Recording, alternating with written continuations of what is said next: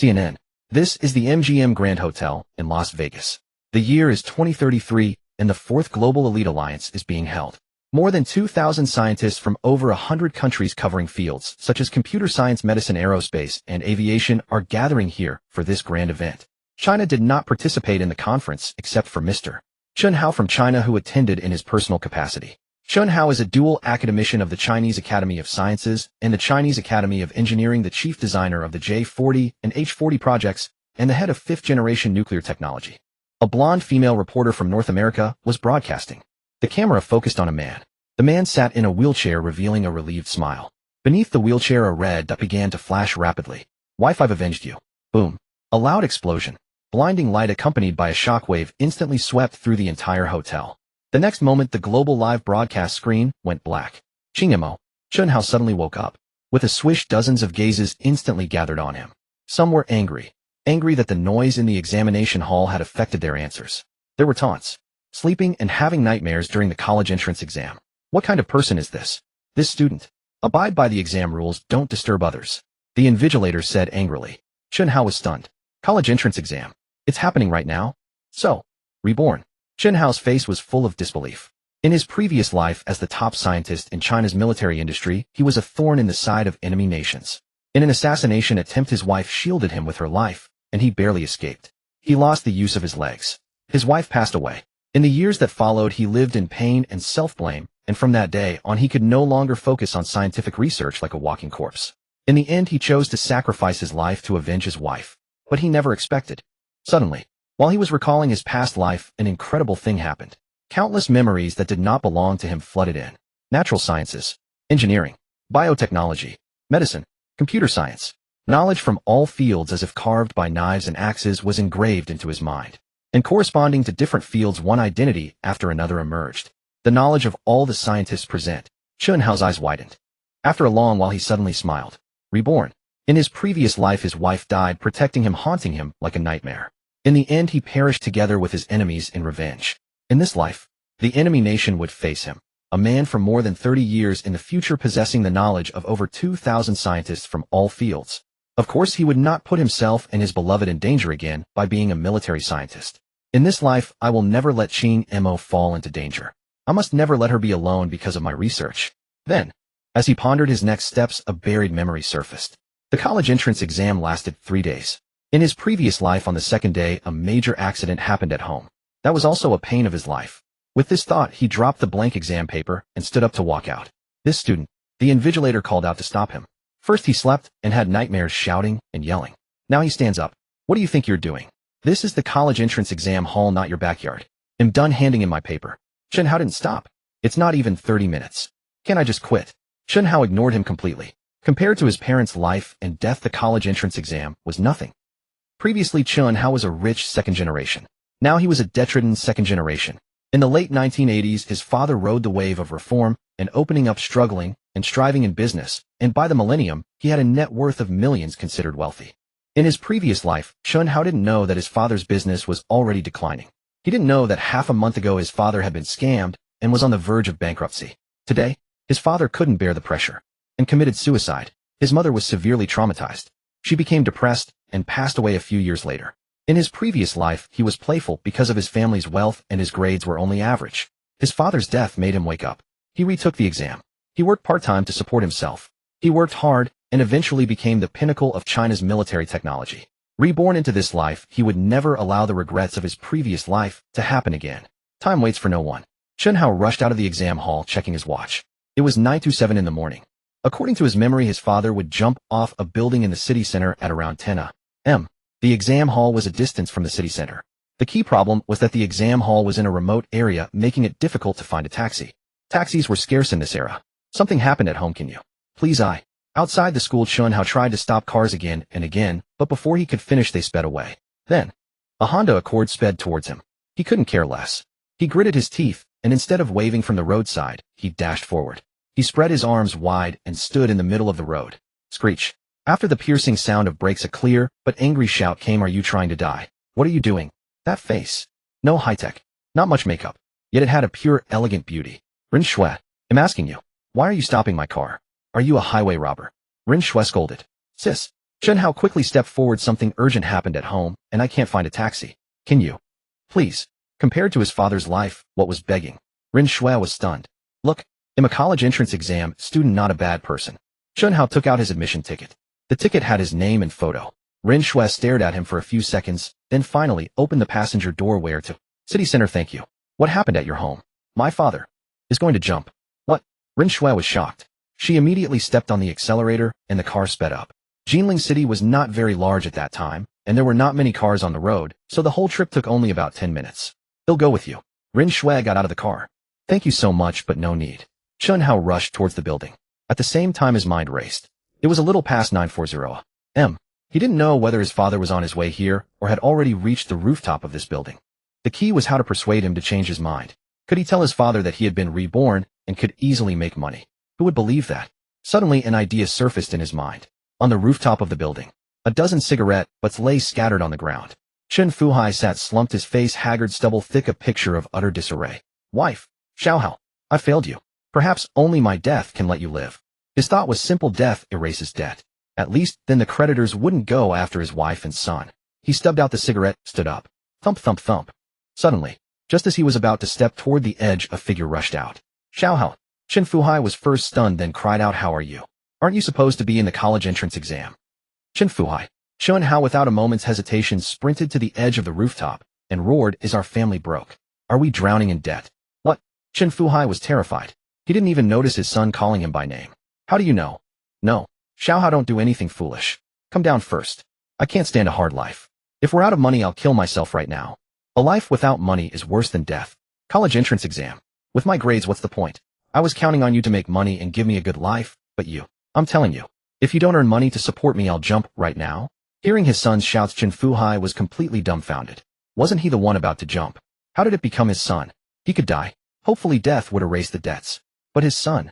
Even though the boy had said terrible things, no matter how unfilial, he was still his only bloodline. His son must not be harmed. In this era, most people highly valued continuing the family line. Chen Fuhai was no exception. Son, come down please. Cold sweat broke out on Chen Fuhai. Afraid to get too close and provoke Chen Hao, he could only tremble from a distance. I promise you. I will definitely earn money and give you a good life. You're not lying to me. Chen Hao seemed skeptical. I'm not lying, I swear. But I heard you lost all your money and are deep in debt. Xiao Hao, listen to me. Chen Fuhai was frantic. Back then I started with nothing, didn't I still make millions? Now I've lost the money, but my skills are still here. I can definitely rise again. Chen Hao stared at him intently. After a long moment, he said half doubtfully, if you dare to shirk responsibility and don't give me a good life, I'll jump today, and if not today, I will in the future. In truth, he was barely holding back a laugh. A son using suicide to force his father to earn money. What an absurdity. All right, I promise you. Please come down. Dad is begging you. Chen Fuhai's hands were shaking. I'll trust you one last time. Chen Hao finally stepped down. Chen Fuhai rushed over and hugged him tightly, as if his son might slip away at any moment. At that moment, a faint, strange smile curled at the corner of Chen Hao's lips. Take your father's path and leave him no path. Want to jump? I'll jump faster, harder, and more recklessly. It was certain that after learning his son would commit suicide if he couldn't endure hardship, Chen Fuhai would never dare to attempt suicide again. Dad, who exactly cheated you? He couldn't help asking. In his previous life, he only found out about the company's decline and the fraud after his father's death. He knew nothing of the specifics. A foreigner from North America. Chen Fuhai sighed and began to tell the story. North America? Again North America? Chen Hao clenched his fists secretly. Downstairs, Ren Shui had not left. A life was at stake. She had heard Chen Hao say his father was about to jump. She thought that if Chen Hao couldn't stop him, she could use her eloquence to help persuade from below. But then, what did she see? Standing on the edge of the rooftop was Chen Hao. He was the one about to jump. Without time to think twice, she rushed into the building. Her sense of justice as a lawyer wouldn't allow her to watch a young boy die. Before she could reach the top floor, she saw the father and son coming down. You too. Ren Shui was bewildered. Dad. Chen Hao patted his father's shoulder. Remember what you promised me. Anyway, I'd rather die than live a hard life. Go make money. All right. Haunted by the thought of his son almost jumping, Chen Fuhai nodded repeatedly. Xiao Hao. Dad will work hard to earn money, but you must promise Dad. Never do anything foolish again. With that, he hurried away thinking about how to earn money. His son's college entrance exam this year was surely doomed. Wouldn't repeating a grade cost money? The key was that not only had his business plummeted, but he was also deep in debt. Everywhere needed money. Are you shameless? Ren Shui, seeing Chen Fuhai leave, immediately rushed to Chen Hao and started berating him. You threatened to jump because your father didn't make money. You didn't even take the college entrance exam, wasting your father's hard work. I was blind to help someone like you. A son like that would be better off dead. Chen Hao just smiled, very happily. His father was alive. That was what mattered most. You still have the nerve to smile. Ren Shui couldn't be bothered with him and turned to leave. Sister, thank you. Chen Hao bowed deeply to her. Thank you for saving my father. What? Ren Shui halted in her steps. She looked at him in astonishment. How did it become saving his father? Then Chen Hao explained the whole story. I had no choice. I had to strike first, only then could I thoroughly eliminate his suicidal thoughts. Blocking is not as good as guiding. Once someone is set on suicide, you can't just guard against it. Unless you make them afraid to die. After hearing the explanation, Ren Shui was stunned for a long time. So she had misunderstood. At his age to come up with this method. Impressive. Even if she had encountered such a situation, she would have tried to dissuade him, never thought of such a novel approach. By the way, she seemed to remember something. You said earlier that your father was cheated by a foreigner. Any clues? Maybe I can help. It's millions. In that era, that was a huge sum. You. Chen Hao was puzzled. I'm a lawyer. I know some people in the relevant departments. Lawyer. Chen Hao's eyes widened.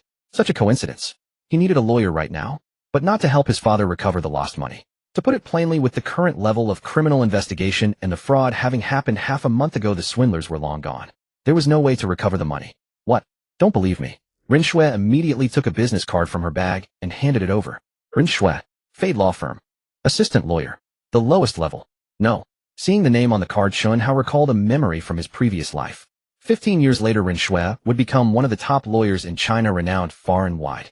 Now limited by age, experience, and seniority, she might not be at her peak, but that didn't mean she wouldn't achieve greatness in the future.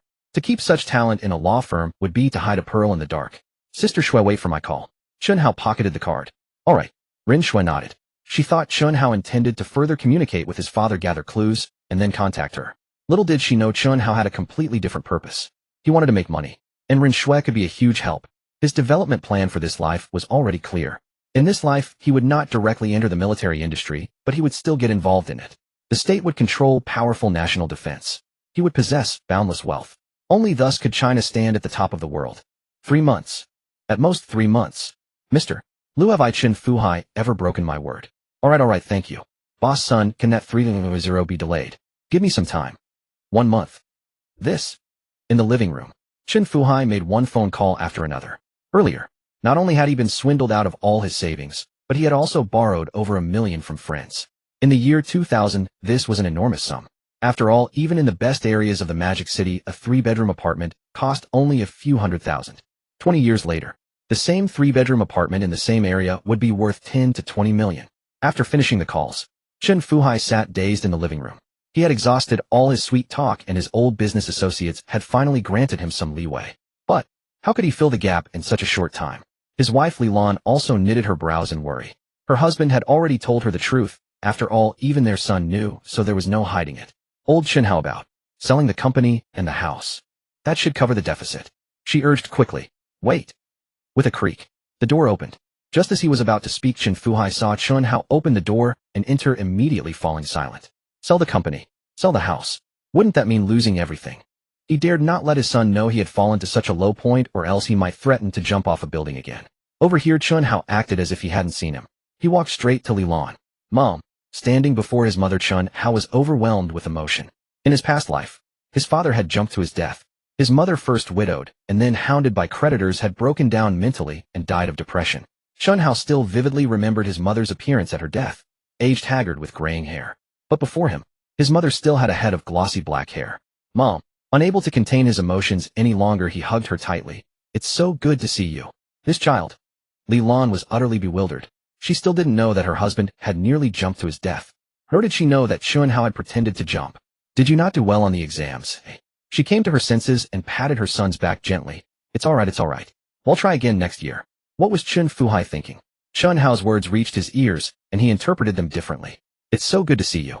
His son had nearly jumped. In the end, he didn't, so seeing his mother must have made him lose control. Little did they know. Both parents had guessed wrong. Smack. Chen Hao kissed Li Lan on the cheek and then headed toward the study. Mom, I need to work hard. They'll be quite busy lately. Li Lan stood frozen, touching her cheek. This child, had he finally matured? She didn't notice the word work in what Chen Hao said. Good. She nodded excitedly. Son, just focus on your studies and he'll take care of everything else. Chen Fuhai's mind was churning. Finally, he quietly pulled his wife into the kitchen and told her everything about their son's near suicide. What a... Li Lan's face turned pale. Shoo. Chen Fuhai quickly covered her mouth and whispered, so we can't let our son know how broke we are. You also need to keep a close eye on his mental state. In the study, Chen Hao was busy at the computer. He was indeed working, not studying. His fingers flew across the keyboard. On the Windows 98 system, he was typing out a torrent of code. In his past life, he had been a military scientist. He had some understanding of programming, but not much. Now things were different. With knowledge from over 2,000 top scientists across countless fields from around the globe, he was like an encyclopedia of technology. In this era, he could effortlessly surpass his peers in countless domains. What did a 33-year technological gap mean? A chasm between heaven and earth. An abyss of difference. One could say, his knowledge in this age was nothing short of divine. Tap. He typed the last line of code, then casually launched the program. Suddenly, the computer screen transformed, revealing a different system. Windows XP. Microsoft had released Windows 98 in 1998. Later, the Neptune and Odyssey teams merged to begin development on Windows XP. In October 2001, Microsoft released Windows XP. Now, it was June 13, 2000. Yes, the college entrance exams had ended days ago. Chen Hao had skipped the remaining tests. There was no choice. He had performed so poorly on the earlier exams that even perfect scores on the rest wouldn't matter. Besides, which university he would attend had nothing to do with his exam results. To put it simply, if he wanted, he could choose any university in all of Huaxia. After completing the system build, he used hacking skills far beyond the era to breach the world's most formidable firewalls and send an email from that IP address. He entered the email attached a file, part of the XP system architecture. The email body contained only a few lines. Mr. Gates, if I'm not mistaken, this is your next generation system. I believe it is of considerable value. What do you think? Trust me, I can render your company's initial R&D investments worthless. I can kill your system before it's born. Signed H. He clicked the button to send. Chen Hao squinted, a cold smile spreading across his face. Mutual benefit was not a bad thing. Let Microsoft save time and R&D funds, release an excellent system, immediately dominate the market and rake in profits. And him. He also needed this money as seed capital. Of course, Chen Hao had made up his mind. He would only do this once. Once he no longer urgently needed money, he wouldn't casually hand over such a golden opportunity to others. What he intended to do was use a flood of high-tech patents to block the West's path of research. The moment you start R&D, I've already registered the patent. Your developed products can't be sold. Want to sell? Pay up. Not just patents. He would also establish his own standards in core fields. A first-class enterprise sets standards, a second-class sells patents. Below the second class, all are but ants. In this life, he would make the West. No, he would ensure that every nation outside Huaxia could only earn the meager profits of production, while the lion's share of standards and patents would become Huaxia's spoils. The whole world would obediently work for Huaxia. Of course, all of this must be built on a foundation of strong national defense. But in this life, he absolutely would not appear before the world as a military scientist. The email was sent to a certain inbox. Chen Hao pinched the bridge of his nose. The system construction was all in his memory, but even with direct reconstruction, the sheer volume of code was no small task. These past few days had exhausted him. I can't just help my dad pay off his debts, can I? As a son, I should help my father build a successful career. Perfect. His eyes lit up. Why was his father's company declining? His father ran a record store which had done quite well in previous years. But since the late 1990s, the record industry had been in decline. Because MP3s and piracy had emerged. The internet was booming. Piracy was everywhere. Who would pay for records anymore? In truth, this was just the beginning. 2 years ago, North America had approved the MP4 playback format. 2 years later, the world's first MP4 player appeared. In 2003, MP4 arrived in Huaxia. With the breakthrough from audio to video, it shattered the record industry overnight. It was worth noting, North America had already established the MP4 standard. Chen Hao knew that even if he created an MP4, once the product sold, well, given North America's nature, they would impose all sorts of restrictions. A 33-year technological gap. How could you possibly shake it? The simplest solution. Bypass North America's MP4 standard and establish a more advanced one. Then, render the West's MP4 development worthless. Just as this thought struck him, his phone suddenly rang. Chen Hao's phone was a Nokia 7110. Released just last year, it cost over 4,000 yuan, yet in Chen Hao's eyes, it was too ugly. The performance was too poor. It was practically an antique. Hello. It's me, Rin Shui. Sister Shui. Chen Hao was startled. A few days ago, they had exchanged phone numbers. How are things on your end? Or, how about I come to your place and talk to your uncle face to face? Rin Shui's tone was anxious. Wait a few more days. Huh. Let's leave it at that. He'll call you in a few days. With that, he hung up. Rin Shui was eager to help catch the fraudster, but Chen Hao hadn't given any updates. It seems I need to prepare the patent documents quickly. He'll put off dealing with my dad for now, he thought to himself. Just then his phone rang again. Without looking at the screen, Chen Hao assumed it was Rin Shui and answered directly, Sister Shui, give me a week. Chen Hao, it's me. The voice was familiar. I heard that you. Chen Hao's expression turned cold. Sun Qian. In his past life, she was a woman who left no significant mark across his decades of existence. But, in his darkest hour, she became the final straw that broke the camel's back. Sun Qian was the class beauty from a family of modest means. Given Chen Hao's family background, he held a fatal attraction for her, who valued wealth over poverty. When a woman pursues a man, it's but a thin veil. The two easily got together. When Sun Qian learned that Chen Hao's family had declared bankruptcy, she immediately proposed a breakup. His father committed suicide by jumping off a building. His girlfriend proposed a breakup. Back then, Chen Hao was in agony.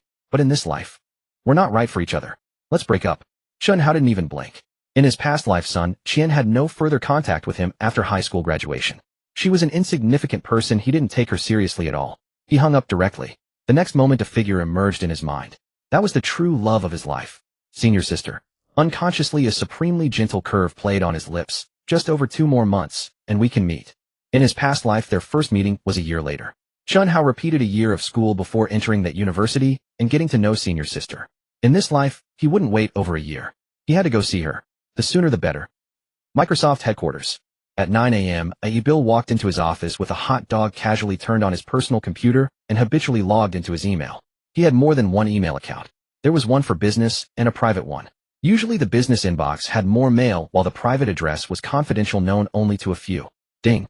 As soon as he logged into his private email, he found a message. Mr. Gates, if I'm not mistaken, this is your next generation system. I believe it's quite valuable, don't you think? He was slightly stunned, then let out a disdainful laugh. A prank. Blackmail. Since becoming the richest man in North America, he had encountered many bizarre things. But he still casually opened the attachment. The next moment, his pupils suddenly constricted. His expression grew increasingly grim, and he immediately picked up the phone. Chris Lemoyne, come to my office. Now. Soon after, the 2 heads of the RD department arrived. Who is it? Bill pointed at the attachment, barking angrily. Who leaked it? The 2 managers trembled with fear. Had a secret been compromised? The 2 exchanged glances. Which one was the mole? Or was it another employee in RD? Call the police. Call the police immediately. No matter who leaked it, he'll make sure they go to jail. Bill was furious. The new system was his proposal, and as a top-tier architect himself, he knew clearly that compared to the 95 and 98 systems, this system would achieve a leap forward. Wait a minute. Chris pointed at the computer screen. This part. We haven't started developing it yet. What? Bill was dumbfounded. Windows XP had just begun development at the start of the year. In terms of overall progress, it was at most about 20 complete, yet the system sent by the stranger was at least 50 done. How could the parts they hadn't developed be leaked? Unless the other party's development speed was faster than Microsoft's. How could this be?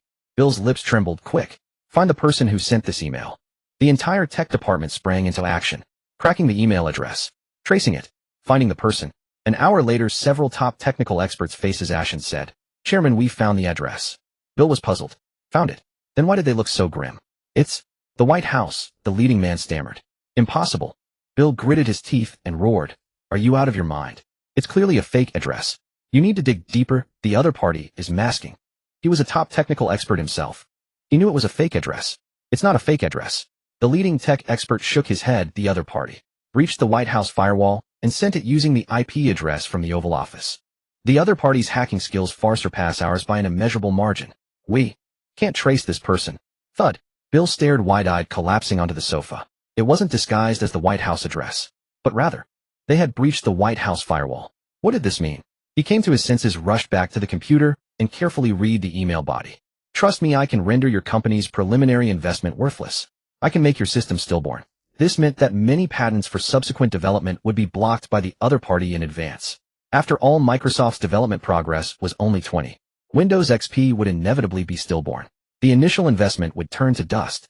More importantly, if Microsoft changed direction and developed a new system from scratch, it would not only cost a huge sum of money, but also cause severe delays. Even would the other party sell the system to Microsoft's competitors? Thinking of the various consequences, Bill's face turned livid. He quickly clicked the reply button and frantically typed a long string of English. Chen Hao was very busy. Extremely busy. After completing the XP system architecture, he immediately began preparing his patents. He could put off dealing with his dad for now, since he wouldn't dare commit suicide at the moment. A few days delay wouldn't matter. The prerequisite for applying for patents was preparing various documents. He wasn't applying for just one or two, but countless numbers. For now, he could only apply for a small portion based on time and importance. Even so, the workload was staggering. Ding. The email account he had been monitoring showed activity. Chen Hao was startled. He clicked it open. When he saw the reply, a smile curled at the corner of his mouth. The fish had taken the bait. Dear Mr. H, it is an honor to know you. May I ask what stage of development have you reached? The one you sent me was only about 50. The email came from Bill's private address. Chen Hao paused his work and his reply was very brief. 100. The attachment was the entire XP system architecture. Sent. Thousands of miles away, Bill received the new email with very little text. When he opened the attachment, this, how is it possible? It was the complete version of the XP architecture. Quick, copy it quickly, Bill exclaimed in shock. But before he could copy it, the attachment vanished into thin air. He was stunned. As a top-tier software engineer, he knew very well. His computer had been remotely controlled. The other party could delete any data at will. The complete architecture sent was only to prove the 100. The other party wouldn't give him a chance to copy it. Bill's hands trembled slightly as he typed rapidly on the computer. Mr. H, what do you want? The email was sent. Within just 3 minutes, when he saw the other party's terms, his eyes nearly bulged out. Was he insane? Bill gritted his teeth and continued typing. Mr. H, how can I be sure you won't do something untoward? For instance, after I pay this sum, you'll go ahead and file the patent or even sell it to others. Soon he received a reply. I always keep my word, and you can only gamble on my integrity, can't you? Because you have no bargaining chips. If you win the bet, you want me to invest in RD, and the new system can hit the market immediately, even if you lose. This amount of money is no great sum for your company. If I don't receive the money within 24 hours, you'll bear the consequences. This communication ends here. Seeing this email, Bill grew frantic. Clearly, the other party had no intention of wasting further words. Mr. H, I need your bank account. He hurriedly sent another email. A few minutes passed. A new email arrived, but it didn't provide an account. Contact me again once the money is ready. Thousands of miles away, Chen Hao revealed a confident smile. The other party had no leverage and could only choose to trust him. Because whether he filed the patent or sold it to another company, Microsoft couldn't bear the consequences. Chen Hao was about to continue working on the patent when his phone rang. Howsy? A familiar voice came through the line. Have you checked your scores? I heard. Chen Hao couldn't help but smile. After his rebirth, the first thing was to save his father. Next, he constructed a system to extort. No. Help Microsoft make money. Now he was busy with patents again. In short, he had been holed up in his study day and night with no time to contact his best friend. In his past life, after his father's suicide and the company's bankruptcy, he was able to continue retaking exams thanks to his good friend's support. Without Deng Xiaoyan, there would be no brilliant Chen Hao of the future. Heard what? Chen Hao asked with a chuckle. Heard. You missed a few exams. Nonsense. Then I'm relieved. Even if I did take them, I wouldn't do well. On the other end of the line, Deng Xiaoyan was utterly bewildered. So it wasn't just a rumor. It was true. This guy had missed the college entrance exams. So what are you going to do? Retake them. All right. He had been so busy these days that he had almost forgotten about filling out the college application. The key wasn't the application. It was, let's talk later, I have a stomachache. I need to go. Chen Hao hung up. He quickly opened his email and typed the subject line, sunflower conjecture. Missed exams. Low scores. Who said getting into college depended solely on grades? At Tsinghua University, in a small courtyard, an elderly man with graying hair sat before a computer desk. The courtyard looked unremarkable. The old man seemed ordinary. But at Tsinghua University, no. In the entire field of Chinese mathematics, he was a true authority, a giant in the real sense. The current era was advancing rapidly, and computers were ubiquitous on campus. However, the old man was still not quite accustomed to them. Although there was a computer at home, he used it infrequently. He logged into his email. Opened it. The old man spotted an email titled, Sunflower Conjecture. Probably some kid's prank, he thought. The Sunflower Conjecture. A globally renowned mathematical problem. 40 years had passed since it was first proposed. Yet this problem, belonging to Ramsey theory, had stumped countless mathematicians worldwide. The old man assumed it was a student from the School of Mathematics playing a joke on him. But when he clicked to open the content, his pupils abruptly contracted. Impossible. How can this be? His expression grew more and more focused. His gaze grew increasingly shocked. Finally, the hand resting on the mouse trembled uncontrollably. The solution was successful. At the very end of the entire text, there was a line, Professor Xiao, my name is Chen Hao. This email has been sent simultaneously to the mathematics department heads of Peking University, Zhejiang University, Fudan University, University of Science and Technology of China, and over 10 other universities, because I want to verify if it's correct.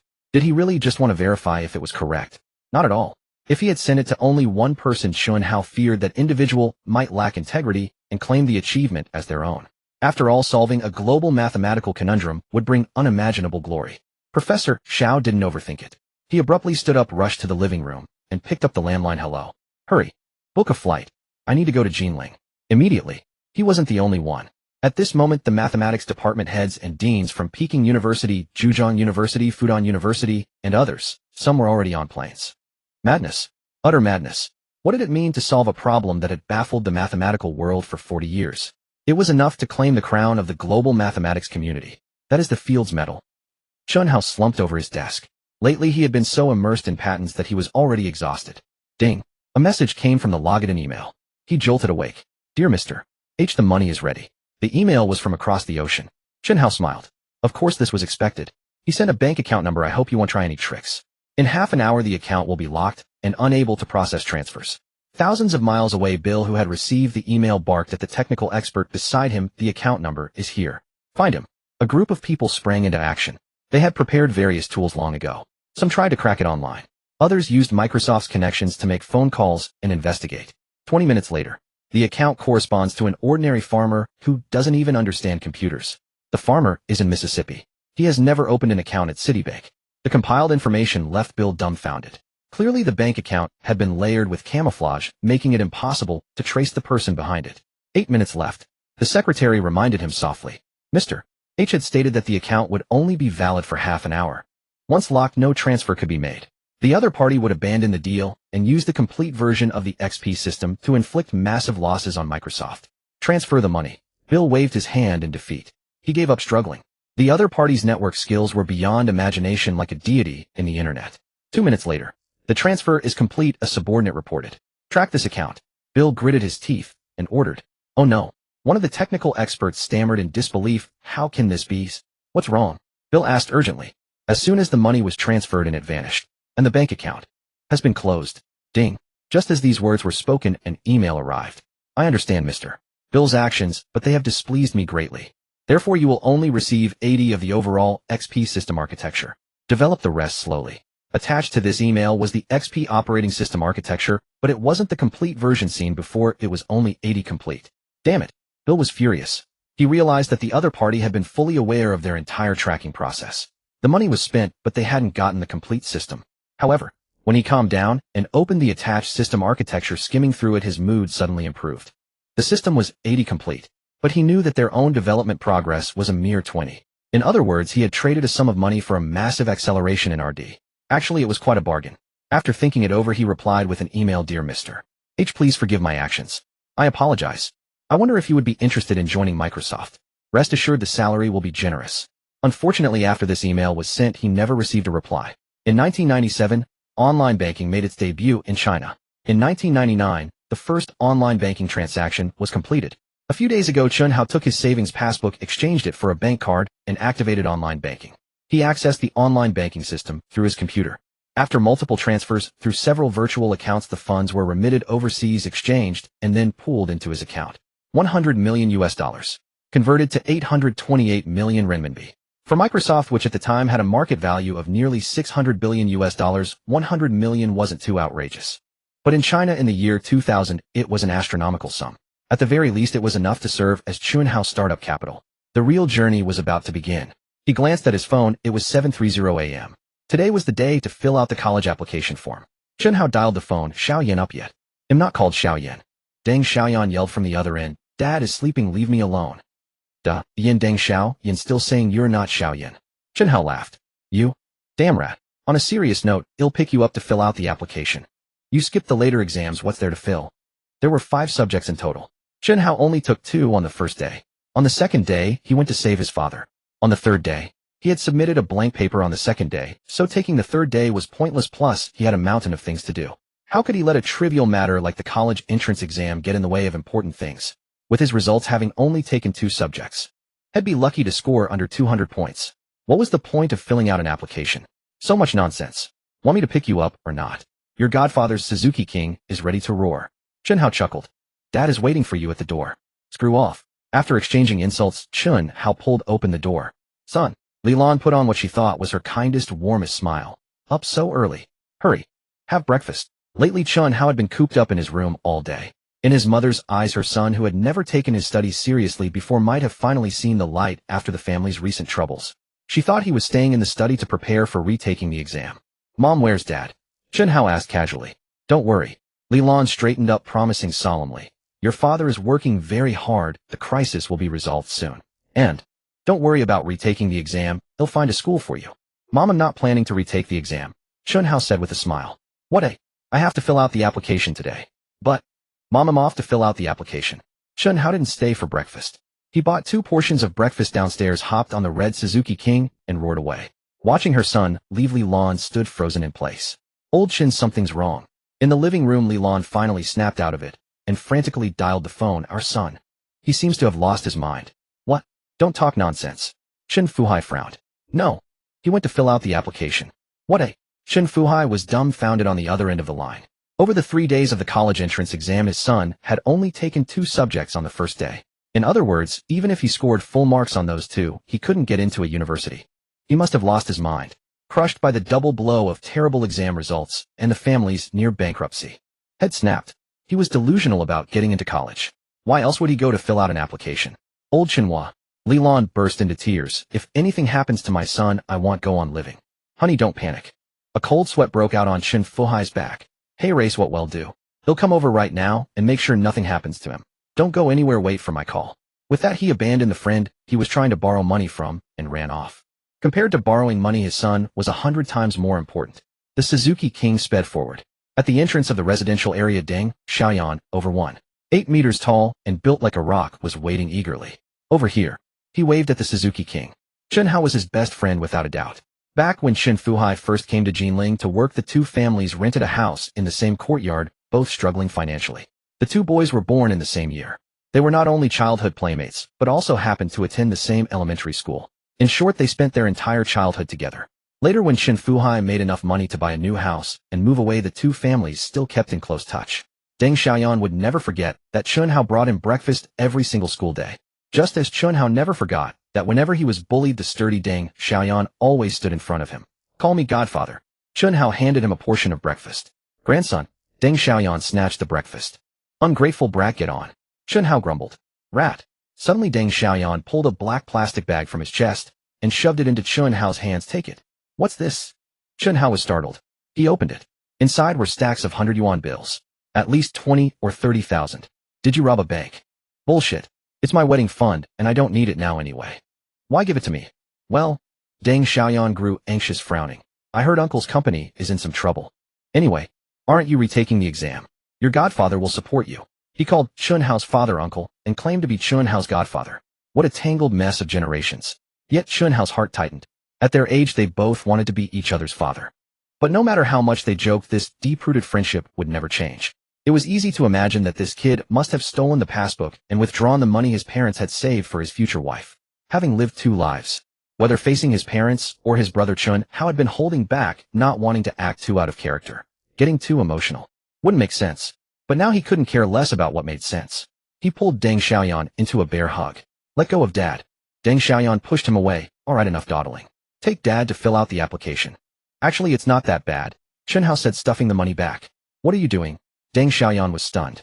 "My dad's just having a temporary cash flow problem. He's already borrowed some money these past few days." "You're lying to me, right?" How could a father lie to his son? "Screw off." Deng Xiaoyan climbed onto the back seat, and after a moment's thought said, "Rat, you're my best brother. If you're lying to me, you'll really be pissed." "I'm not lying. Hold on tight." The Suzuki King started up, roaring through the streets. Soon they arrived at the school. Before they even entered the classroom, a voice rang out. "Oh, isn't this Chen Hao?"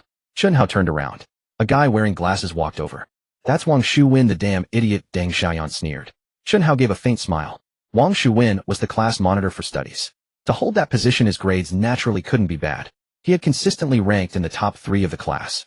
But good grades weren't everything. Put it this way, in middle school, the prettiest girls didn't always choose the top students. Instead, they went for the troublemakers, the rich kids, or the handsome ones. For instance, Wang Shuwen had always liked Sun Qian, but Sun Qian was chasing after Chen Hao. What could he do? Chen Hao was both rich and handsome. Predictably, Wang Shuwen held a grudge against Chen Hao and often used his position as study monitor to pick on him.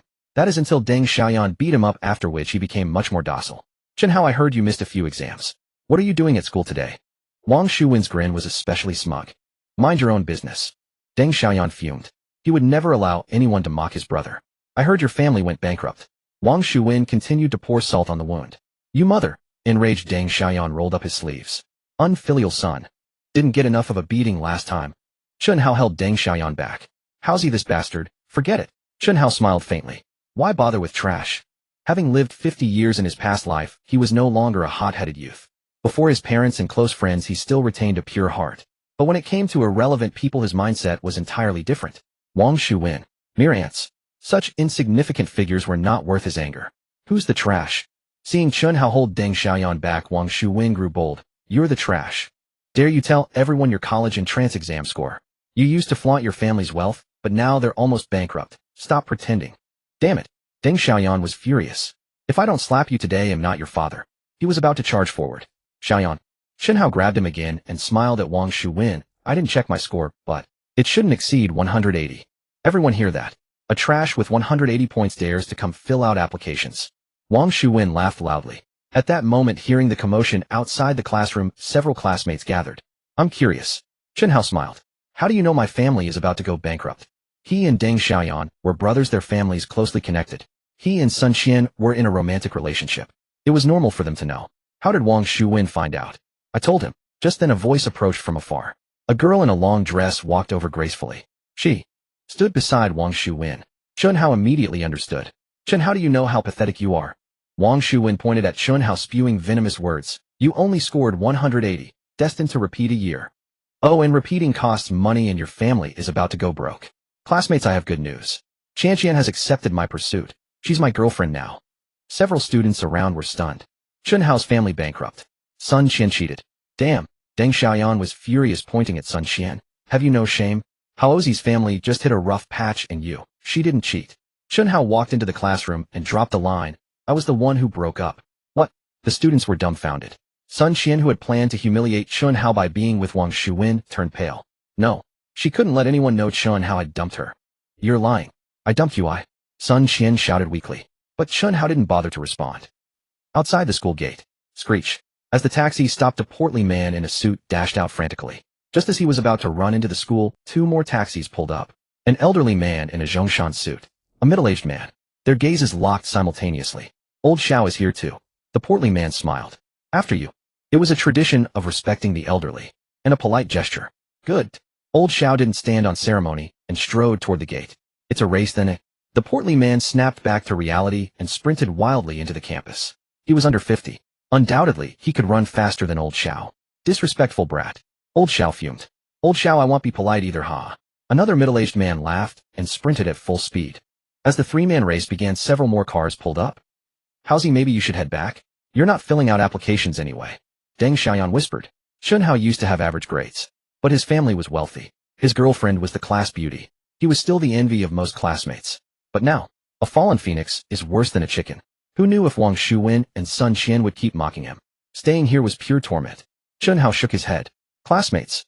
Just then the homeroom teacher walked in. After a brief introduction, he began analyzing application strategies. Actually, they were lucky. They got their scores before filling out applications. Some provinces estimated scores, and many even applied before the exam. After the explanation forms were distributed. How's he? Deng Xiaoyan lowered his voice. What do you think I should write? His usual grades were similar to Chen Hao's, but he exceeded expectations this time. 485 points. Above the second-tier cutoff. What do you want to study, Chen Hao asked. I want to study finance, make big money.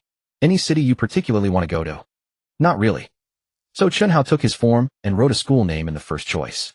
Chen Hao, stop. You can't fill out forms for others. The teacher quickly scolded. Teacher. Wang Shuwen stood up, pointing at Chen Hao. He only scored a little over 100. He's not qualified to fill out applications. In my opinion, he's just here to cause trouble. He should be kicked out. The teacher frowned slightly. Filling out applications was every student's right regardless of score. How could he kick him out? But helping others fill forms was wrong. Teacher, Chen Hao is my brother. I'm fine with him filling it. Deng Xiaoyan shot a glance at Wang Shuwen. Some bastards just love meddling. Wang Shuwen had an idea. Chen Hao, have you filled your own application? Not yet. Chen Hao smiled. Want the teacher's advice? Though, with that score it's tough. Wang Shuwen pretended to worry. I'm just seeing which university offers the best conditions. What? Everyone was stunned. What did he mean? Wang Shuwen had announced to the class that Chen Hao scored under 200, far below the vocational college cutoff. But Was he implying top universities were competing to recruit him? Ridiculous. Sun Qian seized the chance. Don't tell me you want your dad to buy you into college. Oh wait, he's almost broke.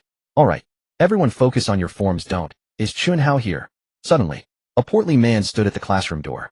In a suit. No, one of his leather shoes was missing. Hardly well dressed, more like tattered. Who are you? The teacher Qian Dapeng was stunned. I'm the head of the math department at Zhejiang University. Let me introduce. Before he could finish, another middle-aged man burst in panting. Zhang Jiping, dean of the School of Mathematical Sciences at Peking University. Which one is Chen Hao? I'd like to invite him to work at our school. What? Everyone was dumbfounded. Did they hear right? Zhejiang University, Peking University, two of the top 3 universities in the country. And that last part. Not for Chen Hao to study, but to work. Huff. After he spoke, an elderly man stumbled and gasping for breath. Youngsters. No martial virtue. No respect for the elderly. Old Xiao was nearly out of breath, hands on his knees, half crouching. Math department of Tsinghua University. Which one is Chen Hao? Well, all 3 of China's top universities had arrived. The 3 major universities had arrived. But that didn't mean only their leaders were present. Fudan Shanghai Jiaotong and the University of Science and Technology. While the entire class and teachers stood dumbfounded, the leaders of other universities gathered. I am Chen Hao. Chen Hao smiled as he stood up. So you're Chen Hao. Truly a promising talent. Zhejiang University needs someone like you the most. Enough. Does the mathematics department belong to Zhejiang University? What about Peking University? Chen Hao, how about an associate professorship in Fudan's mathematics department? Come to the University of Science and Technology of China, and you'll be a full professor. A group of men, the youngest in their 40s and the oldest in their 60s, squabbled noisily in the classroom. Class teacher Qian Dapeng gaped. All the students were stunned, some even rubbing their eyes, believing they were hallucinating. The top 10 universities in the nation had all arrived. They were poaching him without any regard for dignity. The key point was that they weren't recruiting Chen Hao for undergraduate studies. Instead, they were offering at least an associate professorship in the mathematics department. Could anyone tell me what was happening? How could a high school student become a university professor? Everyone. Suddenly the silence was shattered. Wang Wenxue sprang up, pointing at Chen Hao, and shouted, "You must have made a mistake. Chen Hao only scored over 100 on the college entrance exam. He can't even get into the worst vocational schools. You've been deceived by him." Shut up. A man in a t-shirt glared coldly at Wang Wenxue. Do you think everyone needs the college entrance exam like you do? Being able to crack the sunflower conjecture makes him a genius in the global mathematics community. He will be the rising star of Chinese mathematics. And he will also claim the next Fields Medal. The classroom fell so silent that a pin drop could be heard. What was the sunflower conjecture? Most students had no idea. But class teacher Qian Dapeng was a math teacher. Upon hearing this, he was astounded. Chen Hao, you cracked the sunflower conjecture. That was one of the top 10 most difficult problems in mathematics. These 10 problems had troubled the mathematical world for decades, some even for 100 or 200 years. Just luck. Chen Hao smiled faintly, looking at the group of older men. Esteemed teachers, if I only want to be a student. No problem. Old Xiao interrupted immediately. As long as you come to Tsinghua, whether as a professor or a student, it's up to you. And I won't be applying to the mathematics department, Chen Hao added. The group of university leaders was dumbfounded. A genius who solved the sunflower conjecture. A mathematical luminary destined to win the Fields Medal. Yet he claimed he wasn't applying to the mathematics department. Was this a joke? I'm sorry. Chen Hao showed an apologetic expression. Actually, I don't have much interest in mathematics. So, if I don't apply to the mathematics department, would you still want me, esteemed teachers? We do. Zhang Jiping from Peking University immediately spoke up. As long as you come to Peking University, you can choose any major. Not being a professor. Not applying to the mathematics department. It didn't matter. He was the next Fields Medal winner. Even if he came to Peking University as a security guard, he would be a living advertisement. In short, as long as Chen Hao was willing to come, everything was negotiable. At worst, after he arrived at the university, they could slowly persuade him to join the mathematics department. If not, they could still invite him for academic discussions. Seeing that Zhang Jiping had taken the lead, the other universities scrambled to follow. In a word, as long as Chen Hao was willing to come, that was enough. Major. Choose whatever. Then let's discuss the terms, Chen Hao said with a smile. The department heads and deans of the top 10 universities were stunned. So, this was a bidding war. Thinking about it, it made sense. A Fields Medal winner applying to a university. Was there any better advertisement than that? Tsinghua offers you full tuition waiver and a 300 yuan scholarship. Are you kidding?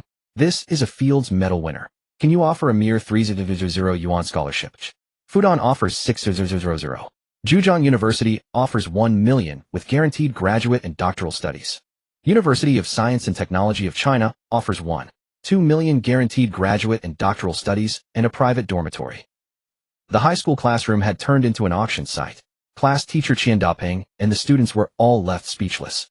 Sun Qian's lips trembled. She had no idea what the Fields Medal was.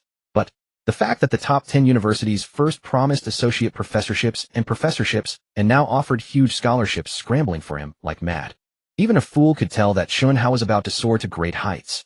Had she lost her mind? Why did she agree to break up? Why did she accept the pursuit of that useless Wang Wenxiu, right? A sudden realization struck her. Chen Hao had performed poorly on the college entrance exam and his family had almost gone bankrupt. Yet he was the one who initiated the breakup. It was obvious. He had known all along that he would rise from obscurity to glory. Esteemed teachers, please stop arguing. Seeing that each side had offered their maximum possible terms, Chen Hao smiled. I choose Shanghai Jiaotong University. What? The 10 university leaders were bewildered. In terms of national university rankings, Shanghai Jiaotong wasn't even in the top 5. In terms of the escalating offers from the various universities, Shanghai Jiaotong's terms weren't the highest either. Why? Zhou Jin from Shanghai Jiaotong stared blankly at Chen Hao. Earlier he had lost all hope. Whether it was university rankings or the terms they could offer, Shanghai Jiaotong had no advantage. Because Director Zhou has a kind face, Chen Hao said with a smile. Zhou Jin was overjoyed. The other 9 all looked crestfallen.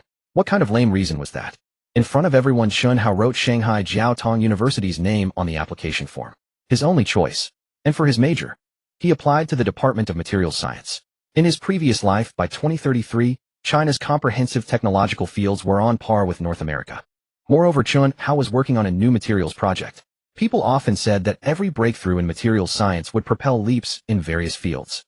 Once that project was completed, China would officially surpass North America. Unfortunately, due to his wife's death, he had suffered a massive blow.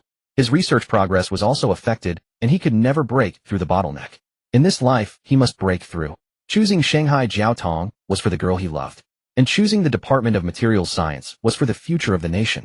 After Chen Hao filled out his application, Zhou Jin readily fulfilled part of his promises.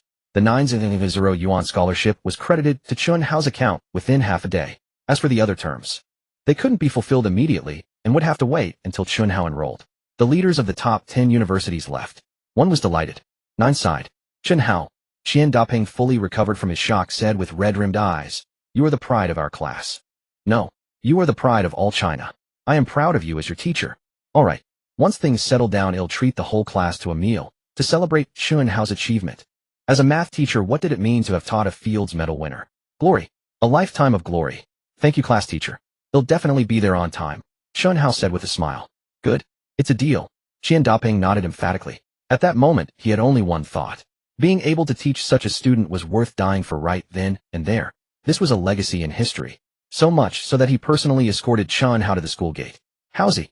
Once outside the school, Deng Xiaoyan could no longer contain himself. He spread his arms and hugged Chen Hao. That was so badass. So badass. Your godfather is very proud. Get lost, you son of a dog. Chen Hao pushed him away, laughing and crying at the same time. You filled in your application for the same city as mine. You're not secretly in love with me, are you? Go to hell. Chen Hao. A crisp voice suddenly rang out. Chen Hao's expression remained calm. Deng Xiaoyan couldn't help but frown. Sun Qian, forgetting to fill out her college application, chased after him. Earlier outside the classroom, when Wang Shuwen sneered at Chen Hao said not to bother with trash. Sun Qian disagreed. Poor grades. Family bankrupt. Wasn't Chen Hao the real trash?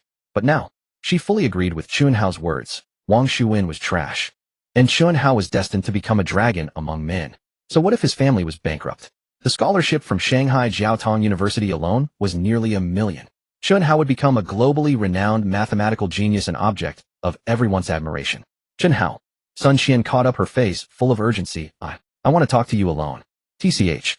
Deng Xiaoyan sneered. What, cheating on him again? Chen Hao, listen to me, Son. Just at that moment, a Jetta stopped nearby. Chen Fuhai got out anxiously and rushed over like a gust of wind. Daddy. Chen Hao was bewildered. Why would his old man come to school? Let's go. Chen Fuhai grabbed him. Dad's taking you to the hospital. Why the hospital? Chen Hao pulled away. It's nothing. I just think you're not feeling well. Let's get a checkup. Chen Fuhai explained. His son had gone mad, but he couldn't say it to his face. Uncle Haozi is fine. He's not sick. Deng Xiaoyan quickly said. No. Chen Fuhai's expression was strange as he tentatively asked Chen Hao, did you fill out your application? Yes. Chen Hao nodded. Then that's it. Let's go to the hospital first. Uncle, you don't know how awesome Haozi is. The department heads and deans of the mathematics faculties from the top 10 strongest universities came to our school personally to recruit him to be a professor. Chen Fuhai stared blankly at the excited Deng Xiaoyan. However, he silently pulled out his phone and dialed, "Old Deng, come to the school. I think Xiaoyan might have a problem." "Don't worry, the pressure of senior year is high. My Xiao Hao has a problem too. Let's go to the hospital together and take a look." There. Hearing his dad call Uncle Deng, Chen Hao finally understood the reason. "Dad, I'm not crazy. Uncle, everything I said is true," they said in unison. The problem was Chen Fuhai absolutely refused to believe it. Didn't he know his son's grades? With his son's grades, he couldn't even get into a good university, let alone. Who the hell had ever heard of a high school student becoming a professor at a top university? He even suspected mental illness was contagious. Did Deng Xiaoyan infect his son, or did his son infect Deng Xiaoyan? Otherwise, how could both kids go mad together? "Dad," Chen Hao was too lazy to explain. "You should at least believe the homeroom teacher, right?" He dialed Qian Dapeng's number and shoved the phone into his father's hand. The call connected. Chen Fuhai answered it. "Son Qian, is there something?" Chen Hao looked at her indifferently as she stood nearby. "Aye." Son Qian glanced at Chen Fuhai. His father was right there. No matter how thick-skinned she was, she couldn't talk about love in front of him, could she? Oh, the homeroom teacher had said earlier that he'd treat the whole class to a meal in a few days. There would be plenty of time later anyway. The key point was she hadn't filled out her application yet, and had run out to chase Chen Hao. "Nothing, he'll go fill out my application first." She turned and left. After a few steps, she looked back deeply at Chen Hao, putting on a reluctant expression. As a result, Chen Hao didn't even glance at her. "Qian, where did you go?" Seeing Sun Qian return to the classroom, Wang Shuwen hurried over. "None of your business." Sun Qian's tone was cold. "My first choice is Xiamen University. With my score, it should be fine. What about you?" With Sun Qian's grades, she couldn't get into Xiamen University. Wang Shuwen hoped she would apply to a university in the same city as him. To make it easier to meet later. "None of your business." Without any hesitation, Sun Qian filled in her choices on the form. In a flash, Wang Shuwen's face turned pale. Because all the universities Sun Qian chose were in Shanghai. "Qian, we agreed a few days ago." "That was a few days ago." Sun Qian interrupted bluntly, her eyes revealing longing. "I want to go be with Chen Hao. Be with him forever." Wang Shuwen were just not suited for each other. "Don't flatter yourself." "What a—" Wang Shuwen's tears flowed. He had only been her nominal boyfriend for a few days, and he hadn't even held her hand. How was he already dumped? Chen Fuhai stood motionless, holding the phone. It was true. What Deng Xiaoyan said was true. Just then his phone rang. But Chen Fuhai seemed not to hear it, completely frozen in a daze. "Dad, give me the phone." Chen Hao took the phone. "Sister Shui, I was just about to find you. At work?" "Okay, I'll talk to you later." The call was from Rin Shui. It was probably about pushing the fraud case again. Chen Hao had an idea. At work? Maybe he could go and poach her while he was at it. "Dad, I have something to do." He headed straight for the nearby Suzuki King. The motorcycle started. It roared away. Chen Fuhai finally snapped out of it. "Go home. Tell his wife the good news." He headed straight for the Jetta by the roadside. The Suzuki King went south. The Jetta went north. "Uncle, how's he?" Deng Xiaoyan was dumbfounded, shouting back and forth in two directions. "I didn't get in the car. I didn't get in the car." Fade law firm. In a certain office. "Rin Shui, how do you do your work? Can't even handle a small matter. Do you even want this job? Look for yourself. What kind of crappy plan is this?" An old man with gold-rimmed glasses was shouting at Rin Shui. Rin Shui lowered her head. Her fingers clenched the hem of her clothes tightly. She had tried so hard. After graduating from China University of Political Science and Law, she harbored great dreams. But after entering the law firm, she realized it wasn't that simple. Litigation. Dream on. At first, her job was to serve tea and water, copy documents, and run errands. Later, she got her practicing certificate, thinking she finally had a chance. But reality dealt her a heavy blow. At a big firm like Fade, with partners, chief lawyers above, and many senior lawyers below, how could an opportunity ever come to her? She was still running errands. Only the mentor assigned to her would give her some trivial tasks to handle. But she thought her plan was fine. Her mentor was never satisfied. "Mentor, please tell me where the problem is, and he'll go fix it." "Tell you?" The old man grew angrier. "If I tell you everything, what do I need you for?" How about this?" The old man's tone suddenly softened. "There's a nice restaurant. Let's have dinner after work today, and I'll explain it to you slowly." Xiao Shui? In a law firm, hard work alone isn't enough, understand? Rin Shui's expression froze instantly. During this time, her mentor kept making her revise without giving any advice. Now suddenly, she wasn't stupid. She understood what this meant. Except, that was a line she could not cross. Refuse. She would definitely continue to be given a hard time. Bang. A loud crash. The office door was kicked open. Who dares to? Thud. A fist slammed into the old man's face, sending his gold-rimmed glasses flying. Chen Hao. Rin Shui's face turned pale with shock. "Stop. No. This is illegal. The old man was stunned by the punch. After coming to his senses, he screamed, "Kid, you're finished. He'll see you to death, just wait." Thud. Another punch landed. A young man standing 1.8 meters tall was no match for the old man. "Sue me." Chen Hao grinned. "Go ahead, sue me. If you don't, you're a bastard." "Perfect. Let's expose the office harassment and the abuse of power for coercion together. Beating someone up? At most he'll be detained for a few days." Whoosh. The old man's face instantly turned deathly pale. He wasn't stupid. The other party was just in a fight, at worst a few days in detention. Abuse of power for coercion. If it went through the judicial system, no matter whether he won or lost, his reputation would be ruined. By the roadside curb. Slap. Chen Hao handed a can of Jianlibo to Ren Shui. He opened his own can and downed nearly half in one gulp. Refreshing. He sat on the curb, tilting his head back and squinting at the sun. Youth, how wonderful. To be able to freely squander one's youth to follow one's heart without fear to do whatever one desires. Like this can of Jianlibo. Before his rebirth at that age, he had to consider so many things. Is carbonated soda bad for your teeth? Bad for your stomach? Is the sugar content too high? Now no need to think about it. Ren Shui turned her head. She watched him as he looked up at the sun while drinking. His profile. Too handsome. The scene of Chen Hao kicking open the office door and brutally beating up the old man flashed in her mind. "Chen Hao, thank you." Her voice was filled with gratitude yet tinged with a hint of melancholy. After 3 years at Fade Law Firm, all her efforts had been in vain. The old man wouldn't dare call the police and probably wouldn't dare to sue either. But she couldn't go back either. "No need to thank me, we're all on the same side. There's plenty of work ahead," Chen Hao said with a smile. "I've already left the firm. I'm afraid regarding Uncle Chen's side." "Who said anything about that?" Suddenly, Chen Hao stood up and walked over to her. "Sister Shui, I formally invite you to join my company as the legal director." "What?"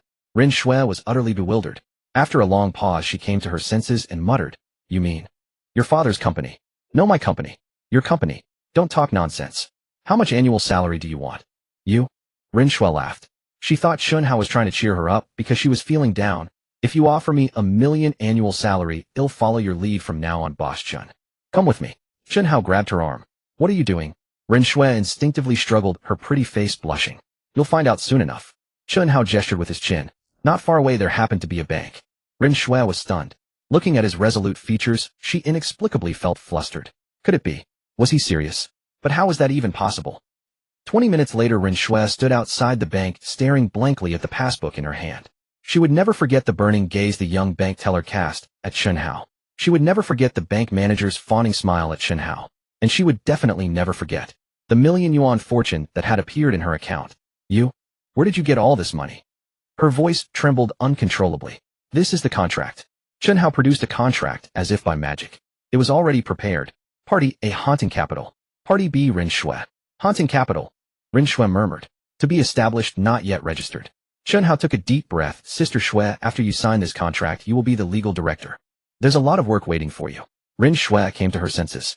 She stared intently at him as if trying to read the truth from his eyes. Half a month ago, he was the teenager who rushed onto the road to stop a car, claiming his father was going to jump off a building. Half a month later, he casually transferred $1 million to her and appointed her as legal director. What an incredible transformation. Ren Shui. Chen Hao's gaze turned sharp. Do you want to be a lowly assistant at a law firm enduring your boss harassment and bullying, or do you want to be above everyone else? The path is right in front of you, you can choose. Ren Shui was stunned. All her experiences at the law firm flashed through her mind. He'll sign. She took the pen Chen Hao offered, her gaze gradually turning resolute. At this moment, Chen Hao seemed mysterious to her, but in the end she chose to trust him. Or rather, what more did she have to lose? "What's next?" she asked after signing. "We're going to Shanghai." "Okay." She didn't ask why. Room 502, Building 7, Xingfuli Estate. After listening to her husband's rambling account, Li Lan was completely dumbfounded. Fake. It must be fake. Until Chen Fuhai called Qian Dapeng, and the son's homeroom teacher confirmed it. Well, Qian Dapeng was very busy. When Chen Fuhai didn't believe him, he had to prove it to Chen Hao. When Li Lan didn't believe him, he had to prove it to Chen Fuhai again. But he was very happy to be the witness. Every time he acted as a witness, he would puff out his chest, wishing he could tell the whole world. My student has solved a global mathematical conjecture.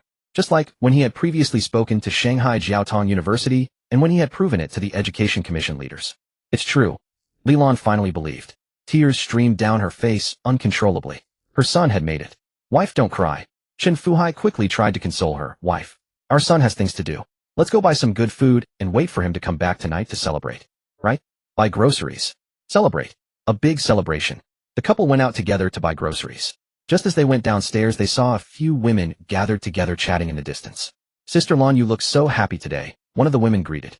My son, Li Lan said proudly. He solved some conjecture, and even the leaders from Tsinghua and Peking University want him to be a professor. Who doesn't have a bit of vanity? Her son had made it. Li Lan wanted the whole world to know. Her son, Chen Hao, extraordinarily talented. The women were all stunned. One of them muttered in a low voice, did you hear? Chen Fuhai owes a lot of money. It seems his company is about to go bankrupt. Could this family be going crazy? Exactly. My son goes to the same school as Chen Hao and his grades are terrible. This is the first time I've heard of a high school student becoming a university professor. Lying through his teeth. Don't say that. This family is pitiful enough, they've both gone mad. Suddenly, the sound of gongs and drums rang out. A procession of over 100 people surged into the neighborhood. Besides the gong and drum players, the group at the front, all in suits and leather shoes, clearly looked important. Mr. Chen. Someone ran towards Chen Fuhai. It was none other than Qian Daping. Teacher Qian, what is this? Chen Fuhai asked, bewildered. Vice Mayor Lu, this is Mr. Chen Fuhai, the father of student Chen Hao. Qian Daping quickly introduced him. Mr. Chen. Lu Yuanshan, who was at the front, took the initiative to shake Chen Fuhai's hand. You have raised a fine son. Student Chen Hao is outstanding. He has brought honor to our Jinling. On behalf of the city government, I extend our regards to you. Furthermore, the Municipal Party Committee and Municipal Government have decided to award student Chen Hao a personal cash prize of 500 yuan. Owen, Qian Daping, accompanied by the principal, went to shake Li Lan's hand. Chen Hao has brought immense honor to our school. The school awards him a 200 yuan prize. Where is student Chen Hao? Is he at home? Mayor Lu wants to see him. The couple was extremely excited. Only then did they remember. He'll make a call. Chen Fuhai's hands were trembling. The 700 yuan prize was actually secondary. The deputy mayor visiting in person was what truly brought glory to the family. Not far away, the women who had been gossiping earlier were stunned. A 500 yuan reward from the Municipal Party Committee. A 200 yuan reward from the school. In this era, that was far more than the reward for the top scorer in the college entrance exam. Moreover, the deputy mayor himself came to visit. So, it's true. The women's eyes nearly popped out. A high school student becoming a university professor. Damn, an unheard-of marvel. It was less than 300 kilometers from Jinling to Shanghai. A little past 2 in the afternoon. In a small street-side eatery, Chen Hao devoured dumplings ravenously. He hadn't eaten lunch during the drive to Shanghai and was famished. Ren Shui ate slowly, occasionally stealing a glance at him. Most of the time, he seemed like a mere youth. Yet at times, he seemed nothing like his age. Just then his phone rang. Ren Shui quickly averted her gaze. Dad, I'm in Shanghai. Why did you go to Shanghai? Vice Mayor Lu is here along with the Education Bureau officials and your principal. Hurry back. I have urgent matters. Handle it yourself. Hey, son. Xiao Hao. You little brat. Chen Fuhai was furious. The vice mayor had personally come to visit, yet his son didn't take it seriously. What was he to do? Chen Hao had no time for such trivial matters. Money he had. People. Well, for now there was only Ren Shui, but she would be crucial in the early stages. In short, the commercial behemoth was about to set sail. Finished. Let's go buy something. What? A house. Cine Real Estate Agency. Having entered Shanghai in 1993, it was a veteran agency. In the afternoon, a young man with a middle-parted haircut stood at the agency's entrance looking around. An Accord pulled up. Bro, park over here. Zhang Wu bowed and scraped. An hour ago, he had received a call from a client wanting to buy a house. But, seeing the people getting out of the car, Zhang Wu's heart skipped a beat. So young. Of course he was a professional. He never judged by appearances. Please come in. What kind of property are you looking for? Zhang Wu led the way. Any commercial properties? Commercially? Yes. A large area preferably. Around Lujiazui. Pudong was in its development phase, but property prices were low. In the eyes of locals, Pudong was an undeveloped countryside with prices much lower than the old city. But who could have imagined that a decade later Pudong's property prices would become sky-high? Zhang Wu was stunned. Large area. Commercial property. Could this mean a big payday? Yes. He hurried off to find listings. Ren Shui frowned and whispered, I know you plan to start a company, but do you need such a large space initially? In the early stages of a startup, one should take it slow. Expand only when the company grows. At this moment, she had no idea how much money Chen Hao had nor the scale of haunting capital. She didn't even know what the company would do since it wasn't registered yet. Bro, Zhang Wu soon returned with documents. How about this one? Built less than 3 years ago, an entire floor for sale, over 800 square meters. Over 800 square meters. At a price just over 2,000 per square meter, the total would be nearly 2 million. The commission alone would be substantial. Too small, Chen Hao frowned. Zhang Wu was dumbfounded. This one looks good. Suddenly Chen Hao noticed a document in his hand. 3 commercial buildings. A total area of over 3,000 square meters. Located along the riverside in Lujiazui. Not to mention 2033, even a decade later residential and office properties in this area would start at least 1,000 per square meter. In other words, even if he bought it and did nothing, the future returns would be dozens of times over. Bro, you're not joking, are you? Zhang Wu's expression was complex. He tried to force a smile, but couldn't. The total price is nearly 100 million, and it's sold by floors. The bigger the client's claims, the less he believed they would actually buy. 100 million. In the year 2000, that was an astronomical sum. The whole building isn't for sale. Chen Hao asked. It's not that it isn't, but it is for sale, eh? It is, but then that's it. Chen Hao stood up without hesitation. Contact the seller. Let's handle the procedures today. Bro, are you really not messing with me? Zhang Wu stammered. Do you think I drove for hours just to joke with you? Bro. Zhang Wu's heart was pounding. It was real. Ren Shui also stared at Chen Hao in a daze. Was it true? How could he have 100 million? A transfer of $1 million annual salary was one thing. 100 million was another. 100 million. It was simply too much. Chen Hao, I think. Wait. Chen Hao suddenly looked at a spot not far away. A man was talking to a female agent. Sir, are you sure you want to sell? Where will you live after? The agent was a kind-hearted girl. The man shook his head with a sigh. No choice. In the past, the Feiyue factory was a big name in Shanghai, but now, at over 50, he had been laid off, finding it hard to get a job, and his wife had just fallen ill. He was truly at the end of his rope. Sir. Chen Hao walked over quickly. Do you know any technicians from the Feiyue factory? Feiyue Television. From the 1980s to the early 1990s, it was a nationally renowned TV brand. Unfortunately, with the wave of reform and opening up, better products emerged, and the technologically outdated Feiyue TV gradually fell behind in the late 1990s. Sales slumped, wages couldn't be paid, and employees had to be laid off. Chen Hao remembered Feiyue Television. In another 5 or 6 years, it would completely collapse and declare bankruptcy. You? What do you want? The man was puzzled. I want to recruit technicians. You? The man looked him up and down. Finally, he shook his head and said to the female agent, Miss, please help me list this house and sell it as soon as possible. Thank you. With that, he got up to leave. Sir. Young man, don't toy with me. The man was displeased. How about this? Chen Hao turned to Zhang Wu. Contact the seller immediately. If they don't arrive within an hour, he'll buy from another agency. Meet at the property transaction center. Sir, come with me. How about it? Seeing Zhang Wu's excited expression, the man felt it wasn't a joke. Since he had nothing to do anyway, he decided to go along. An hour later, at the property transaction center, Chen Hao contacted his bank to send personnel to assist with the procedures, saving a lot of trouble. Of course, ordinary people wouldn't get such treatment. Over 93 million. When the transaction was officially completed with the bank's help, even Ren Shui was stunned. He actually had 100 million. Boss Chen, the seller, a short, stout man, handed him a business card. Here is my card. If you ever need anything in construction, feel free to contact me. Ma Dafa. Chen Hao pocketed the card. Sure. Boss Ma, if I ever need you, will definitely reach out. Ma Dafa took it as a polite gesture. He always gave his card to wealthy people he met. Little did he know, Chen Hao would indeed seek him out before long. Sir, do you believe me now? Chen Hao asked the man with a smile. You really want to hire people? How many do you need? No limit on technicians as long as they have real skills. Nice to meet you. The man extended his hand. Xiao Zhengfeng, former director of the technical department at Shanghai Feiyue Television Factory. We have at least over 100 laid-off technicians. More than half are highly skilled. Their hands clasped. Chen Hao smiled. Director Xiao, how about this? Contact everyone as soon as possible and come to the company tomorrow to discuss. Good. Xiao Zhengfeng nodded repeatedly.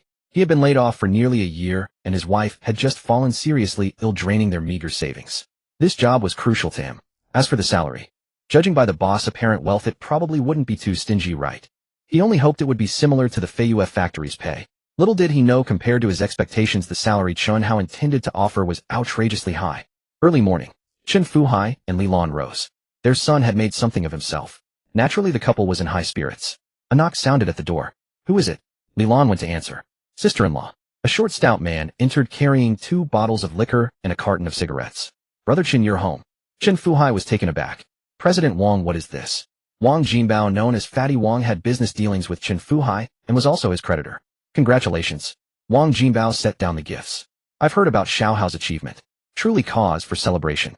In this day and age with mobile phones becoming common, news traveled fast. The news of Chen Hao cracking the sunflower conjecture. No. To be precise, the news that the deputy mayor had personally visited their home had spread. The city government and Chen Hao School had jointly awarded a total of 7,000 yuan in prize money. How much debt did Chen Fuhai owe? Over 1.2 million yuan. 7000 wasn't enough to clear it. Who would get paid first? Wang Jinbao naturally hoped it would be him. That was why he had come knocking at dawn. Having navigated the business world for years, a shrewd man like Chen Hao could easily guess his intention. President Wang, that prize money belongs to Chen Hao. He looked troubled. It wasn't that he refused to pay. He already felt guilty for not providing his son with better conditions. How could he casually touch his son's reward? Chen Hao is your son. His money is your money, isn't it? Brother, I'm in a tight spot financially. How about? Wang Jinbao gave an ingratiating smile. Another knock at the door. Two men entered with gifts in hand. Seeing Wang Jinbao, they immediately understood. Well, they all had the same idea. Gentlemen, Chen Hao felt like crying. A debt must be paid, it was only right. There was nothing to say about creditors coming to collect. But that's 700000. He truly couldn't touch it. Otherwise, how could he face his son? Just as Chen Hao was caught in a dilemma, several more creditors arrived one after another. Here was the problem. The vast majority of the creditors present were owed a total of over 1 million yuan. Even if he took out the 7000, it wouldn't be enough to pay everyone. I came first. I must be paid first. Wang Jinbao exclaimed in panic. Is there a first come first served rule for debt repayment? Exactly. I'm owed the most, so I should be paid first. The other creditors united against Wang Jinbao. In an instant, the living room erupted into chaos. The good mood of Chen Hao and Li Lan evaporated completely. They had previously agreed with these creditors on an extension, but now that their son had achieved success, his success should have been a good thing. Yet the creditors showed up early, ignoring their prior agreement. Just then, Chen Hao's phone rang. Chen Hao. Answering the call, he looked at the quarreling creditors, his mood plummeting to its lowest point. Dad, Chen Hao said on the phone. Shanghai Jiaotong University is giving me a 900 yuan scholarship. I told them to transfer it to your account. Withdraw it when you can. With what the city and school gave, that should be enough to pay off the debts, right? Chen Hao had over 800 million yuan in his account. But he didn't want to shock his parents. Using the scholarship to help his dad repay the debts was something he had planned long ago. What? Chen Hao was stunned. Shanghai Jiaotong University was giving a 900 yuan scholarship and transferring it to his account. A total of 6 million yuan. That was more than enough. But, Chen Hao, this is your money. Dad can't. Chen Hao shook his head. How about this? Chen Hao retorted with a curl of his lip. Old Chen, calculate exactly how much you spent raising me. They'll pay you back the child support. And from then on you won't be my father. How does that sound? Chen Hao was stunned. How could he not understand his son's meaning? They were father and son. They were family. Why should they draw a line between them? His eyes stung with emotion as he nodded hastily. Son, consider it a loan from Dad. I'll pay you back every cent when I earn the money. Hanging up, Chen Hao faced the living room where the creditors were still squabbling like a farce. With renewed confidence, he declared, gentlemen, stop arguing. He'll pay everyone back every last cent. He had 900 yuan in his card, plus the 700 yuan in cash prizes from the city and school. Even after clearing all debts, he would have over 300 yuan left. Money was confidence, and his son had given him this confidence. At that moment, a single thought filled Chen Hao's mind: to have a son like this, what more could a man ask for? In Pudong, at the Shangri-La Hotel in the executive suite, Chen Hao, who had just finished his call, stretched languidly. He had chosen this hotel because the executive suite came with a computer and internet access. Last night he had worked until very late, yet still hadn't finished. He woke up before 6 in the morning. He continued working. He only finished a few minutes ago. On the computer screen, a complex blueprint was rendered by the design software he had developed himself. But this wasn't for his own use. The great commercial vessel was about to set sail. He knew very well that for this vessel to accelerate unimpeded, it needed powerful escorts. For instance, the patents he was about to apply for. First domestic patents, then international ones. The problem was that applying for RD patents took too long. How could it be done in a short time? There was of course a fast track, but that required authority. He opened his email, added the attachment. Sent. The body of the email was blank, containing only the drawings in the attachment. He was convinced that once this blueprint was sent, certain departments would surely take action. Because it was the design for the WS-15. Just as the email was sent, a knock came at the door. Chen, how are you up? At the 606th Research Institute, a gray-haired old man was frowning at a mountain of blueprints. His name was Zhang Yan. He was an aero-engine expert, the deputy director of the institute. He also held another identity, the chief designer of the Taiyang engine. Taiyang. That is the WS-10. More than a decade had passed since the engine project was initiated, but it had been suspended for several years in the early stages due to various reasons. Now the higher-ups had decided to push forward with full force. However, the technological gap between China and the West was immense. The difference in technological foundation was like heaven and earth. One obstacle after another blocked the path. As the chief designer, he worked over 15 hours a day, yet difficulties remained immense. Suddenly, An email notification flashed on a computer next to him. This email account was used for internal institute communications. He quickly opened it. The email had no content. He then opened the attachment. The first image was the overall design of a small bypass turbofan engine. WS-15. His pupils constricted. He clicked open the other images. More detailed. Every single part, down to the tiniest screw, all had precise dimensions marked. His expression grew increasingly grave. His lips began to tremble uncontrollably until he stood frozen dumbfounded. This wasn't the WS-10. This was a brand new small bypass engine. Its craftsmanship, complexity, and performance data far exceeded the WS-10 currently under development. Just then his desk phone rang. Jolted back to reality, he picked up the receiver, his voice trembling uncontrollably. Hello, Xiao Zhang. To his surprise, the voice on the other end was equally shaky. It's me, Li Zhiguang, the father of Chinese aero engines. It could be said that half of the top designers in China's aero engine field were his disciples. Teacher, Zhang In wanted to talk about the email. Listen to me first. On the phone, Li Zhiguang was too excited, speaking a bit incoherently. I received an email. Inside, it's an engine. An incredibly powerful engine. Stronger than the American ones. Teacher, I received it too. Oh. Li Zhiguang was stunned for a moment, then suddenly shouted, contact the network department. Find out who sent the email. They must be treated with the utmost respect. This person is a national treasure of our China. Contact the military as well. We might need to make it. Lu Jiazui. On the rooftop of a high-rise office building over a dozen stories tall, Chen Hao stood at the edge, a bottle of cola in hand, gazing into the distance. The Huangpu River meandered like a sinuous dragon, making a 90-degree turn not far away, leaving behind an alluvial flat, the very origin of Lu Jiazui's name. Construction here had begun in previous years. Yet compared to the prosperity of later times, the density of buildings was still sparse. The most striking structure was the Oriental Pearl TV Tower, less than 600 meters away. He looked at the Huangpu River, at the towering buildings beneath his feet, at this expanse of flatland. Chen Hao smiled. This was merely the starting point of a commercial leviathan. In the future, the entire world would lie beneath his feet. Everyone's here, Ren Shui said as she walked up. 3 commercial buildings plus the podium complex at the base totaled over 30,000 square meters. They were not yet renovated. 60 to 70 people stood in the raw space, led by Qiu Zhengfeng. Hello everyone. Chen Hao strode over briskly, a broad smile on his face. I imagine you've already learned something from Director Qiu. I plan to establish a company, and you are the first batch of RD personnel. Qiu Zhengfeng's heart raced with excitement. President Chen, what exactly will our company do? Televisions. Let's talk about salary first, Chen Hao said with a smile. Talk about salary. The dozens of people were taken aback. They were all technical personnel laid off from the Feiyue factory. Being laid off didn't mean they lacked skill. It meant their connections weren't sufficient. Similar jobs were hard to come by these days. The meager savings in their households were quickly running thin against the current inflation. They were desperately short of money. The boss, upon their first meeting, didn't paint a rosy picture, but instead discussed wages. It left a very favorable impression. Director Qiu, what was your previous salary? Chen Hao suddenly asked. I was the head of the technical department, making over 1,400 yuan a month. Other technicians ranged from 800 to over 1,300. Outrageous. Chen Hao erupted in fury. No. Seeing his anger, Qiu Zhengfeng thought he had said too much. President Chen, we don't have to stick to Feiyue's pay. I'm willing to take a cut. Capitalists. They devour people without spitting out the bones. Chen Hao's face flushed red as he thundered, a talent like Director Qiu, and they only paid him a little over 1,000. Utterly criminal. What? Everyone was stunned. Except for Ren Shui. She was the only one who knew just how grand Chen Hao's gestures could be. As for the others, they had thought they were reporting their salaries too high, only to find the new boss wasn't scolding them, but cursing the Feiyue leadership. After a tirade, Chen Hao gradually calmed down. Director Qiu, as the company's technical director, your monthly salary will start at 5,000. For all other technical staff, the base salary will begin at 3,000. We'll detail the positions after formal onboarding. Everyone was dumbfounded. This salary was a direct 3-fold increase from before. What do you all think? Chen Hao opened his briefcase and took out dozens of contracts. If you agree, sign now. Agree. Only a fool would disagree. Qiu Zhengfeng was the first to step forward, not even reading the contract's contents, flipping to the last page to sign.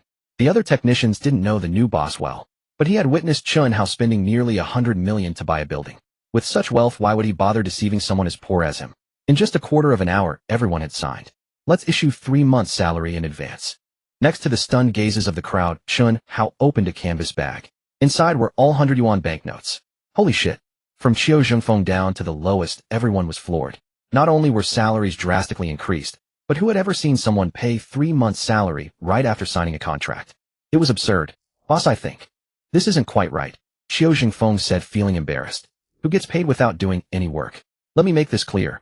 Chen Hao waved his hand and said solemnly, this company will hold strict assessments. Anyone incompetent or slacking off will be shown the door immediately. Also, don't fixate on the salary alone. I'm laying it out today. If the new product is successfully developed within 2 months, everyone will split a 3 million yuan bonus.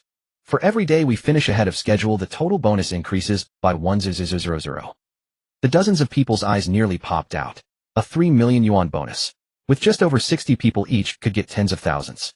Every day early added 1,000 to the pot. If they finished a month early, the total bonus would be 6 million. These Feiyue technicians had heard from Xiao Jingfeng that the new boss was astonishingly generous. Many hadn't quite believed it. But now the money was right before their eyes. It was impossible not to believe. If they completed the RD ahead of schedule. No. Even if they finished on time, the bonus alone would match 4 or 5 years of their previous salary. Boss. Xiao Jingfeng stammered, what product are we developing? SP4, Chen Hao answered. SP4. In his past life this was called MP4. But he had been reborn in the year 2000, and the basic protocol standards for MP4 had already been set in North America. Therefore he had to bypass the North American standard and develop a completely new technology. Of course, for Chen Hao, who carried the memories of 2,000 scientists from 2033, this was no issue at all. He then roughly explained the SP4's functions and technology to Xiao Jingfeng. Xiao Jingfeng was stunned. Boss, this is a groundbreaking technology. I used to work on televisions, and while there's some overlap, the technical demands here are too advanced. So many aspects would need to be developed from scratch. 2 months. It would be impossible even in 2 years. What about this? Chen Hao took a document from his briefcase and handed it over. With complete technical documentation, if you can't develop it in 2 months, you'll have to wonder if you were just coasting at Feiyue. Complete technical documentation. In other words, all the technical challenges were already solved. All they had to do was materialize the documentation into a physical product. No technical hurdles. No core RD. Xiao Jingfeng snatched the document, skimmed through it, and exclaimed excitedly, if I can't deliver in 2 months, you can have my head. The sooner the better. Chen Hao said firmly. Understood. But, where do we work? Here. Chen Hao pointed at the raw building. No problem. Anywhere works. Xiao Jingfeng didn't mind at all. Then we'll need materials and equipment. Chen Hao took out a bank card. Hey, raise 2 million yuan in road funds. Buy whatever materials and machines you need. Let me know if it's not enough. Also, I've already contacted Boss Ma. His construction crew starts today to renovate these buildings. Prioritize finishing 1 floor for your RD department. Any other questions? No. The dozens of people led by Xiao Jingfeng answered in unison. With complete technical documentation and RD funds, they could start immediately. What about me? Ren Shui asked eagerly. Sister Shui, you're going to be very busy. Chen Hao looked at her seriously. First, set up a company. Name it Chuanshiji. In his past life. In 2002, the French company Arcos launched the first market-oriented MP4 player. The product entered China in 2003. Its price was exorbitant, yet it effortlessly swept the market. Now, MP3 players were already popular in the Chinese market. However, the leap from MP3 to MP4 was a transcendence from audio to visual. One could imagine that once MP4 entered the market, MP3 would no longer be competitive. Unfortunately, in his past life, Arcos couldn't monopolize all the patents, and later many MP4 brands emerged to join the competition. Once competition intensified, prices would plummet and profits would shrink. And Chen Hao, he developed the SP4. Bypassing the basic MP4 standards of North America, he could effortlessly achieve an absolute monopoly. He intended to devour the entire market in one gulp. Visionary era. Ren Shui was utterly confused. Isn't it called haunting capital? She couldn't have forgotten the contract she signed herself. She was Party B. Party A was haunting capital. How had it become something called visionary era? Those are two different things. Chen Hao waved his hand. First, register the visionary era company and all corresponding trademarks. Second, register haunting capital with a registered capital. Let's start with 10 million. Finally, he pulled out a stack of documents. What is this? Ren Shui asked, puzzled. Patents. Chen Hao's expression turned serious. Patents for the SP4O and many other patents. First registered domestically, then globally. Ren Shui was stunned, speechless. She was a lawyer. She didn't understand much about technical things. Earlier, when Chen Hao had presented the SP4 technical documents, although she was surprised it hadn't been too overwhelming. But now, he was pulling out so many patents. Where did they all come from? Stolen? Grabbed? There's no way he invented them, right? A high school student, where would he find the time, energy, or ability to come up with so many patents? The key point was, as she flipped through them, she found they spanned many fields. Pharmaceuticals, heavy industrial machinery, optical lenses, semiconductors, A vast and varied collection. These, you. Rin Shui's mind was about to explode. Boss. Just then Xiao Zhengfeng, who had been studying the SPE4 technical documents for a while, ran over with a shocked face. This thing. Where did you get it? It wasn't stolen, was it? That would be illegal. It wasn't just a major innovation. It also integrated a large number of new technologies. Xiao Zhengfeng simply couldn't figure out where Chen Hao had gotten the technical data. What if I said I developed it myself? Chen Hao asked with a smile. I don't believe it. Xiao Zhengfeng shook his head. Buy a newspaper when you have time. Chen Hao couldn't be bothered to explain. Even if it's illegal and the one breaking the law, it has nothing to do with you. Get to work. Rin Shui looked at him with a complex expression. Could it be that he really developed it himself? But that was too unbelievable. Registering a company is quick. She calmed her mind and said in a deep voice, however, applying for patents is slower. Don't worry, it will be fast. Chen Hao said with a faint smile. What do you mean? Just go and do the work first. You are going to be very busy from now on. Chen Hao added, oh, I transferred 5 million to you via online banking. Applying for patents isn't cheap. Applying for domestic patents wasn't expensive, but international patents. Applying in every country requires a fee. It adds up. What are you going to do next? Rin Shui asked casually. Me. Just then, his phone rang. Here it comes. Chen Hao shook his phone and pressed the answer button. Come on, let's go down together. The call was from the hotel front desk. They parted ways. Chen Hao returned to the hotel. As he had said, following his arranged tasks, Rin Shui was going to be very busy. She drove her Accord straight to the Industry and Commerce Bureau. She needed to register 2 companies first. One called Visionary Era. One called Haunting Capital. Halfway there, she suddenly remembered Chen Hao's words, buy a newspaper when you have time. Screech. The car stopped by a newsstand. Boss, give me one of each of these newspapers. People's Daily. Evening News. Shanghai Business Daily. She quickly opened the newspapers. Searching. Scanning. Suddenly her pupils constricted. Prodigy solves the sunflower conjecture. Reading for the rise of China. A Chinese youth ascends the peak of mathematics. China to see its first Fields Medal winner. A great fortune for the nation. A youth like this. News was everywhere, all concentrated in the most prominent positions. The name locked in these reports. Chen Hao. It was Chen Hao. The newspaper in Rin Shui's hands trembled uncontrollably. Yes, she hadn't known about this before. In her mind, that handsome face appeared, and she couldn't help but shake her head vigorously. The Fields Medal, the highest honor in mathematics. Previously, only one person of Chinese descent had won it, but unfortunately, he was a North American citizen. Admittedly, Chen Hao hadn't won the award yet, but it was almost a certainty. Chen Hao. Rin Shui's gaze became dazed. Who exactly are you? Why could Chen Hao design the SP4? Through this newspaper she found the answer. As a high school student, being able to solve one of the top 10 problems in mathematics could only be explained by the word genius. Therefore, it was no surprise that such a top-tier genius could design the SP4. In fact, Chen Hao had been planning from the very beginning. Solving the sunflower conjecture was certainly to get into university, to meet his senior sister as soon as possible, but it also served another purpose. To provide a somewhat plausible reason for his subsequent series of developments. At the Shangri-La Hotel, Chen Hao walked into the first-floor lobby. Compared to when he left in the morning, nothing seemed different. However, he noticed a few more people inside and outside the hotel who looked ordinary, but were actually keeping watch. Half an hour ago, when he parted ways with Rin Shui, he had received a call from the hotel. They said there might have been a theft in his room and needed him to return as soon as possible to handle it. Sure enough, when he reached his floor, the moment the elevator doors opened, 2 men suddenly appeared standing on either side. Mr. Chen. The 2 men leaned in. State security, or the military? Chen Hao asked with a smile. The man who had looked sharp-eyed immediately lost that sharpness, clearly stunned. That's right, stunned. Not just stunned that Chen Hao had identified them, but also stunned by his calmness. They had performed similar missions many times. The targets were invariably panicked at first. Only Chen Hao seemed to have known all along. Which room? Chen Hao asked calmly. This way, please. The 2 men flanked him and led him into a room. The door opened. The 2 men stood guard outside like spears. There were several people inside the room. Student Chen Hao. A completely white-haired old man stood up with a hearty laugh. Sorry to find you this way, let me introduce myself. I've met Professor Li, Chief Designer Zhang, Chief Designer Song. Chen Hao greeted them with a smile. The group of top-tier military-industrial figures was dumbfounded. They hadn't even introduced themselves yet, he had already identified them. Ha ha ha. Li Zhiguang, the oldest among them, laughed again. Student Chen managed to breach our research institute's firewall and send an email to my private account, so of course he knows who we are, right? For Chen Hao, they had always been in plain sight. Chen Hao. Suddenly, a man in military uniform with glittering stars on his shoulder epaulets, his face darkened. Do you realize that everything you've done constitutes a serious crime? An intimidation tactic? Chen Hao felt like laughing. On the surface, he was a youth who had just turned 18. In reality, he possessed 50 years of life experience. In his previous life, he had stood at the pinnacle of China's military-industrial technology. How could he be intimidated by such a scene? A crime. Chen Hao smiled faintly. Is it a crime for an aerospace enthusiast to send his humble work to the esteemed seniors I admire for their guidance? Hearing this, several military scientists were overjoyed, but then a hint of shame crept onto their faces. Seek their guidance. What guidance? The design Chen Hao had sent far exceeded the limits of their abilities. They could only look up to it in awe. Or perhaps.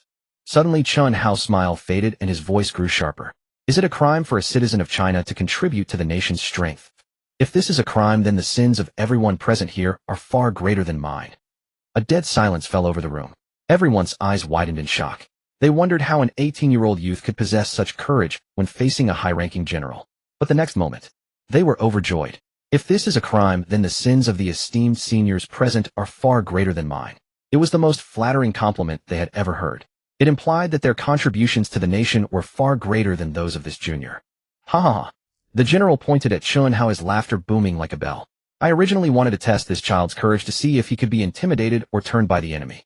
I never expected a genius skill at flattery to be so original. Student Chen Hao, have a seat. Having said that, the general handed a stack of documents to Chen Hao. Needless to say, his entire lineage had been investigated. The general said solemnly, now I have a question and you must answer truthfully. Please ask. Not long ago, over 800 million yuan appeared in your bank account out of nowhere. Where did it come from?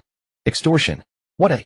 Chen Hao then disclosed the entire story of how he had extorted Microsoft, holding nothing back. Some things required no concealment. A group of scientists and military officials were dumbfounded, extorting $100 million from Microsoft. Madness. The key point was that Microsoft had tracked him repeatedly without finding a single trace, and he had led them on a wild goose chase the entire time. One must understand that Microsoft was the absolute leader of the IT industry at that time. What did this mean? Chen Hao's hacking skills could even dominate the globe. So, a middle-aged man frowned. You didn't slip up by accident. You never intended to hide and deliberately let us find you. Given Chen Hao's skills, if he had wanted to conceal his tracks, they could never have traced him from the email address to this hotel. That's not important. Li Ziguang's eyes were burning with fervor. Was that engine truly designed by you? Do you doubt me, elderly? Chen Hao smiled. It's not that I don't believe you, but... Li Ziguang scratched his head with a wry smile. Your hacking skills are formidable, and I know you recently solved the sunflower conjecture, making you a top-tier mathematical genius. But a small bypass engine is a comprehensive technology. Thermodynamics, fluid dynamics, materials science, mechanics controls electronics, and so forth. An aero engine is absolutely not something one person can complete. Can North America produce it? Chen Hao asked with a smile. Probably not. Li Ziguang shook his head. The most advanced small bypass engine in North America was the F-119. Without a doubt, compared to the one Chen Hao had designed, its performance was somewhat lacking. What about Europe and Russia? Chen Hao continued to ask. Needless to say, if even North America couldn't do it, Europe and Russia. Unlikely. Then did I steal the technology from aliens? Chen Hao asked again. The group of old men were speechless. Exactly. Since no other country had it, what was there to question? It could only have been developed by Chen Hao. Seeing this design, the WS-10 is utterly pathetic. Zhang En shook his head with a bitter smile. It was a product from a completely different era. For so many years, he had led a team of scientists in a frantic effort to develop the WS-10. But now, before it was even successfully developed, it had already lost its appeal. Alas! Suddenly, Li Ziguang sighed. The design is very successful, but unfortunately, with our current technology, even with the complete blueprints, we cannot build it. Not everything can be built just because you have the technical data. To put it plainly, with China's current technological level, many components could not be manufactured. For example, Chen Hao asked with a smile. To name just one thing, we lack the technology for this single crystal blade. Li Ziguang shook his head with a wry smile. It's not that difficult. Chen Hao took some paper and a pen from his briefcase and began to write and draw. This. Several senior aero engine experts were all wide-eyed with shock. Impossible. Absolutely impossible. How could such a young lad have solved the single crystal blade problem just like that? Everyone stared at Chen Hao with almost horrified expressions. Chen Hao. Zhang En stood up abruptly. I formally invite you to join the 606 Institute. Hey, race the deal. If you come, you can be the deputy director in my place. I want to go to university. Chen Hao shook his head. You can come to my Aerospace Industry Research Institute. I really want to study. Chen Hao smiled wryly. With talent like yours, how could you be buried in a school? What kind of university is worthy of having you as a student? Several of the old men were getting angry. Attend university. Those professors would be lucky to be Chen Hao's elementary school students. Why was he so fixated on going to university? Why must I join? Chen Hao smiled. I provide the plans and you are responsible for the development. What's the difference? I have only researched the theory. Turning the design into a physical object should be the job of engineers, not scientists. The few senior experts were taken aback. These words seem to make sense. Xiaochen, do you have any other achievements?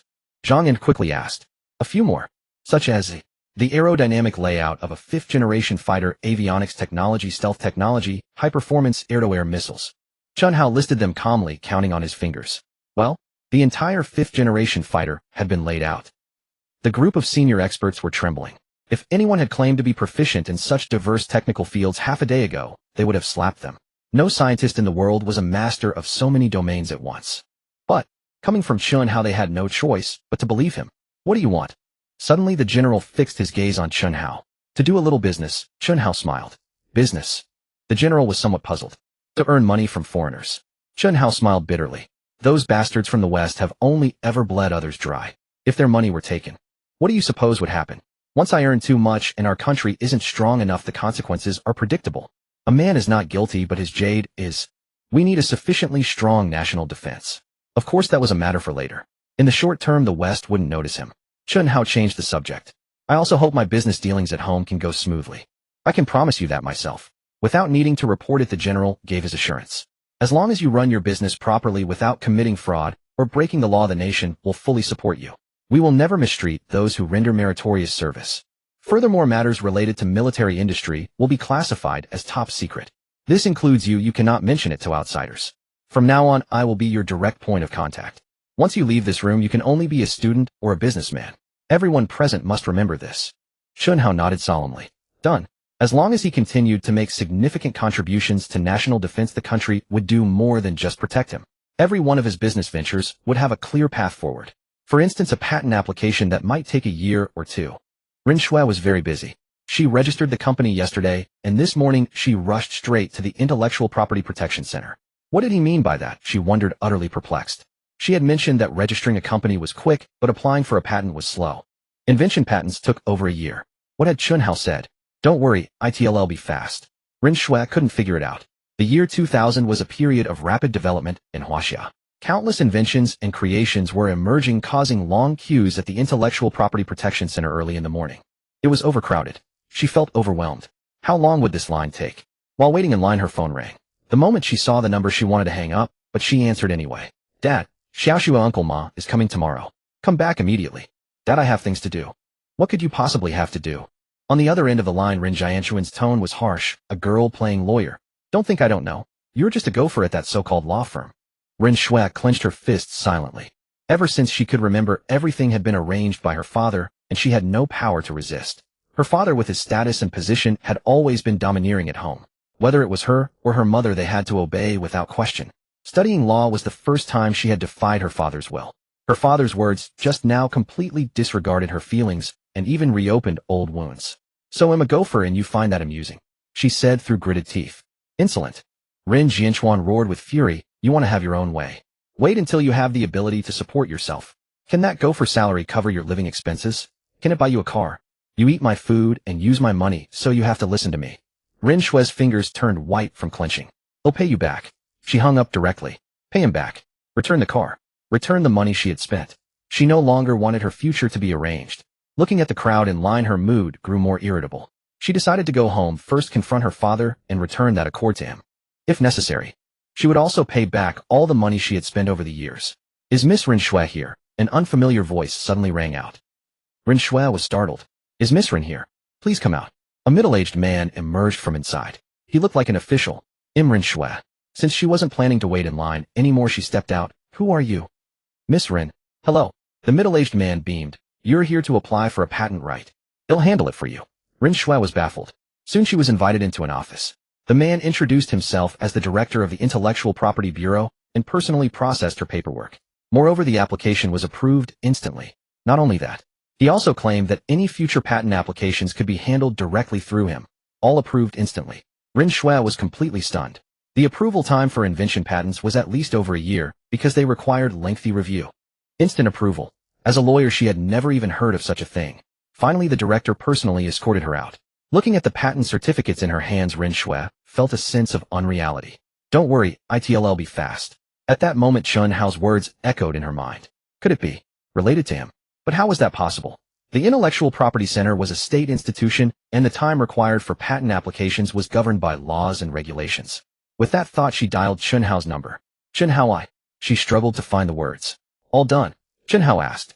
How did you know? Ren Shui exclaimed in shock. By now even she could tell that everything had gone as Chen Hao had anticipated. How did you do it? Sister Shui, I have something to attend to.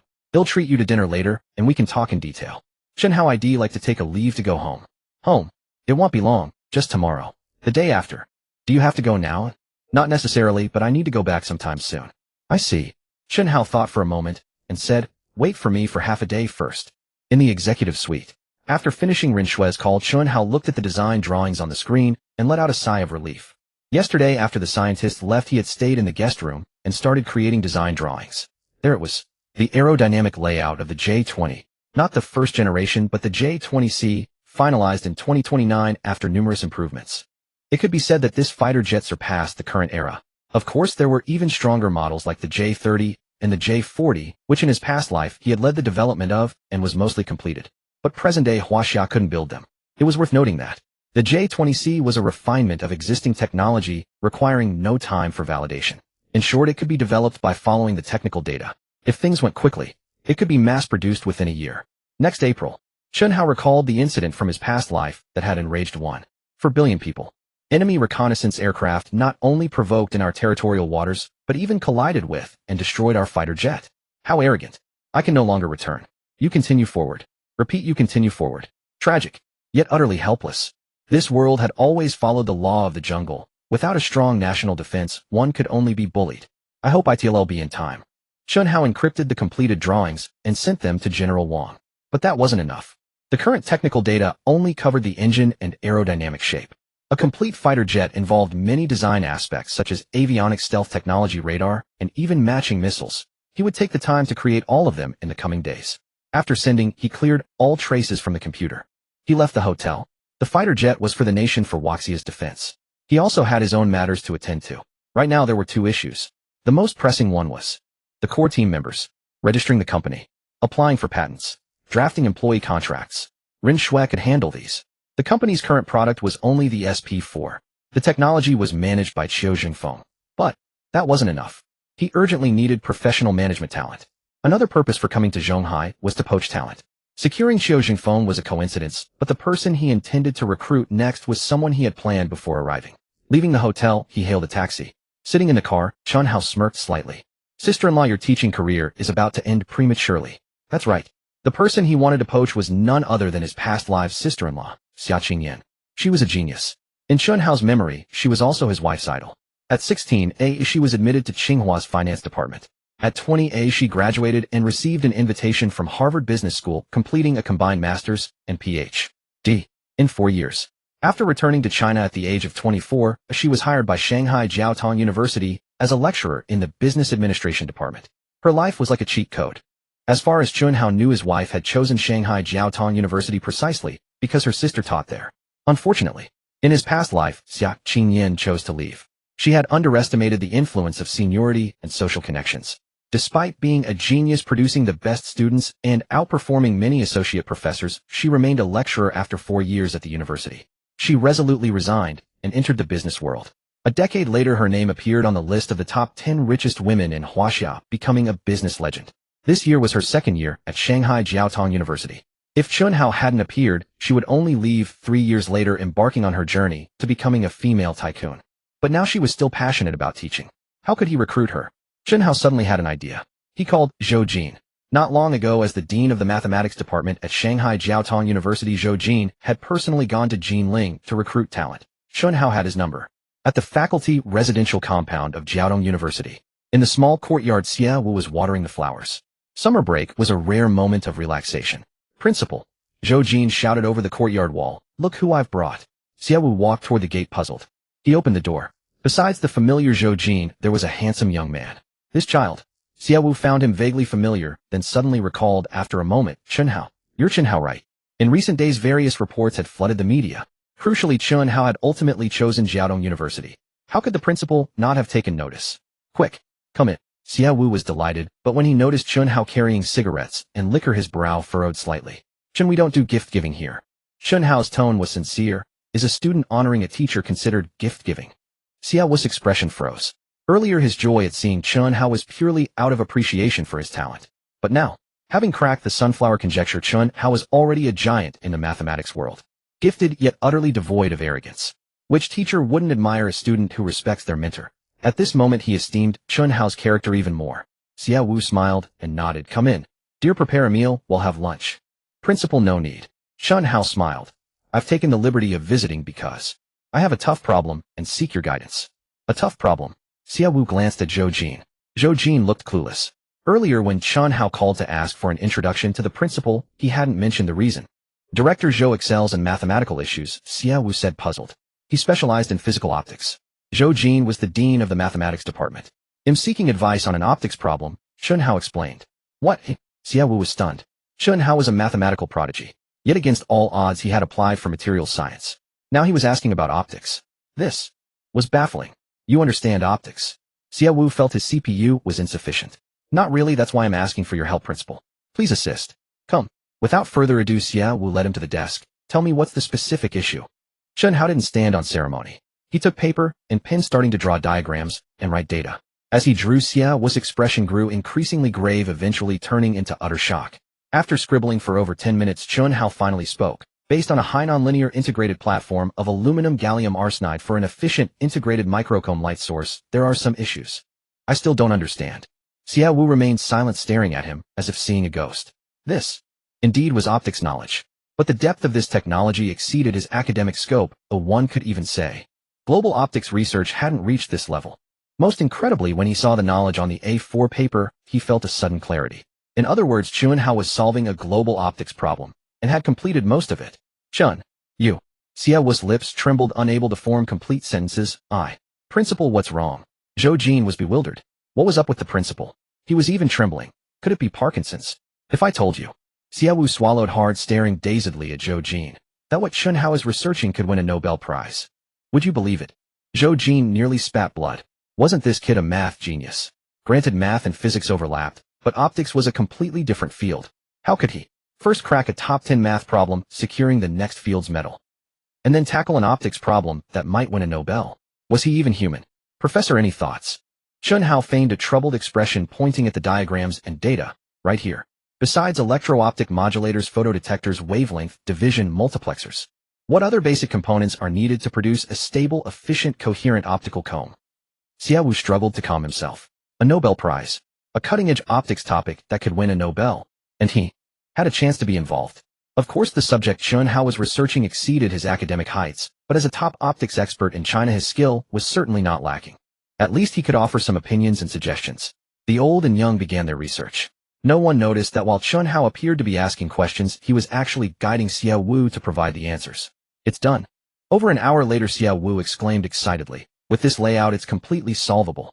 The next moment he stared at Chen Hao with a strange, unblinking gaze. Chen, you didn't come to me for help. You came to teach me. No. Chen Hao quickly waved his hands, looking bewildered. Without your guidance, I couldn't have. Come on, what's your real purpose? Xia Wu cut to the chase.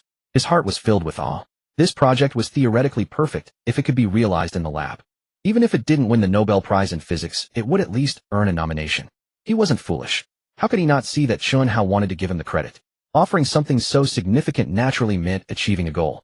Principal, could you help me put on a show? Chen Hao said with an awkward smile. A show? Preferably to get someone fired. Who? Xia Qingyan. What a? Xia Wu was incredulous. You. No, teacher Xia. Is there a feud between you? Going to such lengths, even sacrificing a Nobel Prize just to get rid of someone. What kind of grudge was this? Principal, please help. Chen Hao didn't explain, bowing deeply. This is very important to me. Xia Wu fell silent. On one hand, there was the potential for a Nobel Prize, or at least a nomination. On the other hand, Xia Qingyan was talented, but ultimately just a lecturer. Firing a lecturer was far from difficult. If I claim this achievement, Xia Wu took a deep breath. I'd be in the spotlight, but I'd also feel guilty for life. This achievement isn't mine. Principal. Chen Hao was anxious. Tell me the reason. This. Chen Hao sighed and had to reveal the truth. I'm planning to start a business, but I don't have time to manage a company. I need a capable person to handle the details. Xia Qingyan is perfect. Xia Wu's brow furrowed sharply.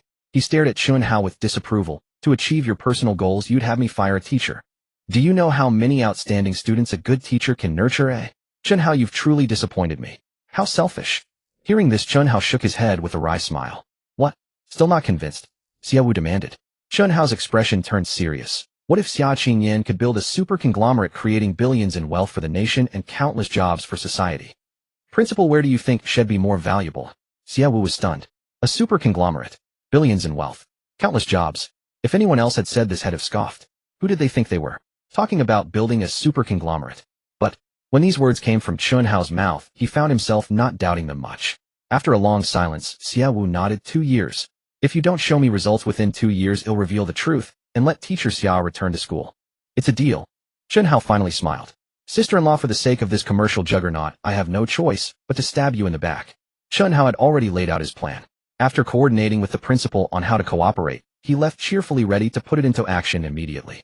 Meanwhile, after Chen Hao departed, Zhou Jin stared at the blueprints on the table and muttered, Principal, can this really win a Nobel Prize?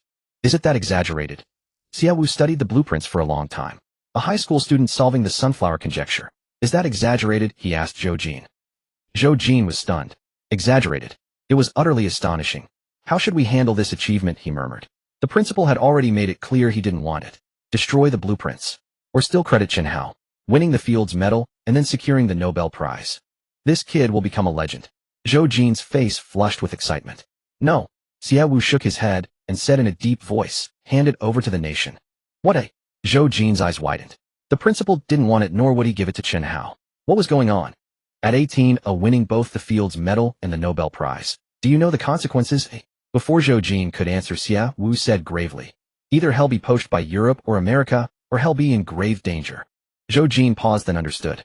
When someone transcends mere genius to become extraordinary, many would want him dead. Classmate Chen Hao is a national treasure. Xia Wu waved his hand. At the start of the semester, absolutely no publicity about our school through him. He's just an ordinary student in the materials science department.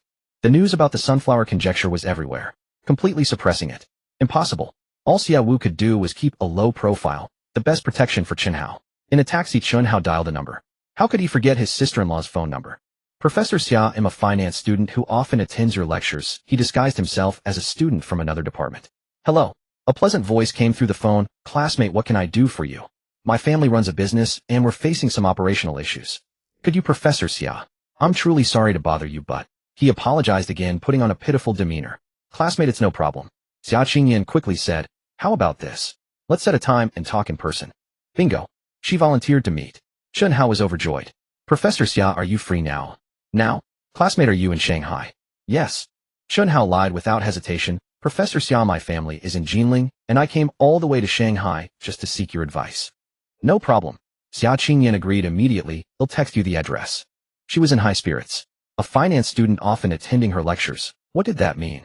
It was the ultimate affirmation of a teacher. Moreover, this student had traveled hundreds of miles specifically to seek her out for professional issues. Recognized. Trusted. What a wonderful feeling. In the commercial street near People's Square, crowds bustled and traffic flowed. With reform and opening up advancing as China's largest city, it attracted not only countless migrant workers, but also many tourists. Even amidst the throngs of visitors, true radiance could not be hidden. For instance, the girl standing over 1.7 meters tall, with brows like paintings, a slender figure and short hair at her ears that gave off a very capable vibe, drew countless gazes wherever she went. In contrast, the other girl beside her seemed quite unremarkable. Hunched shoulders, stooped back, always keeping her head low. If one looked from below, they'd find she wasn't ugly at all, and her features bore a striking resemblance of 60 to 70% to the short-haired girl. However, her hair was too long, covering her entire face. Oh, and she also wore braces. MOMO, a student is coming to meet me later at Kwai Kuli. Xia Qingyan pointed to the milk tea shop ahead. Sis, then? I'll head back first. Xia Qingma said, lowering her head. It's fine. Xia Qingyan smiled gently. Stay with me. After I finish talking with the student, I'll take you to buy some clothes. No need for clothes. Her sister shook her head. Hunching again. Xia Qingyan frowned and lightly patted her sister's back, chest out, stomach in. She still hunched and stooped. Since childhood, her sister had been the other people's child everyone talked about. Too outstanding. In Xia Qingmo's eyes, her sister was her only idol. But due to endless admiration as she grew older, she became increasingly insecure. At first, she felt inferior only in front of her sister. Later, this inferiority gradually turned into feeling utterly worthless. Plus, during puberty, it was too much. She was often teased by classmates. Eventually, she developed the habit of hunching and keeping her head low. To hide her insecurity from others, she let her hair grow longer and longer until it became what it was now. She adored her sister and loved her. Her sister was also exceptionally kind to her. See, she had brought her out shopping again. But, on one hand, she truly adored and loved her sister, agreeing unconditionally to any request. On the other, some agreements only added to her inner pressure. For instance, shopping. Every time she went with her sister, she felt immense stress. Thus, she hunched more and dared not lift her head.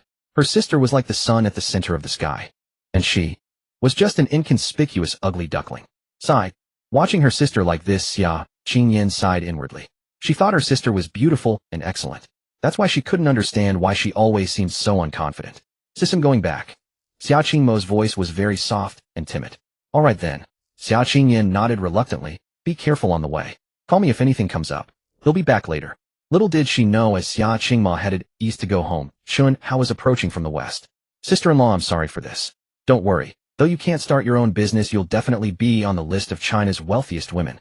Qingmo, I'm not targeting our sister, it's just. As he neared the meeting spot, Chen Hao murmured to himself. Using cunning schemes to poach his sister-in-law was indeed underhanded. Suddenly, he stopped in his tracks without warning. Staring ahead, the crowd around him seemed to vanish instantly. In his eyes, the world within his sight contained only that one figure walking toward him. Hunched shoulders, stooped back, head lowered.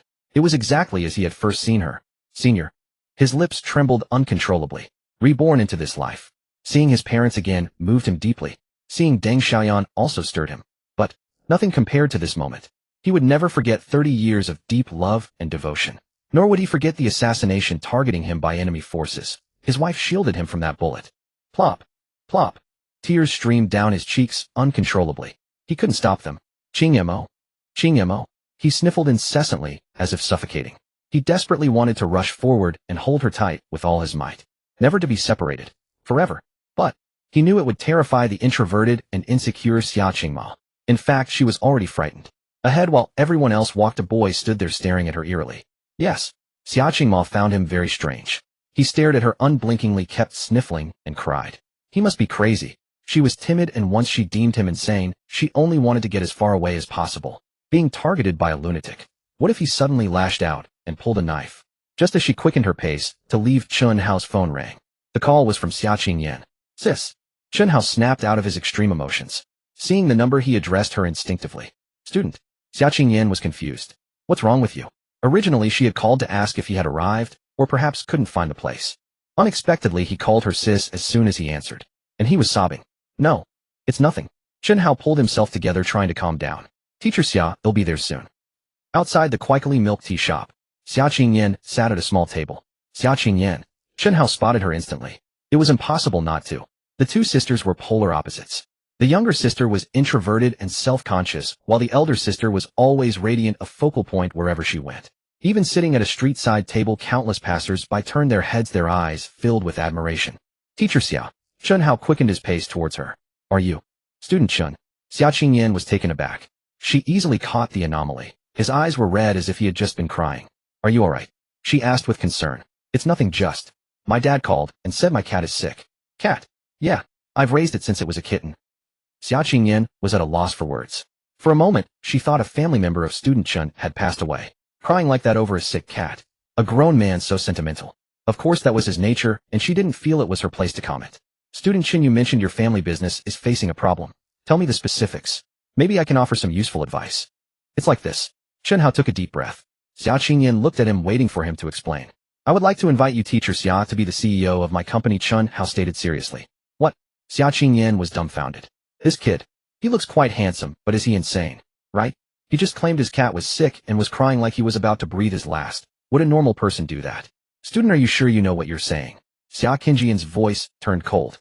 Her younger sister would hide from a madman. She was different. This damn lunatic. Disturbing her while she was taking her sister shopping, how infuriating. In my capacity as the chairman of Haunting Capital, I invite Miss Xia Qingyan to be our CEO. Chen Hao was very calm, but his tone was resolute. You. Suddenly, Xia Qingyan felt a flicker of recognition. This kid. Where had she seen him before? Chen Hao. It suddenly clicked. You're the Chen Hao who cracked the sunflower conjecture, right? I saw your picture in the newspaper. But how could a genius teenager be a madman? It seems I'm quite famous, Chen Hao said with a smile. Do you hold a grudge against me? Xia Qingyan's expression hardened. Of course not. Chen Hao immediately denied it.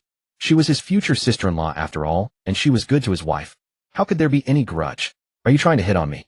Xia Qingyan shot up from her seat. Her eyes blazed with anger. What? Chen Hao's eyes went wide. Teacher Xia, what are you saying? First you say your family business is in trouble pretending to be a finance student asking for advice. Now you're talking nonsense saying you want to hire me as CEO. Xia Qingyan was furious, glaring at him. Either you're messing with me because of a grudge or the only other reason is you're trying to hit on me. I admit you have academic ability, but character is more important than academics. If there's nothing else, I'm leaving. Don't bother me again. Chen Hao didn't know whether to laugh or cry. Truly worthy of being his sister-in-law. Her analysis did seem to make sense. Seeing that Xia Qingyan was about to leave, he said calmly, there's no grudge, and I'm not trying to hit on you. Teacher Xia, have you considered a third possibility? For instance, I sincerely want to hire you as CEO. Xia Qingyan paused in her steps. She didn't turn around. Even if it's true, I'm not interested. She said coldly. She loved this school. She loved being a teacher. In short, she was content with her current situation and had no desire to change jobs. Then what would it take for you to agree? Nothing would make me. A thought crossed Xia Qingyan's mind. Was this kid going to pester her relentlessly? Regardless of his intentions, she didn't want to be constantly harassed, and a direct refusal wasn't the best strategy. Better to propose a condition he couldn't possibly meet, so he'd have no face to bother her again. Student Chen. She turned around, her cold expression replaced by a beaming smile. You must know my resume, right? I have requirements for salary and for the company itself. I wouldn't look twice at a small enterprise. Come back and talk to me about hiring me when your company's market value exceeds 100 million. How about that? Chen Hao smiled. How does Teacher Xia know my company's market value hasn't already exceeded 100 million? He countered. Prove it to me. Xia Qingyan sneered. All right. This time it was his turn to stride away. After a few steps he paused. Teacher Xia, you're not afraid to come with me, are you? Fine, let's go. She wasn't her timid, cowardly sister. Besides, this was the best way to completely shut him down. Lujiazui. Two 20-story office buildings flanked a central 32-story main tower. Although the buildings had been sold, Ma Dafa had kept the security guards on a 24-hour rotation. This was Chen Hao's request. He had no choice. The company wasn't set up yet, and he hadn't hired security, so he had to borrow people from Ma Dafa. Greetings, Chairman Chen. The guards called out in unison. Xia Qingyan's heart skipped a beat. He actually had a company. No. As she got closer and looked up, she saw that all three buildings were in a rough, unfinished state. She could hear noises suggesting workers were doing renovations, but they weren't complete, and no companies were operating there yet. There wasn't even a single company sign. Chen Hao, isn't this enough? She frowned, her voice icy. No one to stop. It won't be pretty when you can't keep up the act any longer. Chen Hao remained silent. He walked inside into the main building's elevator. The elevator ascended steadily, all the way to the rooftop. Chen Hao, stop. Teacher Xia. Suddenly, Chen Hao produced a property deed, placed it in Xia Qingyan's hands, and gestured around them. This place will be China's financial center. We'll start here together and turn China into the center of the world. How does that sound? She opened the property deed. Xia Qingyan was dumbfounded. Yes, he hadn't rented a single floor to start a company. Instead, all three buildings were his. You. She stared at Chen Hao, her face a mask of disbelief. You're too arrogant. She gritted out, relying on just him, turning China into the center of the world. Even if he had bought three buildings, that was still an incredibly arrogant thing to say. How will we know it's impossible if we never try? Chen Hao asked with a smile. I'm sorry. Xia Qingyan took a deep breath. I take back my word. Even if your company's market value reaches 100 million, I still won't. Suddenly, her phone rang. To be precise, Chen Hao had secretly dialed a number 2 minutes earlier. Upon receiving the signal, the other party called Xia Qingyan's phone. Principal. Xia Qingyan answered. Teacher Xia. Xia's tone on the phone was harsh. Many students have reported that your classes are just theoretical. They say you have no practical experience and are completely ignorant of management. How can a teacher with no practical experience who only knows theory properly educate students? Personally, I don't think you're very suited for teaching. How about transferring to the logistics department next semester? What? Xia Qingyan thought she had misheard. Theoretical. Completely ignorant. Unsuitable for teaching. She had returned from her studies abroad to teach students, not to work in logistics. The principal kept insisting she had no practical experience. Given her proud nature, these words infuriated her.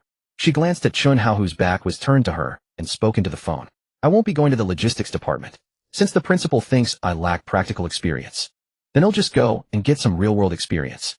With that, she hung up directly. Chen Hao, I accept your offer. She walked up to Chen Hao, her face stern, and said in a cold voice, I'll make sure all those who doubted me shut their damn. Xia's script was taught by Chen Hao. Nothing more. Relying on his past lives memories, Chen Hao understood Xia Qingyan well. She was exceedingly intelligent, and therefore she was arrogant because of her talent. She was extremely confident in her own abilities. Once the principal questioned her and bluntly suggested demoting her to the logistics department, her personality would never tolerate it. She would resign on her own initiative and use concrete actions to slap the doubters in the face. When do I start working? Xia Qingyan was eager to begin. In other words, she wanted to achieve results in the shortest possible time to humiliate Xia Wu. No rush, let's sign the contract first. Chen Hao smiled slightly. Teacher Xia. No. President Xia, what are your thoughts on the salary? What do you think I'm worth? Xia Qingyan countered. Let's go draft the contract. Chen Hao didn't answer. They went downstairs. In a certain floor of building, dozens of people led by Qiu Jingfeng were working hard. Although it was still in a rough state with sufficient research funding, the instruments and equipment had arrived yesterday, fully ready for development. Just then Chen Hao walked in carrying a cardboard box. Boss. A technician spotted him and quickly called inside. President Qiu, the boss is here. Qiu Jingfeng, disheveled, ran out. Boss, it's only been 2 days, we've just started the RD. He thought Chen Hao was there to check on progress. Share these among yourselves. Chen Hao opened the box. Behold, a whole box of Huazi cigarettes. The look in Qiu Jingfeng and the others' eyes changed. Not because Huazi was expensive, but because Chen Hao as their boss personally brought them cigarettes. This gesture moved everyone deeply. Boss, thank you. Qiu Jingfeng nodded emphatically. Long live the boss. A young technician shouted. And this is... Qiu Jingfeng looked at Xia Qingyan. What a beautiful girl. Let me introduce you. Chen Hao pointed to his sister-in-law. President Xia Qingyan, CEO of Hunting Capital. Wow. Everyone was stunned. When Xia Qingyan first entered, everyone instinctively assumed she was the boss' girlfriend. The boss was young, wealthy, and handsome. Wasn't it normal to have a beautiful girlfriend? Unexpectedly, everyone had heard from Qiu Jingfeng that the boss had registered 2 companies simultaneously. One was called Chuangshiji, corresponding to the SP for they were developing. The other company was named Hunting Capital. What exactly did it do? Unclear. Chuangshiji is under Hunting Capital. From now on you must fully cooperate with President Xia's work. Chen Hao dropped this statement. At that moment, everyone realized that Chuangshiji and Hunting were in a subordinate relationship. But why set up 2 companies?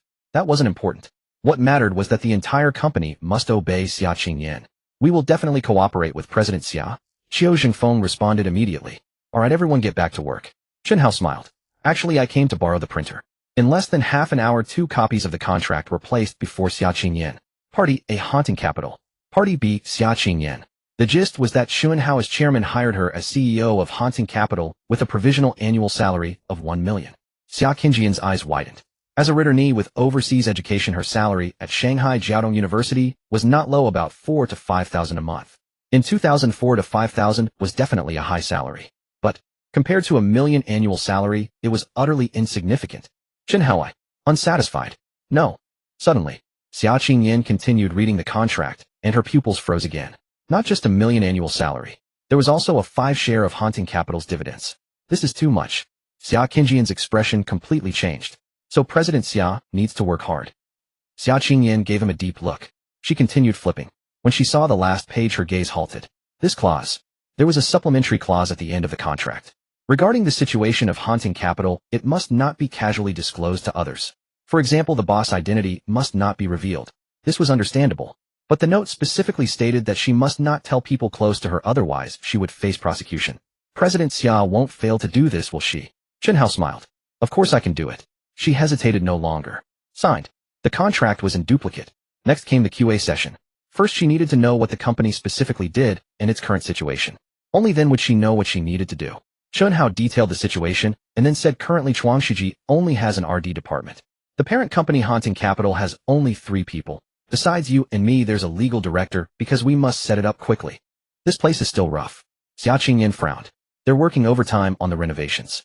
Chen Hao recited a phone number. Ma Dafa is the developer responsible for all renovation matters.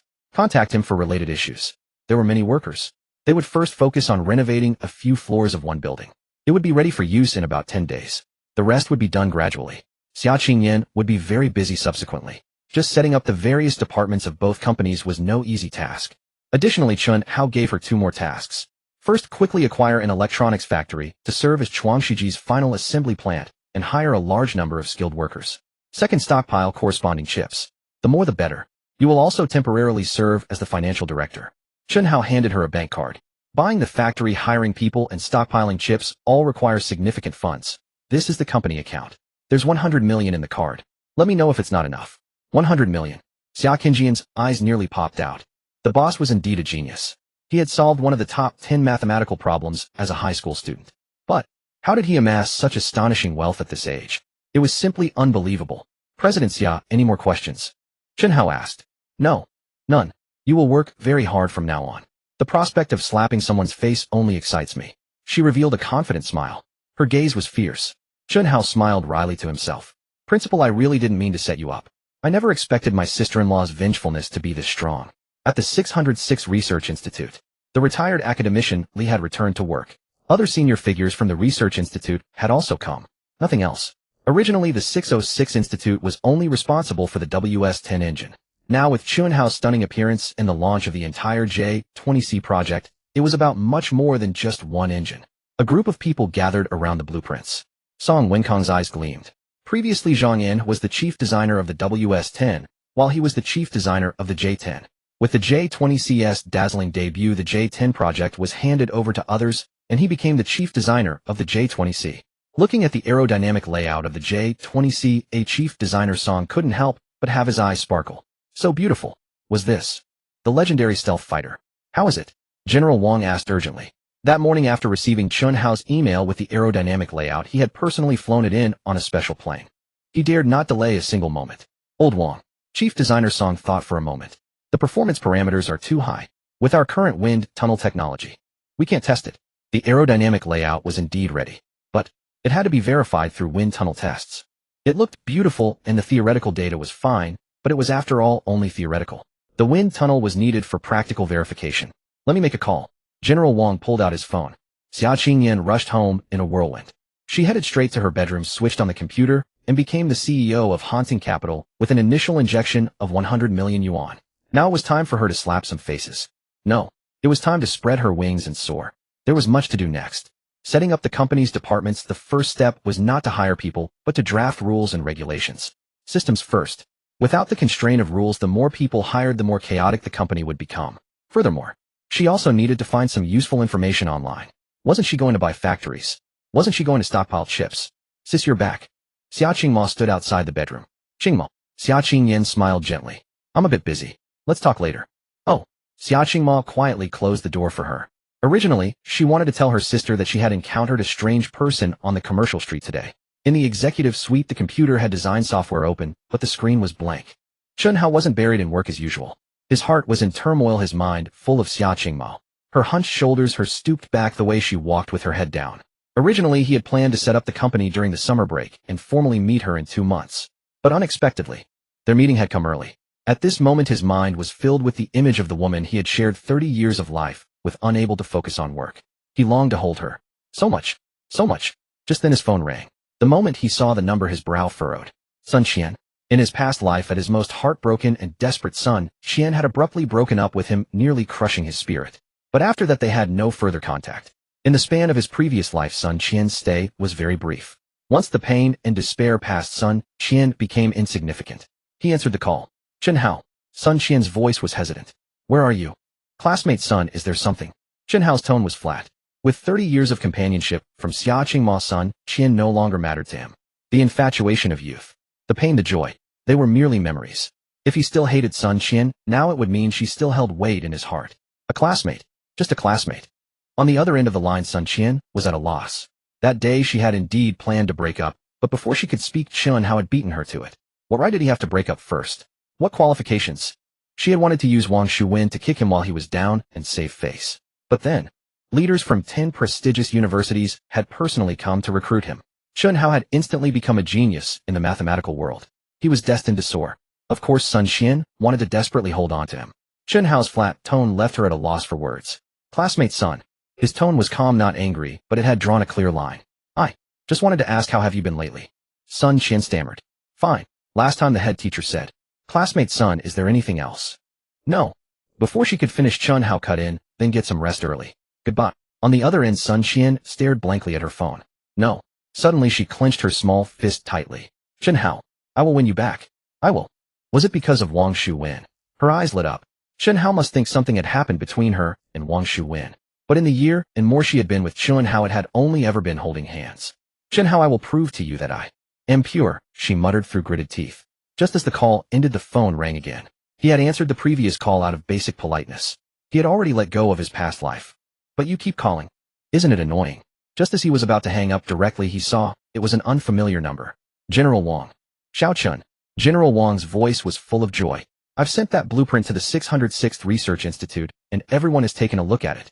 Chief Designer Song says our current wind tunnels can't conduct effective tests. Do you have any suggestions? After listening, Chen Hao stated bluntly, no need to test. No need to test.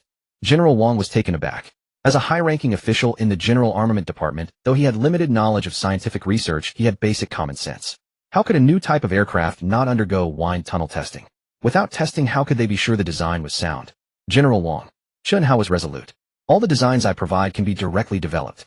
There will be absolutely no problems. If there are, shoot me. Test my ass. These data were all finalized and mass-produced after countless tests in his past life. The key point was that if every item had to be tested, mass production would be significantly delayed. The humiliation that had occurred next year in his past life, would it happen again? He would never allow it. Are you sure? General Wang's expression turned serious. Saying that is like taking a military pledge. If there are problems, shoot me. Chen Hao repeated, his tone even more resolute. Fine. I trust you. He had to trust him. For one, China currently lacked the capability to build a wind tunnel for testing the J-20C. For another, Chen Hao had created too many miracles. His previous achievements gave General Wang confidence. Do you know any leaders from the 45th Research Institute of CTC? Chen Hao asked. No, I don't. General Wang was a bit confused. CTC. They're into electronics, right? Why are you looking for them? I plan to build a lithography machine. Chen Hao replied truthfully. What a... General Wang's face changed instantly.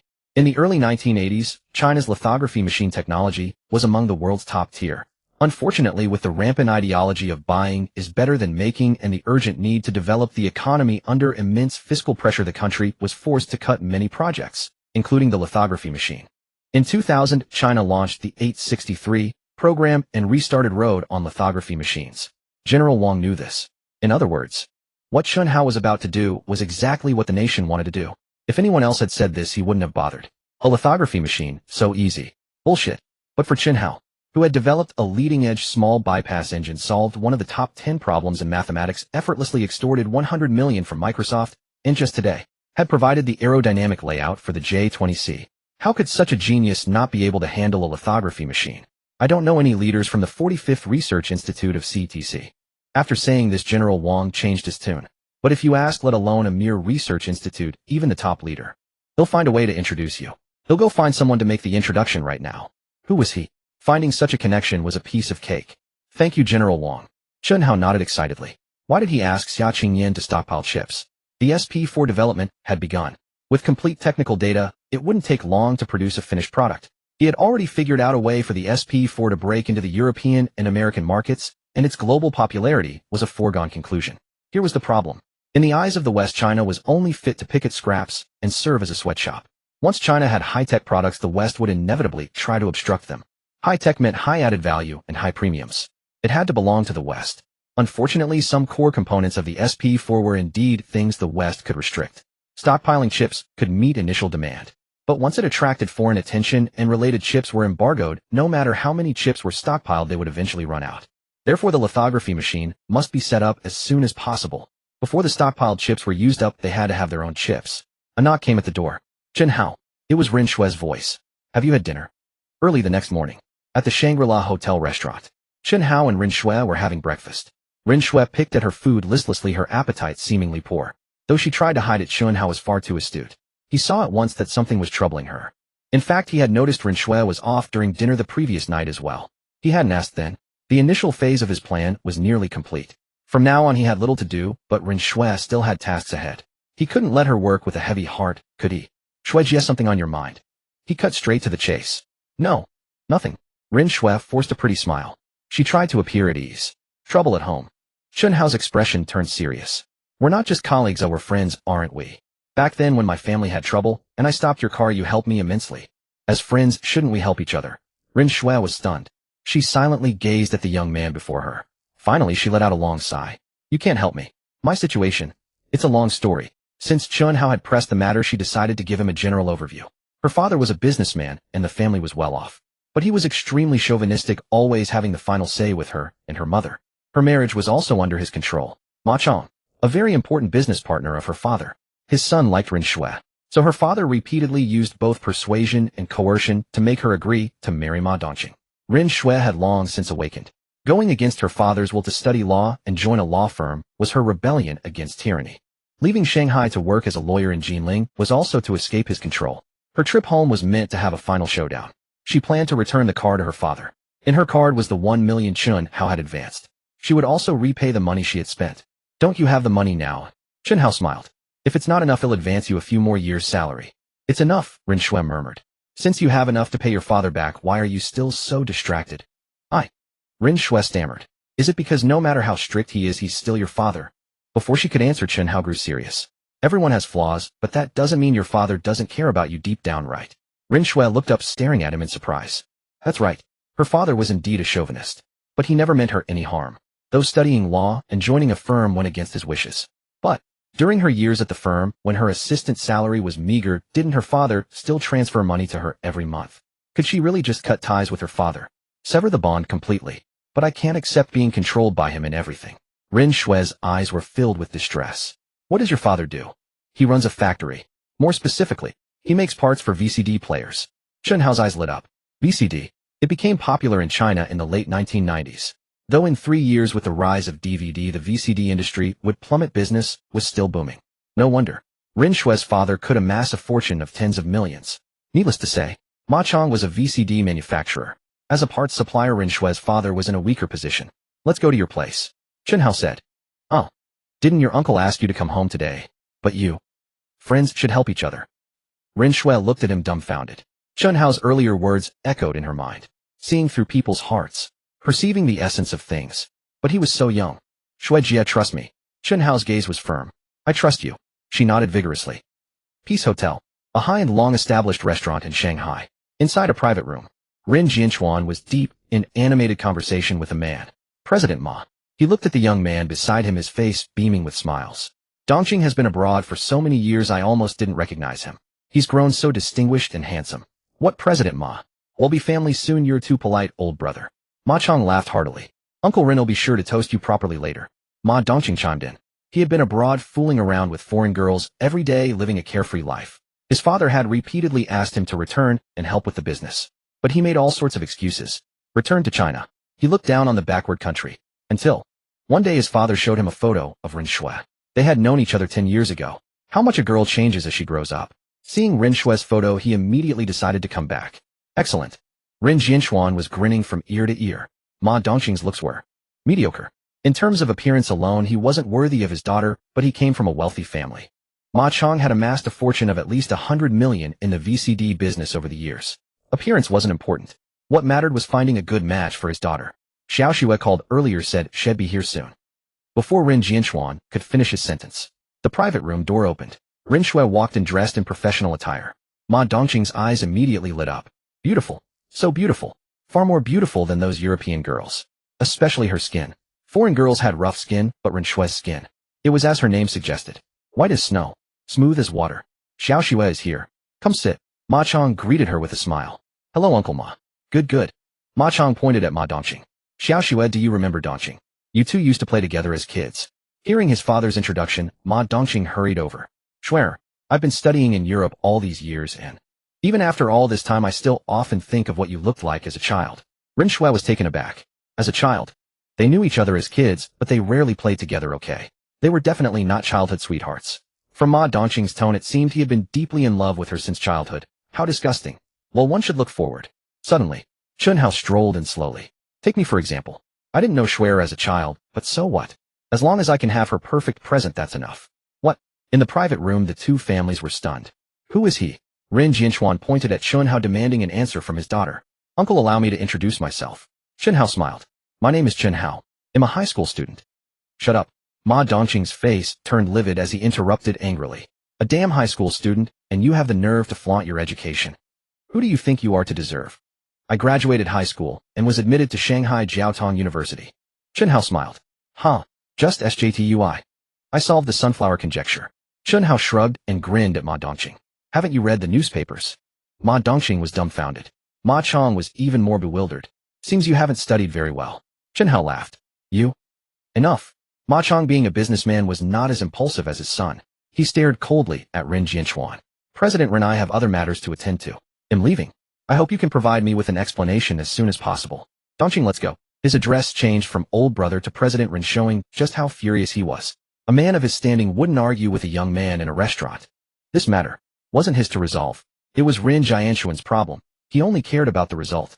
Ma Dongqing wanted to say more, but Ma Chong forcibly dragged him away. Brother Mama. Ren Jianshuan called out twice, watching Ma Chong leave, then turned his wrath on Ren Shui. You ungrateful wretch. Who gave you the nerve? Do you have any idea? I gave her the nerve. Chen Hao said calmly. Get the hell out. Slap. A stack of documents was slammed onto the table in front of Ren Jianshuan by Chen Hao. 20 minutes later. Chairman Chen. Ren Jianshuan with a changed demeanor poured tea for Chen Hao with a fawning smile. To err is human, ha. From now on, please guide me, President Chen. Come. Waiter, serve the dishes. In addition to the previous menu, add braised sea cucumber with scallion golden shark fin. Chen Hao gave a faint smile. He took a sip of tea and stood up. President Ren, I've had the tea, but I'll skip the meal. Enjoy your family reunion. However, remember, Chuangshiji is merely a subsidiary of Haunting Capital. Having navigated the business world for years, how could Ren Jianshuan fail to understand? Yes. He personally saw Chen Hao off. Returning to the private room, his gaze toward his daughter had completely changed. 20 minutes earlier, Chen Hao had tossed a stack of documents at him. There were 3 in total. The first was the SP4's exterior design features and product positioning. As a businessman, Ren Jianshuan immediately realized that once this product hit the market, it would sweep everything. He was in the VCD parts processing business. How could he be unfamiliar with the audiovisual industry? MP3 was all the rage now. Without a doubt, with the SP4's launch, MP3 would be utterly crippled, its market share devoured. The second document was the various patents for the SP4. Patents. They meant monopoly. Currently, while the MP3 market was booming, it was fragmented among countless brands with none dominating. If the SP4 could monopolize the market, the profits would be unimaginable. The third document. A contract for the outsourced production of non-core SP4 components. Ren Jianshuan was in the VCD parts business. It overlapped with the SP4. With a simple modification to his production line, he could start manufacturing immediately. The most crucial point. The VCD market was as fiercely competitive as the MP3 market. Once competition grew too intense, profit margins shrank. After a grueling year of work, he barely scraped together $1 million or so. In contrast, Chen Hao's contract offered far higher profits. Now he had no interest in Ma Chong's orders. Of course, Chen Hao had his demands. First, quality must never be compromised. If he dared to pass off shoddy goods as quality, one's head faced bankruptcy. Second, what Chen Hao said before leaving. Chuangshiji was merely a subsidiary of Haunting Capital, and he, Ren Jianshuan, was just one of many suppliers under Chuangshiji. And Ren Shui, director of the legal department at Haunting Capital. If Ren Jianshuan ever dared to scold his daughter again, Chen Hao wouldn't hesitate to find another supplier. After all, while core components were produced in-house, countless factories could handle the non-core ones. Daughter, it's your father's fault. Ren Jianshuan personally poured tea and handed it to his daughter. His face beamed with syrupy sweetness. I knew it. Chairman Chen couldn't possibly be your boyfriend. He just wanted to drive off Ma Chong-ha. Truly worthy of Chairman Chen, a genius. By the way, Chairman Chen said the SP4 orders would only give me 20, with the rest going to other factories. Why don't you put in a word for your dad to see if we can increase the share? Chen Hao naturally wouldn't let Ren Jianshuan's family handle all production. Competition breeds pressure and ensures quality. If anyone dares to cut corners, it'll reclaim your share and increase it for other factories and sue you into the ground. In the director, not the boss. Ren Shui frowned. Her father's groveling was unfamiliar. Where was his former arrogance? Well, Ren Jianshuan quickly forced a smile. Right. Swear I won't put you on the spot. So, shall we eat? Next, it was as if he had become a different person, pouring tea for his daughter, serving her dishes, attending to her. Meanwhile, Ren Shui's mind conjured that handsome face. From their first meeting, when Chen Hao risked his life to stop a car, that time she had helped him. Later, the young man had repeatedly done things of staggering impact. Buying a building for $100 million, developing the market-dominating SP4, filing dozens of patents spanning multiple fields. Now, the family dilemma that had left her at a loss had been effortlessly resolved by him. She had thought her options were either to break with her father or accept Ma Dongqing with no third path. But Chen Hao had carved out a third path. The father before her now was someone she had never seen before. More than attentive, he was practically obsequious. Actually, her mother, who had been silent, took Ren Shui's hand. Ma Dongqing isn't worthy of you. Right? Ren Jianshuan nodded with a resigned, bitter smile. Xiao Shui, I know you're unwilling, but you're my only daughter, and I just wanted you to have a good match. Enough. From now on, I won't interfere in your affairs. Not that he wouldn't interfere. He dared not, all right. His business lifeline was in his daughter's hands. Jianshuan, what I mean is, Chairman Chen is truly a good man, his wife interjected. Ren Jianchuan was stunned at first, then overjoyed. That's right. At just 18, a Chairman Chen had already achieved so much. According to his daughter, he had spent 100 million on a building outright far richer than Ma Chong. Most importantly, Ma Dongxing was a second-generation rich kid. Chairman Chen was a self-made tycoon. Handsome, wealthy, and exceptionally capable. Xiao Shui. Ren Jianchuan grew more excited. I said I won't interfere, but I'd like to offer a suggestion. What suggestion? Ren Shui was puzzled. If Chairman Chen became our son-in-law, I'd have no regrets in this life. Dad, what are you saying? Ren Shui was stunned. The next moment, for reasons unknown, her face flushed like crimson silk. He was truly brilliant. And so handsome. He even knew how to consider others' feelings. And, as she pondered, her expression inexplicably darkened. Ren Shui, what are you thinking? He always calls you Sister Shui. Have you forgotten how old you are? How old is he? An old cow eating young grass. Besides, how could he ever fancy you? $1 million a year salary. Director of finance. At the end of the day, you're just an employee. Seeing his daughter's sudden dejection, Ren Jianchuan and his wife were startled. Shui, what's wrong? And, nothing. Just then her phone rang. Seeing it was Chen Hao, she quickly answered. Sister Shui, once your family matters are settled, let's move on to the next step. You mean? International patents. No. Chen Hao shook his head. International patents would certainly be filed, but not yet. They had to wait until the SP4S development was complete. For now, Chuangshiji and Haunting Capital had much to accomplish. The CEO has been hired, and there's a mountain of work for her, but she's only one person. You'll need to share the load. Buying factories, hiring staff, stockpiling chips. Recruitment was especially tough. With 2 companies combined aside from the RD department at Chuangshiji under Qiu Zhengfeng, all other departments were completely empty. Chen Hao didn't want his sister-in-law to burn out. Otherwise, how would he explain to his wife? All right. Ren Shui nodded. We'll make calls this afternoon. The pronunciations of he and she were identical in Chinese. Ren Shui had no idea that the CEO Chen Hao had hired was a woman. Meanwhile, Chen Hao was in a taxi heading to the 45th Research Institute of CTC. General Wang had reported to Beijing about his plan to develop lithography machines, and the higher-ups had immediately contacted CTC to arrange a meeting between the 2 parties. In Yinjing at the southwest, General Wang, typically brimming with valor, stood bowed beside an elderly man. Sit, the old man said, pointing to a chair with a genial expression. You came to me personally to recommend talent for CTC. Is that necessary? What kind of person required his introduction? Here are the documents, General Wang said, handing them over with both hands. That child is worthy of being called a pillar of China. A pillar? The old man frowned. What defined a pillar? Only those who had made immense contributions to China serving as its backbone could be deemed pillars. How could the child General Wang spoke of qualify? Xiao Wang, you go too far. The old man dismissed. Please take a look first, General Wang said with a smile. The old man opened the documents. Instantly his pupils contracted. Solving the sunflower conjecture, securing the field's medal, mathematics' highest honor. Designing the next-generation WS-15 small bypass engine. Completing the aerodynamic layout of the J-20C. Just yesterday, the president of Shanghai Jiaotong University had submitted a research achievement in optics. It was said to surpass the current era and likely claim a Nobel Prize, also from that child. Seeing the documents, the old man shot to his feet. This child, his face was etched with shock. Mathematics, physical optics, and the myriad designs for the J-20C spanned multiple distinct fields. Was such capability even human? Furthermore, General Wang added, smiling at the old man's astonishment. That child also designed a groundbreaking operating system and extorted $100 million from Microsoft, who still doesn't know who outwitted them. The old man was dumbfounded. He dominated computer science too. I'll call CTC myself. Taking a deep breath, the old man said solemnly, I thought he only had some talent and didn't give special instructions, but I can't let our nation's pillars suffer cold treatment. There's no need for further instructions, General Wang smiled. What do you mean? This child excels at slapping faces, General Wang said with utter confidence. You don't know how he humiliated the 606 Institute and AVC. The child only needed his introduction. Why require special care? Strength was the true coin of conviction. Xiao Wang, the old man said after a moment, lowering his voice at a time. I want to meet him in person, our little pillar. In Shanghai at a research institute's meeting room. A crowd was engaged in heated debate, more like a quarrel. That year the state had launched the 863 plan, including the development of lithography machines. Initially, Shanghai Microelectronics Equipment Company handled it.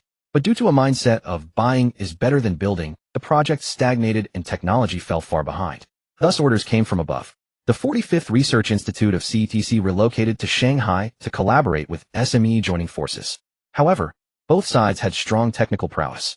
Neither would concede. Director Gu, someone rushed and someone is looking for Director Du. They say they're recommended from above to join our project. Heh. Gu Jinglian cast a glance at Du Yang. They keep shoving people in here. He was the chief engineer of SME. Not long ago, SEC's 45th Institute had moved in. Frankly, this was SME's turf, and the 45th Institute were outsiders. Du Yang frowned deeply. The other's barbed words irritated him. Director Gu, what do you mean by that? He said coldly. If it weren't for orders, do you think I'd want to be here? He then instructed his assistant, go bring him in. Soon Chen Hao entered the meeting room. Where's the person? Du Yang asked his assistant. The assistant gestured with his eyes. A child. Du Yang stared wide-eyed at Chen Hao. Yesterday, he'd received a call from above about a talent in the relevant field joining the lithography project. He had been pleased. More hands meant more strength. But now, 2019. It was hard to say if he'd even attended university. This was the so-called talent sent by above. A joke. Uffed. Gu Jinglian couldn't help but burst out laughing. Lately, he and Du Yang had been at odds, each insisting on their own ideas and picking faults. How could he miss a chance to mock? Director Du, is this the talent sent to your institute? He couldn't suppress his laughter. It seems SEC's 45th Institute truly has a unique style of talent. Those who entered this meeting room were all mid to high-level researchers. A university degree was the bare minimum. Among them were many with master's, doctoral, or even postdoctoral qualifications. This kid, it was hard to say if he'd even gone to college. After all, his age showed it. Sure enough, at these words, Du Yang's face flushed red, unable to retort. What kind of nonsense had above sent? To deliberately embarrass him. Led by Gu Jinglian, SME's researchers wore smug expressions. Only Chen Hao ignored. Everyone walked to the conference table and stared at the blueprint. So proud. He glanced at the drawing and said calmly, this design existed 5 years ago. Even if you develop it, it's already obsolete. A 193-nanometer stepper lithography machine. China only began development in 2000, while Japan had succeeded in 1995. How vast was the gap? At least a decade.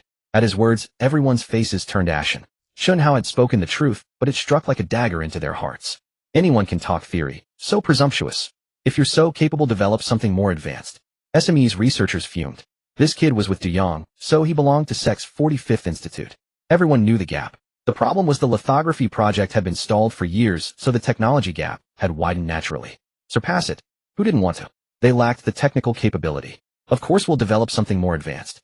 Chen Hao directly took out pre-prepared blueprints and spread them on the table. With current tech, the stepper lithography machine has reached its limit. We can't cross 193 nanometers in the short term, so let's change the approach. 70 nanometers.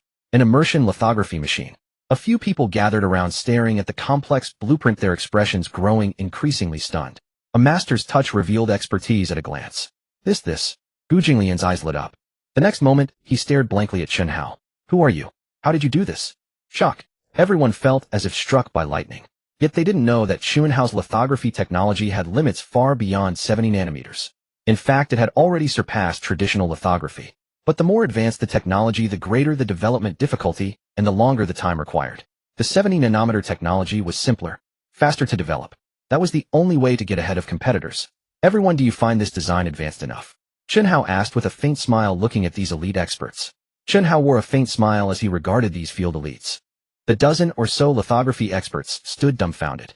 When Chen Hao first arrived, led by Gu Jinglian, the few from Shanghai Microelectronics Equipment had unanimously mocked him. The 45th Research Institute of CTC felt utterly humiliated. Now, everyone stared at Chen Hao as if they had seen a ghost. How old was he? The crucial point was that a lithography machine was a systemic project. Optics, chemistry, materials science, electronic engineering, and more. As one of the most brilliant jewels on the crown of industry, lithography machines integrated numerous fields and could never be accomplished by a single person. Yet now a youth had produced complete blueprints.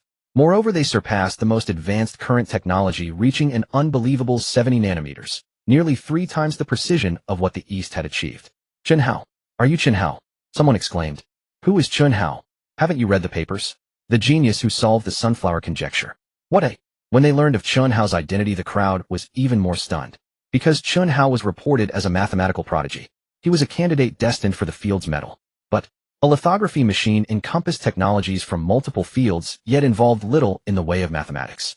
In other words, Chen Hao was not only a mathematical genius, but also a polymath in physics, chemistry, electronics, and more. How could such a person exist in this world? These blueprints. Gu Jinglian swallowed hard. Technically, the feasibility is indeed very high, but components like optical lenses and photoresist will be extremely difficult to develop with our current technology. This was a set of overall technical blueprints. The feasibility could be determined. However, the lithography machine involved too many fields, and with China's current technological foundation, a great deal of research and development was still needed. What you need to do is turn my technical materials into physical reality in the shortest possible time. With a rustle, Chen Hao took out several more documents. Photoresist technology, optical lens technology, and even wafer technology for manufacturing chips. In other words, all the supporting technologies related to the 70-nanometer immersion lithography machine were complete. Everyone was speechless. Wait. Du Yong, extremely excited, grabbed Chen Hao by the arm. My name is Du Yong. You came to find me, right? So you're one of us at the 45th Research Institute, aren't you? Du Yong, you're talking nonsense. Gu Jingluan snapped back to reality and rushed over in a single stride. Du Yong, do you know where this is? This is Shanghai Microelectronics Equipment. You're just a guest here, I'm the boss. Let me tell you, Chen Hao is on my turf, so he's one of us. Try to take him if you dare. Gu, what do you think you're doing? Boss, are you some kind of bandit? Bandit or not, what's it to you? You. Gentlemen. Chen Hao curled his lip. Maybe we should look at the contract first. Contract? Chen Hao sat on the bus. The arrangements in Shanghai were complete. What he needed to do was provide overall planning and a series of technical supports rather than handling everything himself. Xiao Jingfeng was in charge of RD. His sister-in-law and Ren Shui were handling the company setup. As for the lithography machine, the contract had been signed. Party A, CTC and Shanghai Microelectronics Equipment. Party B, Chen Hao. CTC and Shanghai Microelectronics Equipment would fund the development of the 70-nanometer lithography machine and establish a new company integrating RD and production. Chen Hao would contribute technology, taking a 40% stake in the new company and serving as the chief technical advisor. It was worth noting that he would not be involved in operations. Unlike general civilian technologies, lithography machines were vital to national interests. As a private entrepreneur, actually controlling a lithography machine company could invite trouble. In plain terms, even if China didn't cause him trouble, the West would. Furthermore, the contract stipulated that the lithography machines produced in the future would be supplied to Chen Hao unconditionally and with priority. He got a 40% stake without spending a cent. Were CTC and Shanghai Microelectronics Equipment willing? Of course they were. The technology Chen Hao provided surpassed the current era. If these two weren't willing, plenty of other institutions and companies would be. Once this was developed, it could seize the West by the throat. No. It would be stabbing the West in the lungs. The bus headed for Jinling. By evening, Chen Hao, who had been away from Jinling for several days, arrived home. His parents weren't home. Chen Hao checked his phone. At this hour, they should still be at the record store. His father handling business, his mother working as the cashier. He headed straight for the kitchen. At 7:30 p.m., a Jetta drove into the neighborhood. Chen Fuhai and Li Lan got out looking exhausted as they climbed the stairs. The record industry was too difficult. Old Chen, Li Lan frowned as she climbed. Maybe we should sell the record store. Honey, our family still depends on the record store. Wait. Li Lan's pupils contracted. Standing outside the door, she vaguely heard movement inside. Chen Fuhai heard it too. After glancing around, he picked up a red brick used to prop the door open. The couple coordinated seamlessly. Li Lan yanked the door open. Chen Fuhai charged in with the brick. You damn thief. The next moment, he stood frozen inside the doorway. Thud. The brick hit the floor. Honey, what's wrong? Li Lan rushed in. Their son was watching them with a smile. That wasn't the main point. The main point was that the house was spotlessly clean and the dining table was set with 4 dishes and a soup. Son, Chen Fuhai asked, dazed. You? How do you know how to cook? Before, even if his wife had to go to work, she would cook for their son first. Their son had never lifted a finger in the kitchen. But now, somehow Li Lan suddenly felt like crying. Her son had truly grown up. Dad, Mom, I'll get the rice. Chen Hao smiled. Good. Chen Fuhai quickly sat down. You sit down just because he told you to. Li Lan shoved him. Our son has been away for days. How exhausted must he be? He comes home to clean and cook, and you don't show any consideration. You go get the rice. Son, come sit down quickly. Chen Fuhai scratched his head and obediently went to get the rice. Mom, have some more. Dad, have some ribs. Chen Hao kept serving food to his parents. It's really delicious. Li Lan nodded repeatedly, her eyes inexplicably moist. Son, how did you learn to cook? Her son had gone from not knowing how to cook to being able to. He must have endured a lot of hardship, right? In her eyes, at least, her son was heartbreakingly endearing. Mom, I just threw it together. Don't overthink it, Chen Hao said gently. Son. Chen Fuhai's expression turned serious. Dad will work hard to earn money. As for that bonus of yours, Dad, you can't pay it back. Chen Hao shook his head. What do you mean? Chen Fuhai was baffled. The trends. Chen Hao shook his head. You have to read the trends in business. When the wind is right, even a pig can fly. But conversely, MP3s have swept the music market along with massive internet piracy. The record industry is at a dead end. The whole industry is finished. What use is your effort? Li Lan was stunned. She quickly came to her senses and nodded repeatedly. Our son is right. I was just telling you to sell the record store. But what else can I do? Chen Fuhai said with a mournful face. Wasn't he well aware of these circumstances? But what could be done? He could only pin his hopes on the market, wishing that one day the record industry would boom again. Dad, listen to me. Chen Hao looked at his father. Sell the record store as soon as possible. It's okay even if the price is low. As for what to do afterward, there's no rush for now. Take your time to look into it. Even if you do nothing, it's better than running a record store. Every day it was open, they lost money. Better to close it. Chen Fuhai thought for a moment, then finally gritted his teeth and nodded. All right, I'll listen to you. Chen Hao breathed a sigh of relief. As a son, he had to ensure his father's success in his career. He had long thought of helping his father find a profitable business. For instance, becoming a primary distributor for SP4. After finishing the meal, Chen Hao began gathering the dishes. Son, go rest, I'll handle it. Li Lan snatched the plates from him. Mom, it's fine. Chen Fuhai. Before Chen Hao could finish, Li Lan glared at her husband. Can't you see what needs to be done? Get to work. Chen Fuhai was bewildered. When his son offered to clean up, she said she'd do it. But then she ordered him around instead. What are you staring at? You clean up, he'll wash the dishes. Li Lan huffed. Oh, Mom, my dad is really good at washing dishes. Chen Hao added with a grin, twisting the knife. Chen Fuhai stared blankly at his son. What an ungrateful child. Just then, Chen Hao's phone rang. Chen Hao, are you back in Jinling? It was Qian Daping. Last time, the deputy mayor, education officials, and school leaders had personally come to congratulate Chen Hao, only to find he had gone to Shanghai. Just got back? Any orders, Boss Qian? Chen Hao asked with a laugh. I'm free now. Qian Daping was excited. How about tomorrow night? The whole class gathers, my treat. No problem, I'm always up for a free meal. You rascal. I'll post the notice in the QQ group. Don't you dare bail this time. When it comes to food ID, never bail. The call ended. Chen Hao fell into thought.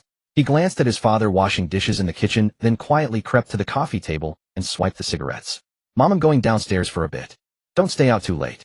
Li Lan was still tidying up. Downstairs, Chen Hao crouched by a flower bed. The lighter flickered and the cigarette glowed dimly. His homeroom teacher had mentioned posting in the QQ group. QQ group. He could never forget the internet giants from his past life. Social networks, online shopping sites, food delivery platforms. These internet companies were worth hundreds of billions, even trillions. They made life more convenient, but honestly, aside from the later stages of big data and the Internet of Things, their overall technological value was limited.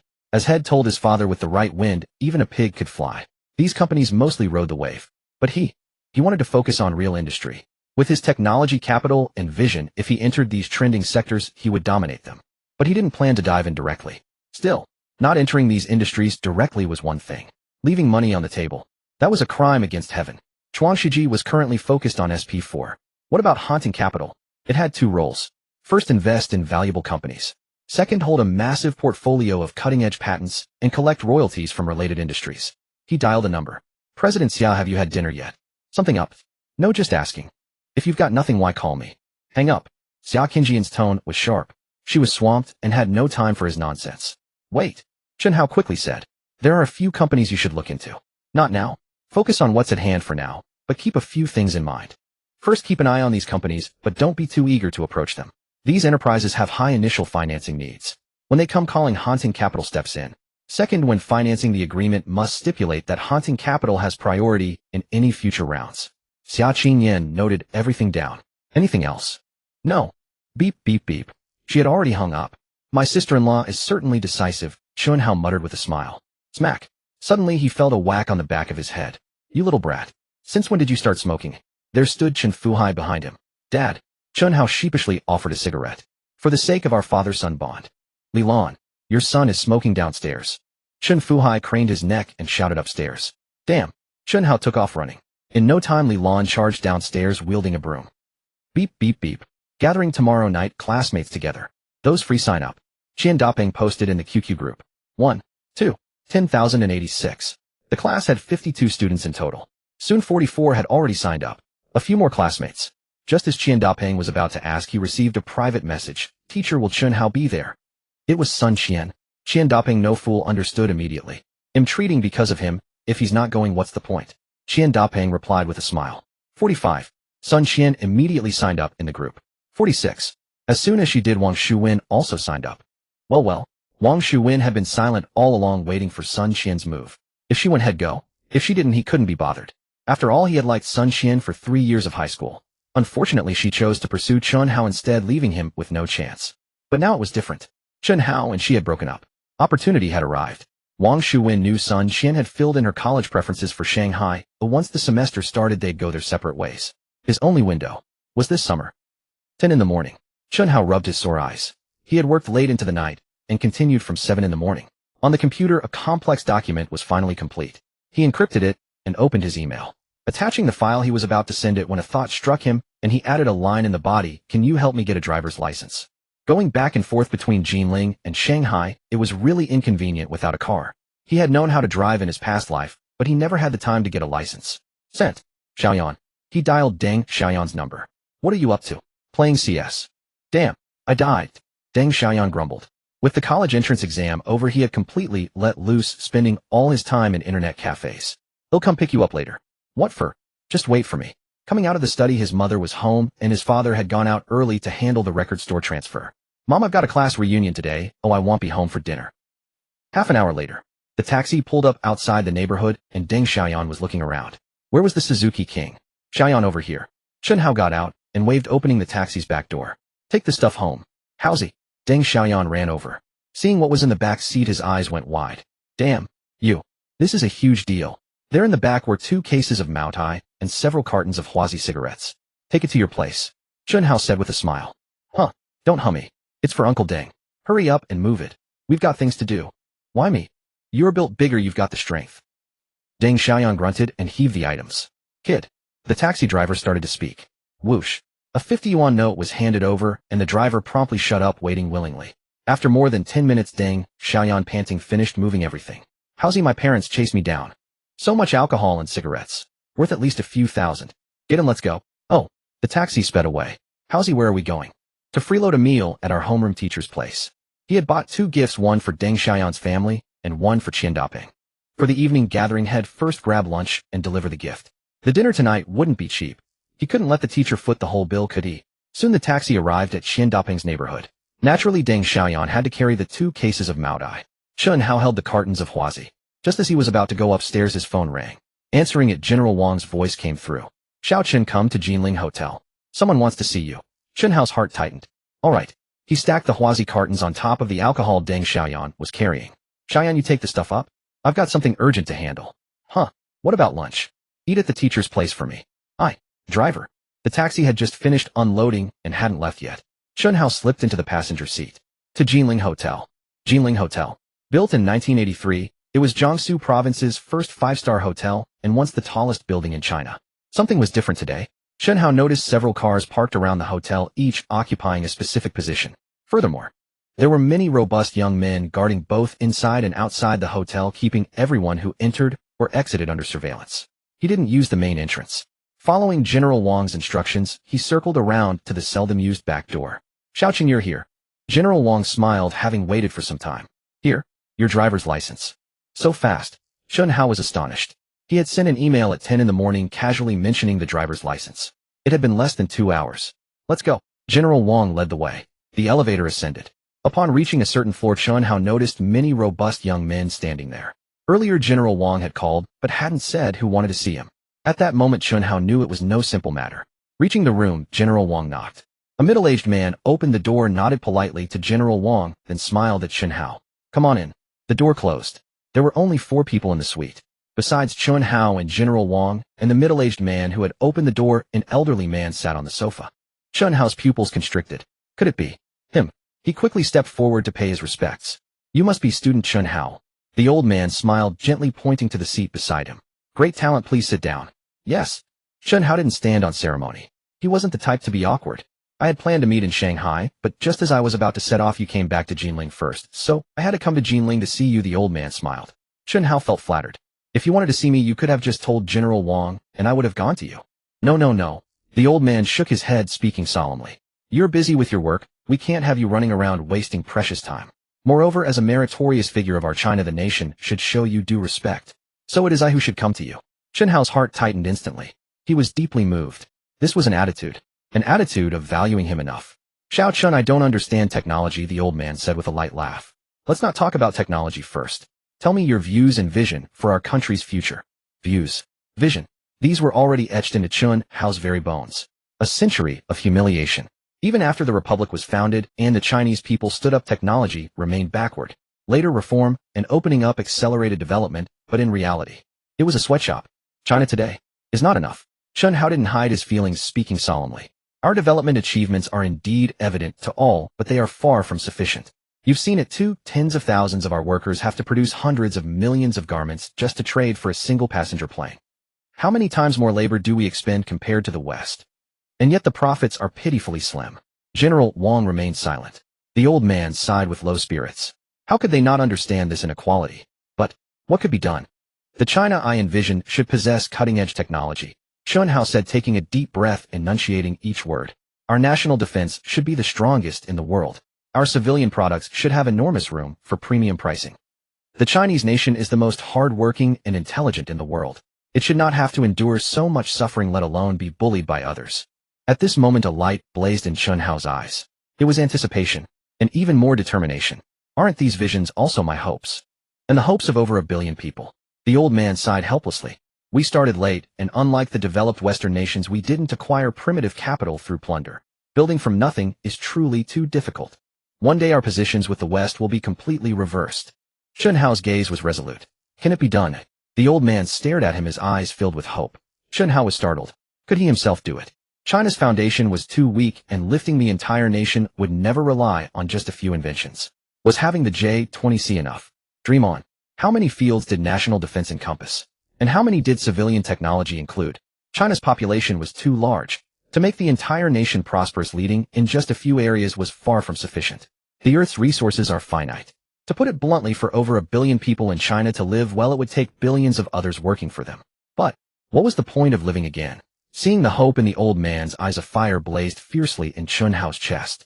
I want to try. His gaze was unwavering. Good. The old man's eyes lit up, then he spoke solemnly. Xiao Wang. Yes. General Wang stepped forward. From today on, you are Xiao Chen's liaison. Report everything to me. Yes. General Wang accepted the order. But inside a storm was brewing. He knew that Chen Hao's status as a national scholar had not only been recognized, but would also receive boundless support. Of course, the old man said warmly, reaching out to pat Chen Hao on the shoulder. Some things, most of your contributions won't be publicized. The areas you can get involved in will only be at the civilian level. You are a businessman. Chen Hao nodded. He understood the old man's good intentions. Either he could stop attending university and enter the National Research Center, receiving key protection. In that case, he wouldn't have to worry too much. But he insisted on going to university. The old man's words just now were meant to protect him. Some areas need to be planned as soon as possible, Chen Hao said. Write this down. The old man looked at the middle-aged man beside him. For example, quantum communication technology. I have a list of people here, many of whom are abroad. Find a way to bring them back. They'll help set up a quantum lab. Also, global satellite constellation technology, space station technology, high-speed rail technology. Chen Hao was, after all, just one person.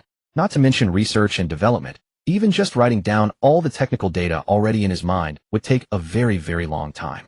Therefore, at most, he could provide the technology. The nation must have corresponding researchers. But China wasn't wealthy enough yet. The series of technologies he proposed couldn't possibly all be launched at once. It required money. So he also needed to create high-value-added industries in the civilian sector. The old man also gave his assurance.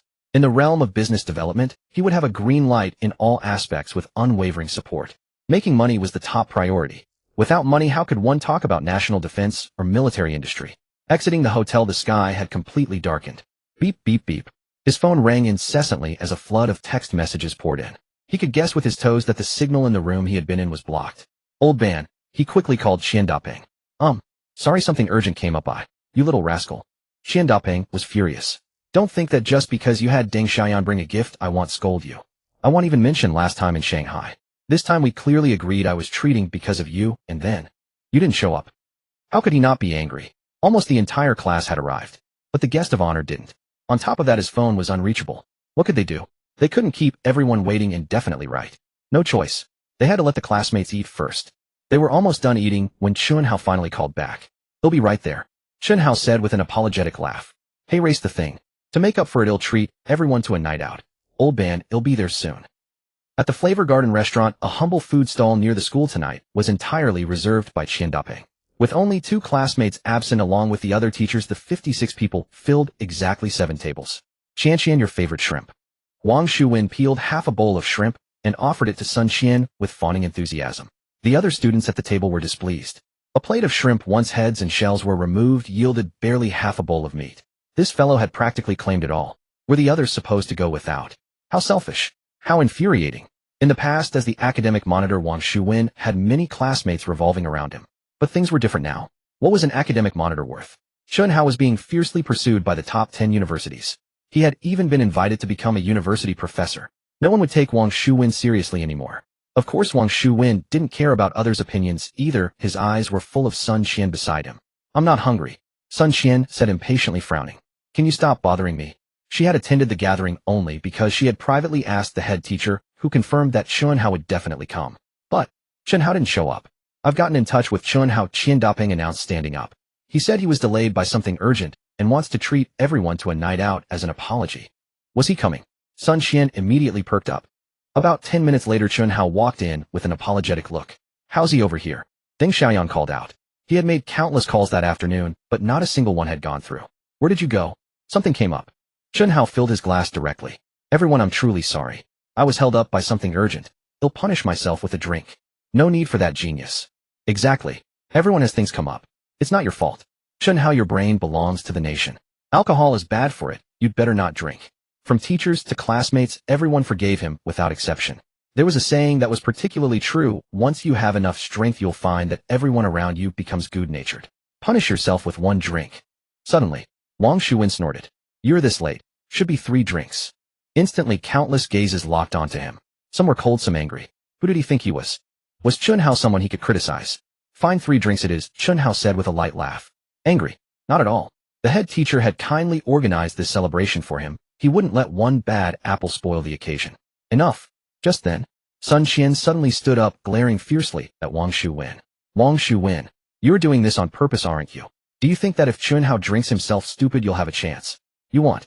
Never. Everyone was stunned. What was happening? Back when they were filling out college applications, Wang Shuwen had mocked Chen Hao and publicly announced that Sun Qian was his girlfriend. Not only had Sun Qian not denied it, but she had also joined him in mocking Chen Hao. Qian, Wang Shuwen was dumbfounded. Punishment drinks, huh? Sun Qian shot him a look of disgust, then quickly walked over to Chen Hao. Chen Hao will drink them for you. Shocked, Chen Hao never expected her to pull such a move. He couldn't let her drink. Gulp. Without even using a glass, Chen Hao drank straight from the beer bottle. In less than a minute, the bottle was empty. Enough for 3 drinks. Without looking at Sun Qian, he smiled at everyone. To make up for it, I'm treating everyone to a night out. Wherever you want to go, it's on me. Wang Shuwen clenched his fists secretly. How could he not know that Sun Qian had agreed to his pursuit just to make Chen Hao jealous? But even so, he had gladly accepted it. Now, he didn't even have the chance to be a tool. All of this was Chen Hao's fault. But what could he do? No matter what he compared, he was far inferior to Chen Hao. A world of difference. The key point was that from teachers to classmates, everyone sided with Chen Hao. He was all alone. How unwilling he was. Couldn't beat Chen Hao. At least he could make him bleed some cash. Golden Palace KTV. With that thought, Wang Shuwen immediately jumped up. Chen Hao, you said anywhere we want to go. Don't go back on your word. You little brat looking for a beating. Deng Xiaoyan immediately stepped forward. Earlier, when Wang Shuwen had demanded 3 penalty drinks, he was already furious. Anyone who made things hard for Chen Hao was making things hard for him. But with teachers and classmates present, he held back from exploding. However, Golden Palace KTV, one of the most expensive entertainment venues in Jinling. Was he trying to fleece his brother? Wang Shuwen. Even Qian Dapeng couldn't stand it.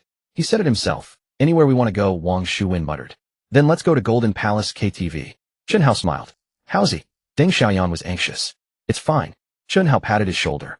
Only Wang Shuwen was making a fuss, and most of the classmates had a good relationship with him, and the teachers were even more partial to him.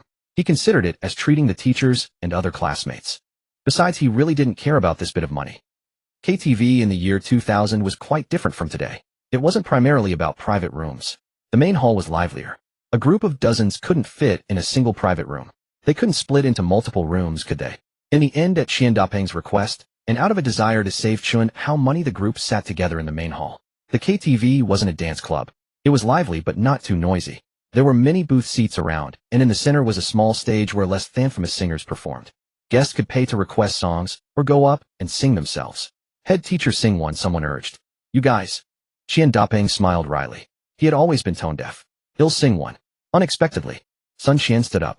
She stepped onto the stage, said a few words softly to the accompanist, then picked up the microphone and looked at Chen Hao. This song is for the boy I like. I will be with him forever, never leaving him. In an instant, all eyes focused on Chen Hao. Sun Qian gazed at him with affection, while saying it was for the boy she liked. It was more than a confession, it was a vow of lifelong devotion. Unfortunately, she received no response from Chen Hao. My longing is an untouchable net, my longing is no longer a bursting dam. Why on those rainy days do I deeply think of you? As Sun Qian sang. She kept her eyes fixed on Chen Hao, her gaze filled with tenderness. Only Chen Hao knew that her apparent affection at this moment was merely a reflection of her fickleness for wealth. Head teacher, let me toast you. Chen Hao poured wine for Qian Daping. She sang that for you. Qian Daping laughed. Really? I didn't notice. Chen Hao was indifferent. When the song ended, Wang Shuwen nearly ground his molars to dust. Especially thinking back to earlier at the food stall meticulously peeling shrimp for her. What was he? A joke, he? Sun Qian was equally disappointed. Chen Hao hadn't even glanced at her. Could it be? Because of Wang Shuwen? Chen Hao. She walked up to him, secretly clutching the hem of her clothes. How about this? Without looking at her, Chen Hao addressed the teachers and classmates with a cheerful laugh. He'll sing a song for everyone too. He was going to sing. In 3 years of high school, no one had ever heard Chen Hao sing. Great. Qian Daping laughed heartily. Everyone applauded. Ignoring Sun Qian standing beside him, Chen Hao walked straight to the stage. He said a few words to the accompanist. Then someone handed him a guitar. Damn. Deng Xiaoyan was utterly astonished. How's he? You can play the guitar. The two had grown up together, inseparable, and always together. When had this guy learned guitar? There was no backing track. The next moment, the sound of the guitar floated through the air. Then came Chen Hao's voice. Instantly, the once bustling hall fell into dead silence. Countless gazes turned toward the stage. This land I begin my stroke. Bloodlines stretch for thousands of miles. Through centuries, 600 years. The dragon's descendants endure storms. Dead silence. In the hall, only the guitar and Chen Hao's voice lingered. After a long while, hushed murmurs arose. Beautiful. This song. Never heard it before. So powerful.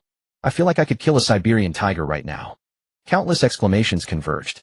In the 1990s, Hong Kong and Taiwan songs dominated, and even in 2000, that trend persisted. Yet, Hong Kong and Taiwan styles leaned toward romance. Dragon Scale of Heaven and Earth from 20 years later instantly ignited everyone's passion. This passion had nothing to do with love, but with the nation. These dragon scales once fell, clanging to the ground like shattered ice. Each scale an inch of heart. A tale so drifting I cannot bear to listen. Chen Hao's singing skills were far from professional. But his emotion, these lyrics, easily transported everyone to the humiliating past of China. The nation's fate, raised high, revived once more. Wander heaven and earth, seek the dragon scales. The dragon's bloodline thrives like a forest. The final line fell. Applause. The entire hall echoed with unceasing clapping. Chen Hao set down his guitar and walked over, greeted by the incredulous gazes of the whole class. Chen Hao. Sun Qian started to speak. Sun Qian let it go. Qian Daping suddenly spoke. These students had already graduated, about to enter university. Originally, matters of young love among students were not for a teacher to meddle in. But from Chen Hao's expression while singing, and even the meaning of the song, much was already clear. Qian Daping looked at Sun Qian and sighed. Chen Hao's dream is the vast sea of stars, not those trivial loves. Chen Hao took the stage to express his ambition through song. He wanted to revive China. Of course, Qian Daping was wrong on one point. Chen Hao did not reject love entirely. He just didn't need Sun Qian's love. No. No. Sun Qian suddenly ran toward Chen Hao. Chen Hao, you love me, don't you? Let's stay together, okay? I wasn't with Wang Shuwen. Oh, I was just trying to make you jealous. If you don't believe me, we can go to a hotel, alright? They'll prove it to you. The crowd was stunned. Damn, we're still kids. How dare you talk about hotel rooms in public? Chen Hao remained silent, just looking at her with indifference in his eyes. Chen Hao, I truly like you. Sun Qian sobbed. Miss Sun, you're drunk, Chen Hao said. I can wait.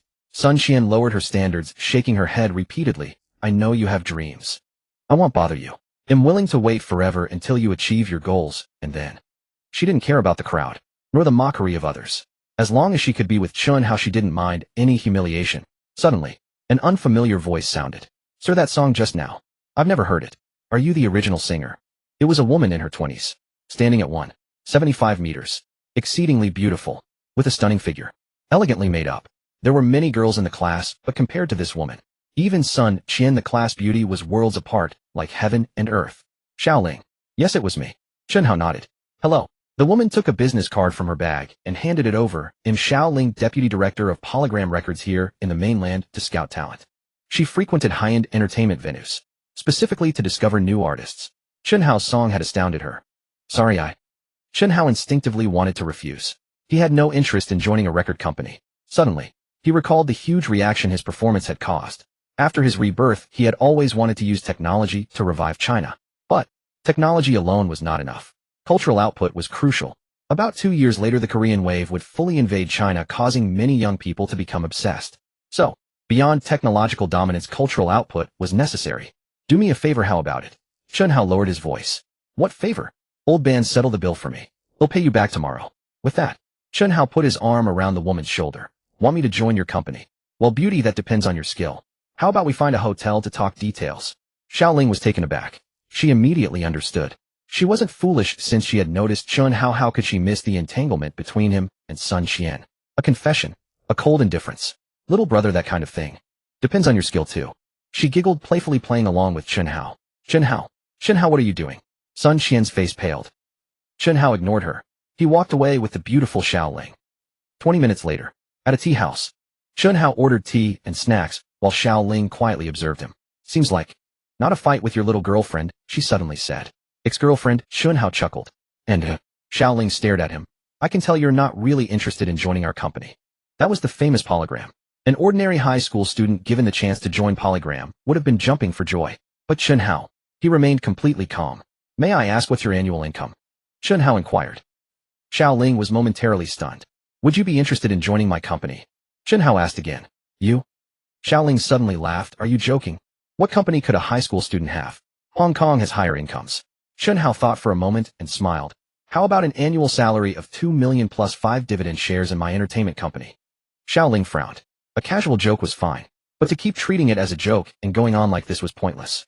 Give me your phone. Chen Hao took out his own phone and placed it on the table. Don't worry, mainland law is strict. I won't steal your phone.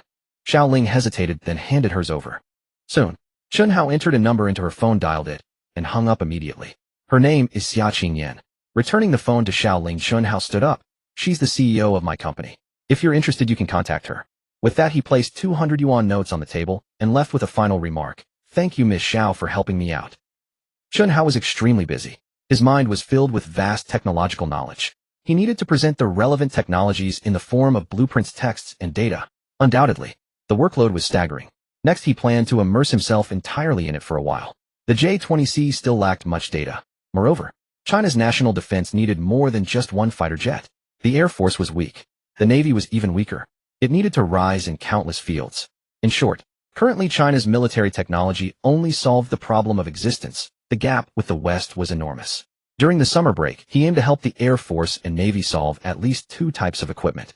Meanwhile, he awaited the completion of the SP-4S development. Xia Qingyan was acquiring an electronics factory to serve as the SP-4S assembly plant. With part suppliers like Rin Jinshuan, once development was finished, production could begin swiftly. Why did he urge Qiu Zhengfeng to develop it quickly? Because he needed the SP-4 to go viral globally before September, securing orders from developed countries and making a fortune. In September, there was a golden opportunity to get rich. In 2000, the internet bubble burst, ruining many people. But it also allowed a few to become wealthy almost overnight. This was Chen Hao's chance.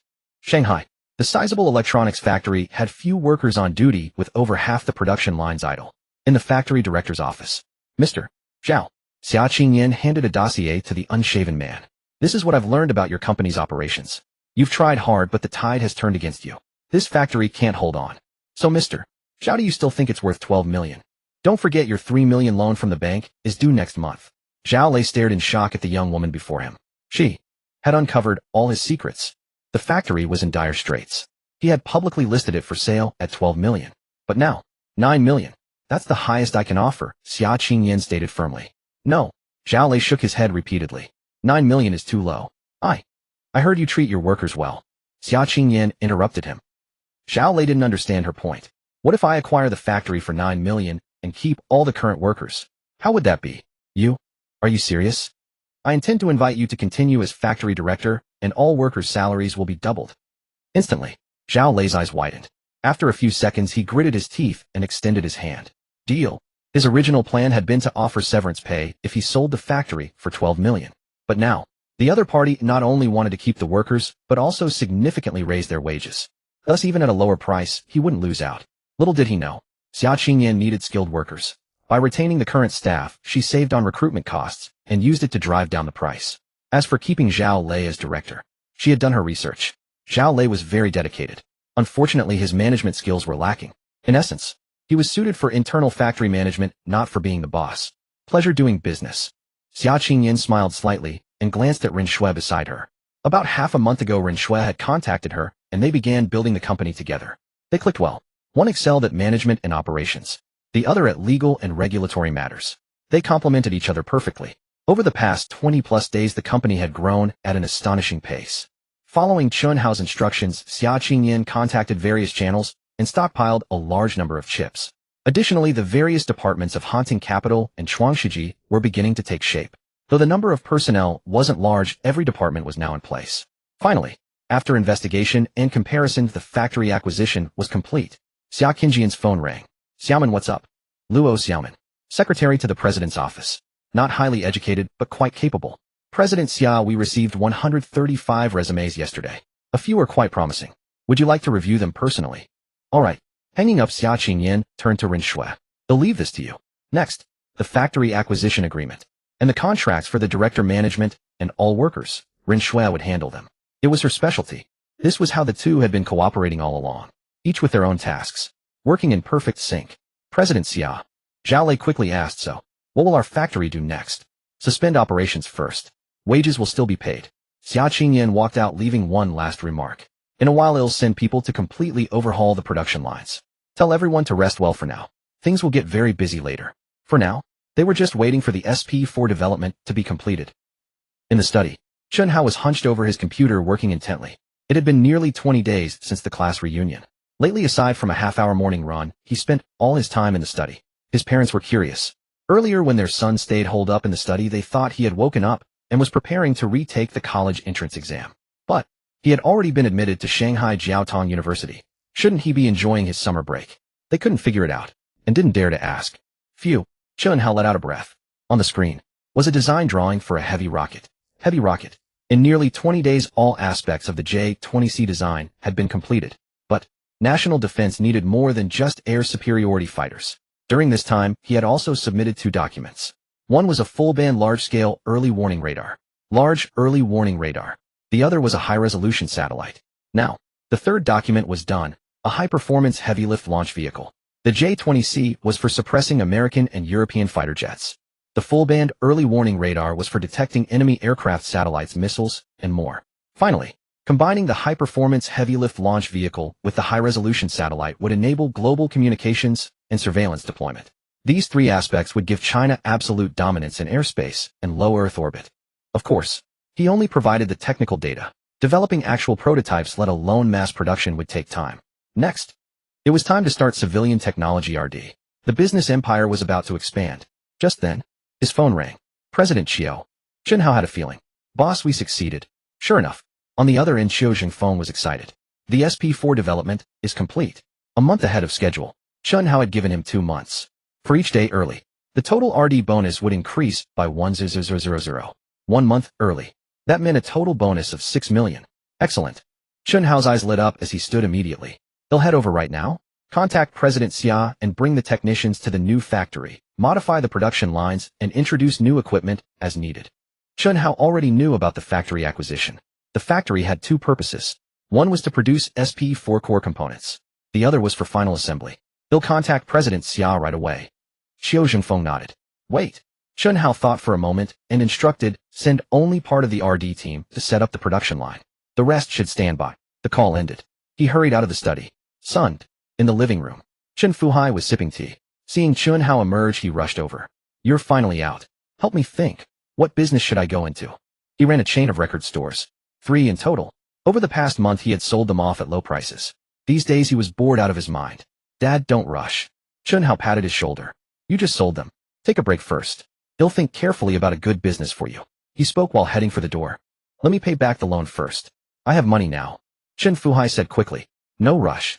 And bang. Chen Hao had already closed the door and dashed downstairs. That brat. Chen Fuhai frowned. Either he stayed cooped up in the study all day, or he dashed off without a word. Suddenly, he remembered his son patting his shoulder. Little punk. Who do you think you are? I'm not your underling. Chen Hao didn't hear that. If he had. Dad, you might really become my underling someday. Downstairs, he hailed a taxi, but didn't head to the bus station. Buying tickets. Waiting for the bus. The coach was also slow. That would waste more time. Last time General Wang had already given him his driver's license. Time to buy a car. The Honda sedan sped along the road. The car was newly purchased. Damn it. Chen Hao couldn't help but curse. 2 hours earlier, he had witnessed the arrogant demeanor of the 4S store staff, their noses practically pointing to the sky. There was no helping it. Although 4S stores had entered China over a decade ago, they were mainly in Shanghai. Only last year did Jinling get its first 4S store, Guangzhou Honda. As for BBA 4S stores, they hadn't yet arrived in Jinling. Thus, the Honda 4S store staff acted with impunity. With no competitors around, customers spending money felt like they were begging for service, which was particularly infuriating. Within 2 years, I'll make you all jobless. Chen Hao sneered. The automotive industry was a high-tech sector with enormous profit margins. It was also one of the industries he planned to enter. However, he would have to wait a while. The reason he was rushing to develop SP4 was to use this new product to amass as much capital as possible. And the reason he was only developing SP4 was that he needed to complete an unprecedented capital expansion by September. In other words, many areas of his plan would have to wait until after September. After all, he had only extorted $100 million from Microsoft. That amount was far from enough to venture into numerous fields. Before he knew it, he was nearing Shanghai. Suddenly, Chen Hao's pupils constricted. By the roadside ahead, a man in coarse clothing was holding a woman. He knelt by the highway, his eyes filled with despair, his entire figure as still as a sculpture. Liu Qingshan's eyes were bloodshot. There was despair, but even more anger and unwillingness. His mother had suddenly fallen critically ill. The small town where he lived lacked the facilities to treat her. She had to be sent to a major hospital immediately. Yet, carrying his mother to the roadside, not a single car had stopped. He had once knelt and begged, weeping. And what was the result? He had made significant contributions to the nation, shedding blood to protect the people of Huaxia. Yet the very people he had risked his life to protect now turned a blind eye to his plight. His mother's condition was worsening. She was on the verge of death. He was utterly despairing. Screech. Just then a car pulled up beside him. What's wrong? Liu Qingshan snapped back to reality. My mother is dying, please. Get in. Chen Hao had no time for lengthy explanations. Can you drive? Yes. Liu Qingshan nodded hastily. Having served in the military for years as a top reconnaissance squad soldier, how could he not know how to drive? You drive? Me. Hurry. Chen Hao rushed over and carried the elderly woman to the back seat. Within his mind, the memories of over 2,000 scientists included medical knowledge. The old woman's face was pale with traces of blood at the corners of her mouth. Occasionally, even a trickle of blood seeped out. Her body temperature was dropping. Her breathing was weakening. Drawing on his medical knowledge and synthesizing the old woman's symptoms, he made a quick diagnosis. This was acute gastrointestinal bleeding. With neither medication nor surgical tools available, he could only apply basic first aid using his medical knowledge to stabilize her vital signs as much as possible. Turn right, he directed while administering aid, occasionally looking ahead to guide Liu Qingshan. Then turn left ahead. Head to the First People's Hospital fast. To hell with the red light. Run it. Step on the gas, understand. Speed up. Liu Qingshan remained silent, throughout cold sweat beading on his forehead as he endured Chen Hao's shouts. Half an hour later, the car screeched to a halt at the entrance of the First People's Hospital. Help! Chen Hao shouted loudly, sprinting with the elderly woman in his arms, acute upper gastrointestinal bleeding. Save her! Finally, as the old woman was wheeled into the operating room, Chen Hao collapsed to the ground, gasping for breath. The emergency care along the way, and carrying the old woman as he ran, had nearly exhausted him completely. Outside the operating room, thud. Liu Qingshan knelt directly before him. Enough! Chen Hao frowned, lifting him up. A man's knees are worth gold. Don't kneel so easily. Only your parents deserve your kneeling. Patient's family. At that moment, the operating room door opened. A medical staff member came out and shouted with a frown, the patient is hemorrhaging heavily and needs a lot of blood. The cost will be high. First, pay a deposit of 10,000 yuan. 10,000 yuan. Liu Qingshan nearly fainted. Where would he get that much money? His eyes reddened. He'll pay the fee. Having decided to save them, he wouldn't give up halfway. He had intervened because he saw that Liu Qingshan and the old woman were mother and son, and he admired the man's filial piety. Since he had saved her, he wouldn't stop halfway. He paid 20,000 yuan directly and quietly slipped away while Liu Qingshan was still outside the operating room. Haunting Capital Headquarters. The CBD area, consisting of 3 buildings, was guarded by a few lackadaisical security guards left behind by Madafa. The Honda sedan slowly approached. Spotting Chen Hao, the security guards immediately saluted. Good day, Chairman Chen. Good work. Chen Hao tossed over a pack of Huazi cigarettes. Thank you, Chairman Chen. The guards were ecstatic. Who was this gentleman? He was a client that even their boss Madafa was eager to please. Indeed, the construction team sent by Madafa was working overtime to renovate the buildings. After nearly a month, half of one building was ready for use. Of course, the other two buildings were still in a rough state. At Annex Building A, Xiao Jingfeng was waiting downstairs with several people. Boss. They beamed with delight. Come and carry the boxes. Chen Hao opened the trunk and pulled out several black cases. Soon the group headed straight to the RD department floor. Compared to last time, it was completely different. The windows were spotless, the tiles gleamed, the walls were pristine, and central air conditioning had even been installed. Because it was put into use hastily, the decoration wasn't luxurious, but it sufficed as an office. Following Chen Hao's instructions, Xiao Jingfeng had sent a few RD personnel to the factory to oversee production line modifications and purchase new lines. Since they had developed the product, they naturally knew the requirements. The remaining 40 to 50 people were at the RD center. Time to distribute the money. Chen Hao didn't like wasting words and opened the cases directly. Revealed. Stacks of neatly bound 100 yuan notes. 6 million in bonuses split among yourselves, he said with a smile. Dozens of people stood dumbfounded. The boss hadn't been feeding them empty promises. A 3 million bonus for successful RD. For each day the 2-month development period was shortened, the total bonus increased by 100,000. 6 million. Right before their eyes. At that moment, they would gladly give their lives for Chen Hao. Who had ever seen such a generous boss? Long live the boss. 10,000 years. Boss him with you for life. The crowd cheered excitedly. The RD department had fewer than 70 people, so each would get roughly 100,000. What did that mean? Previously, their monthly salary was only around 1,000 yuan with an annual income of just over 10,000. In other words, the bonus from this single month was equivalent to 7 or 8 years of their previous work. All right. Xiao Jingfeng, struggling to contain his excitement, waved for silence, and then looked at Chen Hao. Boss, what's next? First, resolve the new factory's production line issues. Second, visit the non-core component suppliers that General Xia found and guide them in producing the parts. Indeed, the immediate goal was to ensure high-quality mass production of the SP4 in the shortest possible time. These RD personnel, as the developers of the SP4, knew the product best. Their guidance was essential for foolproof execution. That's simple. Xiao Jingfeng nodded. We'll disperse to different locations and get it done within a week. After that, take a few days off first. And then, recruit talent. Chen Hao took a deep breath and looked at the team. The RD department is understaffed. I'm sure many of you know researchers in other fields. Go poach them. For each person you bring in based on their skill level, you'll get at least a month's salary as a reward. Then the RD department will split into multiple groups to develop various products. Recruit talent. At least a month's salary as a reward. And crucially, once the needed talent was secured, they would move on to new product development, meaning, given the boss' generosity, even more bonuses awaited them. At that moment, everyone was brimming with motivation. All right. Chen Hao turned to Xiao Jingfeng. For those not here today, distribute their bonuses later. I need to see General Xia about something, so we'll head off now. Annex Building A had a total of 22 floors. The renovation proceeded from top to bottom. Currently, floors 13 through 22 were already completed. The RD department was on the 18th floor. According to the plan, floors 13 to 18 were all designated for RD, but with so few staff at present, a single floor was more than sufficient. On the top floor was the headquarters office of Hanting Capital. In the future, Hanting's headquarters would move to the main building. However, since the main building was not yet renovated, they were temporarily stationed in Annex Building A. Sir, may I ask whom you are looking for? The receptionist flashed a professional smile. I'm looking for President Xia. Sir, I'm sorry, but you need an appointment to see President Xia. Chen Hao. At that moment, a surprised voice rang out from afar. It was Ren Shui walking out with documents in hand, only to find Chen Hao stopped by the receptionist. President Ren, long time no see. Chen Hao smiled. Let's talk inside. All right. Chen Hao followed behind her. The receptionists exchanged glances among themselves. Who is he? So handsome. And he knows President Ren. Could he be President Ren's boyfriend? He's clearly younger than her. TCH, don't you get it? President Ren is a strong woman. It's perfectly normal for her to have a younger boyfriend. I wish I could have a taste of youth too. First, you'd need to have President Ren's capabilities. The office was quite minimalist. What would you like to drink? Water. Coffee. Ren Shui asked.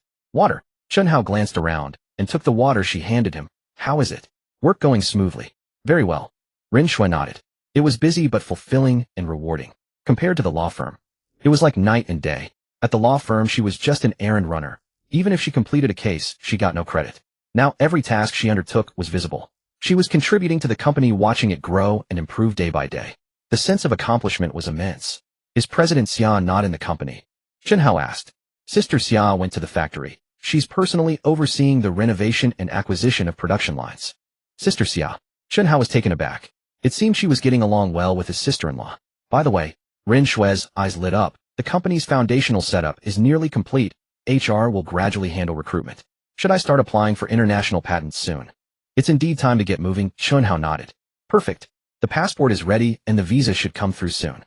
Rin Shui couldn't contain her excitement. Lately she had mainly been assisting Xia Qingyan. Applying for international patents was her core responsibility. Besides applying for international patents, I have another task for you. What task? They'll tell you in a few days. We need to wait until the SP4 goes into mass production. Alright. Rin Shui nodded. I'll call my dad and tell him to speed things up too, so he doesn't hold us back. How about I go with you later?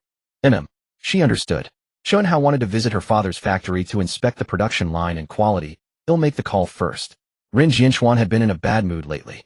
Nearly a month ago when he secured the contract with Chuangshiji, he was initially ecstatic. But later he realized it was just a contract, a future cooperation agreement. The problem was that the SP4 hadn't completed its development, yet so Chuangshiji hadn't placed any orders or provided parts drawings. He couldn't produce anything. To make matters worse, he had fallen out with Ma Chong. The other party had withdrawn their orders. His factory was left with no business at all. Yet he had a large workforce to support. A few days ago when he paid wages, the factory employed about 400 or 500 people, costing him hundreds of thousands in one go. And he dared not lay off workers. What if Chuangshiji suddenly placed an order and he had no workers?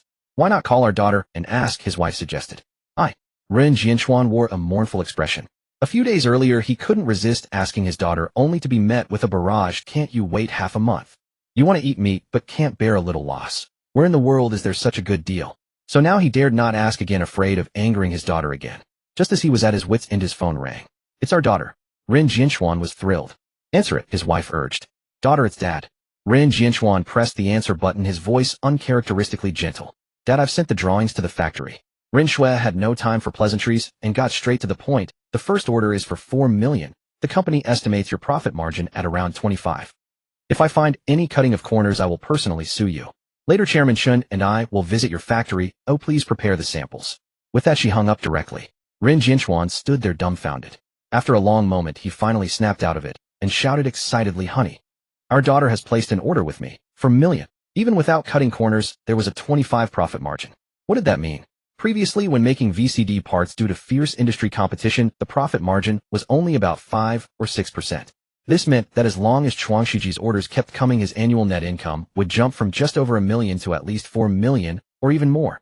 Rin Jianchuan hurried out the door. Honey, my son-in-law. No. Chairman Chun is coming to the factory. He rushed to the factory immediately. As soon as he got the drawings, he would make samples right away. Every second counted. It wasn't just Rin Jianchuan.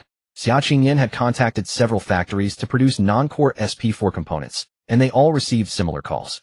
Rin Jianchuan was overjoyed, but others were not so happy. Take Ma Dongqing, for example. In his office, Dad. Ma Dongqing stood before Ma Chong. You told me to come back. You promised I could marry Rin Shui, but now, what do we do? He had fallen for Rin Shui at first sight. No, it was more like lust at first sight. They hadn't seen each other for over a decade, so how much real feeling could there be? It was purely because Rin Shui was beautiful. What can I do? Ma Chong roared angrily. I've already withdrawn Rin Jianchuan's orders, and he still won't back down. What now? Should I put a knife to his throat and force him to marry his daughter to you? He couldn't understand it either. He had pulled the orders and even sent people to secretly monitor Rin Jianchuan's factory, confirming it was almost at a standstill. Why wasn't he giving in? Boss. A knock came at the door. Enter. A man in glasses walked in. When he saw Ma Dongqing, his expression turned a bit odd. Speak freely. There are no outsiders, Ma Chong said in a low voice. Boss, you asked me to monitor Rin Jianchuan's factory, right? There's movement. Oh. Just now Rin Jianchuan rushed to the factory in a hurry and met with Rin Shui and a young man. A young man. Ma Dongqing's pupils suddenly contracted. An image of a handsome face instinctively surfaced in his mind. Together with Rin Shui. Could it be? That little bastard. Last time his father had pulled him away, and afterward he had specifically hired someone to investigate. That kid hadn't lied. He had actually solved some conjecture, and many media outlets had reported it. Unfortunately, that kid was from Jinling, so there was no chance for revenge. Dad'll take my leave now. Ma Dongqing excused himself. The moment he stepped out of the office, a fierce glint flickered in his eyes. A math prodigy. What if his head got bashed in? Would he turn into an idiot? He pulled out his phone and dialed a number. Brother Fei, help me deal with someone. After the call, he slipped into a Mercedes. At the arrival level of Pudong Airport, a fashionably dressed woman stepped out. Her stunning beauty coupled with her chic attire instantly drew countless gazes and an astonishing head turn rate. Exiting the airport, she removed her sunglasses. Behold. It was Xiao Ling. Over half a month ago, Chen Hao's song, Dragon Scale of Heaven and Earth, had left her utterly awestruck, sparking the idea of recruiting him. Instead, he ended up trying to recruit her. In truth, she hadn't fully believed his words. Yet a few days later she stumbled upon a familiar photo in the media, the genius youth who had cracked the sunflower conjecture. Thus curiosity about Chen Hao took root in her heart. He had once used her phone to call Xia Qingyan, so she dialed that number. Through Xia Qingyan she learned that Chen Hao was the chairman of Haunting Capital, a company that had already grown to considerable scale with its headquarters in Shanghai. As the deputy director of Polygram Records, Xiao Ling had many connections. After some investigation, she confirmed the company's existence. Moreover, its boss had splurged to buy 3 buildings. Even so, she hadn't considered jumping ship until a few days ago. Then came the layoffs at Polygram. Just like Chen Fuhai's record store business was so poor it had to be sold. In truth, the global record industry was reeling under the onslaught of MP3s and the internet. Polygram was no exception. Feeling the pressure, she realized that without long-term planning, immediate worries would arise. So she took 3 days off and flew to Shanghai. Exiting the airport, she dialed Xia Qingyan. President Xia, it's Xiao Ling. I've just arrived in Shanghai. May I ask if you're free? Xia Qingyan was taken aback. Chen Hao had left her number with Xiao Ling and later mentioned it to her. If Xiao Ling showed interest, she was to inform him immediately. Miss Xiao, I'm rather busy right now, Xia Qingyan said, swamped with work at the assembly plant. I see. But our boss is in Shanghai. At Jianchuan Electronics Factory, Ren Jianchuan was giving Chen Hao and Ren Shui a tour. Over an hour ago the blueprints had arrived and sample production was underway. Boss. The workshop director rushed over presenting the freshly made sample. The sample is ready. What do you think? Chairman Chen, Ren Jianchuan said with a flattering smile, please take a look. Chen Hao took the sample and inspected it carefully. The SP4 was his design and he knew every component by heart. The specifications were correct and the quality was flawless. President Ren, Chen Hao said with a nod and a smile. I hope that from now on the quality of every component produced here meets this standard. It'll ensure our partners have sufficient profit margins, but quality must be guaranteed. Rest assured, Chairman Chen, the quality will be impeccable, Ren Jianchuan declared solemnly. This man was a veritable god of wealth. Moreover, innovation vision offered generous profit margins. If quality issues led to a loss of such a partnership, where would he find another like it? Just as Chen Hao was about to speak, his phone rang. Xiao Ling is in Shanghai and will head to the headquarters later. I'm tied up here, Xia Qingyan reported. She's here. A flicker of joy crossed Chen Hao's face. Fine, you handle your work. You'll receive her. Ren Shui's brow furrowed slightly. Who had arrived? Why was he so excited? Sister Shui. Chen Hao turned to leave. Are you staying, or? I'm going back with you, Ren Shui replied without hesitation. She was dying to know who had stirred such excitement in Chen Hao with a nagging suspicion that it was a woman. Daughter, I had your mother prepare a meal. Ren Jianchuan called out. I'm busy, Ren Shui said without looking back. Ren Jianchuan smiled wryly. Boss, what's next? The workshop director asked. Let's get to work. Ren Jianchuan snapped back to reality, laughing heartily. Work overtime. Issue a notice, double the overtime pay, and if the order is completed within a month, everyone gets a bonus. Give it your all. Yes. The workshop director was overjoyed. Meanwhile, Chen Hao drove the Honda out of the factory. Why the rush? Ren Shui feigned casual curiosity. Xiao Ling is here. Xiao Ling. Ren Shui was taken aback. Having spent much time with Xia Qingyan, she had heard of Xiao Ling, the deputy director of Polygram Records, whom Chen Hao wanted to recruit. Recruiting was nothing new. Wasn't she also recruited by him? But had he ever been this excited about recruiting her? Could it be that he had feelings for this woman? Her mood soured. Jianchuan Electronics Factory was in the suburbs, an area dotted with factories akin to a light industrial park. The car sped along. Suddenly a truck hurtled toward them. Chen Hao slammed on the brakes in alarm. Screech. With a piercing sound, the Honda swerved and skidded to a halt by the roadside. Then a van suddenly blocked them from behind, flanking the car with the truck. The Honda was trapped. The doors of the truck and van swung open. A gang of men rushed out, their faces fierce and menacing. Get out. The leader, a burly man with a tiger tattoo on his arm and a baseball bat in hand, banged on the Honda's hood. Get the hell out. Tell me, how are you going to settle this? You almost made me crash. Chen Hao, don't get out. Let's call the police. Ren Shui was terrified. Chen Hao frowned. The truck had nearly slammed into his car. Was it a coincidence? Even if the truck losing control was. Then his sudden stop hadn't touched the van. Moreover, the men from both vehicles came for him together, all armed. Clearly, in cahoots. Was this premeditated? Who had he offended in Shanghai? Suddenly his gaze fell on a Mercedes parked tens of meters away. Sister Shui, do you recognize that car? He pointed. Ren Shui's pupils contracted. That car? How could she not recognize it? Uncle Ma had always driven that very car. Ma Chong, she exclaimed in shock and anger. It's probably not Ma Chong. Chen Hao shook his head. Bang. A loud crash. The baseball bat shattered the windshield. Up.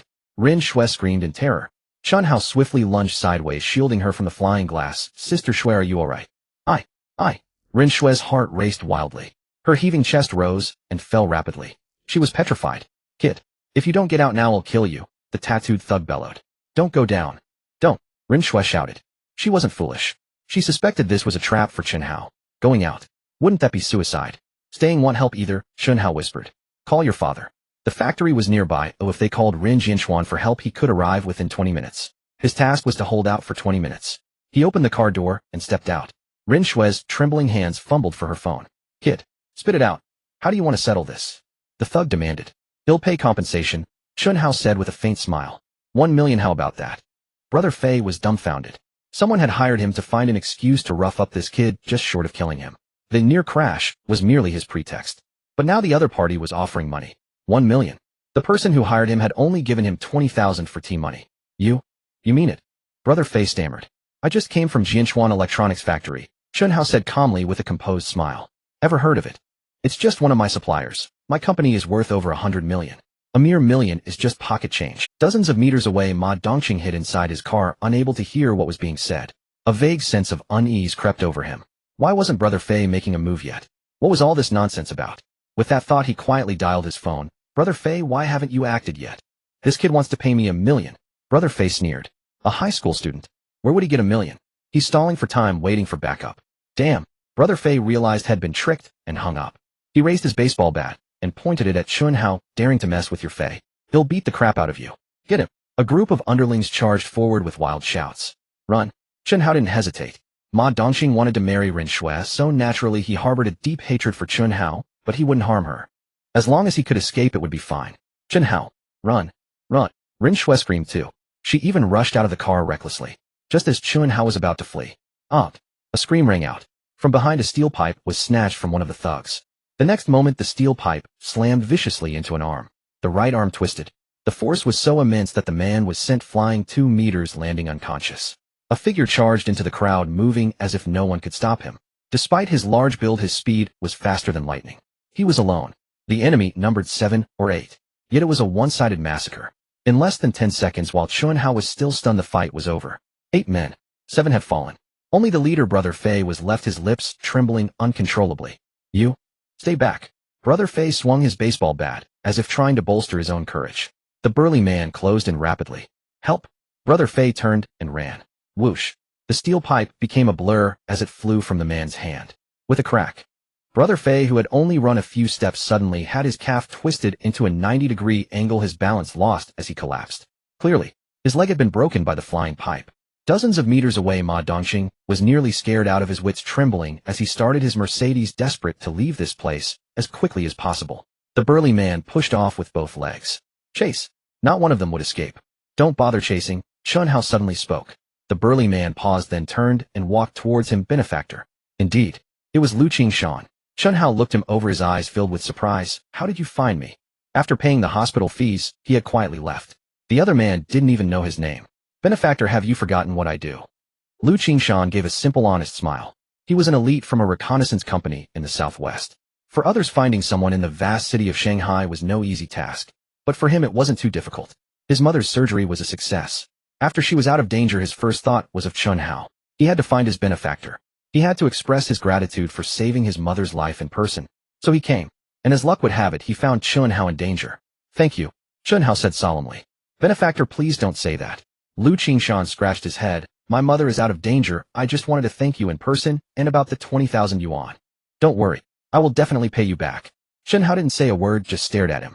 Being stared at by his benefactor like this made Lu Qingshan uncomfortable. Benefactor, how about coming to work for my company? Chen Hao asked.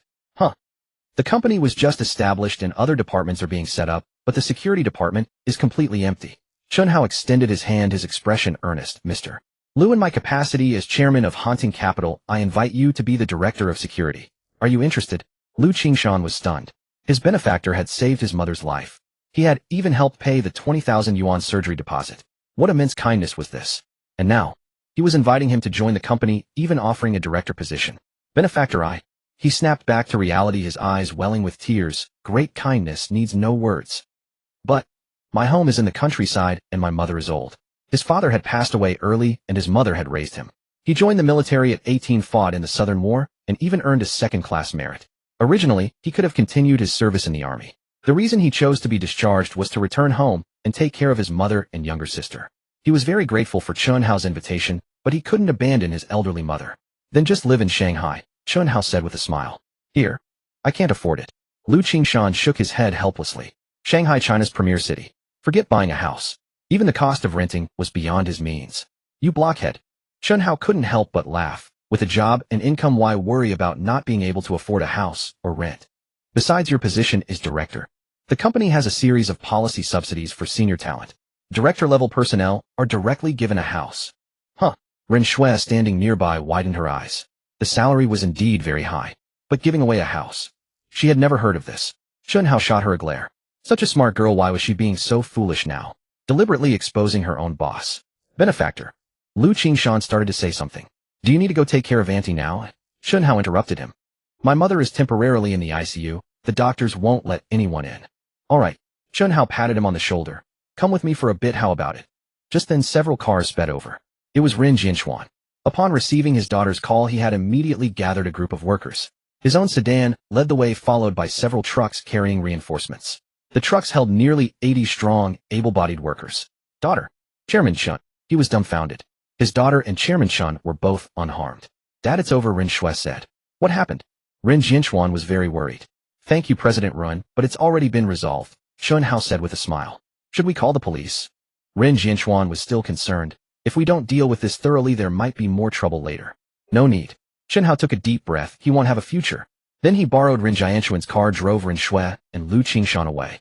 The Honda's windshield was completely shattered and couldn't be driven for now. Chen Hao drove with one hand and dialed a number. I was just attacked by a guy named Ma Dongqing. He had already told Ren Jianxuan earlier. That man had no future. In Yinjing at the Southwest Sea. Outrageous. Slap. The old man slammed the table in fury. Just moments ago, he had received a report from General Wang that the young national scholar had been attacked by gangsters.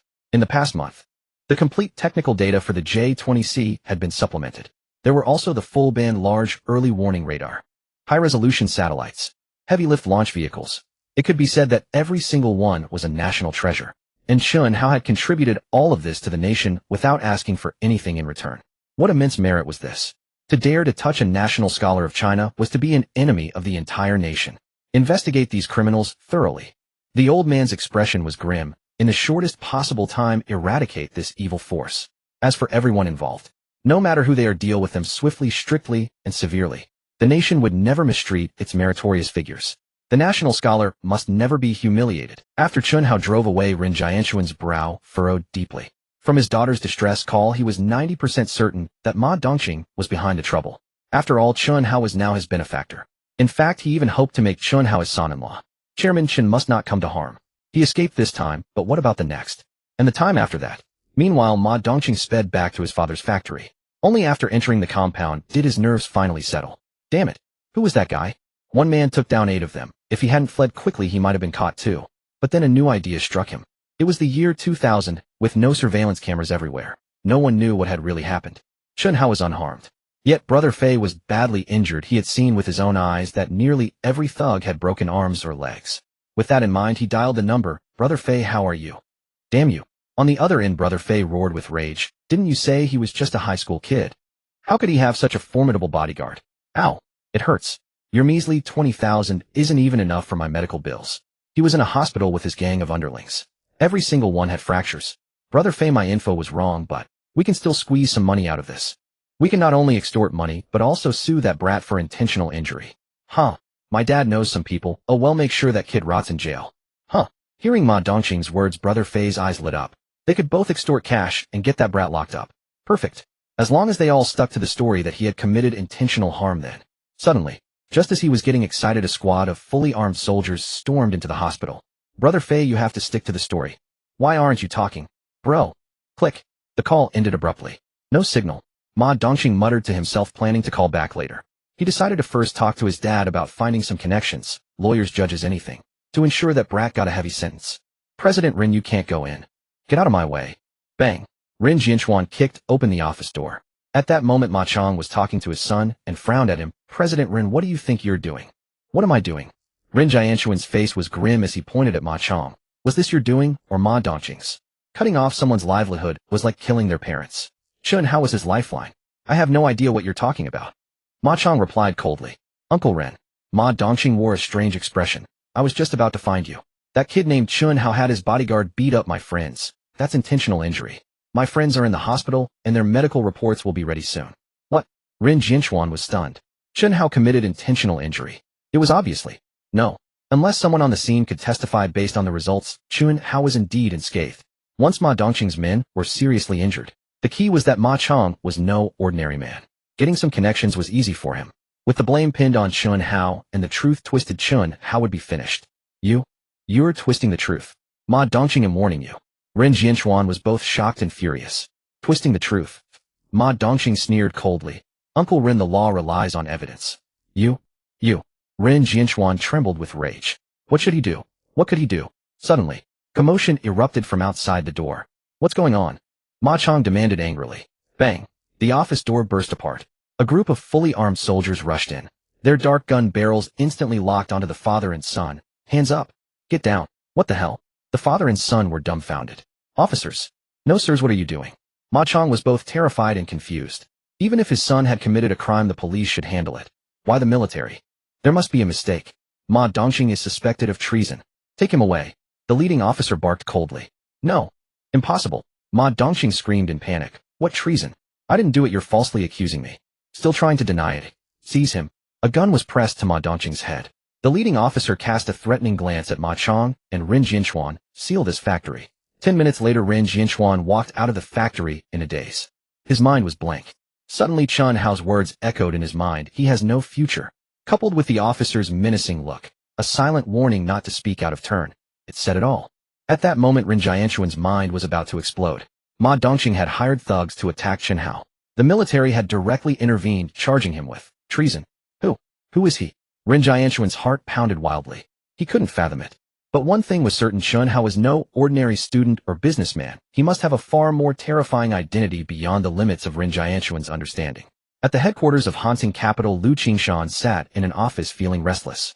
He had just learned that the young man who saved his mother was the boss of a major company. How old was he? Incredible. He was alone in the office. After arriving, Chen Hao had instructed Ren Shui briefly, saying he needed to entertain a guest. Ren Shui had also left. Knock, knock, knock. The sound of high heels striking the floor rang out crisply. Creak. Ren Shui pushed the door open. Brother Lu. She offered a sweet smile and handed him a contract. I've just drafted this contract. See if there are any issues. Party A, haunting capital. Party B, Lu Qingshan. The company hires Lu Qingshan as director of security. Annual salary 5,000 yuan. Within 10 days of joining the company, will provide him with a residence of no less than 100 square meters with occupancy rights during his tenure. If he remains employed for 3 years, the property will be transferred to Lu Qingshan. Reading the terms, Lu Qingshan was stunned. An annual salary of 5,000. Back in his village, farming and odd jobs barely brought in 10,000 a year. In other words, 1 year at haunting capital equaled a lifetime of farming in the countryside. This. Lu Qingshan jolted and stood up in alarm. President Run. Brother Lu, you saved both me and Chairman Chen, so there's no need to be so formal. Ren Shui was deeply grateful. She knew Ma Dongqing wouldn't hurt her. His target was Chen Hao. But Lu Qingshan saving Chen Hao made her even more thankful. President Ren, am just a simple man. This salary, it's too high. I'm not worth that much. Lu Qingshan stammered. You're a director. Ren Shui explained with a smile. A department director is second only to the chairman and CEO. You're on the same level as me. This salary isn't excessive. Besides, you're responsible for the entire group's security. The whole security department will rely on you in the future. Or, do you not have the capability? Lu Qingshan was taken aback. Capability. He was supremely confident in certain skills. President Ren, I will never let down the benefactor. I mean the chairman's trust. His gaze was resolute. Chairman Chen said to give you half a month off to take care of your mother in the hospital with full pay. Lu Qingshan was so moved he nearly cried. Where is the chairman? I want to thank him in person. Not right now, he's entertaining a guest. Mentioning the guest, Ren Shui felt a pang of unease. That Xiaoling had made Chen Hao so excited. Was she some celestial beauty? No. She had to sneak a peek. In the reception room, Xiaoling reclined on the sofa, gazing at the meandering Huangpu River through the floor-to-ceiling glass window. Chen Hao entered. From his angle, her cascading hair styled into soft waves framed her profile perfectly. Unlike Ren Shui's elegance or Xia Qingjian's pride, she exuded allure, a captivating soul-stirring charm. Miss Xiao, long time no see, Chen Hao said with a smile as he approached. Chen. Xiaoling rose, almost addressing him by name, but corrected herself. Chairman, Chen, we meet again. She extended her slender fair hand. Her fingertips barely brushed against Chen Hao's. It seems you've made up your mind, Chen Hao said as he sat down. Not quite, Xiao Ling replied with a coquettish smile, revealing her true thoughts. Let's just say I'm somewhat intrigued yet also puzzled. Could Chairman Chen enlighten me? Please go ahead, Chen Hao nodded. Hologram is laying off staff. Oh, in fact the global recording industry is in decline, and it's not just Hologram. After saying this her gaze sharpened fixed on Chen Hao. I'm curious, amid such a downer why would you choose to go against the tide and enter the recording industry? Is it merely courage? She was both worried and perplexed. When the entire industry is failing, entering it now is akin to courting death. Who told Miss Xiao I'm entering the recording industry? Chen Hao chuckled. His father's record store had been sold on his advice. Entering the recording industry. Was he reckless? But you said last time. I said the entertainment industry. Very well. Xiao Ling smiled softly. I must have misheard. So Chairman Chen, what are your plans for the entertainment industry? Creating idols and cultural export, Chen Hao stated. Xiao Ling frowned, clearly unimpressed. Creating idols. The entertainment world had been doing that for decades. Nothing new. What if my music adds a unique touch? Chen Hao noticed her disdain. Xiao Ling paused, sitting up straighter. That song last time was indeed excellent, but a company can't survive on just one song. My songs are more than one. How many? Many, very many. Oh, Xiao Ling was skeptical. How could there be many classics like that? Besides, what I aim to build isn't just music, but a complete industry chain. Chen Hao handed her a document. This was his blueprint. The plan had been ready for some time. He wasn't sure Xiao Ling would join, but if he decided to pursue this poaching talent was straightforward. Even without her there were others, money could lure skilled people. Xiao Ling took the plan. From a calm expression initially, she grew increasingly astonished. She was utterly overwhelmed. It wasn't just music and film. The scope was too grand, too vast. Music, film, novels, animation, and countless apps to house these entertainment contents. All centered around Eastern culture, radiating from Huaxia, radiating to East Asia, radiating to South Asia, then exporting to the world. He never intended to make money by selling records, making foreigners actively learn Chinese to read our novels. What do you think, Miss Xiao? Chen Hao asked with a smile. You're truly a madman. Xiao Ling's eyes were filled with awe. Miss Xiao, are you interested in joining this madman to export Huaxia culture globally? Chen Hao continued smiling. This requires immense funds. A vast amount, and it might lead to total loss. She frowned. No, Chen Hao shook his head. There are many profitable aspects here. I'm a businessman who never makes a loss. Besides, you shouldn't worry about money. They'll ask you just one thing. Are you in?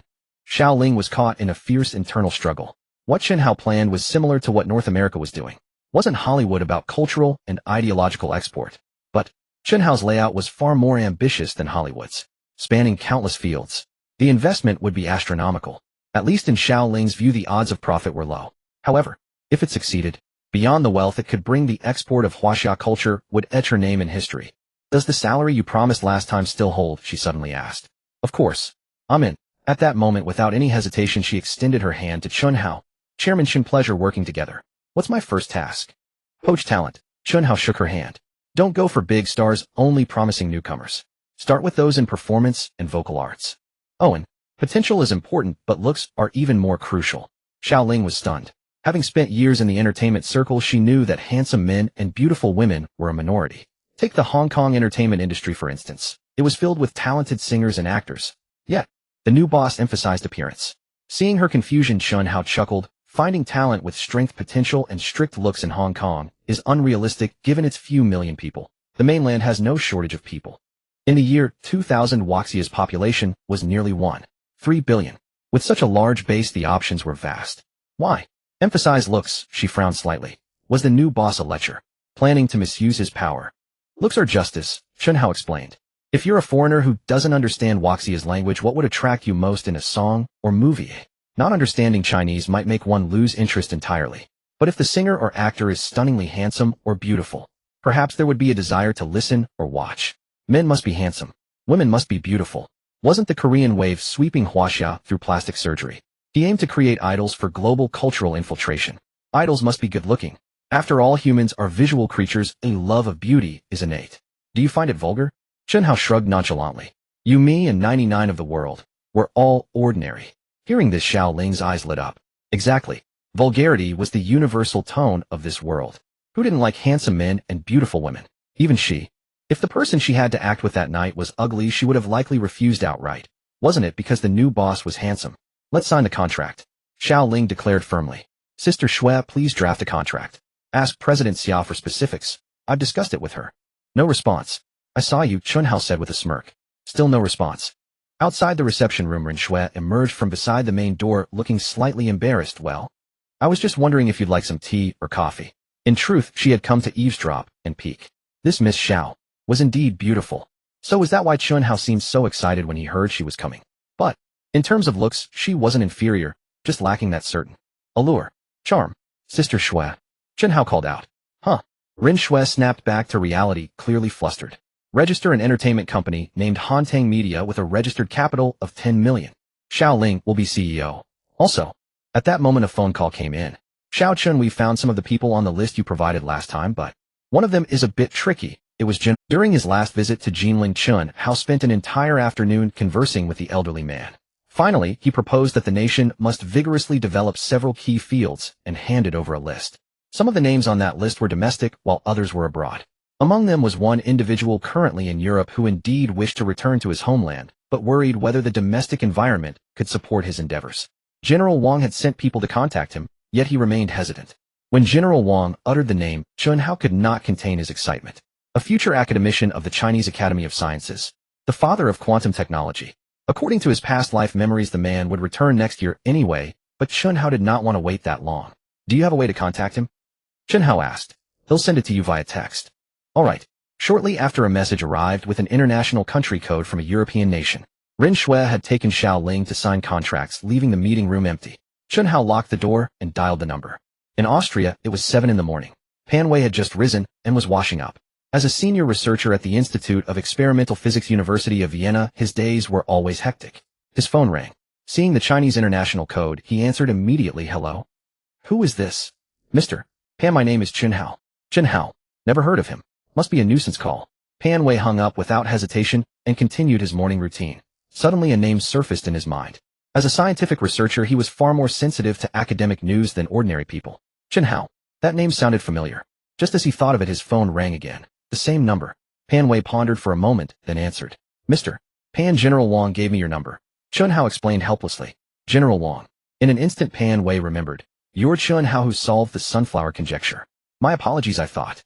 Mr. Chen, it's a pleasure to meet you. Scholars might disdain one another, but as an elite in the scientific field, Pan Wei was genuinely delighted to learn that his motherland had produced a young mathematical prodigy. Some who studied abroad turned yellow on the outside, but white within, yet there were also those who deeply loved their country. Otherwise, in Chen Hao's past life memories, Pan Wei would not have chosen to return. I've read your reports. You've brought honor to our nation, Pan Wei said with exceptional cheer. Just luck. Chen Hao dispensed with pleasantries and cut to the chase. General Wang mentioned you have many concerns about returning home, so he asked me to persuade you. Oh. Pan Wei was bewildered. Was General Wang sending a persuader? I'm not good at persuading people. Suddenly Chen Hao shifted his tone. I only want to say that if you choose to return, your academic capabilities will soar. Because I have research topics here that are far beyond your level. Pan Wei's face darkened instantly. The youth who cracked the sunflower conjecture was undoubtedly a mathematical genius, at least more accomplished than he was currently. But they were in different fields.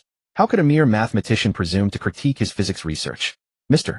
Chen, you may be accomplished at a young age, but such words are arrogant. Pan Wei retorted coldly. Was he not a genius himself? His inner pride could not bear being lectured by an outsider to physics. You don't believe me, Mr. Pan. Chen Hao chuckled. How about we set aside your laboratory research and discuss the practical application of 100-kilometer level bidirectional quantum entanglement and quantum teleportation? What? Pan Wei's eyes nearly popped out. Quantum technology had been proposed nearly a century ago, yet it remained confined to laboratories. Chen Hao's opening words were about practical application and at a 100-kilometer scale. It was utterly ahead of its time. Impossible. Current quantum technology cannot achieve. He immediately refuted. Your inability doesn't mean others can't. So Chen Hao revealed a few substantive quantum technology breakthroughs. A quarter of an hour later, Pan Wei's understanding was completely shattered. He was nearly frantic with excitement. Mr. Chen, about the quantum satellite technology you mentioned, there's so much I don't understand. Mr. Pan, international calls are expensive, Chen Hao said with a smile. No matter. He'll call you. And just like that, the address shifted to you in a more respectful tone. But why should I share cutting-edge technology belonging to China with a foreigner? Chen Hao said, then hung up. Foreigner. Pan Wei stood frozen. He wasn't a foreigner. Yet, being abroad working as a researcher at a European university, that was an undeniable fact. Return. The thought burst into his mind. He must return to China immediately. Not long ago he had seen the youth as a mathematical genius unrelated to his field, but now that same youth had demonstrated astonishing quantum knowledge, opening a new door to the quantum realm. He thought it over and replied to the number Chen Hao had used. He sent a text, Professor Chen, will return as soon as possible. Wait for me. And with that the address shifted from you to teacher. Chen Hao planned to return to Jinling today. His trip to Shanghai had been fruitful. First, the SP4 was successfully developed and ready for mass production. Next, he would stockpile for a while seeking distributors across the provinces. This was simple. The SP4's functions were tangible and groundbreaking for the era, so there was no worry about market demand. Second, he had discovered the talent LV Qingshan and officially established the security department. This was crucial not only for Hanting Capital, but also for Chuangshiji Hantang Media and future companies requiring security. Crucially, there was no need to recruit through HR. Didn't LV Qingshan have many retired comrades? Finally, Hanting Media was taking shape, marking the first step in the cultural export plan. Additionally, he had managed to convince Pan Wei, who vowed to return soon. All right. Chen Hao recalled something. The SP4 needed distributors. He had to tell Sister Shui to reserve the Jiangsu province agency for his own father. He immediately went to find Ren Shui. At the legal department, a girl stood guard outside the director's office. Her name was Tang Wenwen, the director's assistant, reporting directly to Ren Shui. She had already turned away several people. The director had ordered that no one be allowed into the office. Any matters were to be noted and relayed later. Just then Chen Hao strode over. Tang Wenwen was startled. With the company's still small, gossip spread quickly. Some colleagues had mentioned a young handsome man who was close to Director Ren, possibly her boyfriend. Could it be him? He was indeed very handsome. Is Sister Shui in? Chen Hao asked with a smile. Tang Wenwen instantly understood. Yes, it must be him. Didn't he call her Sister Shui? She's inside. She stammered. Director Ren said no one is allowed. But wait. She could block other employees per instructions, but this man wasn't an employee. He was the director's boyfriend. Anyone, including me. Chen Hao pouted. He was the founder and chairman of Hanting Capital. But to Tang Wenwen it sounded different. Why would she stop a boyfriend visiting his girlfriend? If he complained, Director Ren would punish her. Why invite trouble? Then, please go in. Tang Wenwen quickly stepped aside. Chen Hao pushed open the door and stepped into the office. No one. The assistant had stopped him at the door, claiming it was Director Ren's orders. How could Ren Shui not be here? The director's office was spacious. The outer area was the workspace, and there was a small suite inside for resting when tired. Chen Hao walked further in. Then, he froze. Her face, usually devoid of makeup, yet naturally fresh as a lotus, was now clearly adorned. She had penciled her brows, applied powder, and glossed her lips. Her usual monotone professional attire was gone. A fiery red slanted dress revealed fair slender legs and a large expanse of her back. Pale, smooth. The curve of her back was flawless. She was struggling to reach the zipper, her hand stretching with effort. Just then, as Ren Shui strained to pull the zipper, she heard footsteps behind her. Wenwen, help me with this, she said, instinctively thinking it was Tang Wenwen. She had instructed Tang Wenwen to stand guard outside and allow no one in. Perhaps there was something to report. And so at her call, the supposed Tang Wenwen approached, reaching out toward her fair jade-like back until touching the zipper. Zip. Wenwen, is there an urgent matter? Ren Shui asked. Sister Shui, well. A shiver ran through her body. Ren Shui turned around in a daze, staring at Chen Hao standing before her. Her glossed lips parted slightly. Her eyes widened as if she wanted to say something, but ultimately, she let out a startled scream. Don't shout. People might think I did something to you. Chen Hao was also startled. What are you doing? Who let you in? Don't you know to knock? So rude. Ren Shui's face flushed like crimson silk as she clutched her low-cut neckline. Sister Shui, are you going to a ball? Chen Hao asked hesitantly. A ball? Ren Shui was taken aback. Who the hell was going to a ball? She just wanted to try a seductive look like Xiao Ling's. Get out. Ren Shui grew angrier. No. Sister Shui, I need to talk to you about something. Out. Oh. Chen Hao had no choice but to turn and leave. Thump. After he left the office, Ren Shui stomped her foot in frustration and embarrassment. He had been the one to zip her up.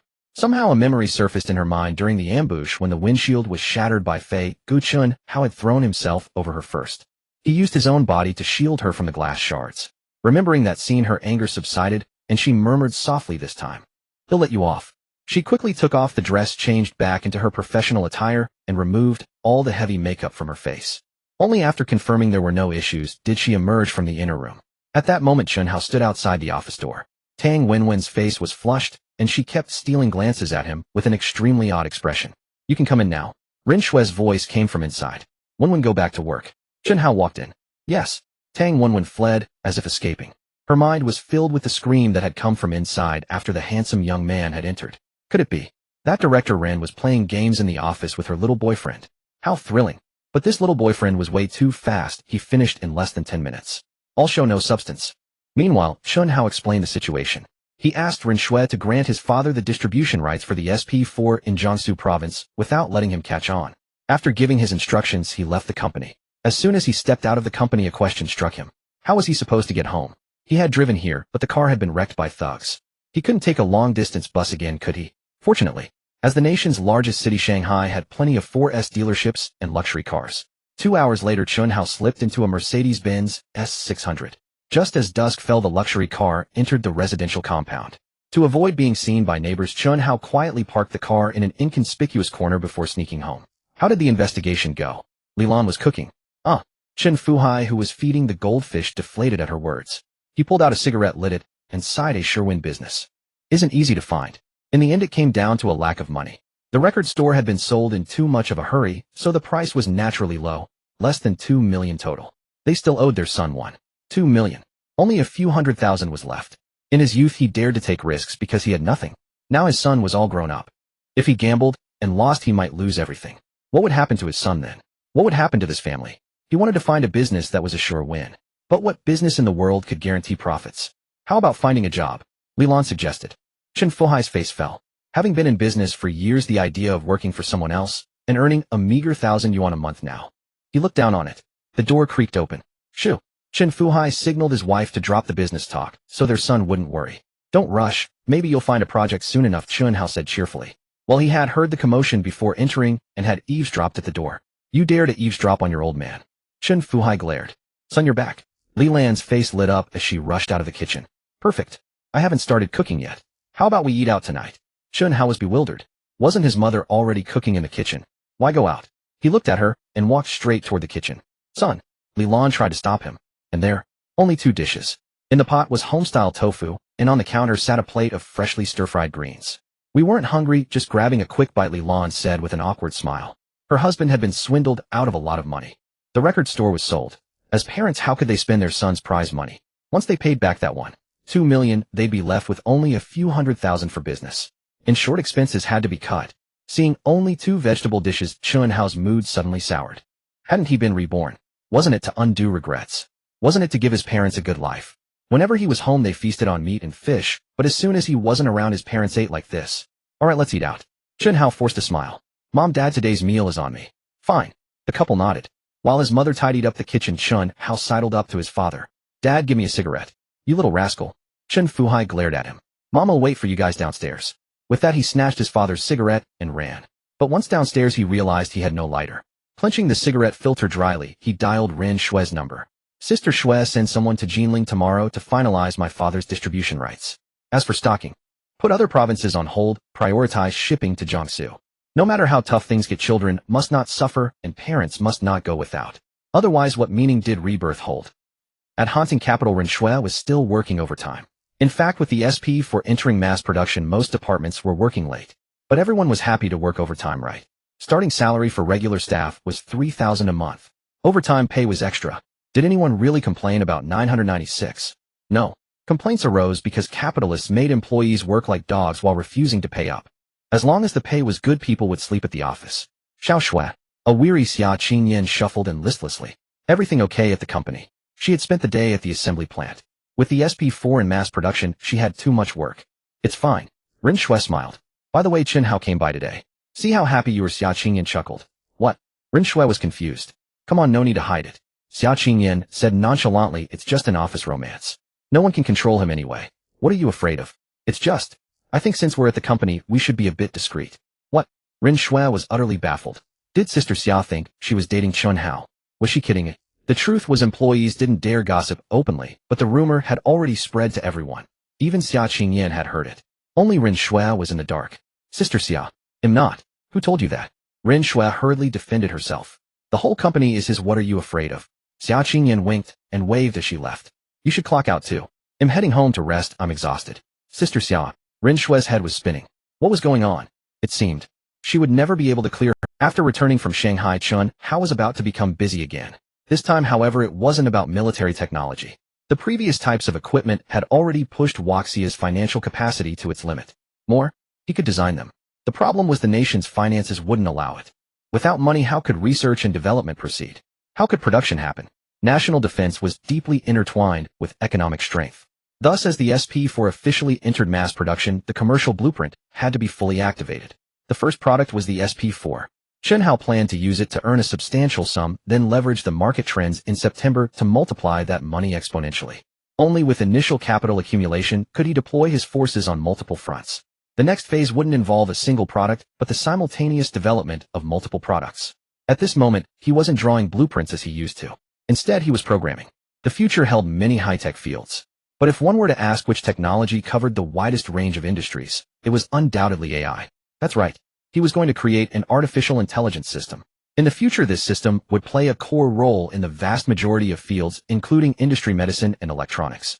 Of course, constructing an AI was extremely challenging, encompassing numerous domains: algorithm technology, computer vision, deep learning, and the recognition of speech, motion, and expressions. However, once the AI system was complete, entering other fields would yield twice the result with half the effort. Code appeared on the screen at an astonishing speed. Chen Hao's hands flew across the keyboard. Stunned. Suddenly, Chen Fuhai pounded on the door excitedly. Previously, whenever Chen Hao was in his study, he never disturbed him. Today was an exception. Chen Hao revealed a faint smile. It seemed. It was done. Dad. He pulled open the door. So excited. Did you win the lottery? The lottery? Huh. I wouldn't even care about that small change. Chen Fuhai held a box in one hand and a contract in the other. I found a business opportunity, and I've already signed the contract. You have no idea, this thing is incredible. In my experience. Once it hits the market, it will absolutely sweep everything. Chen Hao chuckled inwardly. In your experience? That's your son's experience. You didn't even ask me before signing the contract directly. What if we lose money? Chen Hao pretended to frown. Impossible. Chen Fuhai opened the box and took out its contents. It was unmistakably an SP4. He began operating the device. Look. As the screen lit up, he explained boastfully, such a small thing, it can play music and even show videos. You've never seen anything like this, have you? At noon today, he had inexplicably received a phone call. The person on the other end said there was a product seeking agents nationwide. Initially, he didn't believe it. It must be a scam. Once bitten, twice shy? He thought if there was a chance to make money, why would anyone just hand it to you? Wouldn't they keep the profit for themselves? Then, the cooperation terms the other party proposed were so favorable, he could hardly believe it. They promised he wouldn't have to pay up front. Instead, they would supply the goods. He could pay after selling the products and making a profit. How could this be a scam? So he agreed to meet and learn more. When he saw the product with his own eyes, he owned a record store and had a sharp market instinct for audiovisual products. The moment he saw it, he immediately realized this thing would disrupt the market, even create a monopoly. Stunned, Chen Fuhai was extremely excited, pulling Chen Hao along. Come on, come with me to look at storefronts. We need to rent one and get it renovated as soon as possible, and then. Chen Hao took the contract and pretended to inspect it. You're the provincial general agent for Jiangsu. He frowned and shook his head. A storefront alone won't be enough. We also need a warehouse, and it must be large enough. Large enough? Chen Fuhai was stunned. How much would that cost? I don't have that much money. I do. Well, that works too. Confident about this venture, Chen Fuhai said, Son, let's not repay the money I owe you for now. Consider it your investment. How about that? You have more money than your old man, so you be the majority shareholder, alright? No problem, but, Dad, instead of renting a warehouse and storefront, why don't we just buy them? Buy? Chen Fuhai stared at him blankly. Even if we pool all our money, it's not enough. Buying a commercial property, renovating, buying a warehouse. The total money between father and son was only about 2 million. It was far from enough. We'll take out a loan, Chen Hao said with a smile. You only know math. Do you think getting a loan is that simple? The record store is already transferred. We have nothing to mortgage. Who will give you a loan? The family house isn't worth much as collateral either. How do you know it won't work if we haven't tried? Son, you don't understand. Trying won't cost us anything. But, Dad, let's just try first. Fine. His son was his pride, but Chen Fuhai thought he was too naive. He should let him learn a thing or two. A loan of a significant amount would definitely require collateral. Might as well let his son give up. Half an hour later, the Jetta stopped outside a bank. His son insisted this bank had a big reputation. Chen Fuhai knew that the bigger the bank, the stricter the loan approval process, and the harder it was to get one. Love. It could make someone give their all. But what if it wasn't love? Take Sun Xian, for example. Initially, she actively pursued Chen Hao because his family was wealthy. When she learned his family was about to go bankrupt, she immediately wanted to break up. Only Chen Hao beat her to it. Later, Chen Hao stunned everyone by becoming a math prodigy. She came crawling back again. This was by no means love. Ever since the class reunion, when Chen Hao left with Xiao Ling in his arms, she had completely given up. Without a doubt, she couldn't compare to Xiao Ling. At the same time, she grew to hate Chen Hao and deeply regretted her wishful thinking in applying to those universities in Shanghai. The cost of living in Shanghai was high. Her family wasn't well off. Because of this, her parents scolded her harshly. Now, with the start of the semester approaching, her mother had angrily thrown a bank book at her this morning. That was all the family had. After paying tuition, there wouldn't be much left. If she needed more for living expenses, she'd have to figure it out herself. Excuse me. Please withdraw all the money. She handed the bank book over. Son, how much should we loan? Dad, let me handle this. Maybe. We should just leave. Without collateral, they definitely want to prove it. Didn't we agree to try? You go ahead and try then. I don't want to embarrass myself. Suddenly, Sun Qian overheard a conversation from the next counter. She turned her head. It was Chen Hao. What a coincidence. The moment she saw Chen Hao, she clenched her fists secretly. They were already people from two different worlds. No, wait. She had just heard the father and son talking about wanting a loan from the bank without any collateral. Didn't Chen Hao win a lot of prize money? It added up to over $1 million. Could it be? A possibility occurred to her. Perhaps the debt from Chen Hao's family bankruptcy was far more than $1 million, and the prize money wasn't enough to cover it. Hello. The female teller at the counter saw Chen Hao. Her pupils contracted. It's him. The branch manager had given prior instructions. Seeing Chen Hao accompanied by a middle-aged man, she remembered what the manager said. Stay calm. Don't slip up. So suppressing her excitement, she asked flatly, what business would you like to conduct? I want to take out a loan, Chen Hao said with a grin. Chen Fuhai turned his head away. This kid insisted on making a fool of himself and dragging me down with him. I don't know him. How much do you want to borrow? The woman asked.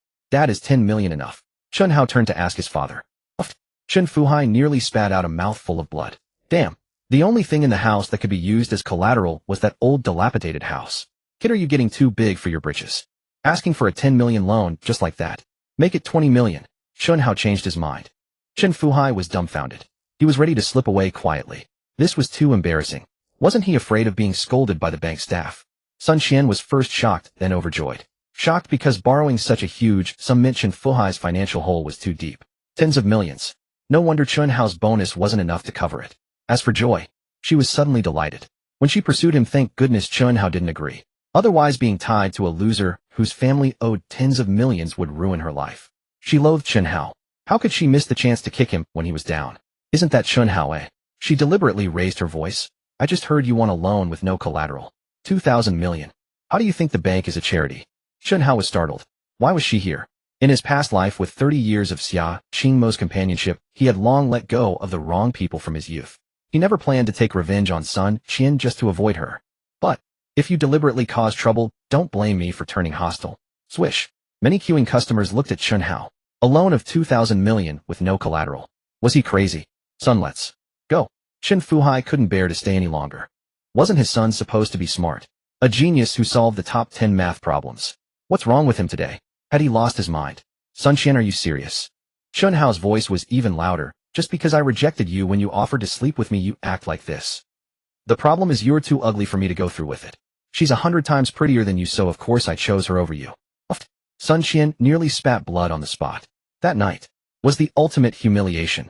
She offered to sleep with him to prove she had nothing with Wang Shuwen, but he didn't even bother leaving with a beautiful woman. Now Chen Hao exposed this in public. Chen Hao, you don't slander me, I didn't. Sun Qian panicked and defended herself. No. Chen Hao curled his lips and said loudly, have you forgotten that many people were there? Should I call everyone to confront you? Sun Qian was stunned. Many people were present back then. The key point was that Chen Hao was far more popular than her teachers and classmates all sided with him. If she really called for a confrontation, she'd be even more humiliated. Son, who did you sleep with? Chen Fuhai was shocked. Had his son slept with a female classmate? You? Sun Qian felt utterly ashamed, noticing many people casting mocking glances at her. For a girl to offer to sleep with a boy and be rejected for being ugly, was there anything more disgraceful? Stop talking nonsense. She gritted her teeth and sneered. We're talking about the loan now. If you're capable, go ahead and get it. Didn't you want 2,000 million? Overestimating yourself. If you can get 200 million, I'll admit you're impressive. In truth, Chen Hao had always ignored her harassment and never planned to deal with her. But she showed intense hatred, seizing every chance to kick him when he was down. He wasn't a pushover. If I can get it, what then? He asked with a smile. If you can get it, I'll do anything. But if you can't, if I get it, I have only one request. Name it. Vanish from my sight forever. Chen Hao didn't make an excessive demand. Yet when he said this with coldness and disgust, it made Sun Qian feel utterly humiliated. How terrible must a girl be to be so despised? Fine. If you can't, she said through gritted teeth. You want to embarrass me, right? They'll propose an even more outrageous condition. Sir, no problem, the teller said with a smile at that moment. Please give me your bank account, and the full amount will be disbursed within half an hour. What? Sun Qian couldn't finish her sentence. Chen Fuhai was even more bewildered.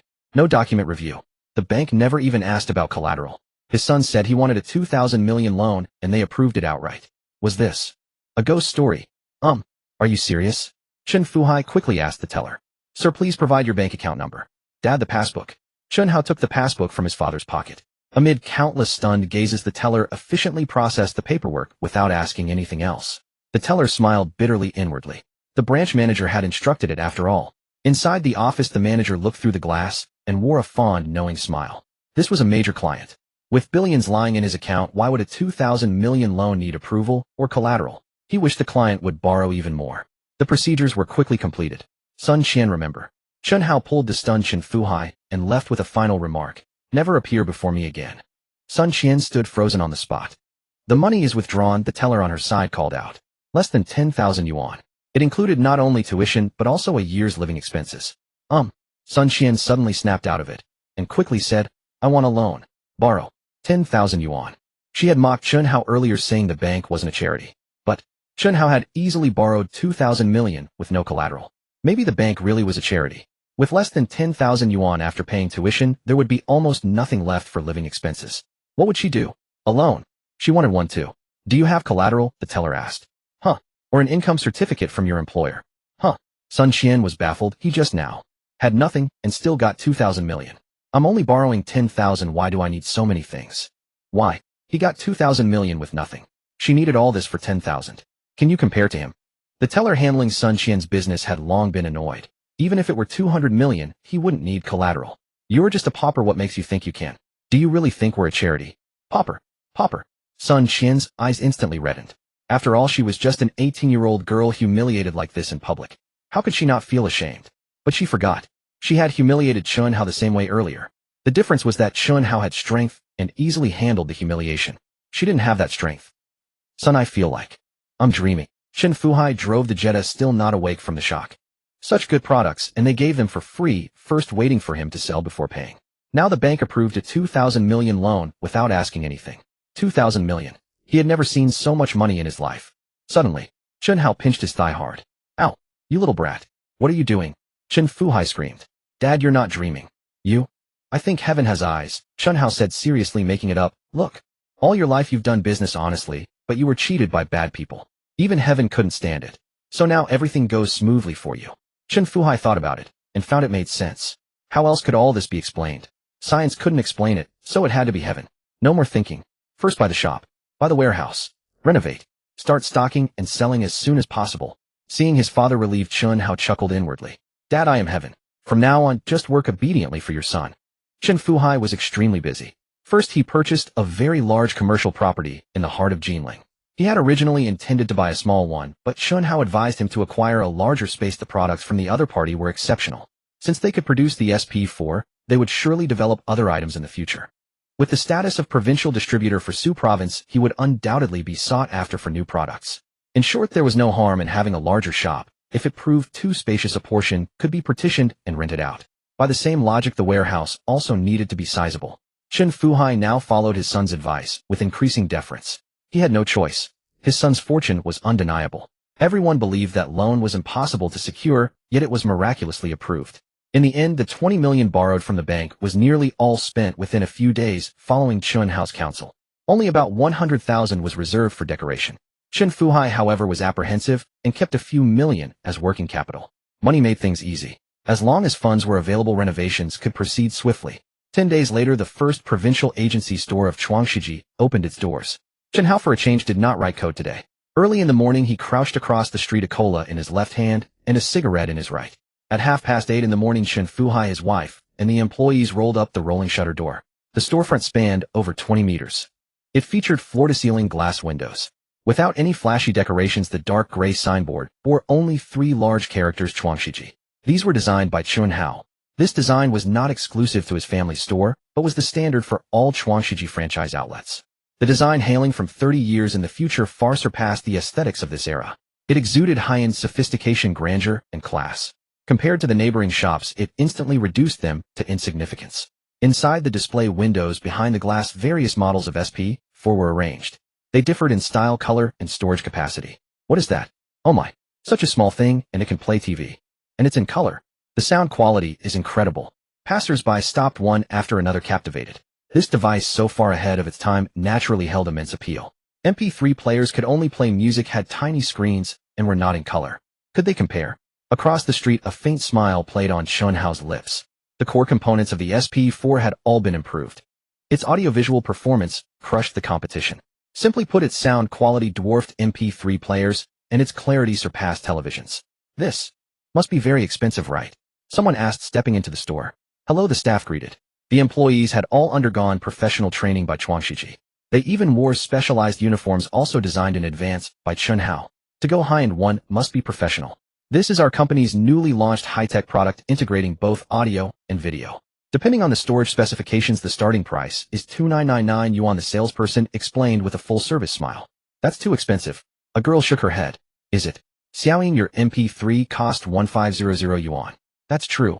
The girl named Xiaoying reconsidered. The MP3 only plays music, but the SP4 covers both audio and video. Furthermore, the appearance designed by Chen Hao also came from 30 years in the future. It was cool and beautiful.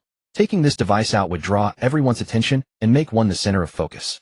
The price of 2 MP3 players could buy one SP4. It seemed not that expensive. In the year 2000, all of China was not yet affluent, but there were those who had become wealthy. Otherwise, who was buying the hundreds of thousands of yuan Honda and Lexus cars, or the million yuan Mercedes-Benz. Give me one. Xiaoying, am a bit short on cash. Can you lend me some? I want to buy one too. Sure. 10 minutes later, the two girls left the store with their SP4s, their faces brimming with excitement. Word spread rapidly. Chen Hao crouched across the street for 2 hours. From just a few curious people entering at the beginning, by nearly noon, the store was packed. It's done. Chen Hao slipped away quietly. Time to go home and continue writing code. Currently, sales were only starting in Su province with just one provincial distributor, so the impact on hoarding was minimal. After hoarding for another 10 days or so, he could make his move. By then it wouldn't just be China. He would expand the SP4 globally in a short time. In the evening, at the headquarters of haunting capital, Xia Qingyan walked into Ren Shue's office. Xiaoxue, the sales figures for the first franchise store in Su province are out as of 5 p.m. Guess how many units were sold? 673 units. How could she not be excited? The first provincial agency store had exploded on its opening day. This meant that once the SP4 entered other cities, the sales figures would certainly not be poor. This product was destined to be a hit. The key was the profit margin. Chen Hao's business model involved subcontracting non-core components while producing core components in-house. For a high-tech product, the expensive part was the core component. By researching and producing core components independently, costs were naturally reduced. The total cost of one SP4 was only 400 yuan. The factory price the price for distributors was 2,000 yuan. The profit margin was a staggering 400. It was more than just exorbitant profits, it was practically daylight robbery. Of course, the distributors also had considerable margins, earning 999 yuan per unit sold. This referred to provincial distributors. Someone like Chen Fuhai, if he wanted to open franchise stores within Su province, even with headquarters authorization, had to source goods from him. According to headquarters requirements, his markup was no more than 200 yuan. He earned less per unit than selling directly himself. But with the entire province sourcing from him, it was all about volume. He earned even more than selling directly. Tell Chen Hao about this. I have to go. Xia Qingyan was delighted. She was one step closer to proving Xia Wu wrong. No. Ren Shui wasn't really concerned about the SP4 sales. She looked at Xia Qingyan, stammering, Sister Xia, you're the CEO. Shouldn't business and sales matters be something you discuss with him? I'm just an employee. You're the boss wife, Xia Qingyan said with a smile before leaving. Ren Shui nearly choked. Who the hell started that rumor? While putting the rumor aside, the thing was there was no need to specifically tell Chen Hao about this, right? Xia Qingyan didn't know, but Ren Shui was well aware. The first franchise store in Su province belonged to Chen Hao's family. His father was working for him. It was already dark. Chen Hao had dinner ready by 7-something and called his mom to come home. His mom said the store was too busy. A bit later, finally they arrived home. It was nearly 10 at night. Dad, Mom, was that necessary? You have employees, you don't need to stay there. The food is cold, Chen Hao said with a wry smile. Since his parents hadn't returned, he couldn't very well eat alone. Waiting this late had him starving. Son. Chen Fuhai was exhausted, but his eyes sparkled. He seemed not to feel hungry. Do you know how much money we made in one day? Just one day we sold nearly 1,000 units with a profit of 999 yuan each. In one day they had earned over 900,000. In the past, Chen Fuhai couldn't even imagine what it meant to earn 1 million a day. 1 million a day, 30 million a month a year. Li Lan's lips were trembling. Mom, Chen Hao said, half laughing, half crying. Use some common sense, will you? How many people are in Jinling? Out of those, how many can afford an SP4 and are willing to spend the money? Did she really think they could sell this many every day? Dream on. Jinling's population was only a few million. The proportion of people who could afford an SP4 and were willing to buy one was certainly not high. I don't care. Suddenly Li Lan rushed over and planted a big kiss on Chen Hao's cheek. Son, our family will never have to eat tofu again. As she spoke, tears streamed down her face. Last time, the look in her son's eyes when he saw only tofu and vegetables for a meal, she would never forget. She knew her son worried about his parents. From now on, they would definitely eat and drink well and no longer make their son worry. Mom, Dad, promise me one thing, Chen Hao suddenly said seriously. From now on, don't work so hard. Otherwise, what's the point of hiring employees? Your job is to manage, not to be shop assistants. I don't want us to get rich only for you to work yourself sick. Our family of 3 must stay together, not one missing. Chen Fuhai and Li Lan were stunned. They gazed silently at their son. In that moment, the couple once again felt that their son had truly grown up. On the study balcony, Chen Hao smoked a cigarette, watching the sunset's afterglow. Lately, his parents had been busy at the shop, while he buried himself in work daily. The AI system was exceedingly complex, far from a task that could be completed overnight. Over the past 2 days, he had stopped writing code, and instead turned to compiling technical documentation, preparing for the next phase of research. Moreover, the new semester was about to start. Senior, we're going to meet. A tender smile graced his face. He bent over, hunched his back, and lowered his head. Over a month ago, an unexpectedly early first encounter had occurred, but it was merely a fleeting glance. From then on, they would spend days and nights together. Registration was tomorrow. He pulled out his phone and dialed a number. Xiaoyan, what are you up to? Playing CS. Damn, dead again. On the other end of the line, Deng Xiaoyan complained. Why do you always call when I'm in the middle of a game? When are you ever not playing games? Chen Hao retorted. Deng Xiaoyan thought about it. True enough. He had completely let himself go throughout the entire summer break, spending almost all his time in internet cafes. Stop gaming, Chen Hao said with a laugh. President Deng, you're destined to study finance and make big money. This is called balancing work and play. What do you know? Deng Xiaoyan suddenly startled. Oh right. How's he isn't registration tomorrow? Chen Hao was caught between laughter and tears. You only just realized registration is tomorrow. That was exactly why he was calling. Is uncle driving you to school, eh? Chen Hao chuckled. Damn, Deng Xiaoyan scoffed. You're not planning to ride your Suzuki King to Shanghai, are you? I'm not going with you. A motorcycle wasn't suitable for long distances. Riding all the way to Shanghai would leave them shattered. The key issue was the mountain of luggage. The Suzuki King couldn't hold it all. Forget it, I'll just have my dad drive me, Deng Xiaoyan said, unwilling to take the motorcycle. A grown man still clinging to his parents. It's not that. How about this? Chen Hao thought for a moment. Don't have Uncle Deng send you. Just say you're taking the bus with me. Meet at the bus station tomorrow morning. After hanging up, he called Xia Qingyan. The main question was how many units of the SP4 were in stock. The answer, nearly 2,000 units. That was just about enough. The plan was ready to begin. All right. Xia Qingyan quickly added. Just now, President Xiao couldn't reach you on your phone. He asked me to tell you that the people you wanted to recruit last time have mostly been secured. All right, I'll head over tomorrow. Chen Hao smiled. A double blessing. This was the rhythm of a full-scale launch. What's that smell, eh? Suddenly, a shout came from outside the study. Immediately after, Li Lan, who had just returned home, pounded on the study door. Chen Hao, are you smoking? Open up. Open the door. You dare to smoke, but you don't have the guts to open up. Oh no. Chen Hao frantically fanned the smoke toward the small balcony. But how could he possibly clear it all away? His mind raced. He simply went over and opened the door. Li Lan, holding a feather duster, was about to strike as soon as she saw the door open. Serves you right. Chen Fuhai gloated, wearing a look of schadenfreude. Wife. This kid really deserves a beating, learning bad habits at such a young age. Mom, I'm going to school tomorrow. Chen Hao looked dejected and listless. The thought of leaving home makes me feel really down. Instantly, the feather duster raised above her head dropped weakly. Li Lan suddenly felt a hollow emptiness in her heart. Son. Her eyes grew misty. It's okay. Dad and I will take you to school tomorrow and every weekend. Mom will come visit you, all right?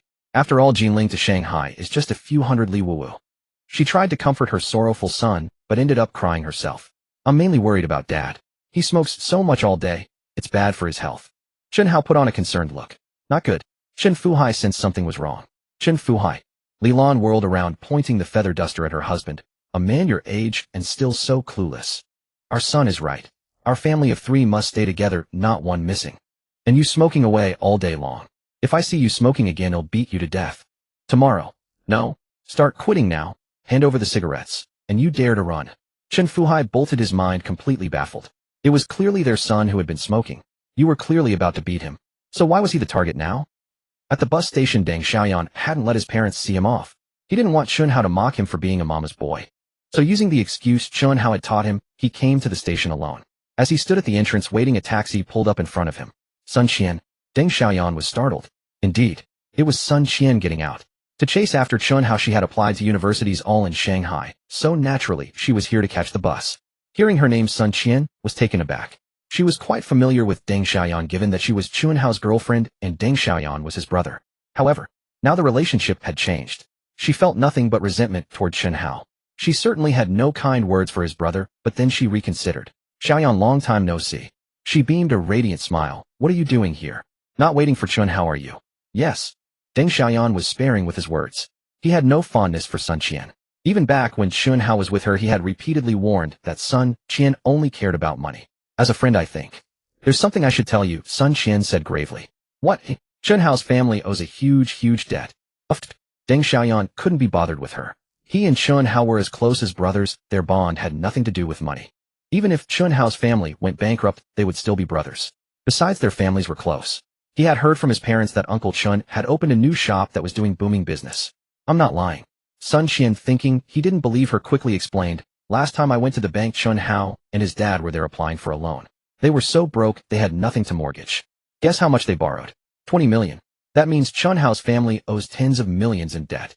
Aren't you afraid of being drained dry by being friends with someone like that?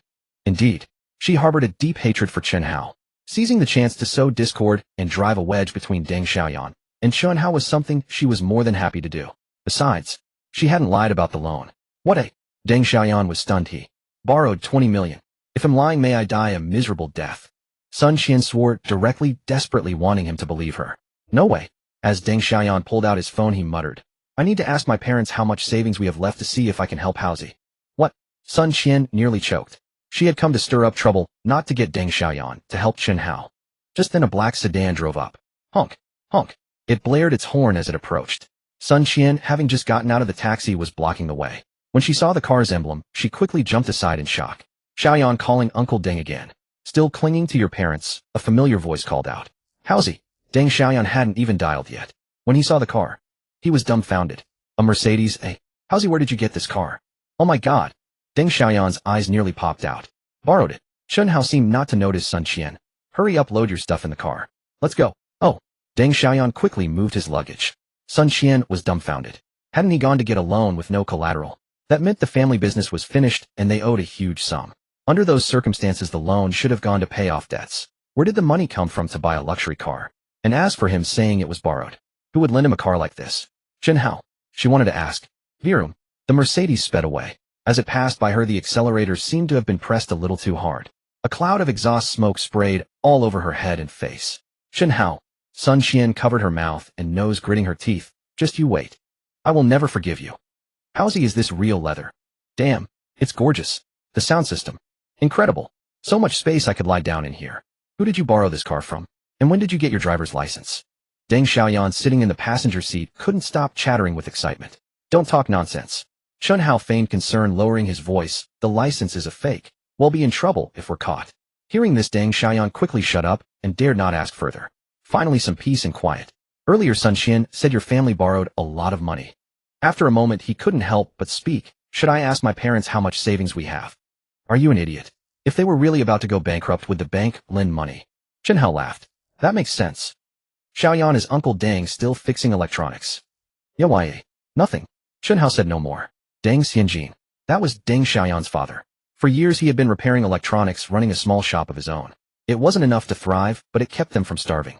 However, according to Chen Hao's memories from his past life, Deng Xianjin would meet with misfortune a few years later. He would be electrocuted while repairing an appliance. His father and Deng Xianjin were friends. He and Deng Xiaoyan were brothers. Having been reborn, he had to arrange everything perfectly for the important people around him. He already had a plan in mind. At noon, the city was in sight. Haozi, you don't have to take me all the way to my school. We'll take a taxi. Too much chatter. Then, they'll treat you to lunch. How filial. Your godfather is very pleased. Get lost. Compared to Deng Xiaoyan's bags and bundles, Chen Hao arrived almost empty-handed, carrying only a hard drive, one he had removed from a computer. Originally, his parents had wanted to see him off to school packing a pile of things, but he had refused. His excuse was that he was traveling with Deng Xiaoyan, who hadn't asked his parents to see him off, and he didn't want to look pathetic. No choice. His parents simply went to the store. He took the chance to leave, not bringing a single item his mother had packed. After dropping Deng Xiaoyan at his school, he drove straight to Haunting Capital. Before reaching the company, a call came in. Xiao Chun. General Wang laughed cheerfully. Pan Wei returned home a couple of days ago. Most of the people on the list you gave us are gathered. You're heading to school to report, right? Perfect. He'll bring everyone together and meet you in Zhonghai. He knew Chen Hao was very busy. Having produced so much technical material in just one summer break, it must have taken immense effort. He couldn't ask him to run around, could he? So he gathered all the talents Chen Hao had listed and brought them to Shanghai. No problem. Chen Hao nodded and said, General Wang, I'd like to ask for your help with something. Name it. General Wang didn't hesitate. As long as it wasn't illegal, the state would unconditionally support any of Chen Hao's needs, as instructed by higher-ups. 2 things. First, convert all the money in my account into US dollars. What are you planning? To make a killing overseas. Chen Hao chuckled. Why don't you ask the higher-ups if the state wants a piece of the action to earn some foreign exchange? Stock trading. Something like that. Well, General Wang thought for a moment, then shook his head. I can't decide that, but I suspect the higher-ups wouldn't agree either. The state has no money and stock trading is too risky. Don't drag the country into it. After saying that, he asked, converting to dollars is fine. What's the second thing? I need a North American to handle some tasks for me. They must be 100% reliable and never be tempted by greed. Chen Hao's tone was serious. No problem. General Wang agreed without a second thought. The state had undercover agents in North America. Typically these agents couldn't be exposed. But since Chen Hao had a need, the state didn't mind sacrificing one. In short, the Republic was very poor right now. As for investing money in Chen Hao, the state truly lacked the ability for now, and was even counting on him to make money. However, for anything beyond money, the state would provide full assistance. Seeing General Wang agree to both requests, Chen Hao breathed a sigh of complete relief. Everything was ready. All that was needed was the east wind. The plan to grab money was about to begin. Haunting Capital. The entire building A was renovated. The construction team sent by Ma Dafo worked around the clock in 3 shifts, focusing on finishing the main building. Previously, the RD department had only over 60 people, easily fitting on one floor. Over the past half-month or so, the original RD team had been frantically poaching talent everywhere. Chen Hao had listed talents from several fields. RD personnel had their own social circles. With high salaries and the promise of huge bonuses, poaching was simple, wasn't it? It was a matter of minutes. Now the RD department had over 400 people. On average, each original team member had poached more than 5 talents. For every talent they brought in, they received a bonus of at least 1 month's salary. Thus, everyone's bonuses alone were equivalent to nearly half a year's salary. But they weren't satisfied. What was this little bit of money? The real money was in RD bonuses. Completing a project could easily net over 100,000. Boss, everyone's here. Qiu Zhengfeng was very excited. The boss had said that once the right people were poached, the next phase of RD would begin. The original RD team was thrilled. Among the over 300 new hires, some were skeptical. The contract was signed. The salary was indeed high. But would the bonuses really be much more than the salary, as Qiu Zhengfeng claimed? Also, wasn't the boss too young? President Qiu, first the television RD team. Chen Hao spoke. Televisions? Qiu Zhengfeng was stunned. He had worked on this at the Feiyue factory. The problem was the Feiyue factory was on its last legs. Otherwise, how could he, a director, have been laid off? Entering the television industry now. Wasn't that asking for trouble? It was suicide. Chairman Chen, a thin, middle-aged man, frowned and stepped forward. I was brought here by President Qiu from the Feiyue factory, working on the same thing, televisions. But I believe this field has no market. Li Yi was in a bad mood. He was one of the core technicians at the Feiyue factory. Unlike Qiu Zhengfeng, who had been laid off, he had been working there continuously. He had come for the high salary. And what did he find? A boss who wasn't even dry behind the ears, stubbornly trying to break into the TV industry. Qiu Zhengfeng claimed the company had high bonuses. Bonuses? They'd be lucky to even get their salaries paid before bankruptcy. He had resigned to come here. If the company went bankrupt, he couldn't go back to the Feiyue factory. Wasn't this a trap? The Feiyue factory failed because of poor technology. Chen Hao smiled faintly. It would be a miracle if those old TVs of yours had any market. At these words, Li Yi's face darkened. Who did he think he was looking down on? Just as he was about to retort, Chen Hao pulled out a design drawing and spread it on the table. This is the TV I designed. Everyone immediately gathered around. This? Qiu Zhengfeng's eyes nearly popped out. Flat screen. Color. Liquid crystal. And the most absurd thing was the size. On the design, the smallest TV started at 42 inches. Liquid crystal television. This is a TV. Li Yi exclaimed in shock. I've never even heard of this technology. How can we develop it? This design drawing included too many new technologies far ahead of the current era. 3 years. 5 years. Could it even be developed in 10 years? Xiao Jingfeng on the other hand smiled. Brother, the RD department at Chuangshiji is different from other companies, he said. As he spoke, Chen Hao brought out more drawings. They contained all sorts of technical data for liquid crystal televisions. There was no need for research breakthroughs. With these materials, all they had to do was realize the fully mature technology through physical products. This was the RD method of Chuangshiji. When Li Yi saw all the data, he stood frozen, as if struck by lightning. Was the new boss a ghost or a god? The entire RD department is divided into several groups. Chen Hao brought out more technical documents. President Xiao, which group is working on the mobile phones? Me. Boss, I'm in charge. Someone stepped forward. And communication technology. That's me. Where is the computer group? Boss, here. One by one the technical documents were presented before each group. When they saw the materials Chen Hao had provided, everyone was rendered speechless. All of it. Surpassing this era. Dominating the globe. After distributing the documents, Chen Hao's gaze turned serious as he looked at the project leaders. Based on the varying difficulty of each item, I will set development deadlines. If you fail to complete it within the time frame, the entire group will be dismissed. Conversely, if you finish on time, the bonus will be at least 3 million.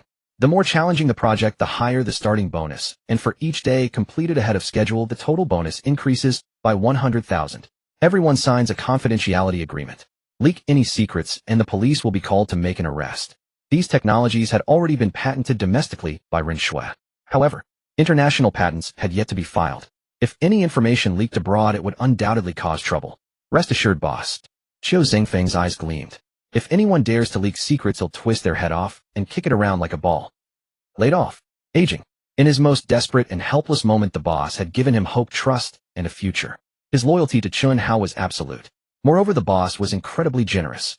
With income beyond imagination, anyone who dared to betray the company would be skinned alive by him. For funding needs, go directly to President Xia. Chen Hao clapped his hands. All right, let's get to work. Yes. Li Yi's voice was the loudest. At first, when the new boss proposed making televisions, he was filled with contempt and doubt. Now he could even envision his name appearing in the annals of electronic technology history. This brought not just profit, but also fame. Everyone take a look at the documents first. Come to me to consolidate which equipment and instruments are needed. Let's move. Qiu Jingfeng was in a hurry. President Qiu, come here for a moment. Chen Hao said in a low voice. Oh, let's go to the factory first. Once they were in a secluded spot, Chen Hao said, modify the SP4 language, including English, French, and German versions. Give me samples in the shortest time possible, then split half the production line to manufacture the foreign language versions. Qiu Zhengfeng's pupils contracted. He immediately guessed a certain possibility. However, how would the boss open up the European and American markets? Of course, as a core technical staff, he didn't need to worry about the market, just focusing on the technology was enough. Hanting Capital headquarters was busy. Chuangshiji was even busier. Only Hantang Media. No. Actually, Xiaoling was also very busy. Following Chen Hao's instructions, she had to discover a large number of new talents. This was far more difficult than Qiu Zhengfeng's recruitment. Qiu Zhengfeng's recruitment was precise. Chen Hao listed which fields of talent were needed. The dozens of people in the RD department led by him all had their own circles of friends from which they could recruit. Xiaoling. Chen Hao had 2 requirements. First, they must have potential. Second, men must be handsome, women must be beautiful. The target group was all of China. She not only had to discover new talents, but also build the company's team. After all, she was the CEO of Hantang Media. Chen Hao only provided the funds. When she took over, the company was a shell. She was busy, that was one thing. However, some people at Hantang Media were not busy. For example, some of the newly recruited talents. At this stage, the main tasks were company setup and talent scouting. What were the already recruited rookies supposed to do? Stay idle. Chairman Chen is here. Upon learning that Chen Hao had arrived at the company, she, who was in the middle of interviewing employees, immediately stood up. Xiao Yue, you take over the interviews. I need to step out. Chen Hao left the technical department and headed straight for the legal department director's office. Hey, that handsome young guy is here again. He must be looking for President Ren. So handsome. If only I could. Shoo. If President Ren hears that you'll be packing your bags and out the door, daring to have designs on President Ren's man, are you crazy? Chen Hao walked along, overhearing many female employees whispering. He knocked. Come in. Ren Shui was buried in her work. Sister Shui. Chen Hao pushed the door open. Having learned his lesson from last time, he dared not enter without knocking. Seeing him, Ren Shui's face lit up with joy. Perfect timing. Didn't we say last time that once the SP4 went into mass production would apply for international patents? When do we start? Right now. Chen Hao's expression was grave. Last time I also mentioned I had a task for you. What specific task? Take the SP4 samples and hand them over to the people I designate. Who? They'll give you a list later. Okay. He'll have LV Qingshan bring a few people to protect you. This, isn't it unnecessary? This is not up for discussion. At this moment Chen Hao's attitude was very firm, speaking slowly with emphasis. It's different abroad than at home. Although the level of danger is low, we must nip all risks in the bud. LV Qingshan must go. He had already arranged for LV Qingshan to get a passport. Domestically, anything concerning him got a green light. But abroad, who knows? He certainly didn't want anything to happen to Ren Shui. She looked at him. This was the first time she saw Chen Hao display such a firm attitude towards her. No room for negotiation. It was a notice that she must comply. Yet, a warmth spread through her heart. Unconsciously, the scene from last time when the windshield was shattered and he shielded her with his body flashed through her mind. Thank you, she murmured. What's there to thank me for? Knock, knock, knock. A sudden knock on the door interrupted them. Ren Shui's delicate brows furrowed slightly. Annoying. Just when the mood was right, which idiot was ruining it? Come in. She couldn't let it show. President Ren, I heard from President Xia that. Chairman Chen, you're here. Xiaoling walked in with a smile. She had called Xia Qingyan to ask where Chen Hao was. Xia Qingyan knew Chen Hao had come to the company. Where was he? Either in the RD department, or he was visiting his girlfriend. Xiaoling had come to Ren Shui's office first, and coincidentally Chen Hao was there. Ren Shui felt even more displeased. To put it simply, being interrupted by anyone else would irritate her, but Xiaoling made her even more so.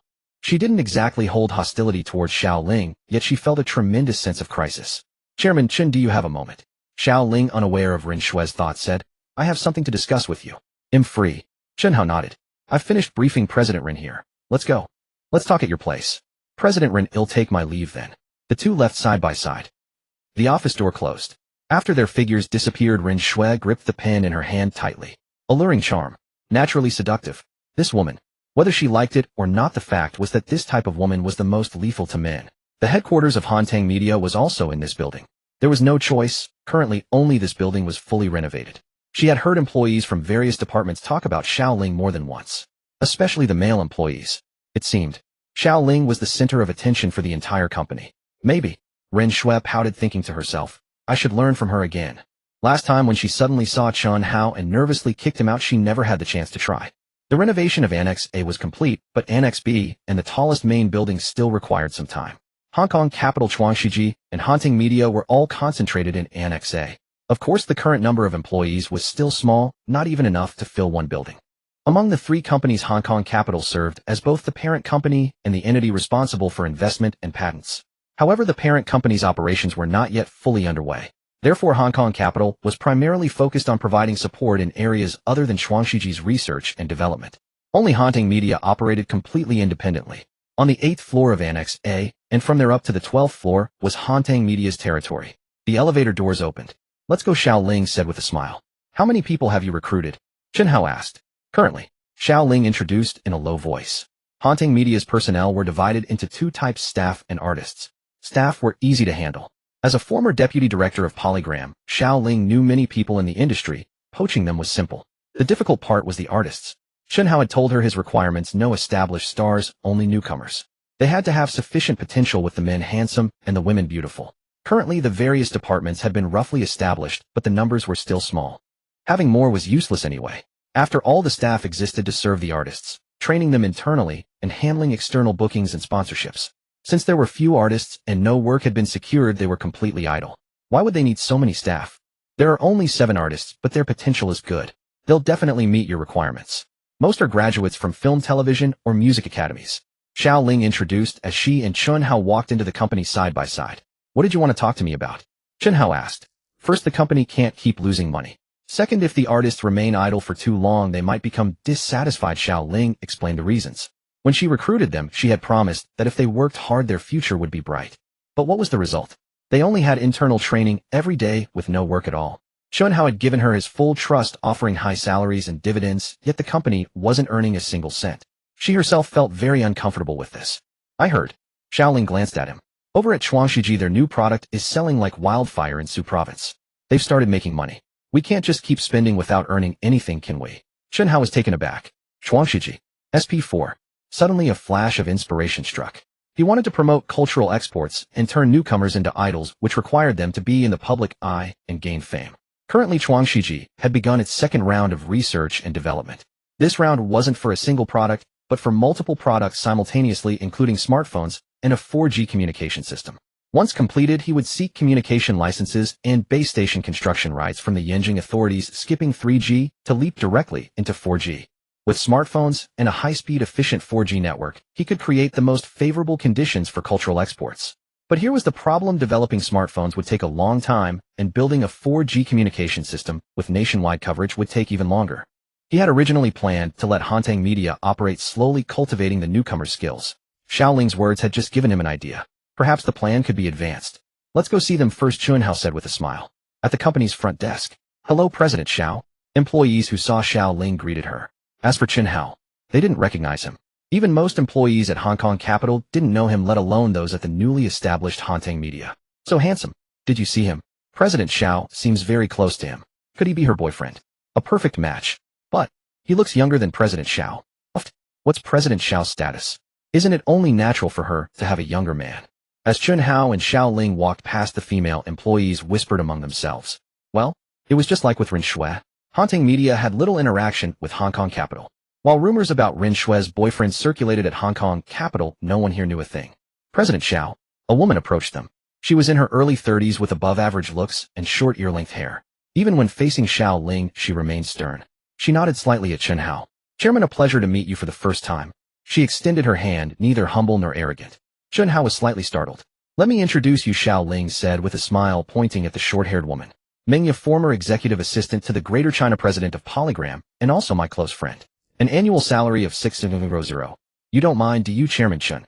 Just an assistant to a regional president, yet they poached her with a 600 salary.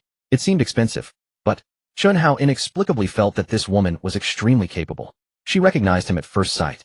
If it was because Xiaoling had given her some prior knowledge about him, that was understandable. But knowing his identity, she still behaved with neither humility nor arrogance, and every detail of her speech and handshake was perfectly measured. That was rare. You're in charge at Hanteng Media, but... Chen Hao smiled at Mengya, then turned to Xiaoling. I need an assistant. You. Xiaoling was first startled, then shook her head repeatedly. No. You can pick anyone in the whole company, but not Mengya. Wait. You're poaching my people. Yes, Chen Hao nodded with a smile. Then you might as well fire me, Xiaoling said firmly. The meaning was clear: unless Chen Hao fired her, he couldn't take Mengya. What if I told you I could make Hanteng Media profitable within a month? Chen Hao asked. A month? Don't be ridiculous. Xiaoling didn't believe it at all. How about this, Chen Hao said with a smile. Without spending a single cent on promotion, I'll make Hanteng Media profitable in 1 month and achieve a net profit of 30 million in 2 months. Earning 30 million in 2 months. And crucially, he promised to do it without spending anything on promotion. How is that possible? Fine. Xiaoling agreed, without hesitation, ready to shake on it. If you can do it, I'll let her go. Otherwise, don't ever think about taking Mengyu again. Deal. Slap. After the high five, Chen Hao chuckled lightly. Actually, you'll let her go in at most 2 hours, unless you're willing to go back on your word. From a month down to 2 hours now. Xiaoling was even more incredulous. Fine. I'll wait and see your performance. Miss Meng, Chen Hao said, looking at Mengya. Please gather the newcomers. Yes. Mengya turned and left. Is there a place for singing? A bit more spacious, Chen Hao asked Xiaoling. Follow me. They went straight to the 9th floor. The training ground was spacious enough for the artist's daily practice and equipped with various facilities. As they arrived, they found that Mengya had already gathered all 7 newcomers there. 7 people, 5 women, and 2 men. Their potential was still unknown, but they were all strikingly handsome and beautiful. Xiaoling had a sharp eye. She had fully followed Chen Hao's instructions when it came to appearances. Any one of these 7 would turn heads on the street. Especially one girl. She was around 20 years old with long hair tied in a high ponytail. Standing over 7 meters tall with a beautiful oval face, she exuded a classical charm. Undoubtedly, she was a beauty among beauties. You can start your performance now, Xiaoling said to Chen Hao with a smile. Her expression clearly showed she was expecting to be entertained. The newcomers were utterly bewildered. President Meng had summoned them all, claiming the CEO was coming for an inspection. Xiaoling was the CEO. They had already met before. Yet, besides Xiaoling, there was also a young handsome man, at most 20 years old. Who was he? President Meng. Chen Hao surveyed the newcomers and asked Mengya, among them, who excels at music? Who excels at dance? Who excels at performance? Different abilities, different roles, different paths in the entertainment industry. Chairman Chen, let me introduce them. Mengya nodded. Chairman Chen. The 7 newcomers grew even more puzzled. Which chairman was this? They only knew that in Hanteng Media the highest authority was the CEO, Xiaoling. CEO, that is Chief Executive Officer. They believed the CEO was the boss. Soon, Mengya finished introducing each one.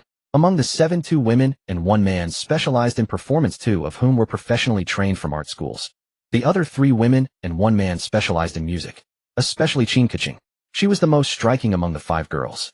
Not only was she gifted in music, but she also excelled in classical dance. She was superb at both singing and dancing. Chen, let me perform first. Chen Hao walked toward a Steinway piano. The vast memories he gained before his death in the previous life came not only from scientists. You see, the Global Elite Summit had many performance segments. Thus, there were also musicians and performers. Piano. It was second nature. Chairman Chen, are you going to sing that song? Xiao Ling asked with a smile. Let's switch to another. Chen Hao sat before the piano. His hands moved. The next moment, a beautiful melody drifted out gracefully. Xiao Ling's pupils constricted. Those newcomers didn't know Chen Hao's exact identity, but she knew exactly who he was. A mathematical genius. Founder and chairman of Haunting Capital. Most importantly, when they first met, Chen Hao had played the guitar. He played the piano this well too. Wind blows the sand, butterflies adore flowers, an eternal tale of romance like the moon and water lost in the flower in the mirror, bamboo fence, wooden pipa under the arched bridge in moonlight, who strums and sings longing for the distant beloved. The song was melodious. Chen Hao was skilled in singing techniques, but his vocal talent was merely average, far from heavenly. Yet, who said a song must have a heavenly voice? In his mind, the image of that girl from his memories surfaced. Bending, hunching, lowering her head. Emotion was released in an instant. A song indeed needs a good voice, but emotion is what truly moves people. This song. Xiao Ling was utterly stunned, her voice trembling. Explode. As a high-level executive at Polygram, she was responsible for talent scouting and market operations. Though not deeply versed in music theory, she knew market trends well. This song.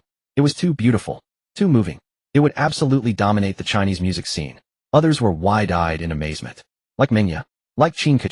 She didn't know who Chen Hao was, but when she heard this song she felt a urge to cry. Guess, cast another divination, it's an auspicious sign, yet I still can't let go. My love for you endured through several winters and summers, yearning day and night, praying you want change again. The song faded. The piano notes gradually came to an end. 2 girls were even in tears. Dead silence. The next moment, almost in unison, everyone clapped fervently, their eyes sparkling. President Xiao. Chen Hao looked at Xiao Ling and smiled. Let our artists sing it, let the dancers dance, let the instrumentalists play. We could even shoot an MV. What do you think? It's possible. Xiao Ling nodded dazedly. Even now she was still immersed in this heart-stirringly beautiful song. And how about embedding the MV into the SP4? Wah! Xiao Ling suddenly snapped awake. What did you say? They'll have creativity vision encrypt that part to ensure no one can pirate it, Chen Hao said confidently. Pirated copies. At best they could steal the audio. But the SP4 integrated both audio and video. The encrypted video was simply impossible to steal. In other words, the complete MV audiovisual version could only be presented on the SP4. Then, customers would have 2 choices when purchasing an SP4. One was the blank version. The other came with the MV media pack installed. Want to install the media pack? Pay an extra $100. You've already bought an SP4 for $3,000, so for this exclusive MV media pack, it's just a measly extra $100. Would you buy it or not?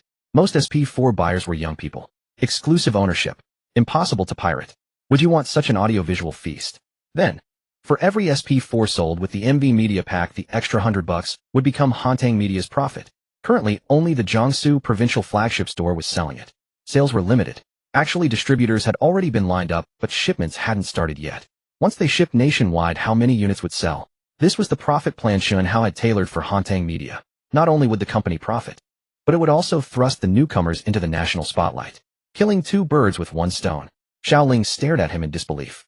Was he human or demon to come up with such a brilliant business strategy? But she swallowed. Just 1 song. Even with the previous one, that's only 2 songs. Selling for $100, no one would buy it, right? Who said there are only 2? Chen Hao smiled. He placed his hands on the piano again. 1 song, As You Wish, had everyone in tears once more. 1 song, Treading Mountains and Rivers, set the whole room ablaze with passion. The actor, Sigh of You. Song after song. Each one either brimmed with ancient Chinese elements or overflowed with patriotic fervor. Different styles, different moods, but they shared one thing in common. They were all exquisitely beautiful. In the end, everyone was completely numb. Most people present were quite knowledgeable about music and had heard countless songs. Yet Chen Hao's performances, not a single one had they heard before. What did that mean? Each of these songs, capable of igniting the music market, was very likely Chen Hao's original creation. After playing and singing 10 songs in a row, Chen Hao's fingers were numb, so he had to stop. They'll get the sheet music ready as soon as possible in the next couple of days. You need to immediately arrange the MV shoots, costumes, props, choreography, and other designs. We'll deliver them to you along with the sheet music. The requirements are the songs must be beautiful and the MVs must be exquisite. It'll delay the nationwide launch of the SP4. But you must also speed up. With that he turned his gaze to Mengya. Miss Meng, from now on you'll be my assistant. President Xiao, any problem? No. No problem. Xiaoling nodded blankly. She had lost the bet. She had lost utterly, yet she was completely convinced. The boss wasn't human at all. What couldn't he do? Mengya glanced at her, gave a helpless smile, and followed Chen Hao out. President Xiao, who is he? He's incredible. Every song he sang was a classic. Absolutely a god. I think he alone could take on the entire entertainment industry. Why don't we recruit him into the company? The newcomers crowded around Xiaoling, asking questions. They were excited too. Recruit him. Xiaoling snapped back to reality, looked at them, and said, he's my boss. Recruit him. What are you thinking? Do you think with his achievements he'd even care about a mere entertainment circle, eh? What? Everyone was stunned. The crowd was stunned. He was Boss Xiao's boss. These newcomers had also heard that Hantang Media was under Hantang Capital. Could it be? That godlike young man was the chairman of Hantang Capital. While the others stood dumbfounded, Chen Kuching fixed her gaze on the entrance. That was the direction Chen Hao had left. She couldn't shake the feeling. That man looked familiar. Suddenly, a realization struck her, sending a cold sweat down her spine. Kuching.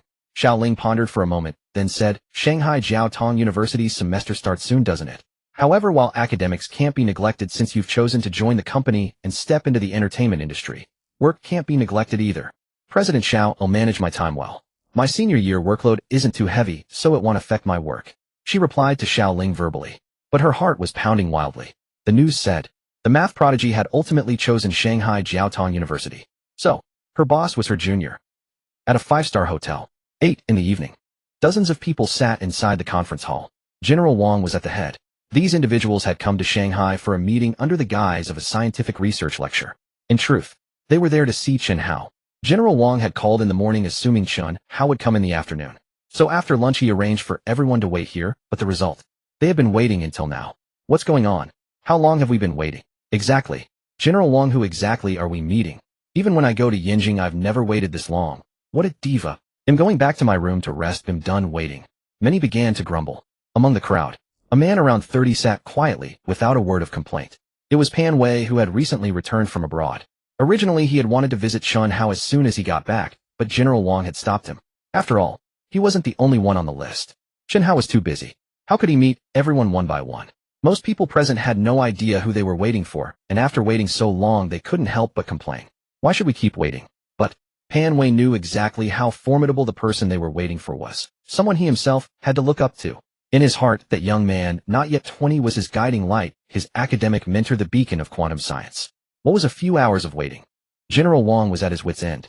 Among these people were many high-status individuals, giants in the field of scientific research. Even he dared not offend them. Everyone. Hearing the complaints, he quickly stood up. Let me make a call. Please be patient and bear with me. Thank you for your cooperation. Not far from Shanghai Jiaotong University. A hotel. Mom, I've already arrived. Yes. Don't worry. You and Dad shouldn't work too hard. Remember to eat and drink well every day. Oh, we're not short on money now. By the way, has Dad been smoking? Chen Hao chatted with his mother for a long time, casually setting a trap for his father. In his past life at this age he would have found his parents' earnest advice annoying. In this life, what he once called nagging now only filled his heart with warmth. He talked for about 10 minutes before hanging up. He had been delayed too long at the company today. He had planned to finish up at the RD department and then go see General Wang. But then, Xiaoling had given him inspiration. Not to mention, just the 10 songs he had sung and played had taken a long time. In short, he was held up at the company for ages. No sooner had he hung up than a new call came in. It wasn't a coincidence. Rather, General Wang had used a relentless barrage of calls. Can't get through. Then keep calling. General Wang. Huh. Hearing the anxiety mixed with a hint of reproach in the other's voice, Chen Hao was caught between laughter and tears. I never said I'd come in the afternoon. General Wang hadn't set a specific time. He had just assumed Chen Hao would come in the afternoon. And so a misunderstanding. I'm really sorry. Chen Hao laughed sheepishly. I definitely can't go now. Tomorrow I have to register at school. How about this? After I finish registering you'll see if I have time in the afternoon. But that's not a confirmation, okay? Don't misunderstand again. He hung up. Boss, your change of clothes are ready.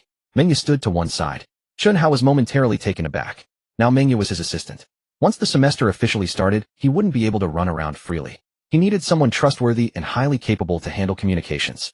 He hadn't expected her to arrange even his personal errands so meticulously. Sister Ya, I can handle these things myself, Chen Hao said with a smile. Sister Ya, Meng Ya's gaze flickered slightly. The address made her very happy. It's my duty. She came back to her senses and smiled. You should get some rest. Chen Hao thought for a moment. Accompany me to school tomorrow. There are some things I need you to handle. Okay. Meng Ya nodded succinctly. She asked no further questions. After she left, Chen Hao broke into a smile and murmured, Senior, see you tomorrow. Oh, one important question. School registration took the whole day. He knew his wife was a student at Shanghai Jiaotong University. But the entire day was so long, who knew what time she would register? An idea struck him. He immediately dialed a number. President Xia, are you resting? He asked with a smile. Just left the office heading home. Something up. Xia Qingyan sounded exhausted. Can I call if there's nothing? Nothing. Then I'm hanging up. Wait. President Xia. Sister Xia. Chen Hao panicked and said with a placating smile, I'm registering at Shanghai Jiaotong University tomorrow. I just wanted to ask, is there anything I should be aware of? Xia Qingyan had previously been a teacher at Shanghai Jiaotong University, so she knew it well. What's there to be aware of? It's just registration, isn't it? Xia Qingyan said, exasperated. Since she knew Chen Hao had solved the sunflower conjecture, she naturally knew he had chosen Shanghai Jiaotong University. Completely in the dark. Xia Qingyan frowned. She was swamped all day and just wanted to go home and sleep. How could she have time to chat with him? Fine. She said bluntly, my younger sister is at the same school as you. She knows Shanghai Jiaotong pretty well. Go ask her. What a... Sister Xia, your sister is at Shanghai Jiaotong. You never told me. Chen Hao pretended to be very surprised. Why would I tell you about my family's business? Oh. Besides, perhaps feeling she had been a bit curt, she added, she's also a freshman this year. But since I used to teach there, she knows the school quite well. She's in the pharmacy program. By the way, Sister Xia, don't tell your family about my affairs. Don't worry. Xia Qingyan frowned. Didn't we sign a confidentiality agreement? I still have some professional integrity. Then how should I talk to your sister? He'll talk to her. All right. Thanks, Sister Xia. From now on, don't call me unless it's about work. Huh. I'm afraid Xiao Shui will misunderstand. Beep, beep, beep. She hung up directly. Chen Hao was completely baffled. What the hell? What did she mean by afraid Ren Shui will misunderstand? In terms of closeness, his sister-in-law was far more intimate than Ren Shui. His relationship with Ren Shui. Yes, they were friends. But his sister-in-law was family. He stopped thinking. A text message came in. Seeing the number Xia Qingyan had sent, a faint smile curled at the corner of his mouth. He had always remembered that number. The real reason for calling his sister-in-law was to have a plausible pretext. He was too tired today. He soon fell into a deep sleep. The next day, he was woken up early by the phone ringing. Who is it? Calling so early. It must be that bastard Xiaoyan. Chen Hao picked up his phone, and the moment he saw the number, he jolted upright. It was his wife. Hey, is this Chen? A timid voice, slightly stammering, came through the phone. It's me. Chen Hao nodded repeatedly. Your sister Xia's younger sister, right? He corrected himself just in time, almost saying the wrong thing. No, he had almost said it, but he hadn't. In his past life, she was his wife, the one he had spent half his life with. In this life, that would not change. My sister said you're a friend's brother and that you're unfamiliar with the school. She asked me to take you to register today. Her voice was very soft. Chen Hao knew she wasn't truly a stutterer. It was her introversion and low self-esteem that made her nervous and falter when speaking to strangers. Okay. He leaped out of bed like a flash. They'll head to school right now. Whoever arrives first, give the other a call, all right? He dashed into the bathroom in a few quick strides. Wash up. Hurry to school. When he faced the mirror in the bathroom, he saw his eyes reddening again. My wife. His memories seemed to drift back to the past. Xia Qingma was actually very beautiful and very intelligent. Introverted. Insecure. It was because she always compared herself to her sister. The sisters were several years apart. When Xia Qingyan was bathed in glory, she was still young. How could she compare? In her past life, she achieved great things, graduating with honors, pursuing a master's and doctorate, publishing papers in authoritative journals. She had once shone brightly. But Chen Hao shone even brighter. A couple couldn't both be consumed by their careers, could they? For him, she sacrificed her career. What she sacrificed for him was far more than just her career. It even included her life. In this life, it's my turn to protect you. Chen Hao's eyes were rimmed with red. I won't let you abandon your career and future for me. I will make you the brightest star. The campus of Shanghai Jiaotong University was teeming with people. Today was the day for new students to register. As a top-tier university, anyone who could get into SJTU was undoubtedly an elite. But elites are human too. And humans have their desires and passions. Today, the senior male students were exceptionally attentive, as if they had been injected with adrenaline. The new female students were coming. Across from the school gate, a silver Lexus sat quietly. A stunningly beautiful girl was in the driver's seat. It was Chen Hao. She had arrived very early, sitting in her car, the whole time her beautiful eyes fixed on the opposite side, afraid of missing something. Yesterday, that scene had profoundly shaken her. Getting into SJTU proved she was excellent, but academics were never her true passion. She loved music. Given her family background, her parents would never allow her to enter an arts academy. Studying administrative management at SJTU was her father's imposed will. Music was her dream. She hadn't even dared to tell her parents about joining the Hantang media. Yesterday, she learned of Chen Hao's identity and that he had also applied to SJTU. Was it admiration or love at first sight? She wasn't sure. But one thing she was certain of was that that sunny boy with a song full of emotion had instantly unlocked the door to her heart. Some people can spend a lifetime together and feel nothing. Others you know the moment you see them. A mathematical genius. The chairman of a billion-yuan conglomerate. She didn't care. The spark she saw was never about fame, status, or wealth. It was simply because of that song. Why isn't he here yet? She murmured. Suddenly, her beautiful eyes focused. So, he had been here all along. Not far away, the door of a Mercedes-Benz opened. Chen Hao, wearing a baseball cap, sneaked out. Sister, you're off? You can go back now. His enrollment had been a big topic for a while. He didn't want to be swarmed. But he didn't know that even with his baseball cap, he could fool most people, but he was instantly spotted by Chen Hao. Chen Hao was waiting for him. He was also waiting for someone. Having arrived early himself, he was waiting for Xia Ma to appear. And there she was. As Chen Hao walked toward his target, the Lexus door also opened. Chen Hao got out. Her target was Chen Hao. Xia Ma dragged her suitcase, silently walking toward the school gate. She was from Shanghai. Logically, she could live at home. However, her sister had strongly persuaded their parents, insisting that their daughter should live on campus. Her sister was too introverted. If she lived at home, she would have even less contact with classmates, making her even more withdrawn. Xia Ma didn't want to live on campus at all. She didn't want to interact with people she didn't know. Staying in the familiar comfort of her home was the only place she felt safe. The outside world was terrifying. Like that time on the commercial street when she ran into a lunatic. Luckily, she had quickly taken a detour. Just then her phone rang. Hello, she said softly. Xia, I've arrived, Chen Hao said with a smile. But he had to act like he didn't know her, or else his cover would be blown. Theoretically, they didn't know each other yet. I just got here too. I see you. Chen Hao pretended to have just spotted her. He walked quickly toward her. Suddenly, Xia Mo's eyes widened. That face looked familiar. It was him. That lunatic. Don't come near me. The naturally timid and introverted girl, upon seeing that lunatic, instantly turned pale with fright. Under Chen Hao's bewildered gaze, she dragged her huge suitcase and ran in terror toward the school. What's going on? Chen Hao was dumbfounded. Why was she so afraid of him? This was completely different from the first meeting he had imagined. He quickly came to his senses. At their first meeting, he had stood motionless in the middle of the road, crying uncontrollably. From Xia Mo's perspective, would a normal person act like that? Coupled with her timid nature, she probably thought he was a lunatic. Seeing him again, her personality would only make her more frightened. What to do? Chase her? She'd only be more scared. Not chase her. If he didn't explain, wouldn't her perception of him as a lunatic be completely confirmed? It would be even harder to approach her later. Old classmate. He almost slipped up again. Chen Hao chased after her while shouting, we met on the commercial street, right? I have a genetic disease, and when it acts up, one ran, one chased. This immediately drew the attention of many people. The new students were surprised. As for the senior students, damn, a freshman dares to compete with us for the new girls. Rebel. His tactics are way too cliché. That new girl. I'm not interested. When they got a clear look at the girl, hunched over, head down, running and wearing ugly braces, the seniors' faces were full of disdain. She was really not worth a second glance. Junior, a senior said as Chen Hao brushed past him while chasing Xia Ma. The senior smirked. Don't worry, no one's competing with you. It's just, you've got some peculiar taste, Junior. Chen Hao was furious. Damn it. How dare he look down on his wife? Was he tired of living? Hey, what do you think you're doing? Stop right there. A security guard rushed over, blocking his path. Chen Hao didn't know how to explain. He couldn't exactly tell him that she was his wife in a past life, and he was trying to win her back in this one. What to do? He watched Xia Ma run farther away. She kept looking back as she ran, checking if he was still following. Great. The lunatic label wouldn't be coming off anytime soon.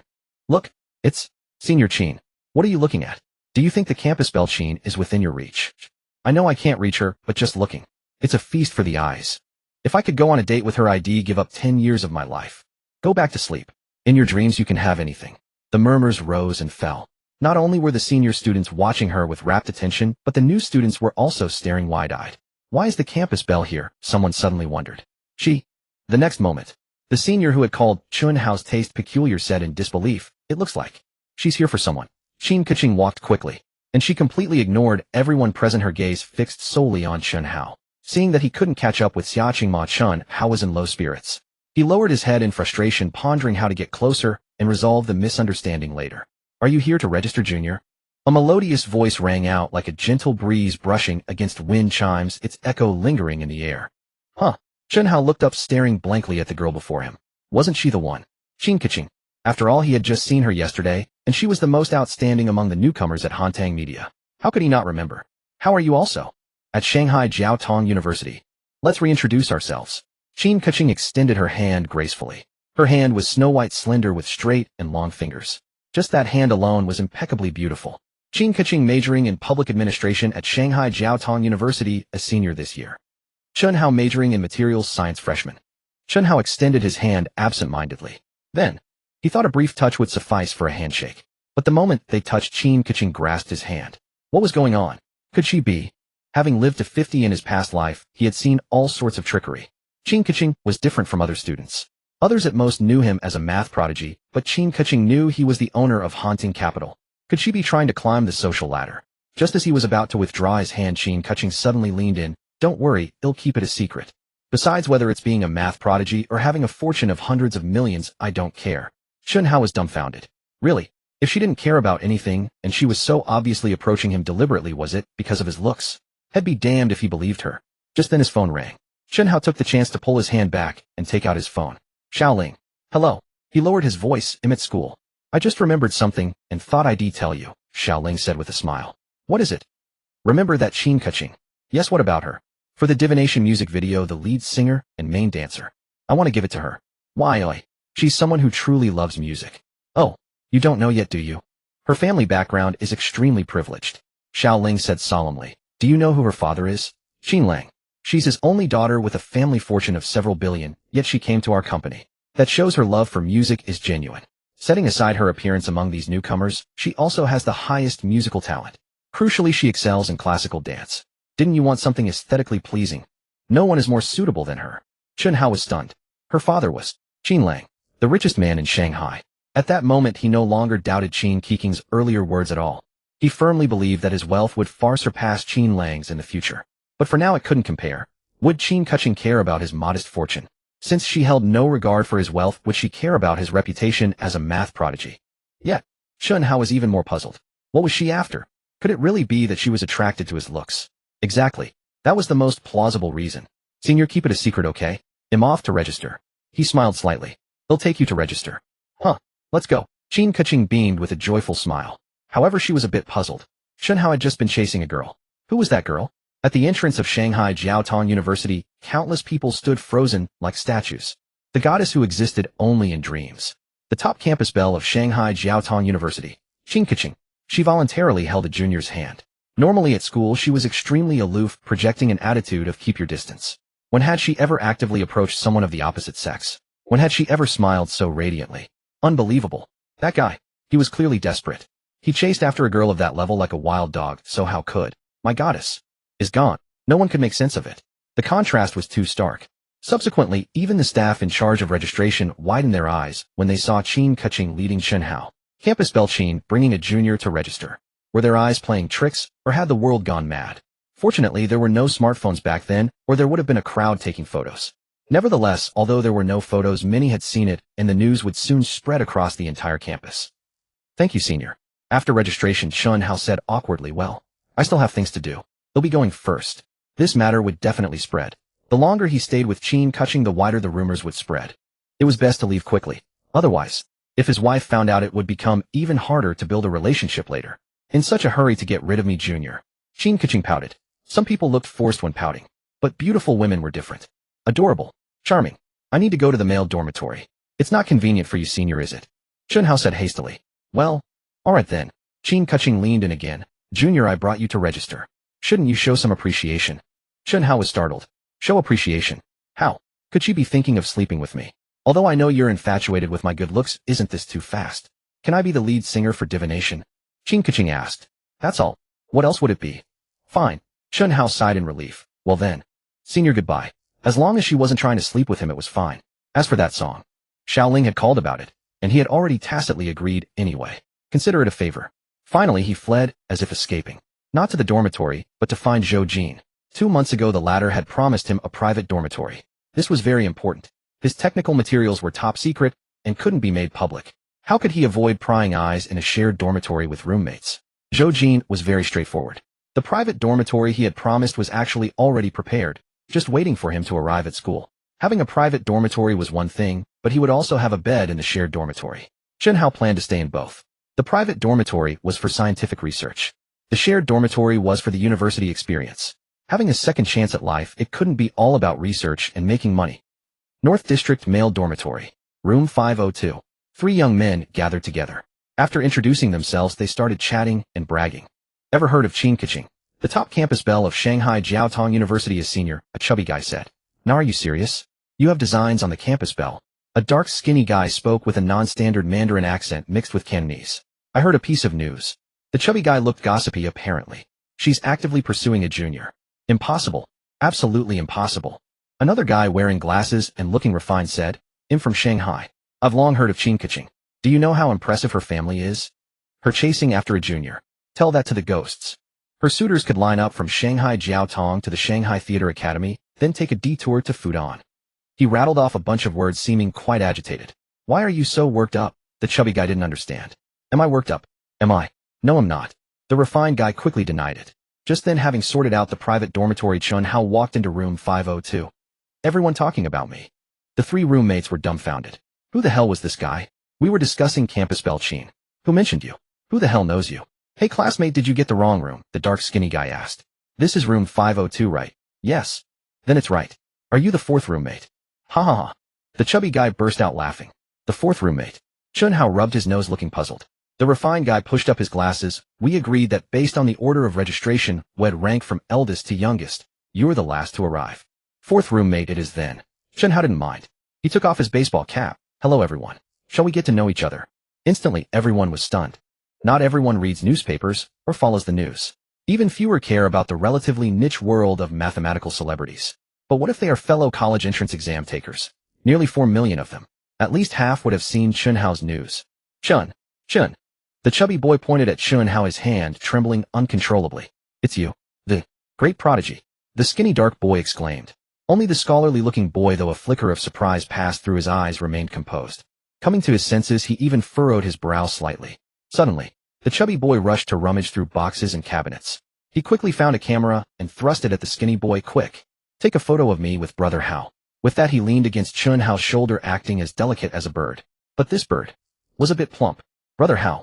Chen Hao was caught between laughter and tears. Aren't I the 4th in the dorm? No. After the photo, the chubby boy waved his hands repeatedly. I'll call you Big Brother. Big Brother. Please accept my humble bow. Once a big brother, always a big brother. He even mimicked the ancient's bowing gesture. The skinny boy nodded too. You're the big brother. You are. They were just ordinary students. And Chen Hao, a genius who had cracked the sunflower conjecture. A luminary in the mathematics world. A sure candidate for the Fields Medal. To ordinary college students, Chen Hao was not a fellow student, but a master. Even more impressive than a math professor at Jiaotong University. If he's the big brother, then what am I? The scholarly boy was displeased. He came from a well-off family raised in indulgence, and always vied to be first in everything, including the dormitory ranking. By age, he was younger than the other 2. Unwilling to be last, he proposed that whoever arrived first would be the big brother. Thus, he became the eldest. Now those 2 had fallen at Chen Hao's feet. Brother Hao is a prodigy. If he's not the big brother, who is? Said the chubby boy, warm-hearted but fiery-tempered. Brother Hao. The skinny boy beamed, introducing himself. My name is Baitong from Guangdong. I'm from Jiangsu province, Chen Hao said with a light laugh. Despite looking like a charcoal ball, his name was Baitong. What was the white in that? Sun Yue from Hebei. The chubby boy laughed heartily. This time Chen Hao couldn't hold back. He was reminded of that famous chubby comedian from later years. There was indeed a resemblance. What's wrong? Sun Yue asked, puzzled. Nothing. Chen Hao shook his head. Brother Hao, why didn't you bring any luggage? Baitong inquired. Too much trouble. They'll buy some later. Brother Hao will go with you. Sun Yu immediately volunteered. I'm free too, let's go. Baitong chuckled. The 2 roommates were very enthusiastic. Only, Chen Hao had long noticed the scholarly boy's displeasure. Yet he paid it no mind. If others respect me, I respect them in return. Why should he accommodate the attitude of a stranger? Living anew, he wanted to live freely, not grovel to those who snubbed him. An hour later, with Sun Yu and Baitong's help, he bought all the daily necessities and sent them back to the dorm. Needless to say, Chen Hao treated them to lunch. At a street-side stall outside the school, they spent only 50 yuan and ate to their heart's content. Brother Hao, anything else we can do? Just say the word. Sun Yu set his mouth greasy. Yeah, just tell us. Baitong nodded. Nothing else. Chen Hao smiled and pulled out 2 packs of soft-pack Zhonghua cigarettes, handing them over. I have some things to do this afternoon. I'll head off first. Brother Hao, I don't smoke, Bai Tong quickly said. Huazi. The chubby boy grabbed Bai Tong's pack too. You don't smoke. Fatty will. Watching Chen Hao's retreating figure, the chubby boy was overjoyed. That's Brother Hao for you. So generous. Tisk TSK. A great mathematician with real class. The second one doesn't get along with Brother Hao. How will they manage? Bai Tong worried. Chen Hao had been hailed as big brother by the two, leaving the scholarly boy to settle for second place. That stuck-up guy, eh? The chubby boy sneered. If he wants to hang with us, fine. If not, he can get lost. Always wanting to be first, but look at his skills. I can't stand him. Not to mention skill, just in terms of character, he can't hold a candle to Brother Hao. On the other side, Chen Hao walked a good distance after parting with them before dialing a number. Soon a Mercedes-Benz pulled up slowly. Sister ya. Chen Hao handed over the keys. I'm staying in the staff quarters. The key has the specific building number written on it. Please help me get some daily necessities. Thanks. It's my job, Mengya said, taking the keys. He'll take the car, I have some business. All right. Mengya handed him the car keys. The Mercedes-Benz headed toward a 5-star hotel. He was going to meet General Wang. He had promised that once the elites on the list were found, he would help establish secret research centers in several cutting-edge fields. At a 5-star hotel. Executive suite. This is too much. An old man scowled, fuming. What's the meaning of this? We arrived the day before yesterday, waited from yesterday afternoon until evening, and still no news. What do they take us for? Exactly. Acting like a diva with us. Who does he think he is? He doesn't even know his place. Several other old men were equally furious. In total, over 50 people had gathered. These few elders were the most renowned and highest in status across different fields. Who dared to show such disrespect? Knock, knock, knock. A knock at the door. Leaders, General Wang invites you over. The meeting can begin. He's here. One old man shot to his feet, face twisted with rage. I'd like to see just who this saint is. Let's go. Soon over 50 people gathered in the conference room. For security, not only was the entire hotel booked, but hotel staff were also barred from entering certain areas like this conference room. No sooner had everyone arrived than General Wang walked in accompanied by 2 others. One was an assistant. The other was Chen Hao. General Wang, where is the person? The most furious old man's face darkened further. What's this? Still not here. Standing us up again. Elder Yin, let me introduce you. This is Chen Hao. General Wang smiled. Swish. A dozen gazes locked onto Chen Hao. First confusion, then fury. Did General Wang mean that this young man was the one they were supposed to meet? They were elites in their fields, gathered from all corners of the country just to see a mere kid. Xiao Wang, what is this nonsense? Another elder bellowed, pointing at Chen Hao. Did the higher-up summon us here just to see this brat? Are you kidding me? General Wang panicked and was about to explain, but Chen Hao spoke first. General, Wang did make a mistake. Huh? General Wang was puzzled. The list I provided had only about a dozen people. How did it become so many? No. General Wang quickly explained, hey, race the deal. For instance, Chen Hao's list included Pan Wei, who worked on quantum technology, so they invited all the domestic quantum experts. The higher-ups meant well, thinking that more hands make lighter work. General Wang, please send the others back, Chen Hao said. Those words instantly lit the fuse on the powder keg. Let those not on the list leave.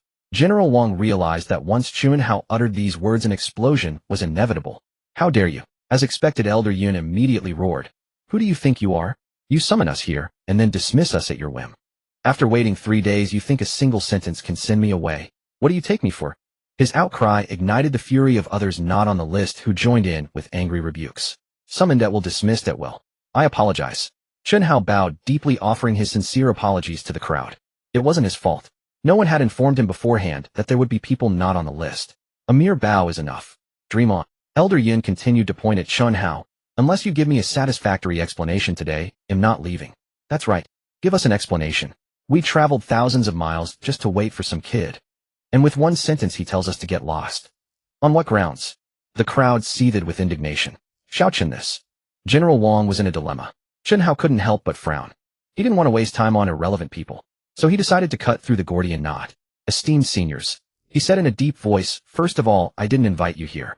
Secondly, for the subsequent research fields, those not on the list are not suitable.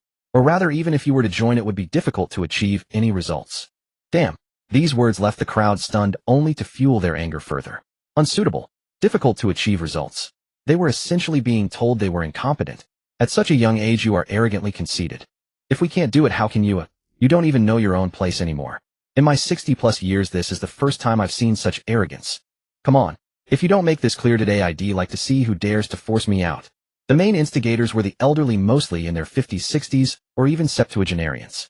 In contrast, the list was filled with young people, the youngest under 30, the oldest just over 40. The reason was simple. Scientific research is not only a mental endeavor, but also physically demanding. It requires endurance. Older individuals with weaker constitutions might collapse during intense phases of work.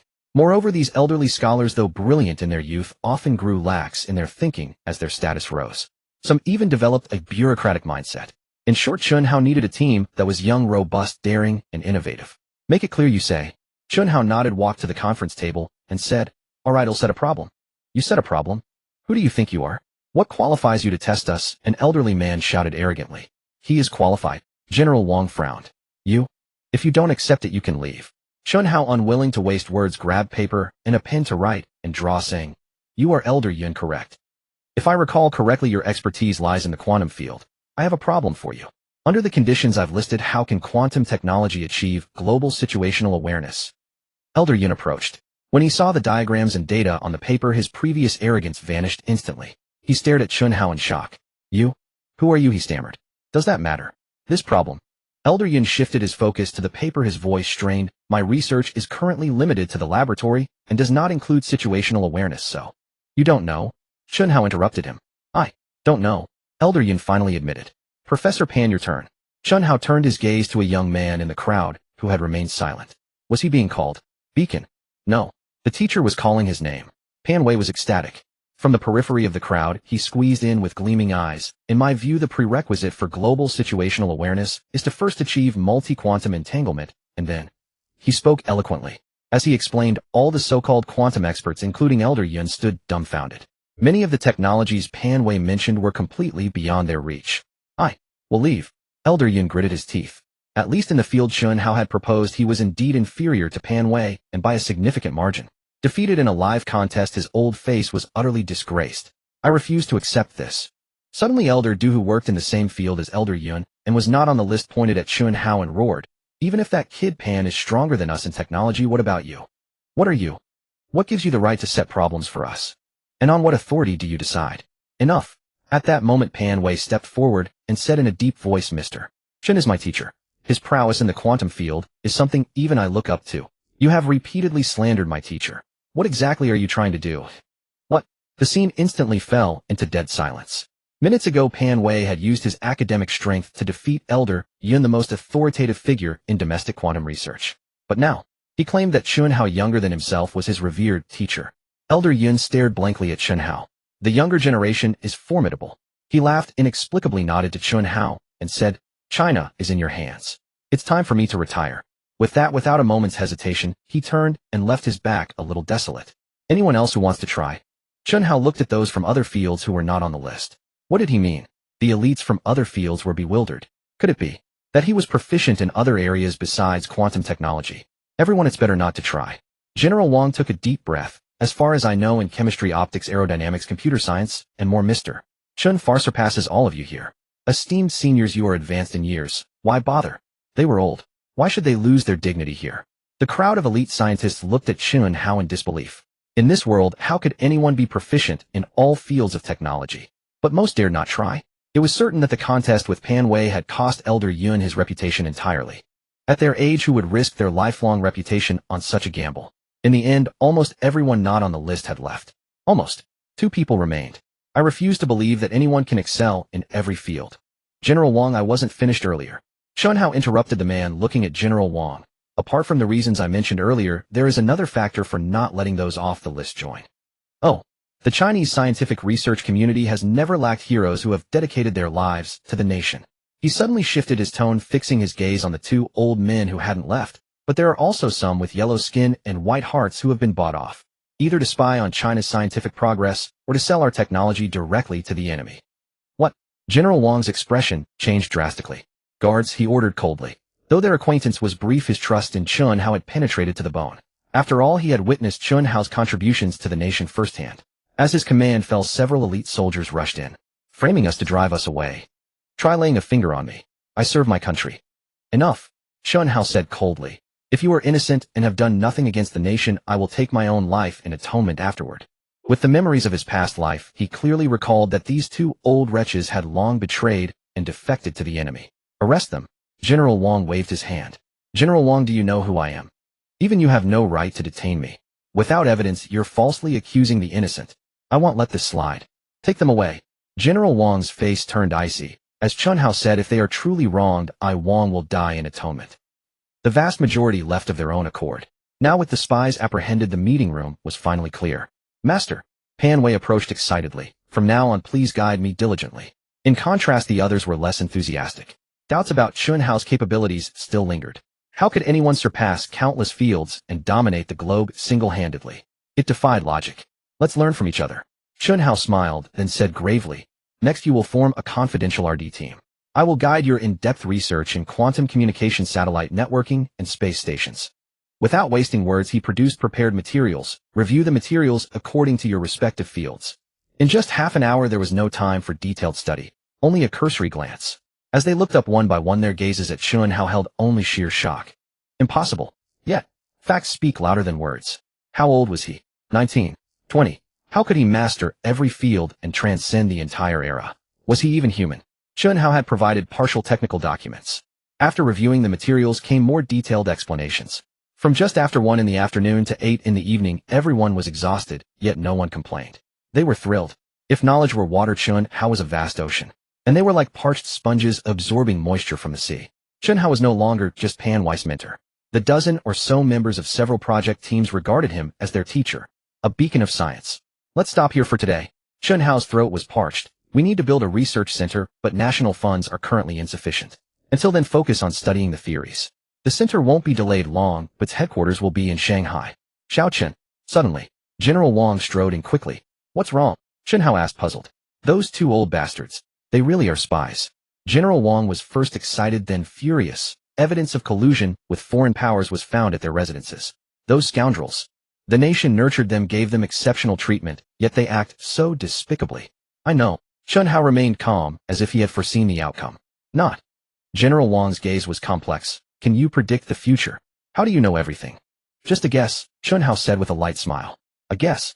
General Wang didn't believe it. Chen Hao had sworn to die in atonement if they were wronged. Risk his life on a guess. Yet he didn't press further. Not long ago, he had a conversation with the higher-ups. Though he didn't understand science, he knew that knowledge required long-term accumulation. How young was Chen Hao? How could he master so many fields? It was irrational. The superior's exact words were, you can't comprehend it, and neither can I. So what? Should we dissect him in a lab? Or let him contribute to the nation and elevate China to the world's pinnacle? Everything Chen Hao did was for China. So why must we dig to the bottom? Wasn't what they all pursued throughout their lives the nation's prosperity? And Chen Hao was doing just that. That was enough. Oh. General Wang snapped back. You mentioned exchanging for US dollars last time. When? Also, the money in your account can only net a few tens of millions in dollars. I think even if you're sure about stock trading, you won't make much. How about you support me a bit? Chen Hao joked. Me? I only make a few thousand a month. General Wang laughed wryly. General, it's late. They'll head back now. Chen Hao waved and left. Take the back door, I'll arrange an escort. Understood. The dozen elites from various fields watched the beacon depart, their hearts filled with awe. A beacon? No. Could the teacher instantly identify traders and excel at stock trading? He was truly omniscient. Night had fully fallen. Walking across the campus, Chen Hao reviewed the current situation. In military matters, the items he had submitted were likely the limit. Anymore, and the nation lacked funds for RD and production. Wasn't it obvious that Pan Wei's team tasked with advanced research could only work on theories? Didn't building a research center require money? In short, the issue was a lack of funds. For now, no more technology needed to be handed over. The second phase of Chuangshiji's RD had launched. No new tech was needed for the moment. Next, the focus would be on 3 tasks. The AI system wasn't urgent and could be developed slowly. After all, given China's current foundation, even if completed, it couldn't be widely implemented. Second was Ren Xue's overseas trip. Let the SP4 sweep the globe. The final task involved multiple products in Chuangshiji's second RD phase. Their difficulty varied. Theoretically, LCD TVs would be the fastest. Time to plan ahead. Currently, only one factory produced SP4 core components. That was far from enough. When SP4 entered the international market, demand would surge dramatically. With just one factory, even SP4's capacity was hard to meet, let alone LCD TVs. Xia, are you off work? He dialed Xia Qingjian's number. Business or personal? If it was personal, shed hang up. No time for nonsense. Is the funding enough? Chen Hao asked. Just under 40 million left. Chen Hao had given her 100 million. acquiring factories, stockpiling chips, salaries for Hanten Capital Chuangshiji, and assembly plants. SP4 had also been stockpiling. Didn't stockpiling cost money? In short, cash was flowing out constantly with almost no income. Only one store had opened in Jiangsu province, and its revenue was negligible compared to the entire company. Oh, she had also approved 10 million for Hantang Media. Capacity is severely insufficient. Chen Hao's tone grew serious. We need more factories, not just to boost SP4 capacity, but also to prepare for LCD TVs. Two things: first, acquire several more factories for future assembly. Let me know if funds fall short. Second, contact more large-scale suppliers, at least 10. Once found, organize a meeting. On the other end, Xia Qingyan noted everything, then frowned. I think SP4 should be launched nationwide as soon as possible. Why keep delaying? You know ITLL make money yet. We urgently need cash flow, we can't just keep spending. She knew nothing about the cultural export plan. Nor did she know Chen Hao was waiting for Xiao Ling to film a series of music videos. Don't worry, I've got money. You? Almost at the dorm. Gotta go. Text me if anything comes up. The male dormitory was in sight. Coincidentally, he spotted two familiar faces. The two of them also caught sight of Chen Hao from a distance. Brother Hao. Sun Yu was carrying some barbecue, and Bai Tong was with him. They had just finished a late-night snack. Brother Hao thought you weren't coming back tonight. The chubby guy laughed. School starts tomorrow, I was afraid I'd be late if I stayed out. Chen Hao handed over 2 cigarettes. Boss, I don't smoke. Bai Tong quickly waved his hand. Brother Hao, have some. The chubby guy took the cigarette and handed over the barbecue. Bai Tong, and I already ate. I thought you might come back, so I packed an extra portion. Chen Hao was taken aback. He couldn't help but feel a touch of warmth. When they parted at noon, he said he might not return tonight, yet the chubby guy still packed a portion for him. Just for me? He asked, suddenly startled. You mean Bao Siwen? The chubby guy curled his lip, looking displeased. Am I crazy? Would I suck up to someone I don't like? Bao Siwen. Chen Hao's mouth twitched. He only now learned the kid's name. Brother Hao. The three headed toward the dormitory building, and the chubby guy couldn't help asking, there's one thing I just can't figure out. Why did you choose the materials department? A genius who solved a century-old math problem. Logically, he should either be a math professor or a math student. Why choose materials? I don't like math, Chen Hao said with a smile. Huh. The chubby guy was baffled. He didn't like it, yet he solved a century-old problem, and in the end chose materials. Comparisons are odious. Why did you two choose materials? Chen Hao asked with a grin. My family has a gold mine. I'm here to learn smelting. The chubby guy grinned cheekily. Boss, I'm majoring in mechanical engineering. Bai Tong explained. Most of the time roommates are from the same department and class, but there are exceptions. For instance, maybe the mechanical engineering dorms were full, or there were vacancies in the materials dorms. Soon, the three arrived at room 502. Creak. The door had just opened. Bao Siwen, who was listening to his MP3, immediately pulled out a Nokia 8810. It was a high-end Nokia model. It cost over 10,000 on the market. A party. I'm busy. I have to treat my roommates to dinner. Lobster. I told you I'm busy, I won't go even for lobster. Alright, that's it. He pretended not to notice the three returning. His goal was simple. As a spoiled son who never wanted to be outdone, after realizing that Sun Yu and Bai Tong clearly favored Chen Hao, he had to do something. Not only did he fail to become the leader, but he was also being collectively ostracized. He couldn't stand it. You're back. He lifted his chin slightly. From now on, we're brothers in the same dorm. How about I treat you all to dinner tomorrow night? Dinner? Bai Tong looked at the other two. Who were you on the phone with? Sun Yu asked with a smile. Just a friend. Is that so? The chubby guy seemed friendly, but he was actually very blunt. He showed no courtesy to those he despised. That phone of yours is really advanced, he said, staring at the 8810 in Bao Siwen's hand. It's not that expensive, just around 10,000. Indeed, it's so advanced you can make a call without dialing. What? In an instant. Bao Siwen felt as if struck by lightning. Not only had Sun Yu caught him not dialing, but he had also called him out on the spot, without any regard for face. Alright. Chen Hao smiled. It's getting late. Let's wash up and sleep.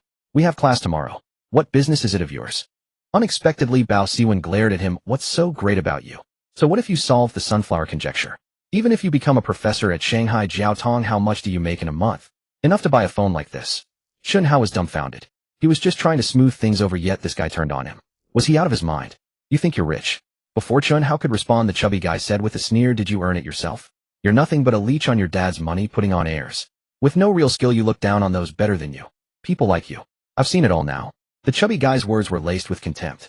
With your paltry little fortune, you think you're some rich second generation. Fatty just doesn't want to compare dads. You. Bao Siwen grew angrier. Go to sleep. Chen Hao smiled at the chubby guy. Lao San, I won't be going tomorrow. Cover for me at roll call. Brother Hao, you're skipping class on the first day.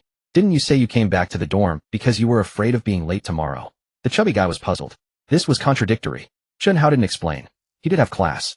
Just not in the materials department. Ding ding. A text message alert sounded. Chen Hao pulled out his phone and saw it was from Xia Yan. Knowing he was back in the dorm, she didn't call, just contacted one of the top 3 processing factories in Shanghai.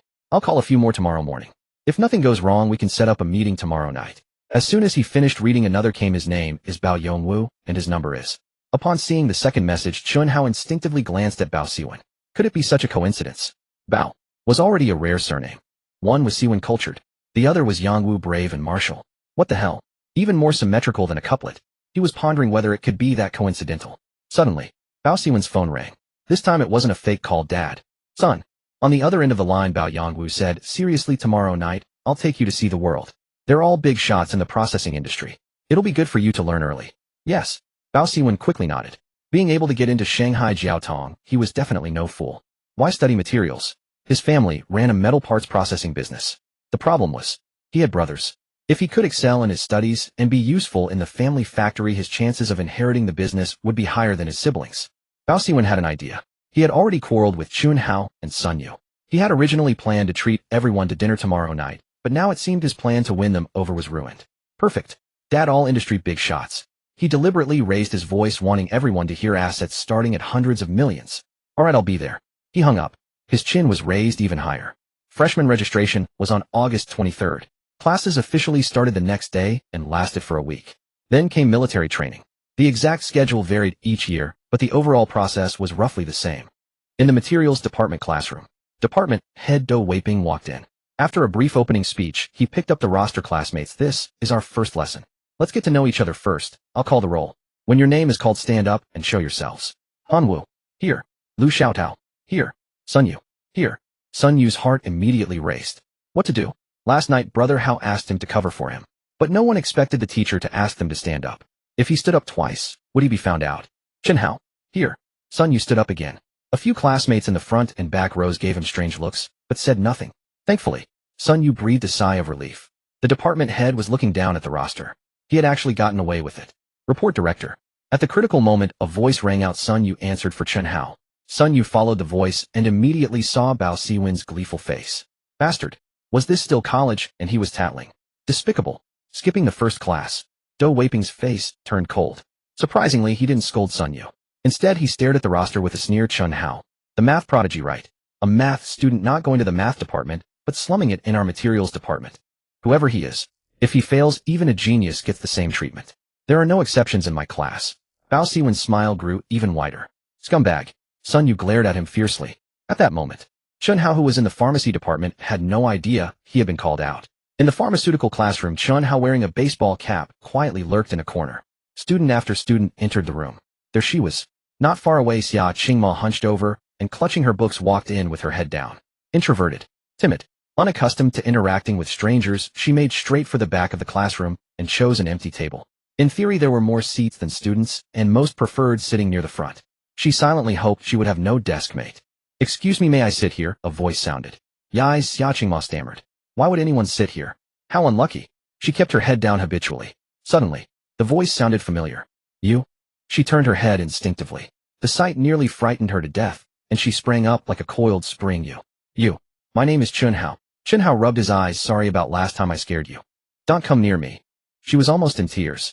Hereditary lacrimal gland allergy. The tear ducts often get blocked, causing uncontrollable tears. Chen Hao continued to explain.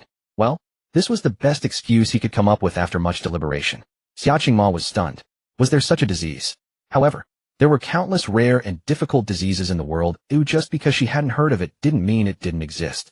I am sorry. She quickly sat down and murmured, so. That time in the shopping street. So, he was suffering from a medical episode, not a mental illness. Xia Qingma suddenly felt very guilty. Misunderstanding him time and again, even mistaking him for a madman, was truly wrong. Wait. She remembered something. Are you Chen Hao, the genius who solved the sunflower conjecture? She had seen the news. The news said he ultimately chose the materials science department, but this was the pharmacy classroom. I'm not interested in mathematics. Chen Hao had already prepared his excuse, a sorrowful expression on his face. I really like materials science, but this damned hereditary disease is incurable by current medicine. I want to cure it. I plan to minor in pharmacy and develop a treatment through my own efforts. I don't want to be seen as a lunatic. As he spoke, his voice choked with sobs. Xia Qingma was dumbfounded. Seeing him so pained and sorrowful, she felt even more remorseful. At the same time, she also felt pity for Chen Hao. Although he was a math prodigy, his genetic condition often made him mistaken for a madman. Including her. Hadn't she thought he was insane? Chen, don't be too upset. Ooh, I believe you can be cured. Her eyes were resolute. Remarkably, she didn't stammer this time. Xia. Suddenly, Chen Hao grabbed her hand. You? Xia Qingma was terrified. When it comes to pharmacy, I'm truly lacking in talent. Ooh, I hope you can help me conquer this disease. Please. Chen Hao's eyes were filled with sincerity. Oh. Xia Qingma was astonished. She had thought he was trying to take advantage of her by holding her hand. But now, he as a patient had placed his hope in her. This was a feeling of being trusted and depended upon. She had never experienced it before. Chen Hao chuckled inwardly. He knew his wife was insecure, so he had to play the pitiful role to make her feel important and help her regain confidence. She gently pulled her hand away. I'm just a student. Even those scientists couldn't develop a cure. Chen, I'm not capable of helping you. The pharmaceutical experts I counted on haven't developed one either. Chen Hao's face contorted with pain. But, then am I destined to endure this for my entire life? Chen Hao shook his head with a bitter smile, his tone growing sadder. Forget it. Perhaps this is my fate. Xia, we barely know each other, and I've made such an unreasonable request. I've gone too far. I'm sorry. Xia Qingma was stunned. A sudden pang of sadness struck her heart. How could she cruelly shatter someone else's hope? Chen. Suddenly, she clenched her teeth, her gaze firm. Although I may not succeed, I will try. Really? Chen Hao was overjoyed. Really? Chen Hao nodded excitedly. I'll minor in pharmacy, so can I study and do experiments with you from now on? Oh.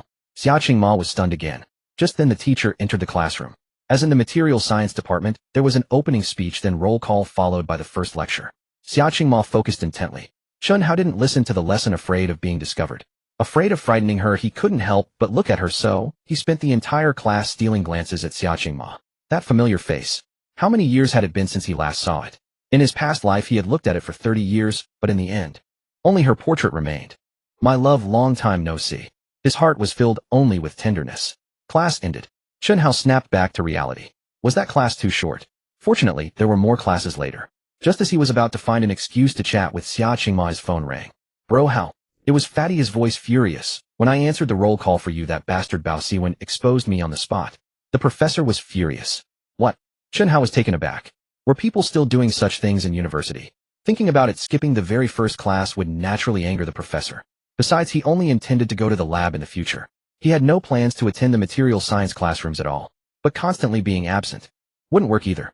So head deal with the material science department first. Xia, something's come up. Ooh, I can't make it to the later classes, Chen Hao said with a troubled expression. They'll take careful notes and show them to you later. Thank you so much. Chen Hao nodded, his face full of gratitude. But just reading notes might not be enough to understand. Could you explain it to me? I might not explain it well. Her cheeks flushed. Being depended on. Being trusted. This feeling was truly wonderful. But she lacked confidence in herself. I believe in you, Chen Hao said solemnly. I'll do my best. Then let's have lunch together. They'll wait for you in the cafeteria. Oh, we can go over the lesson while we eat. Is there a problem? No. Xia Qingma shook her head. What he said did make sense. Chen Hao dashed off a smile curling at the corner of his mouth. My love, although I'm deceiving and tricking you, it's all for our future. Today was a great success. Not only had the misunderstanding been cleared, but he had also shown great trust and dependence, which would greatly help boost her confidence. Of course, this was only the beginning. He had said he would make her the brightest star. Everything had to be taken slowly. For now, he needed to deal with the material science department. Only then could he come to the pharmacy department to accompany his wife without causing trouble. After all, over the next 4 years, he didn't plan to attend a single class in the material science department. He chose that department not for the lectures, but for the lab. Just as he stepped out of the pharmacy classroom, an international call suddenly came in. Chen Hao was startled. He quickly walked to a secluded corner to answer. I've arrived. The voice on the phone was very soft. It was Ren Shui. Yesterday, she had boarded a flight to North America, landing just over 10 minutes ago. Lu Qingshan and others were with her. Sister Shui, are you tired? Chen Hao asked. Ren Shui was slightly taken aback. A hint of inexplicable joy stirred within her. I'm fine, I rested on the plane. Then don't rest just yet. Apply for the North American patent as soon as possible. That was the real purpose of his words. Okay. Spend whatever it takes to shorten the review time. The review period wasn't fixed. Spending money could expedite it into a fast-track channel. In fact, once a patent was filed, even before approval it fell under protection, so theft wasn't a concern. What Chen Hao worried about wasn't patent theft. Rather, September was not far off. He needed to secure funds quickly or had missed the market window. Understood. Ren Shui nodded. I'll apply for the patent first, then deliver the samples to the people on that list. Hand the samples to Lu Qingshan. Him. Yes. Chen Hao's tone was firm, focused solely on the patent applications. North America isn't the only place we need to file. The sooner the better. Across the ocean, Rin Shui glanced at Lu Qingshan, who stood alert nearby. She vaguely sensed that Chen Hao might have secretly entrusted other tasks. Did Lu Qingshan have a mission too? She hung up. Walking toward Lu Qingshan, she said, "Brother Lu, he told me to give you the samples." Lu Qingshan nodded. He took the case. Opening it, he pulled out a small box and gestured to his accompanying subordinates. There were over a dozen people. Why such a large escort for Rin Shui? Moments later, most of them each took a small box and departed in different directions. These were his comrades, veterans who had fought in the Southern War, all formidable. Chen Hao had just hung up when another call came in. "Brother Hao, where are you?" It was Fatty Sun Yu, heading to see the department head. Chen Hao laughed. "Huh." Fatty was baffled. "What do you need the department head for?" In the corridor outside the materials science classroom, he was calling Chen Hao while Bao Siwen lurked nearby eavesdropping. "Going to see the department head. What are you doing?" Just then, Fatty hung up and caught Bao Siwen behind him glaring. Grown man still snitching. Disgusting. "Who are you calling out?" Bao Siwen barked. "No time for you." Fatty dashed down the teaching building stairs. Bao Siwen, curious, quietly followed.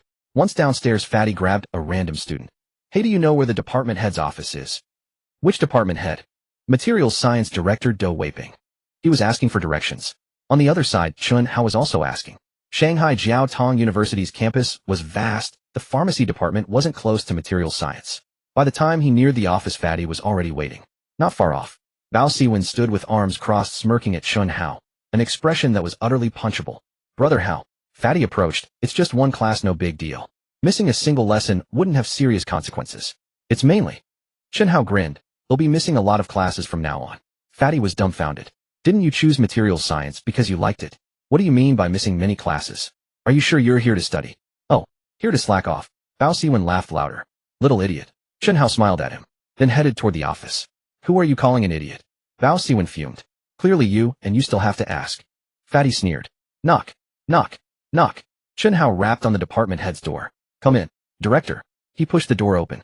"You are..." Do Weiping paused. Chen Hao. He knew Chen Hao had solved the sunflower conjecture. He knew this young man was extraordinary. When he learned Chen Hao had chosen materials science, Do Weiping was thrilled. It was an endorsement of the field. But missing the first class immediately soured his mood. Was he putting on airs? Or didn't take academics seriously? Seeing Chen Hao arrive, he assumed the student was here to explain his absence, to apologize. His irritation eased slightly. "Chen Hao." Do Weiping managed to smile. "I thought you had a bad attitude, but it seems you had an urgent matter. It's fine as long as your mindset is right. I won't. Director, I'm here to request leave." "Oh." Do Weiping's tone softened further. "Everyone has emergencies. Just ask in advance next time. It's no big deal. What matters is the right attitude. I probably won't be attending classes for the next 4 years." Chen Hao stated. "Almost." Do Weiping nearly spat out a mouthful of blood. Was this a leave request? For 4 years. Even a sabbatical wasn't this extreme. "What do you mean?" He couldn't stay seated. His smile vanished instantly. "Chen Hao, let me tell you, don't think you can act recklessly just because you have some talent. If you're so capable, go to the math department. They'll indulge you there. Not here." Damn it. He had never seen such an outrageous student. A 4-year leave. Why not aim for the sky? In the math department, even if Chen Hao skipped class, no professor would bother him. After all, he had solved the sunflower conjecture and was a top talent in mathematics, surpassing most professors. So what if a student was better than the teacher? But this was materials science. What gave him the audacity? What achievements had he made in this field? Why should I put up with this? If you want to study, study. If not, go be a big shot in math. Director, I have a small problem I haven't fully figured out. Maybe you could take a look. Chen Hao chuckled. A problem? Do Weiping was still reeling. Weren't you asking for a 4-year leave? Now that I'm angry, you're playing the eager student asking for guidance. Swish. Swish. Chen Hao grabbed a pen and paper from the desk and started writing. As he wrote, he said, "I've been thinking, if carbon atoms are arranged this way, could toughness be greatly enhanced? Is this arrangement feasible? Perfect timing to ask for your advice. Materials come first." That was an internationally recognized truth. In reality, every country had many theoretically sound technologies that couldn't be realized. Simply put, the materials weren't up to par. Special alloys, high-performance fibers, composite materials, biomedical materials, and so on. Currently, China lagged far behind internationally in materials science. For example, Japan's carbon fiber fishing rods could haul dozens of pounds of big fish. What about China? They lacked such materials. So Japanese rods were exported and sold for thousands or tens of thousands each. And China bought the most. Historically, Every leap in materials science drove breakthroughs in countless fields, from civilian use to military applications, even strategic weapons. At first, seeing Chen Hao scribbling Dou Weiping, already annoyed, dismissed it with contempt. He walked over, looking at the novel carbon atom arrangement on the white paper, at the data and formulas Chen Hao had written. This. Instantly, his pupils contracted, eyes wide. High-performance carbon fiber. Impossible. How could you achieve such data? Give it to me. He suddenly snatched the paper to the lab. Follow me. The paper only had data. What about practice? Only the lab could yield real results. To the lab immediately. Dou Weiping dashed out frantically with Chen Hao smiling behind him. Once downstairs, he spotted Fatty at once, and Bao Siwen wearing a smug, gloating expression. The morning classes were quite relaxed. The department head taught the first session, mainly for getting to know each other with little substantive content. Taking advantage of this, Bao Siwen stayed behind to watch Chen Hao make a fool of himself. He saw Dou Weiping clutching a piece of paper, his face grim, as he rushed out of the office building. Chen Hao followed behind. Could it be? With that expression on the department head's face, maybe Chen Hao had talked back to him, and now he was heading to the dean's office. He had to kick him while he was down. Director. He hurried forward. I think Chen Hao is far too arrogant. He might be a math prodigy, but this is the material science department. How can he? Chen Hao, hurry up. Dou Weiping called out. He had no time for Bao Siwen. Director, wait a moment. Suddenly, Chen Hao, who had been following behind, walked over to Bao Siwen with a grin. Bao Siwen felt a vague sense of unease. Here to watch the show? Chen Hao asked. I wasn't going to bother with you, but you just had to pop up again. Slap. Chen Hao suddenly raised his hand. A crisp sound rang out. Bao Siwen felt the world spin, stars dancing before his eyes, and he nearly passed out. He was knocked directly to the ground, and didn't come to for a long while. Director, let's go. Chen Hao said with a smile. Let's go. Dou Weiping acted as if he hadn't seen the assault. Brother Hao. The chubby guy's eyes went wide. Damn, what was Brother Hao doing? Slapping Bao Siwen in front of the department head. This was big trouble. It's fine, you go back first. Chen Hao smiled at him. Half a minute later, Chen Hao and Dou Weiping had long since vanished. Finally, Bao Siwen, his mouth full of blood, woke from his semi-conscious state. Chen Hao, how dare you hit me? You're dead. If I don't get you expelled, I'll take your last name. What to do? He would definitely report it. Dou Weiping had run off, so he prepared to go to the dean's office. Assaulting a fellow student in public was a gray area. If he stubbornly refused a settlement, expulsion would be difficult. After all, Chen Hao wasn't an ordinary student. But a disciplinary sanction was 100% certain. It just depended on the severity. Of course, all of this was just Bao Siwen's imagination. Chen Hao hit you. The dean's office leader frowned, looking at Bao Siwen's clearly swollen face. The facts were right there. He hadn't just hit him, the slap had been very forceful. Couldn't they hear how Bao Siwen was slurring his words? But which teacher or leader at Shanghai Jiaotong University didn't know who Chen Hao was? Tang Yuhong, as the head of the dean's office, had recently been drinking with the president. What had the president said? That night the president had had a bit too much to drink and kept sighing the whole time. Every other sentence was about Chen Hao. He praised Chen Hao as a pillar of the nation and said that as long as he didn't commit murder or arson, SJTU would protect him. No exaggeration. That's exactly what he said. Because while others only knew Chen Hao had solved the sunflower conjecture, the president knew much more. He had solved a global optical problem. He was very likely to win a Nobel Prize. At the very least, a Nobel nomination. Solving the sunflower conjecture only proved he was a genius. But being able to crack an optical problem as well was a different matter entirely. After all, they were two completely different fields. He was a polymath. Well, Tang Yuhong smiled. The injury isn't serious either. A little scuffle between classmates, there's no need to make a big deal out of it. What? Bao Siwen thought he had misheard. He had thought that even if he couldn't get Chen Hao expelled, he could at least get him a disciplinary sanction. But this was the dean's office leader's attitude. Director, I'm the one who was hit. He pointed at his face, unable to hide his anger. Look at what he did to me. I didn't say a word, and he just slapped me. Why? How can you be so unfair? Well, how about this'll take you to find Chen Hao, and we can first understand the situation. Fine. He'll confront him face to face. Where is Chen Hao? He left with Director Dou. Then he'll contact Director Dou first. Tang Yuhong was helpless. Given the president's attitude, as long as Chen Hao didn't commit murder or arson, the school would definitely protect him. Punish Chen Hao for a fight. Dream on. But it was also a fact that Bao Siwen had been hit, and he didn't intend to let the matter drop. There was no choice. He had to go find out what happened. He first called Dou Weiping, but it rang for a long time with no answer. Then he asked around, and learned Dou Weiping was in the lab. How about this? Tang Yuhong thought about stalling for time. Chen Hao is in the lab, you can't get in right now. I can wait for him to come out. Bao Siwen gritted his teeth. Since you're willing to wait, then fine. Tang Yuhong had a headache. This kid was determined to keep making a fuss. Actually, he knew that no matter how much Bao Siwen stirred things up, the school wouldn't take action against Chen Hao. It was just a slap. How big of a deal was it? But the procedure still had to be followed. The materials science lab.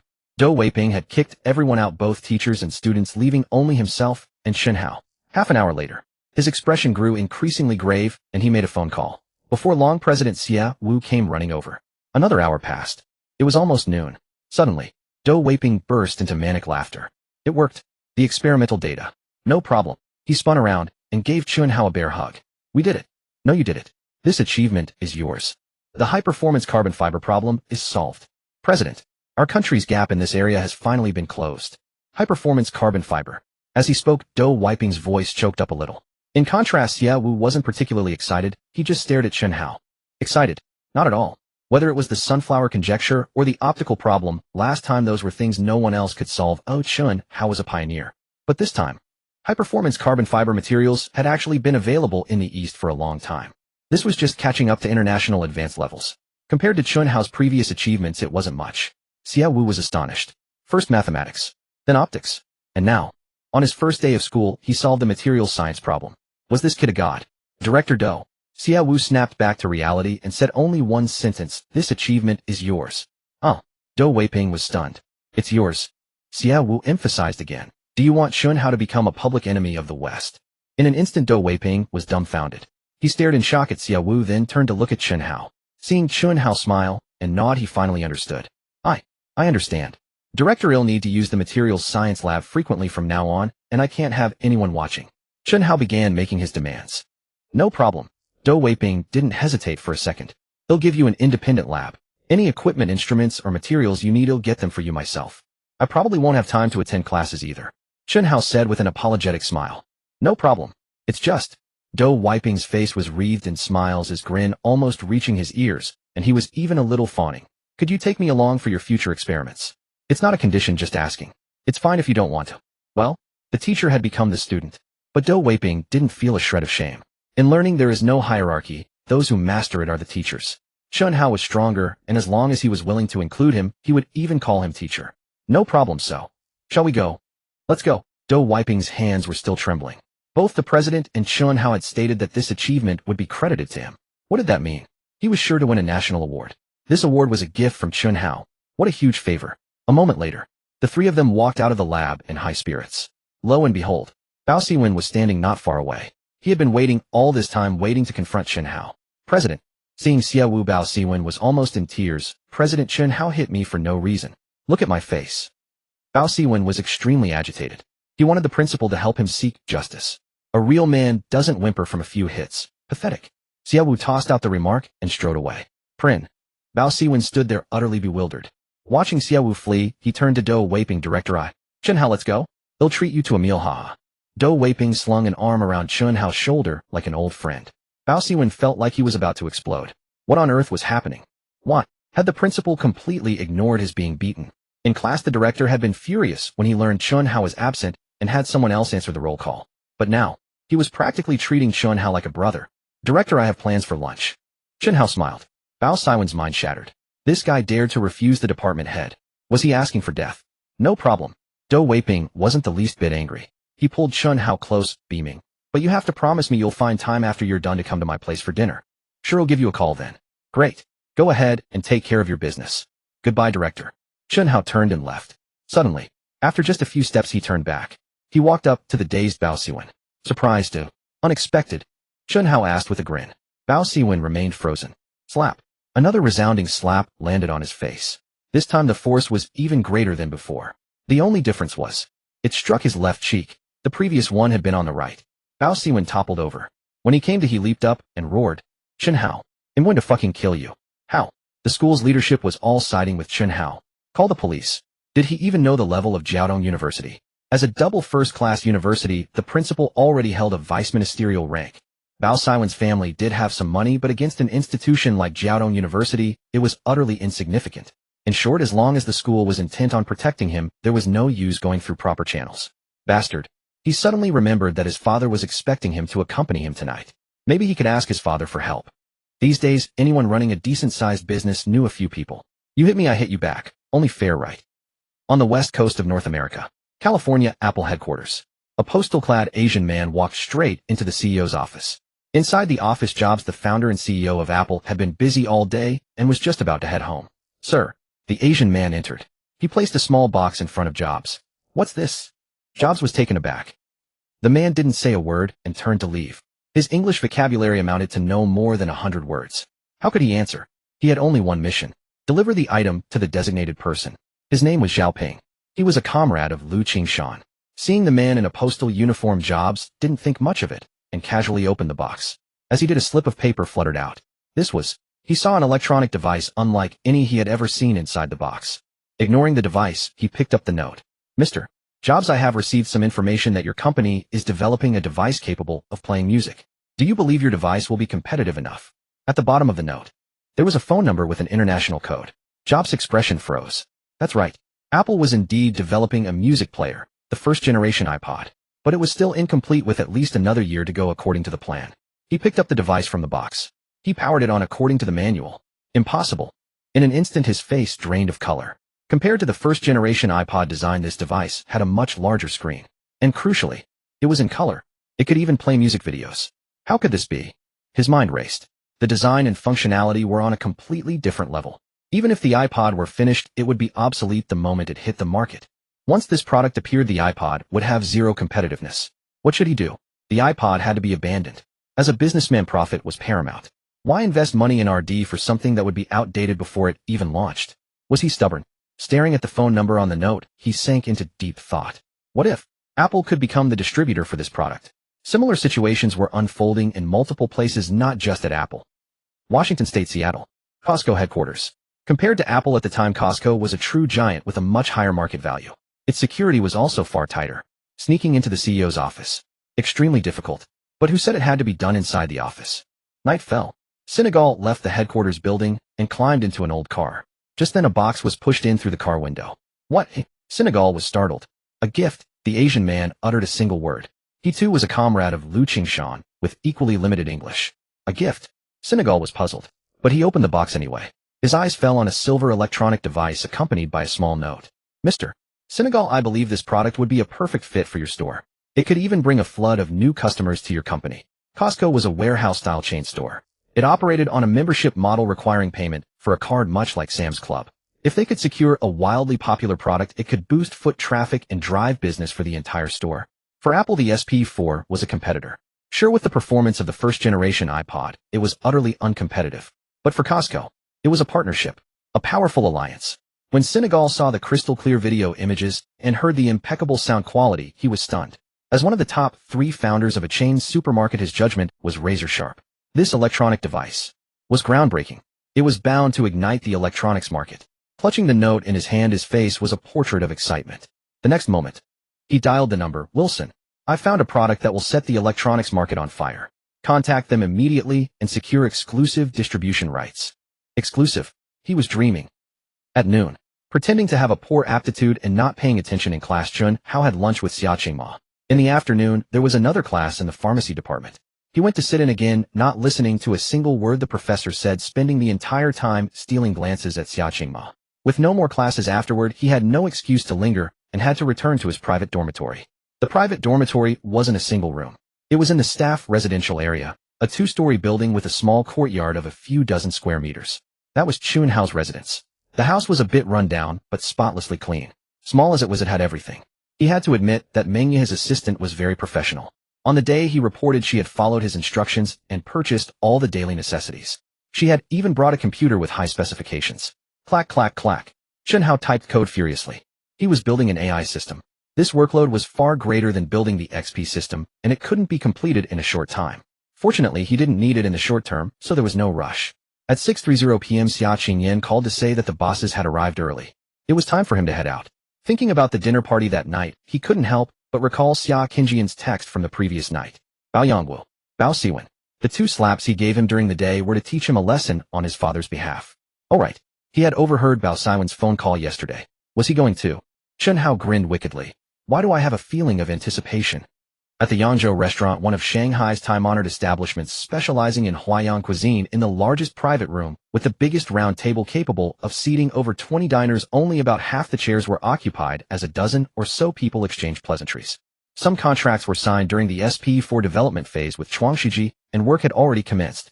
Others were with large contract manufacturers recently contacted the latter batch on an even grander scale, with assets ranging from tens of millions to over 100 million. President Ren, a newly arrived boss who knew Ren Jianchuan from before, inquired. I heard you've already taken orders from them. Tell us, how is it? Ren Jianchuan couldn't help but feel a stir of excitement. These bosses, whether in factory scale or personal wealth, were at least several times his equal. In the past, he would hardly have been able to speak with them. Since you gentlemen ask, I'll be straight with you, Ren Jianchuan said with a grin. Let me put it this way, by doing contract processing for Chuangshiji, my net profit has increased. He paused for effect, raising 4 fingers. 40%, someone exclaimed. If it's that much, I'll only work with Chuangshiji from now on. Right? He'll turn down all other orders. No. Ren Jianchuan shook his head. It's 4 times. What? 4 times the net profit? What did that even mean? Everyone's breathing grew rapid. The sound of high heels clicking on the floor drew nearer. The moment she entered the private room, regardless of their net worth, every boss stood up without exception. She was their patron to be revered.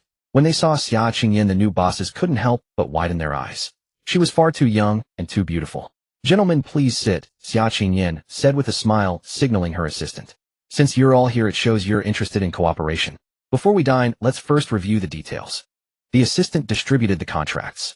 Upon reading them, the newly joined bosses all stared in disbelief. Ren Jianchuan hadn't lied to them. The profits were at least 4 times higher than before. It was practically robbery.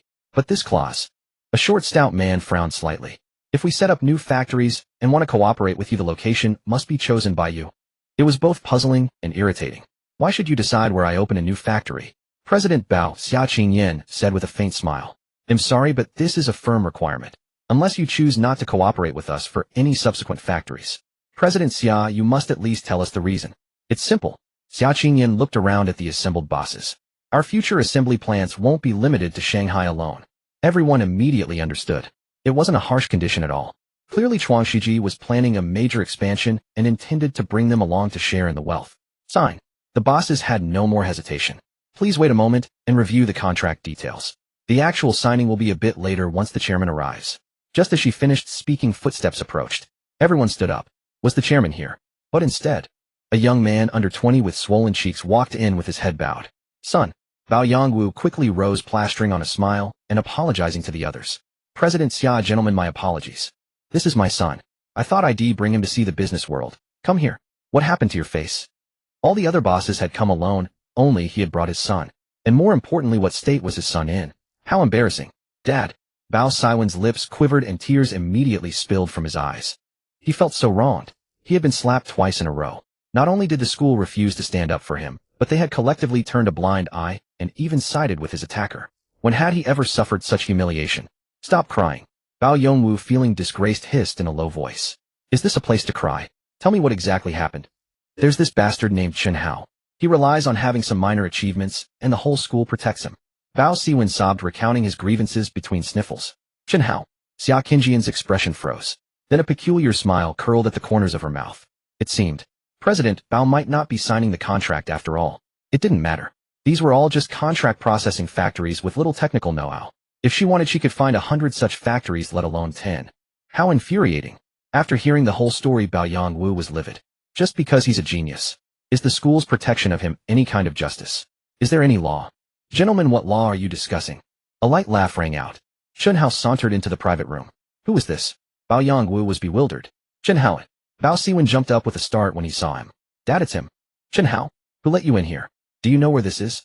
This isn't school. You can't expect everyone to protect you here. Chairman Chen. Ren Jianchuan was the first to stand. Chairman, Xia Qingyan said with a smile. Several bosses who already had partnerships with Chuangshiji and had met Chen Hao before also rose to greet him. The newly joined bosses weren't fools either. Chairman Chen was too young. That didn't matter. Since even Xia Qingyan addressed him as chairman, his status was set in stone. One by one, they beamed with sycophantic smiles as if meeting their own father. A 400 increase in profits. He was their lord and master. Chairman Chen. Bao Yongwu was dumbfounded, his lips trembling. He snapped back to reality and scurried over, bowing and scraping. Chairman Chen. My worthless son has offended you. I apologize to you here and now. You may beat or scold him as you see fit. Thank you, Chairman Chen, for disciplining my unfilial brat. Bao Siwen was completely dazed. What was happening? Chen Hao was the guest of honor tonight. All these big shots were fawning over him. How could this be? Even in his stupor, he finally understood the client his father had come to meet was Chen Hao. Bao Siwen was overwhelmed with shock and questions. Wasn't he just a student? Even at his best, he was only a math prodigy. How had he become the breadwinner for this entire crowd of bosses? President Bao is joking, Chen Hao said with a faint smile. Little President Bao and I are both classmates and roommates. It was just a trivial little conflict, I suppose. Second bro, you won't hold a grudge, will you? Bao Siwen's legs were trembling. Hold a grudge? How could he? Couldn't he see his own father was groveling like a grandson? I'm asking you a question. Bao Yongwu turned his head and glared. Get over here and apologize to Chairman Chen. Suddenly, an idea struck him. Chairman Chen had just said he and his son were both classmates and roommates. His son had a conflict with Chairman Chen. But in every crisis lies opportunity. Chairman Chen, Bao Yongwu said with a fawning smile. Although my son doesn't have your great abilities, he's still the smartest among his brothers. I was even planning to hand over the family business to him in the future. My son is fortunate to be your classmate. Please, Chairman Chen, be sure to look after him and guide him in the future. Bao Siwen suddenly snapped back to reality. He had brothers who would inherit the family fortune. It was still uncertain. If he could get on Chen Hao's good side, his other brothers would lose all their competitive edge. Big brother. As if forgetting the pain on his face, he nearly bowed to the ground. From this day forth, you are my big brother for life. All right. Chen Hao helped him up, chuckling. From now on, just don't tattle on me. We're classmates and roommates. Don't you think that's rare? Bao Siwen was stunned. Did he have a deep-seated grudge against Chen Hao? Not at all. It all stemmed from being spoiled since childhood, wanting to be the boss wherever he went, nothing more. Classmates. In the same dorm. What a fate. Yet driven by selfishness, he had not only treated Chen Hao as an enemy, but also isolated himself. The other roommates loathed him. Teachers and school administrators ignored him. On the other side, seeing the shift in his expression, Chen Hao revealed a faint smile. Bao Siwen wasn't irredeemably evil. He was merely spoiled by an overly privileged upbringing, fostering a domineering personality. A slap. A sweet date. He intended to use this method to awaken Bao Siwen. Clearly, the kid had figured it out. Next, both host and guest were delighted. Chen Hao undoubtedly became the absolute center of attention. At this moment, Bao Siwen grew even more ashamed. He had flaunted his phone, pretending to call, just to show off, trying to grab his roommate's attention. And Chen Hao, he remained low-key unassuming. Yet a true powerhouse never needs to show off. He himself is the halo, dazzling and radiant. Those who should drink drank. Those who should sign contracts signed. During the meal, Chen Hao even hinted a bit to these suppliers. Besides the SP4, a new product was on the horizon, and soon Chuangshiji's demand for production capacity would skyrocket tenfold, 100-fold. In other words, even today's factories couldn't meet it. When Chuangshiji aimed to boost capacity, it meant that as long as they had factories, they could secure more orders. Build factories. Expand, even if it meant going bankrupt. At worst, use existing factories as collateral for loans. The dinner ended. The group parted ways at the restaurant entrance. Sister Xia, shall I see you off? Chen Hao asked with a smile. Forget it, Xia Qinyan waved him off and left. I'm afraid Xiao Shui might misunderstand. I'm off. That line again. Chen Hao had a headache. He rarely went to the company. Where did these rumors come from? Everyone had left. Only Bao Siwen stood by. Suddenly his phone rang. Seeing the number, Chen Hao beamed. Hello. Are you Mr. Chen? The caller spoke in English. Let me introduce myself. My name is. Before he could finish, Chen Hao interrupted. Is this Mr. Jim from Walmart? Your assistant has already contacted me. Across the ocean. Wilson was momentarily stunned. Then his face changed dramatically. Jim Walton. A member of the Walton family, also a Walmart executive. Walmart. The world's largest chain supermarket. The Walton family held nearly half the shares. Also a competitor of Costco. Could it be? Walmart had also received the gift and was interested in introducing the SP4. Sir, my name is Wilson. Wilson forced a smile. I'm from Costco, assistant to Mr. Senegal. Oh, I'm sorry. So sorry. I thought. Chen Hao seemed apologetic. A bit flustered too. Yet the corner of his mouth curled into a strange smile. In truth, this was the very first call from the bigwigs across North America. No worries. We're interested in this product and want to inquire about exclusive rights. Mr. Wilson, exclusive rights are out of the question. This. Of course, the number of our distributors is strictly limited. When can we meet? How about this? Chen Hao was already confident. 5 days from now in Zhonghai. Why 5 days? North America was the first stop. Liu Qingshan's comrades should now be heading to Europe, but Japan, South Korea, and the Middle East were still to come. He needed to wait until all key regions had received their deliveries, then arrange simultaneous meetings with various representatives. More customers meant more competitiveness. Nearby, Bao Siwen was wide-eyed. The boss, just now, spoke fluent American English, incredibly smooth. So impressive. Materials Department Dormitory. Room 502. Bai Tong was reading a novel, while Sun Yu stared at his phone seemingly in a daze. Third brother, what's up? Bai Tong asked. Bao Siwen hasn't come back to the dorm. The fat guy muttered. What do you mean? Bai Tong was puzzled. Wasn't he on bad terms with Bao Siwen? Did it matter to him whether Bao Siwen returned or not? Brother Hao hasn't come back either. The fat guy's face grew serious. Didn't I tell you? Brother Hao beat up Bao Siwen. What if that guy seeks revenge? He's a local and his family has some money. Bai Tong was stunned. Right? Neither Brother Hao nor Bao Siwen had returned. It might really be. Brothers and back. The door suddenly pushed open. Bao Siwen with both cheeks swollen walked in beaming. The fat guy jumped up. Where's Brother Hao? How did you know I was with Brother Hao? Bao Siwen asked in surprise. You? The fat guy was both shocked and angry. Just as he guessed. This bastard had found people to go after Brother Hao. I just had dinner with Brother Hao, Bao Siwen said smugly. Dinner? Sun Yu and Bai Tong were both dumbfounded. Wasn't he prejudiced against Brother Hao? And just this morning Brother Hao had slapped him. Let me say two things. Bao Siwen looked at them. I asked Brother Hao, and in our room 502 I'm the youngest by month, so from now on I'm the fourth. Also, from now on we're brothers, and Brother Hao is my boss. Room 502 must unite. Anyone who crosses Brother Hao is my enemy. Bao Siwen. Hearing these words, the fat guy was full of questions. What had happened? Was it an illusion? Bao Siwen, what's going on? The fat guy couldn't hold back. I've recognized my mistakes, Bao Siwen said with sincere eyes. I was too arrogant before. Brother Hao made me see the light and turn over a new leaf. The truth. Chen Hao had warned him. Every experience at Yangzhou restaurant must be buried deep in his stomach. He didn't want everyone to know. He'd speak when it was impossible to hide. But at least it shouldn't be through. Bao Siwen trumpeted loudly. University of International Business and Economics. Deng Xiaoyan came out of the internet cafe, and while walking back to school received a call from Chen Hao. The two brothers hadn't seen each other for a few days. How's he? I found a game, it's pretty fun, wanna? Aren't you quitting? Chen Hao said with a wry smile. He wasn't returning to room 502 tonight planning to write code. Just playing after class, don't worry. Huh. Suddenly Deng Xiaoyan froze on the spot. He saw a Xiaoli parked by the roadside at the school gate. The key point was that Sun Qian got out of the car, and she happened to see him. How's he? He lowered his voice, sounding urgent. I saw Sun Qian. Isn't she in the same school as me? What the hell? Neither had paid attention to the other before. How were they supposed to know they were in the same school? I'll talk to you later, she's coming toward me. I'll call you back. Deng Xiaoyan hung up. On the other end of the line, Chen Hao was slightly surprised, merely finding it coincidental. As for which university Sun Qian attended, he didn't care. He didn't mind. Instead, it was Deng Xiaoyan's future that truly concerned him. This guy claimed he wanted to study finance and make big money, but ended up at the internet cafe playing games. How could he go on like this? He liked playing games, huh? Chen Hao's eyes lit up. The Legend of Mir. The Legend of Mir was developed by the Korean company Actos Soft in 2000. In 2001, the wealthy Chen bought the distribution rights for China for less than $3 million. It's the year 2000 now.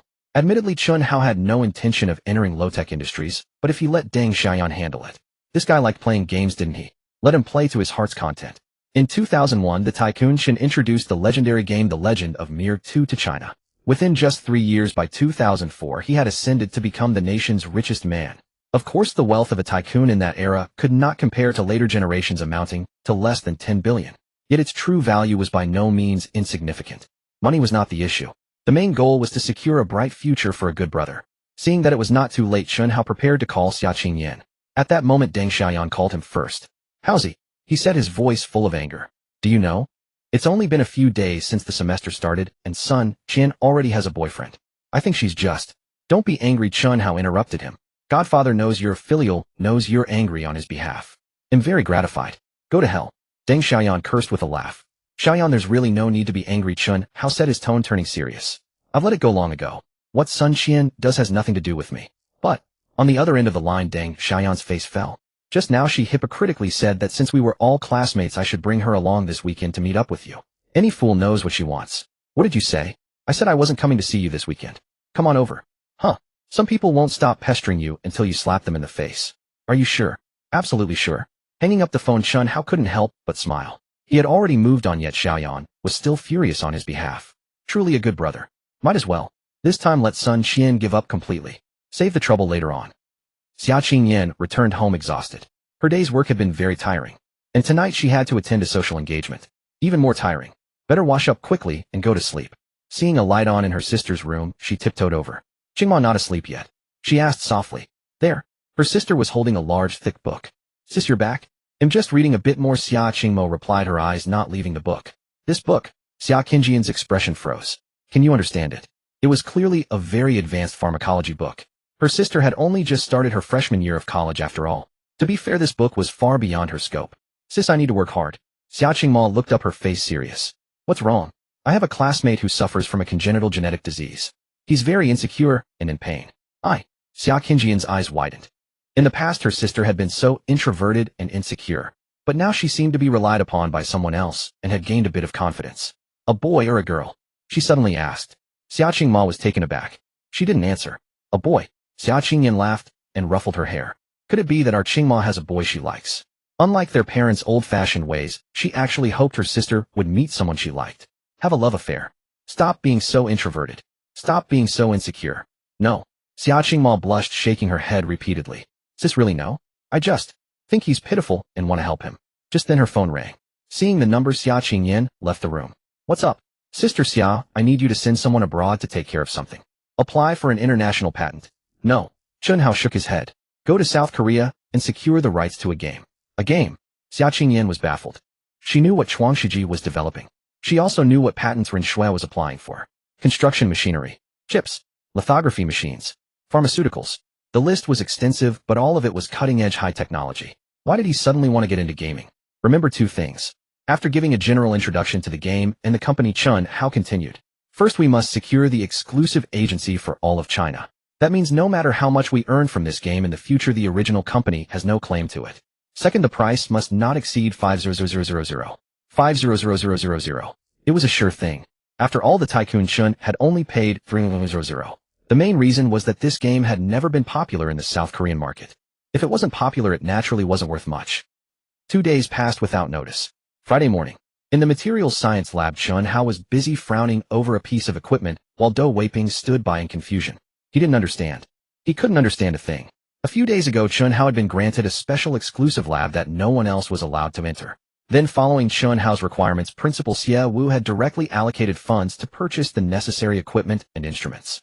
Everything on the list was ready. He had called Chen Hao early in the morning to ask if he wanted to come. For this, he had even canceled a class. He had thought he could learn something from Chen Hao. But what happened? He couldn't understand a thing. He was too embarrassed to ask. Chen Hao had chosen the materials science department specifically for the lab. In his past life, he had been the chief designer of the J40 and H40. Until his death, neither the J40 nor the H40 had been successfully developed.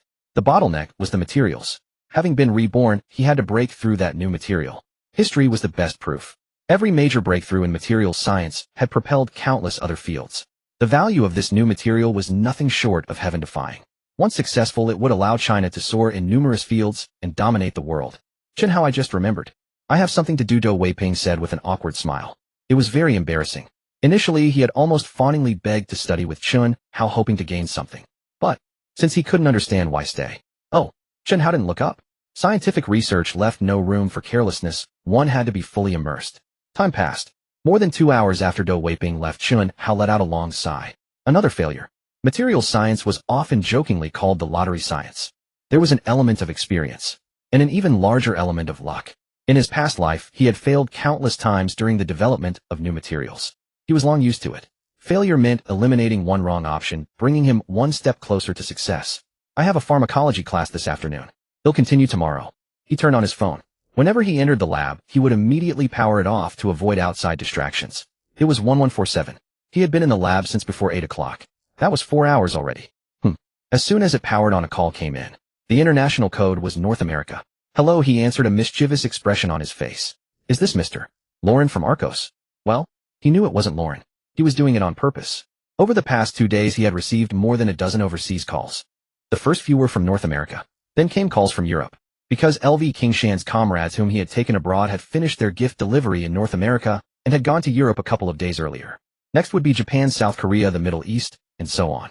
In short, they wouldn't spare any wealthy country. The first call from Wilson had set a meeting for 5 days later. The call just now was set for 2 days later, which was Sunday. August was almost over. The September market was coming. It was time for these patrons to come and pay their tribute. At Haunting Media, Xiao Ling had just finished lunch and was heading back to her office when her new assistant hurried over. Director Xiao, the initial MV shoot is done. Please review the final cut. If there are any issues, we can do reshoots. Along with the footage, she received the lyrics and sheet music sent by Chen Hao. Having spent years in the entertainment industry, Xiao Ling found it effortless to assemble a crew. Within just 2 days, the MV officially began filming. Chen Hao had only two requirements: aesthetic beauty and speed. With no need for a large cast, just a few new faces singing and dancing complemented by exquisite makeup, and sets the production moved swiftly. Xiaoling was taken aback. The visual and audio effects were exceptionally professional. However, the final say wasn't hers. It belonged to Chen Hao. All right, she instructed, contact Mengya and have her pick up the final cut to show the chairman. Understood. Wait. A melodious voice interrupted. Qin Kachin appeared from nowhere. Director Xiao, I'm heading to the university anyway. How about I deliver it to the chairman on my way? Xiaoling considered it and agreed. It would save Mengya the trouble of coming back and forth. This final cut is confidential. Do not let it leak. Xiaoling emphasized solemnly. She trusted Qin Kachin, the daughter of Shanghai's wealthiest man, the princess of the city. Such a person wouldn't compromise the company for petty gains. I understand. Qin Kachin nodded, her exquisite face beaming with joy. Now she had an excuse to visit her junior. At the north cafeteria, Xia Qingma stood outside holding her books. Qingma, why aren't you going in? Asked a round-faced girl named Zhang Yi, who was both a classmate and roommate. Having once been bullied for being overweight, Zhang Yi understood the pain of isolation and always sought to be an umbrella for others. After losing weight, the ridicule stopped, and she gained friends. On the first day in the dorm, she noticed Xia Qingmo's introversion and reluctance to socialize, so reminiscent of her younger self.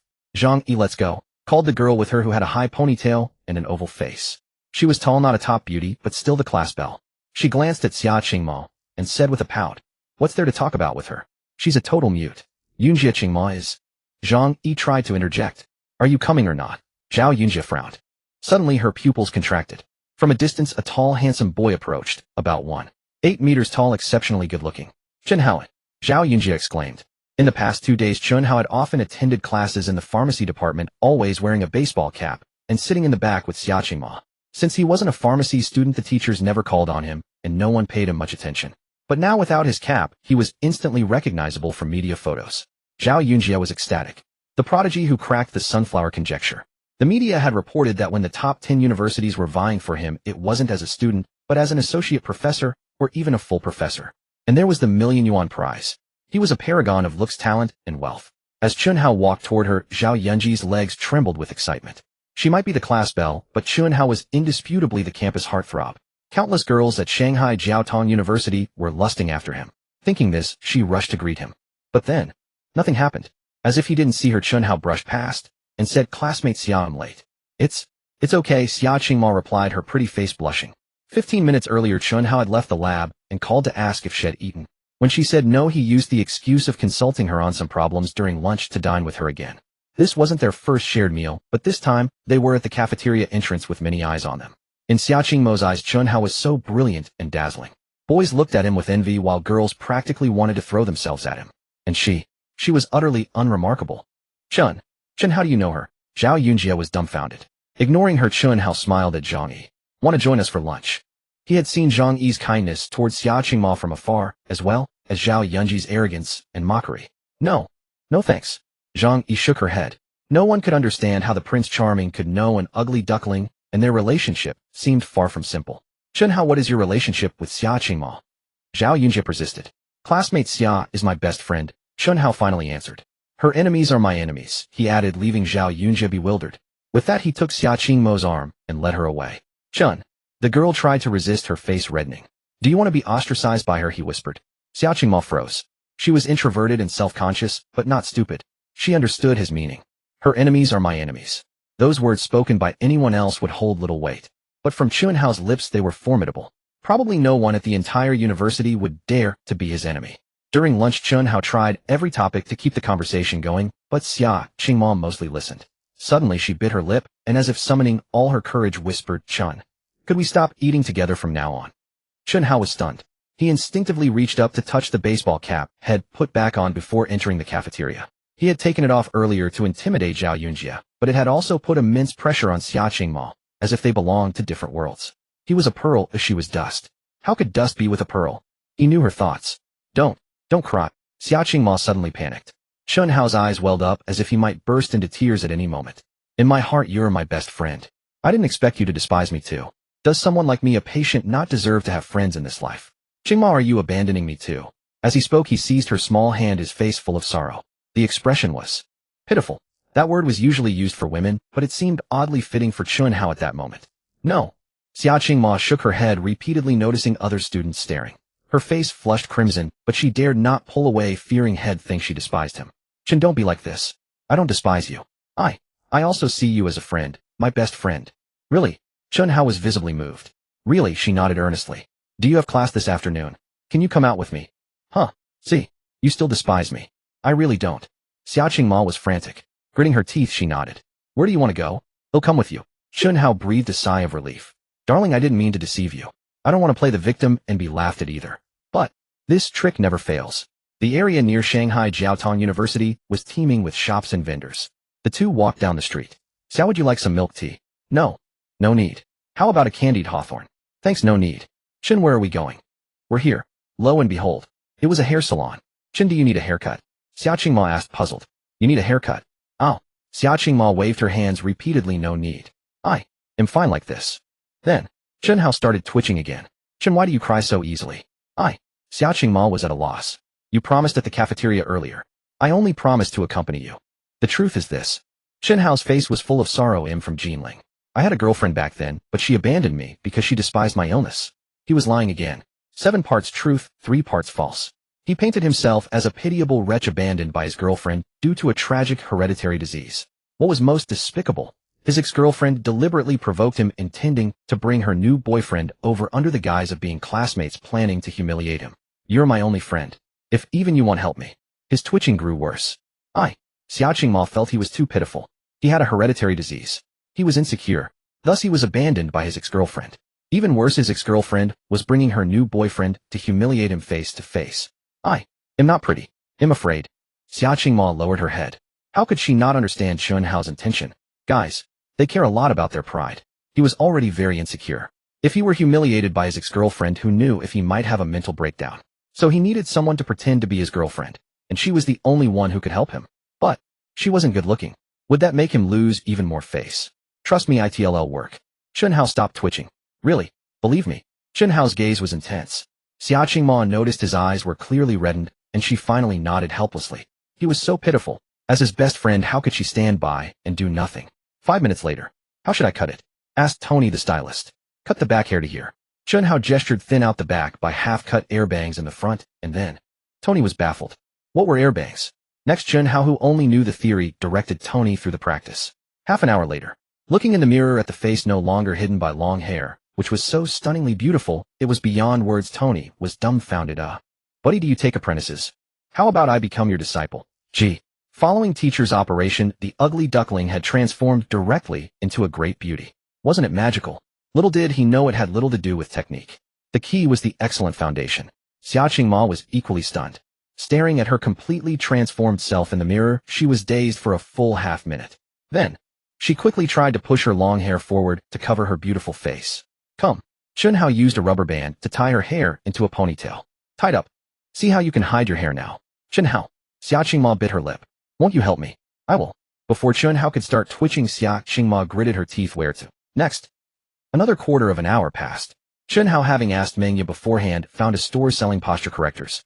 This time he went in alone. What did you buy? Xia Qingma asked, puzzled. Nothing, let's go. Chen Hao led her straight to the street corner. A black Mercedes-Benz was parked there. Xia Qingma's eyes widened. This. Your car. Rented. Chen Hao grinned. Don't forget the scholarship from SJTU is pretty generous. Renting a car is no big deal. She thought about it and agreed. To confront the vicious ex-girlfriend, renting a car to put up a front was understandable. Moments later, Xia Qingma was amazed again. Not only could he drive, but his skills were excellent. Smooth and effortless. Even better than her sister's driving. Finally, the Mercedes stopped outside a shopping mall in the city center. Etam. A high-end brand in the eyes of the people at the time. It was the year 2000. A shirt from Etam cost several hundred yuan, and a coat could even exceed 1,000, definitely considered a high price. This one, and this one. Chen Hao pointed down the line. Chen Hao, that's too many. Won't you help me? No. Xia Qingma surrendered again. She was now most afraid of Chen Hao twitching. When he twitched, she felt guilty. After all, she was his so-called best friend. All right. Chen Hao shoved the posture corrector at her. Wear this too. Wasn't she hunched over? Perfect. An opportunity to correct her posture. A few minutes later, Xia Qingma came out of the fitting room, head down and face red. So beautiful. Several female shop assistants covered their mouths. They said similar things many times a day, mostly flattery to sell clothes, but now, it was from the heart. One female assistant almost subconsciously stared at Xia Qingma's chest. With the support of the posture corrector, she couldn't hunch over too much. This lift. The perfect, voluptuous shape was completely exposed. What a devilish figure. A slender waist. Yet above it was like carrying cantaloupes. And then there was that face. Pale. Delicate. Features of extreme beauty exuding an indescribable purity, yet with an incredibly hot body. In the words of 20 years later. Pure and alluring. Xiaqingma, I don't care, this is exactly what I imagine pure and alluring to be. The female assistant subconsciously looked down at her own chest. Damn.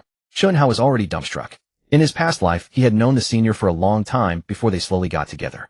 It took even longer for him to discover her beauty. In this life, more than 2 years earlier.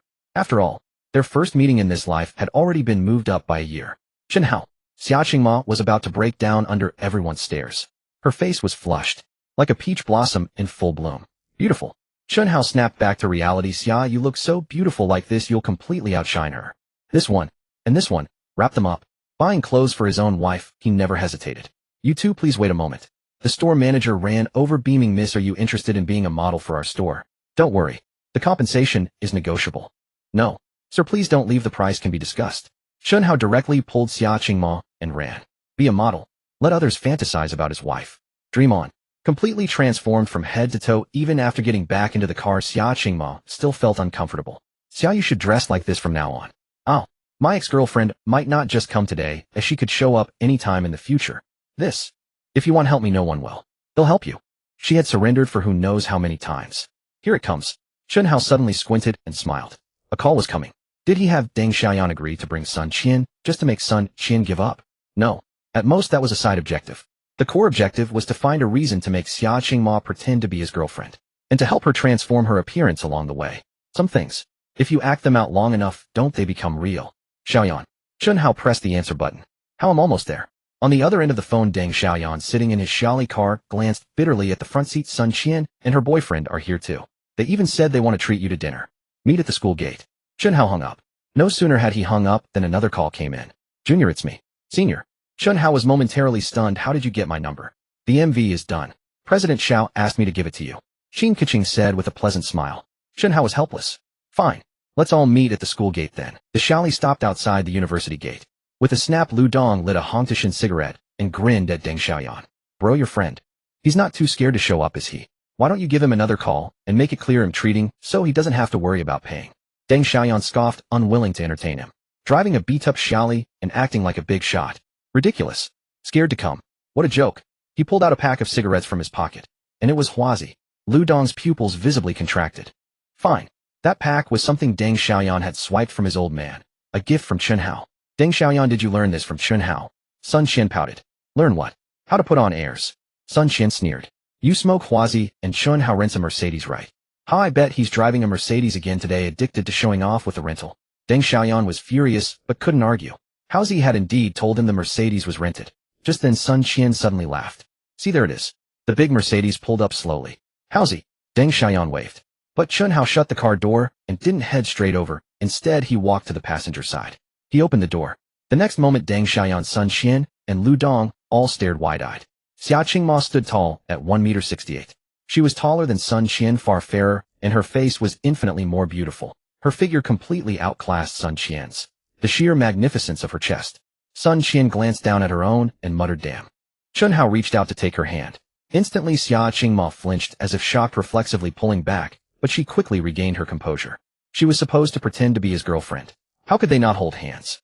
It would raise suspicion. Not only would they hold hands, but she had to boost his image and hold her head high. With that thought, despite her burning cheeks, she let Chen Hao take her hand.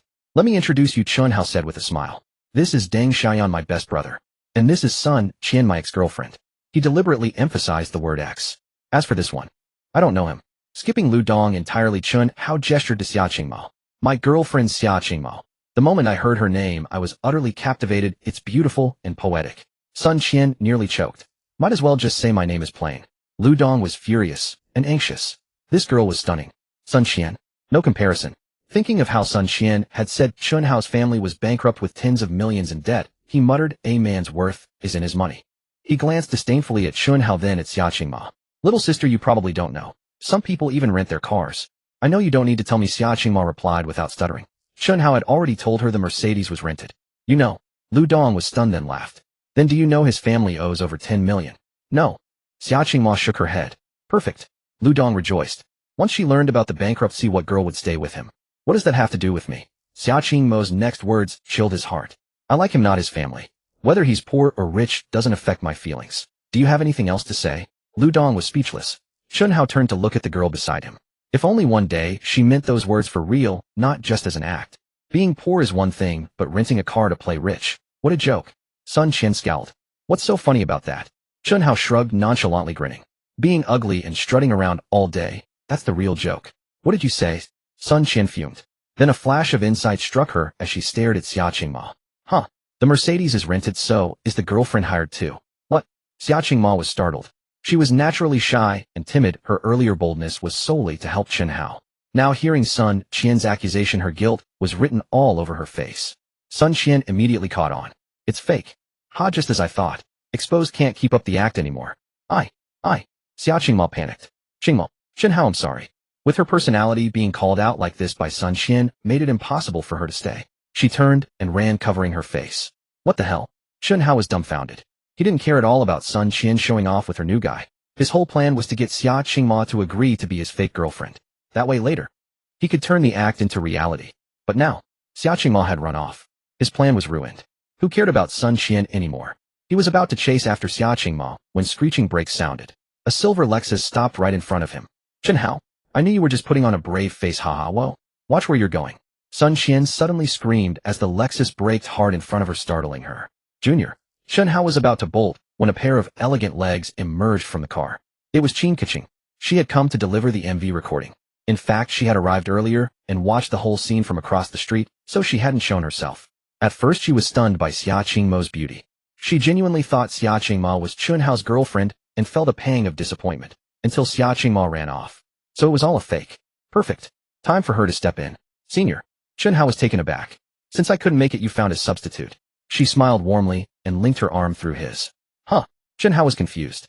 Lu Dong's eyes widened. That face. His father was a contractor, modestly well off, but not wealthy. He had seen some important people with his dad. This girl, the daughter of the richest man, the princess of Shanghai, and had heard the richest man's daughter attended SJTU. It all matched. Oh, Sun Qian sneered. Exposed one fake, and now you've found another. Chen, how did you pick up some hostess from a KTV?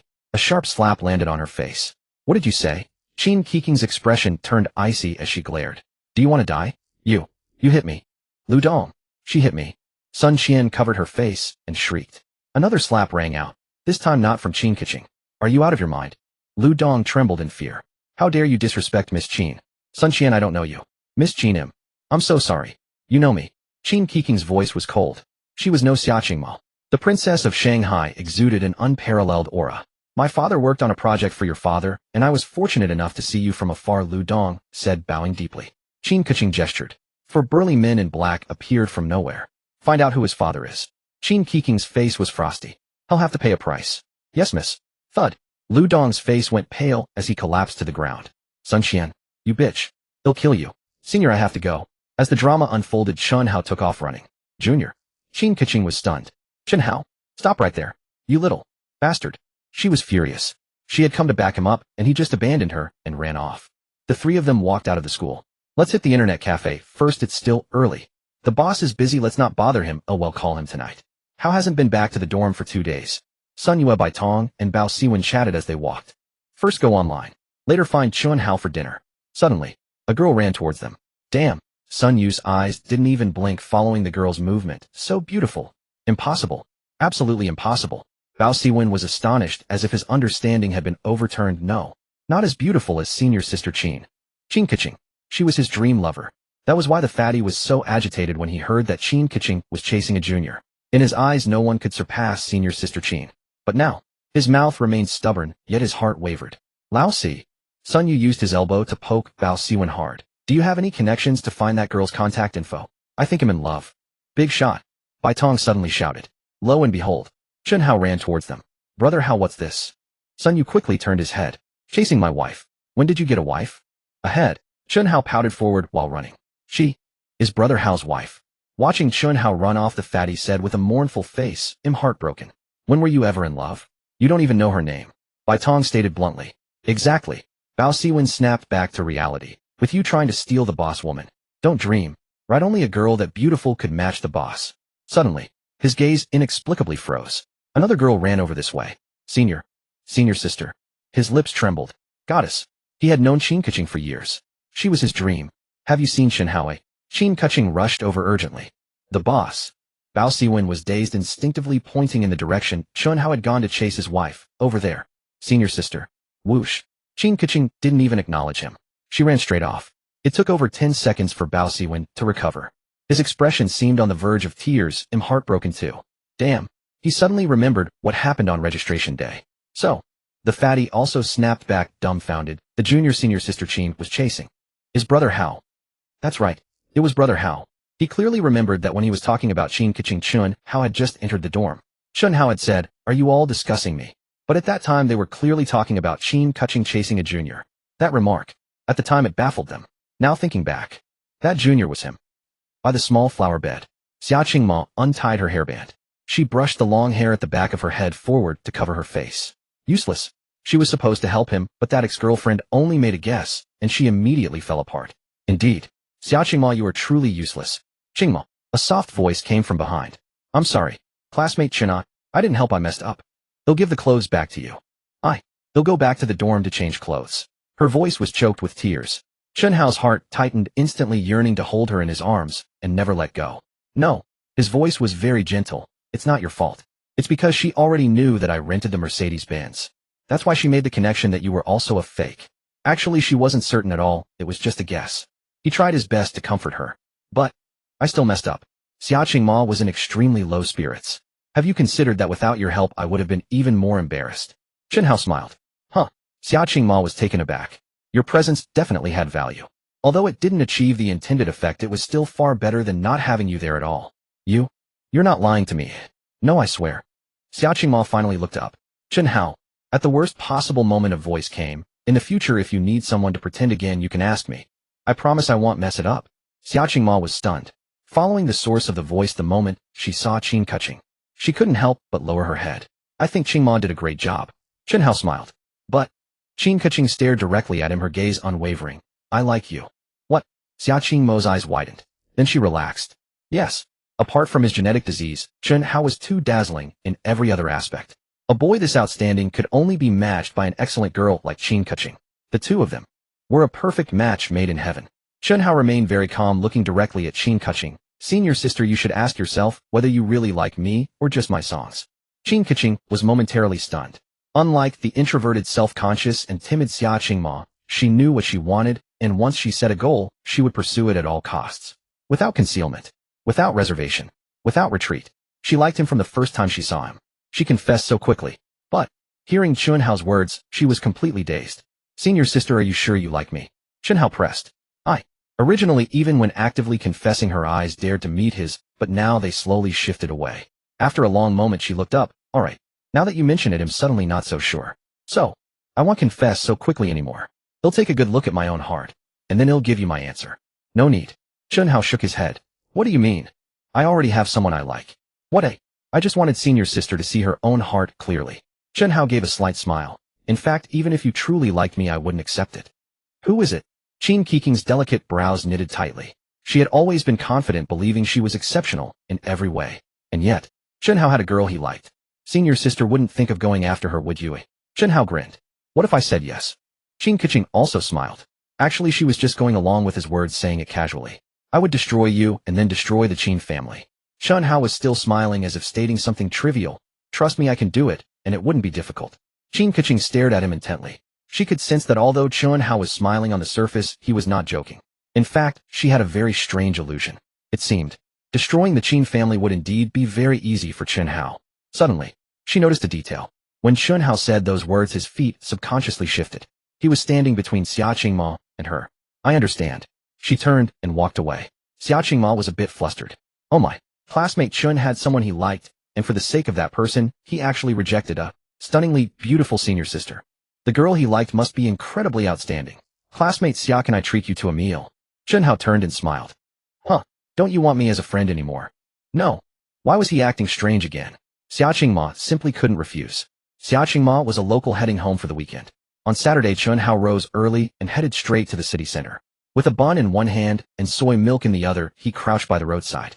Across the street outside the Chuangshiji flagship store, employees in uniform were making final checks. Provincial and even city-level distributors had long been selected. The stores were fully renovated, awaiting only Chuangshiji's shipment. They waited and waited. Finally it arrived. At 9 o'clock, with a clatter, the rolling shutters were raised. The next moment, franchise stores with a unified national design opened their doors simultaneously across the country. With a smack, Chen Hao finished his bun and soy milk, lit a cigarette, and continued his stakeout. At 9:15, the first customer entered. When he walked out with a brand new SP4 and couldn't resist using it on the street, he immediately drew countless gazes. What's that? Never seen anything like it. Where did you buy it? At that store on the east end of the street, called Chuangshiji. I've seen it. Someone in Jinling was selling them, but supply couldn't keep up. Word spread from 1 to 10, from 10 to 100. By 1030, the store was packed with people. By 1102, employees had to be stationed outside to maintain order as the queue stretched for dozens of meters. Shanghai was more prosperous than Jinling, and its citizens were wealthier. Their spending power was even stronger. It's done. Chen Hao pulled out his phone. Sister Ye arranged for our guests to visit the store, then briefed them. Tomorrow we go to the assembly plant. He didn't linger any longer. The die was cast. He slipped into his Mercedes and made another call. Director Dou, didn't you mention treating me to a meal last time? When are you free? Dou Weiping was thrilled. How about noon today? No problem. Dou Weiping was overjoyed and immediately asked his wife to prepare groceries. At the Shangri-La Hotel, Wilson had arrived a day early. In fact, Chen Hao had given ample time. Most had already reached Shanghai the day before. Just now, Wilson received a call from someone claiming to be Chen Hao's assistant, who sent a car to pick him up for a tour. A tour. This was good news. The more he understood in advance, the better the cooperation talks would be. Leaving the hotel, a taxi was waiting and whisked him away. Before long, the taxi stopped in front of the downtown flagship store. Good heavens. Wilson was nearly overwhelmed. People. Everywhere people. The line stretched over 100 meters. He was of course unaware that Chen Hao had delayed the SP4 launch, not only for cultural export, and to leave time for the embedded MV. There was an even more crucial purpose. The SP4 wasn't cheap. Given China's current consumption levels, only a minority could afford it. The first day would see the most customers. Over time, sales would drop significantly, stabilizing within a certain range. He intended to use the staggering foot traffic of the launch day to awe his partners. China was poor, wasn't it? Yet it sold so well here. In developed countries, it would sell out. This shock would bring immense leverage in subsequent negotiations. Of course, Chen Hao's tactics didn't end there. 1, 2, 3. More taxis stopped, and one delegate after another stepped out. Among them, some recognized each other, like the representatives from rival companies Walmart and Costco. And not just them. From North America, Europe, Japan, South Korea, and the Middle East. As many as 100 or 200 people. Although each party might send more than one person, there were dozens of companies. Wilson's heart tightened. He recalled the earlier call when he proposed an exclusive license and was flatly refused. So, given the SP4's evident popularity, not only would he fail to secure an exclusive deal, but even distribution rights would be competitive. Representatives from major corporations were stunned by the sight of the massive queue. At first they wondered if they were paid actors. But a batch entered the store. A batch left. The more SP4s were sold, the longer the line grew instead of shrinking. At 2 in the afternoon, the delegates were gathered in a hotel conference hall. Meng stood on the stage. Having grown up in Hong Kong, she spoke fluent English. Ladies and gentlemen, I believe after the on-site visit you have a general understanding of the SP4S market. Next are the rules for this distribution rights bidding. The delegates' hearts sank. Indeed, it wasn't that simply showing up would grant them distribution rights. There would be a bidding process. I understand how you all feel, Meng said with a slight smile. But the ultimate goal of the bidding is to protect the distributors' interests, isn't it? If we don't limit the number of distributors, there will surely be malicious price competition. It costs us nothing. Our factory price won't drop. In the end, it's the distributors who earn less. The delegates recognized the logic. Monopoly maximized profits. If there were fewer distributors, they could agree on a fixed price and refuse to lower it. But with too many distributors, price wars were inevitable. After a decision by our company's top management, Meng took a deep breath. We will determine the number of distributors based on population. North America, 3 distributors. Europe, 4. The Middle East, 3. Japan and South Korea, 1 each. How to bid? Simple. Only 2 metrics mattered: initial order volume and the percentage of prepaid deposit. That's all for today, Meng smiled. I know this is a tough decision, so I'll leave you today to consult with your superiors. Tomorrow I will send someone to take you all to our assembly plant. Through the plant tour, they could assess the SP4S production capacity and quality for a better understanding. Then, the official bidding. Meng was the one meeting the delegates. Chen Hao had no intention of wasting time on trivial matters. He went to Dou Weiping's place for a meal. As for Xia Qingyan, she was busy, very busy. In the CEO's office, she received real-time data, almost non-stop. The SP4 launched nationwide. In truth, she could have been less busy. The real hustle was in the earlier period.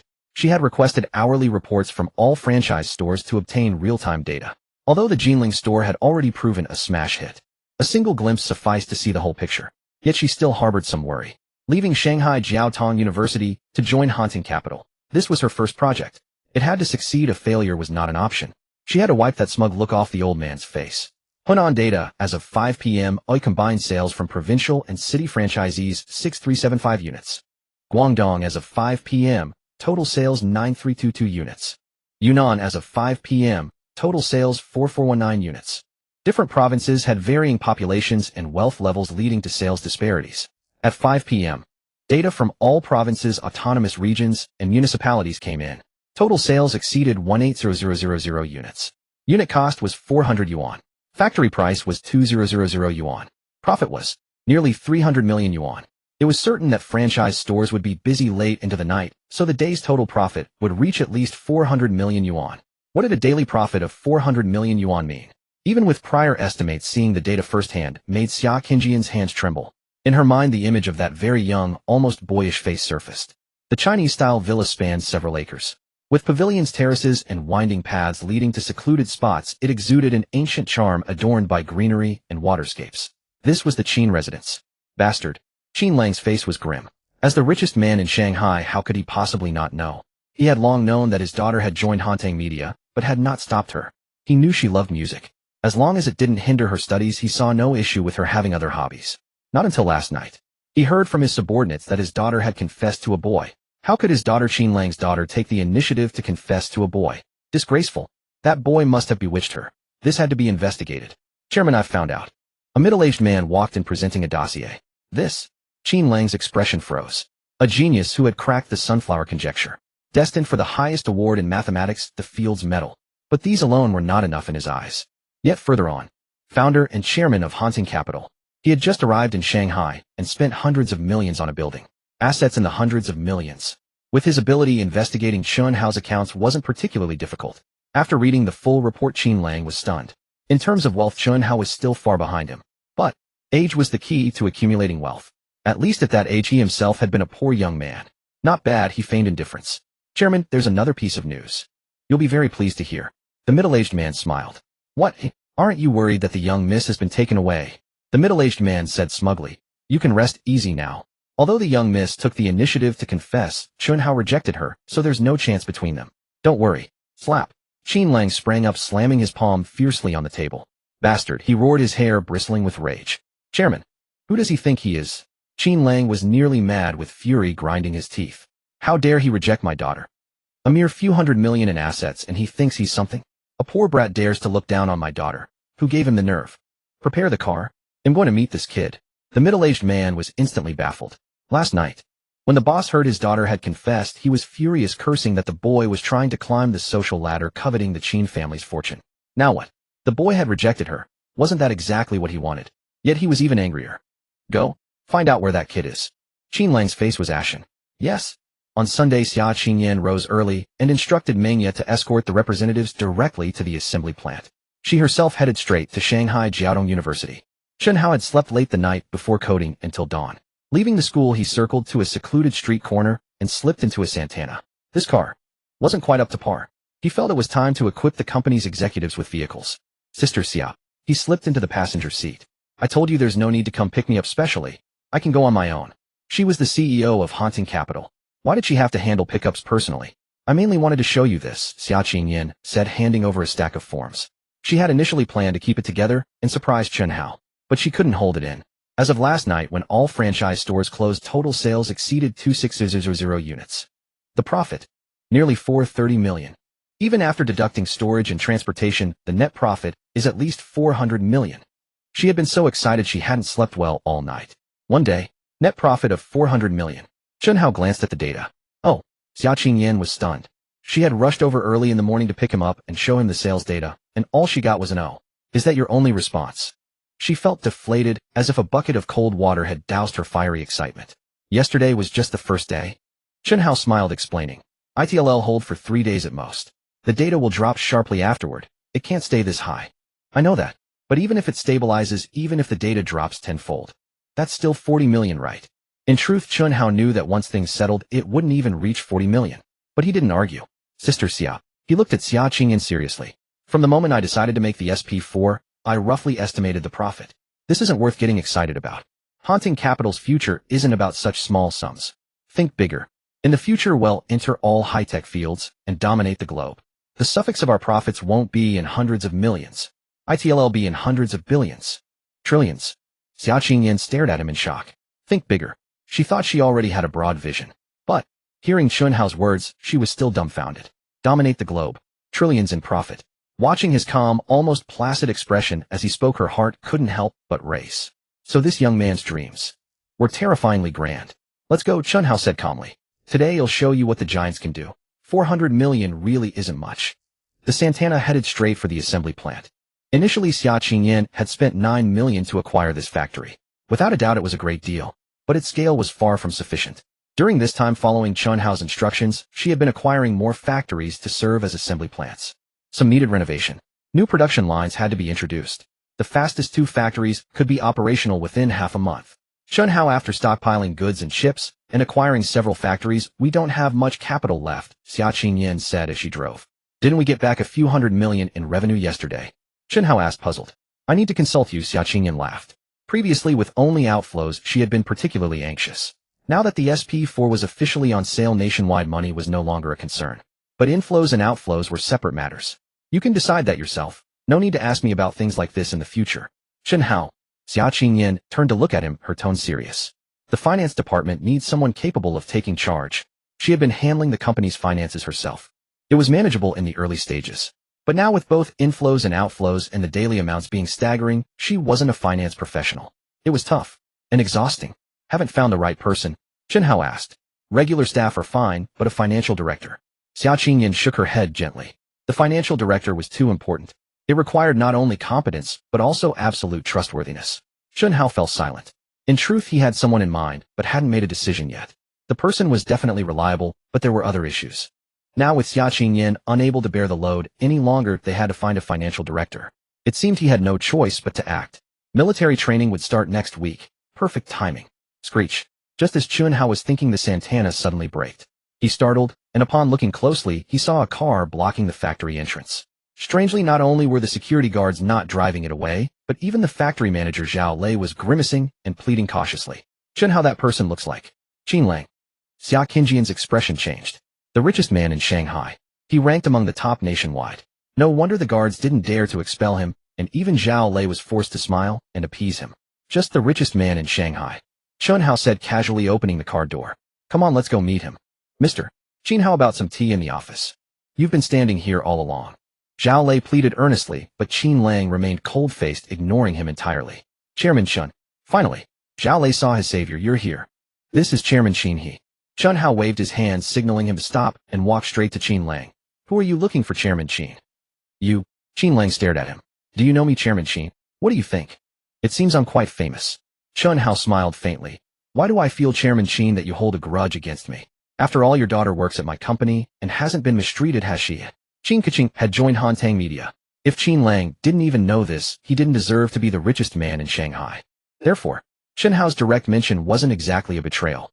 Chairman Qin, putting on such a confrontational stance, isn't that a bit too much? Chen Hao squinted at him. Qin Lang was taken aback. The other party had blocked him off right from the start. Was there any enmity between them? No. To be fair, his daughter worked for the other party and was even highly favored. Shouldn't he be grateful? If he continued to stay cold-faced, he would only be seen as rude. This young man was no simple character. He was rendered speechless by that single sentence. He couldn't very well say, you rejected my daughter's confession, and that makes me furious, could he? Saying that would only bring more shame. Confrontational stance.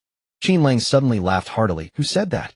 Since my daughter works at your company, it's only reasonable for a father to check up on things, isn't it? Are you too busy, Chairman Chen? If so, he'll just wait a bit longer. Chen Hao's heart skipped a beat. Old fox. He could switch his face so quickly. The other party's status was what it was, and even setting that aside, he was an elder by age. Could he just leave an elder waiting outside? I do have some matters, Chen Hao nodded. If you're not in a hurry, Chairman Qin, once I'm done here we can talk. Director Zhao, you keep Chairman Qin company. Is the work Chairman Chen is handling very confidential? Not really. In that case, could I tag along and take a look? Chen Hao was puzzled. What exactly did Qin Lang want from him? No problem, let's go. He then looked at Zhao Lei. Director Zhao, have the clients arrived? They arrived quite early, Zhao Lei nodded. Miss Ming accompanied them on the tour. It should be over by now, I think. They're probably just waiting for you. The factory cafeteria. 100 or so people were gathered, but they weren't factory workers. Most of them, one could tell at a glance, were not Chinese. They were representatives from major companies. There was no helping it. While the factory had meeting rooms, those management-level spaces couldn't accommodate so many people. The only place that could hold 100 or two was the cafeteria. The tour had long since ended. The morning tour was merely meant to give them a deeper understanding of safety, quality, capabilities, and so on. Whether to participate in the bidding, the answer had already been determined yesterday morning. The queue outside the flagship store was clear proof of the SP4's explosive popularity. Chen Hao's group entered. Qin Lang, who was with them, narrowed his eyes. What was going on? Where had all these foreigners come from? Of course this was the other party's business. Oh, just being allowed to tag along was generous enough, and he wouldn't pry. Mr. Chen. Wilson immediately stood up. You're finally here. Can we start the bidding now? Of course. Chen Hao walked straight to the front of the crowd. A table was set up there. Mengya had prepared it. As instructed, she had also prepared plenty of paper and pens. Ladies and gentlemen. Chen Hao's fluent English echoed through the cafeteria. I believe after a night of discussion, all parties have made their decisions. Let me ask you one last time. Does every representative here intend to participate in the bidding? Having to bid for the distribution rights might have annoyed some. So, if you were unhappy, you could leave now. As it turned out, no one left. In the eyes of these capitalists, for any profitable venture. Withdraw? Unthinkable. What is he saying? Qin Lang asked his assistant beside him. The assistant, who understood English, whispered, It seems they're doing some kind of bidding, but I'm not clear on the details yet. Let's start with North America. Chen Hao smiled, pointing to the paper and pen on the table. There are 13 companies from North America. Please send a representative to get paper and pen. Write down the initial order quantity and the initial deposit ratio. Hand it to me when you're done. With a whoosh, 13 people rushed forward. This was clearly a blind box gamble. Everyone knew that introducing the SP4 was a guaranteed moneymaker. Based on yesterday's sales at the Shanghai flagship store, the headquarters had been given rough data and could already estimate the approximate daily sales. So profitable. The distribution rights had to be secured. The initial order quantity. The initial deposit ratio. These two factors were the key to winning the bid. Who knew what the competitors' figures were? There were only 3 slots for North America. 13 companies competing. Of course, these numbers couldn't be made up randomly. They had to balance their own financial capabilities with market demand. Over 10 minutes later, for the country with the strongest consumer market globally, the North American data was announced. Walmart initial order quantity, 2 million units, total order value 4.8 billion US dollars, deposit ratio 30. Costco initial order quantity 1.5 million units, total order value 3.6 billion US dollars, deposit ratio 25. Apple initial order quantity. Mengya announced each company's data. In the end, Walmart, ALDI, and Kroger secured the distribution rights.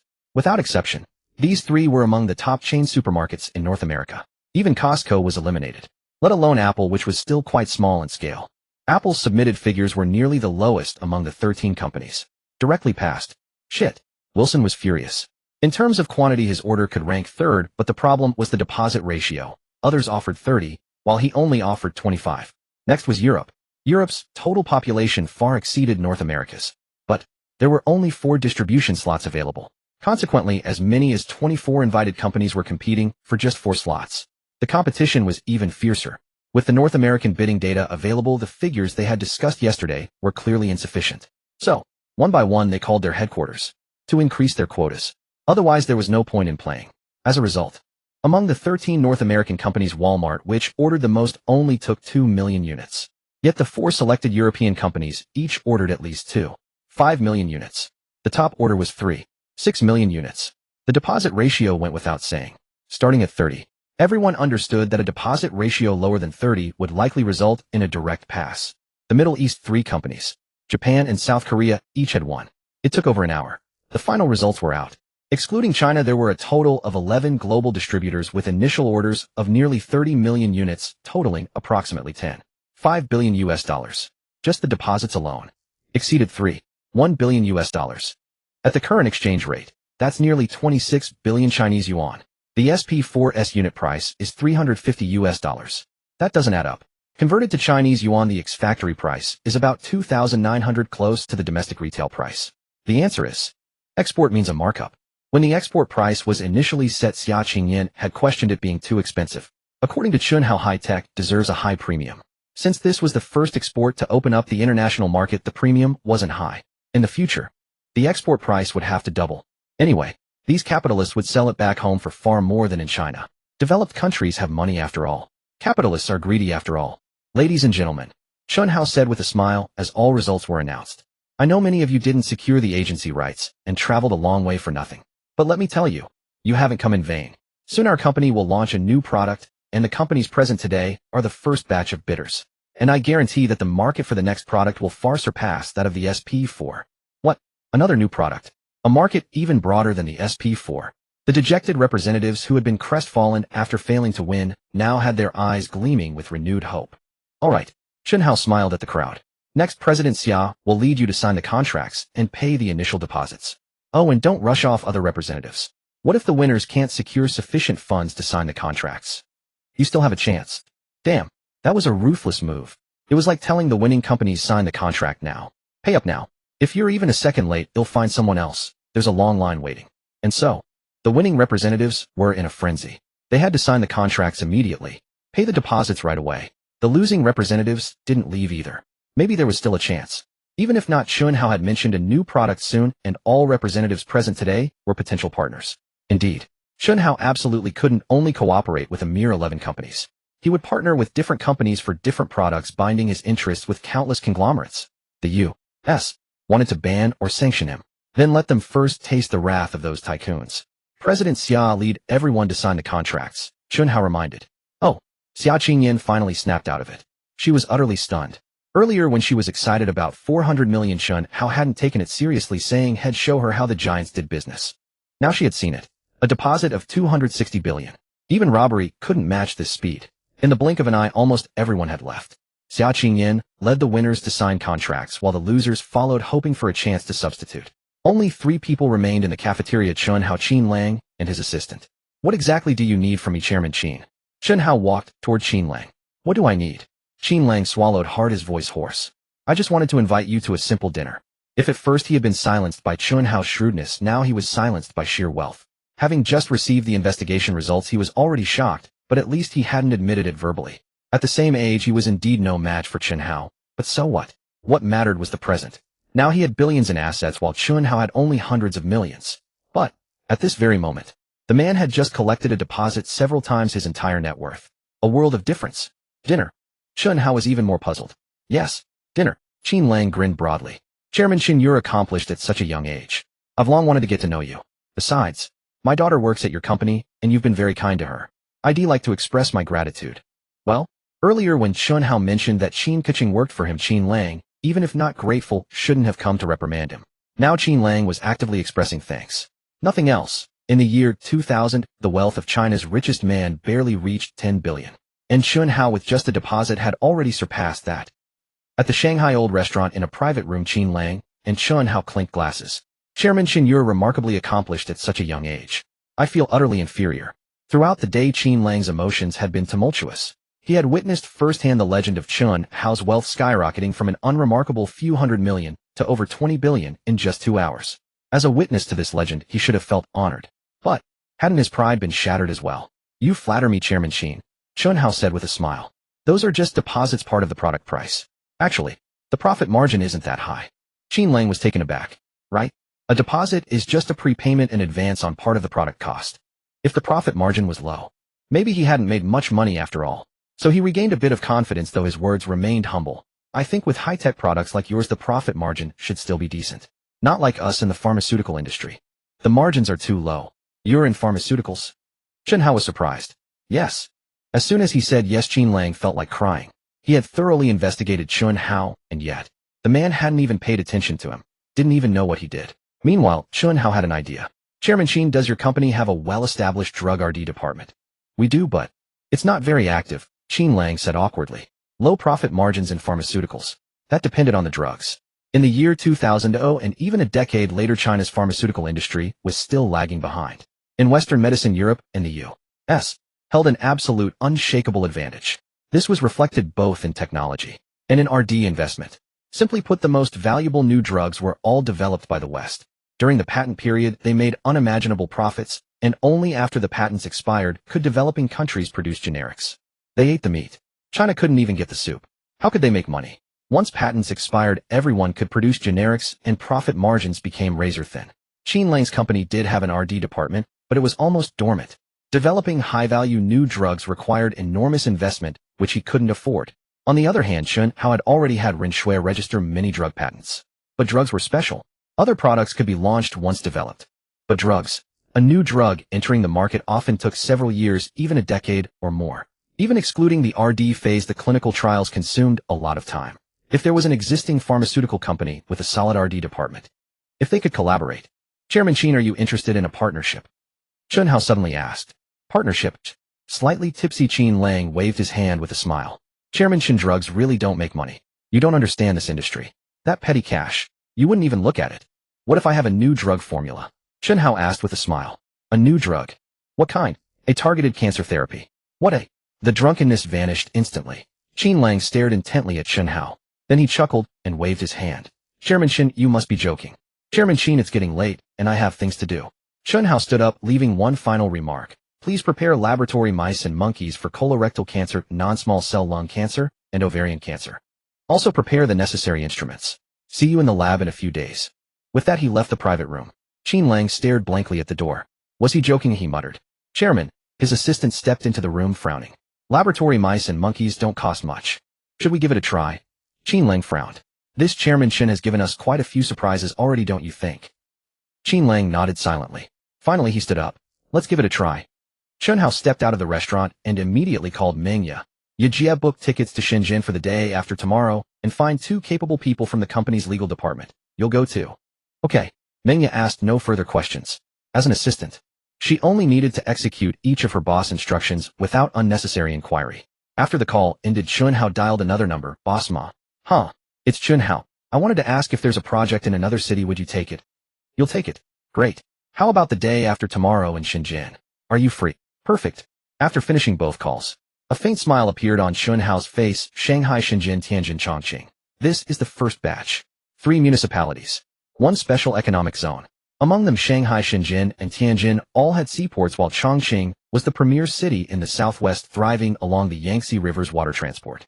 These 4 cities, covering different directions, could serve as strategic bases nationwide. The second round of expansion. Ready to launch. The silver Lexus pulled into the villa garage. Qin Keqing was puzzled. Her father was usually busy with work and rarely called her, yet today, he took the initiative to ask her home for dinner. Could it be? He wouldn't allow her to work at Hantang Media. She knew, of course, that joining Hantang Media couldn't be hidden from her father. But since she hadn't brought it up, and he hadn't stopped her, she simply acted as if she didn't know. Dad. She entered the living room. Huh. Her father sat at the tea table using tools to dismantle something. Dad, what are you doing? Nonsense. Chen Lang erupted in fury. Coming to his senses, he quickly put on a placating smile. Dad wasn't scolding you, I meant someone else. That brat claimed the over 200 billion was just a deposit, and said the profits were minimal. So, he had someone buy an SP4, disassembled it himself, and consulted knowledgeable friends. The result, calculating it, the cost of this thing at most was only a little over 1,000 yuan. Yet the factory price was as high as 350, a profit margin of at least 100. Of course, his friends could only name the costs of most market-available components. The core parts were developed by Chen Hao, so their price could only be estimated. That kid's earnings were far more than 26 billion. Rather, it was about 50 of all orders combined. Over 5 billion. More than 40 billion Chinese yuan. Of course, the order of nearly 30 million units could not be delivered in a short time. Dad, what's wrong? Chen Keqing asked hurriedly. Nothing. Chen Lang smiled. I heard your company's boss is called Chen Hao. Chen Keqing remained silent, staring at him. What exactly did her father want to say? Sweetheart, did you confess to him? What exactly are you trying to do? Don't misunderstand. Chen Lang quickly calmed her, forcing a smile. I think this young man is quite impressive. If possible, theoretically, your father supports you being with him. What? Chen Keqing felt she had just heard the most ridiculous thing in the world. In her father's eyes, even though she was already in college, she was still a student. A student should not be dating. Moreover, her father looked down on everyone, believing no one in this world was worthy of his daughter. With your connections, don't you know? I was rejected, Chen Keqing said with a downcast face. You can still try. You? Chen Keqing was even more shocked. Was this something Chen Lang should say? Logically, knowing his daughter was rejected, he should have been furious. But he was encouraging her to continue pursuing him. I'm not sure if I even like him, Chen Keqing admitted honestly. Oh.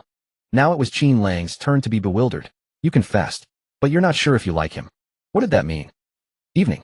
The Mercedes-Benz rolled in slowly. Good evening, Chairman Chen. The guard stood at attention. A far cry from the batch of guards left behind by Madafa. This guard had been a soldier. And an elite soldier at that.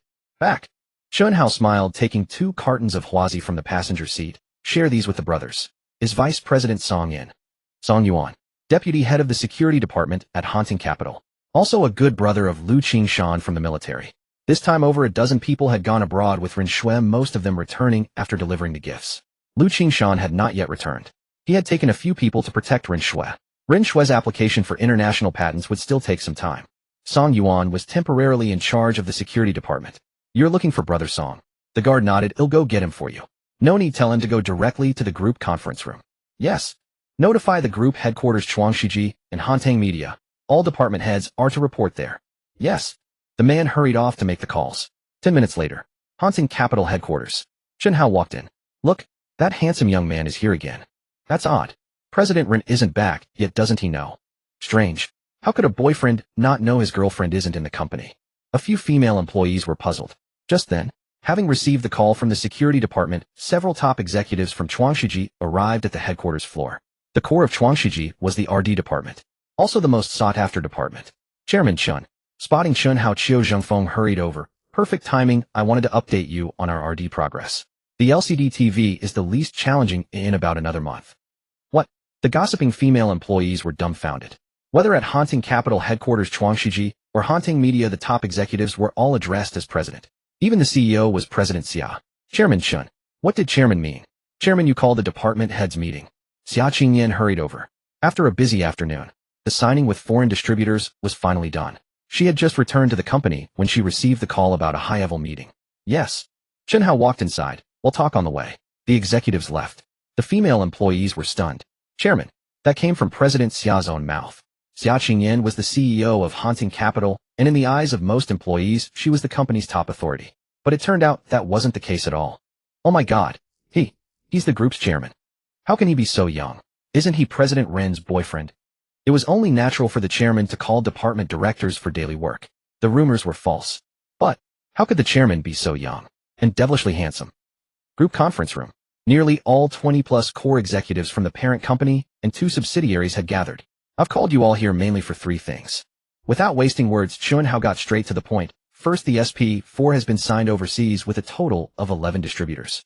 The initial orders are nearly 30 million units. Instantly. Except for a very few who were in the know, everyone else's eyes widened. 30 million units. What did that mean? Qiu Zhengfeng's eyes practically popped out. Last time Chen Hao had spoken to him privately, he had already guessed the company was going for exports. But he never imagined the export process would be so smooth, let alone that the orders would be this massive. Second, with 30 million overseas orders and domestic supply to maintain the pressure is immense. Chen Hao looked at Xia Qingyan and said in a grave tone, on Tuesday he'll go to Shenzhen, then to Tianjin and Chongqing. The first batch of 4 cities will serve as a foundation to expand to surrounding areas. Assembly plants need to expand and downstream partners must keep pace. President Xia, you'll oversee things here in Shanghai with this as the primary base for now. The other 3 cities wouldn't develop as quickly, but the orders were urgent. Chen Hao issued a series of commands. Xia Qingyan recorded them. She was now brimming with energy. Such a frenzied harvest of wealth was incredibly thrilling and satisfying. Leaving school had been a brilliant decision. Every day was busy and exhausting. Yet when she personally fertilized and watered the small sapling of Hunting Capital, watching it grow into a towering giant, the sense of achievement was unparalleled.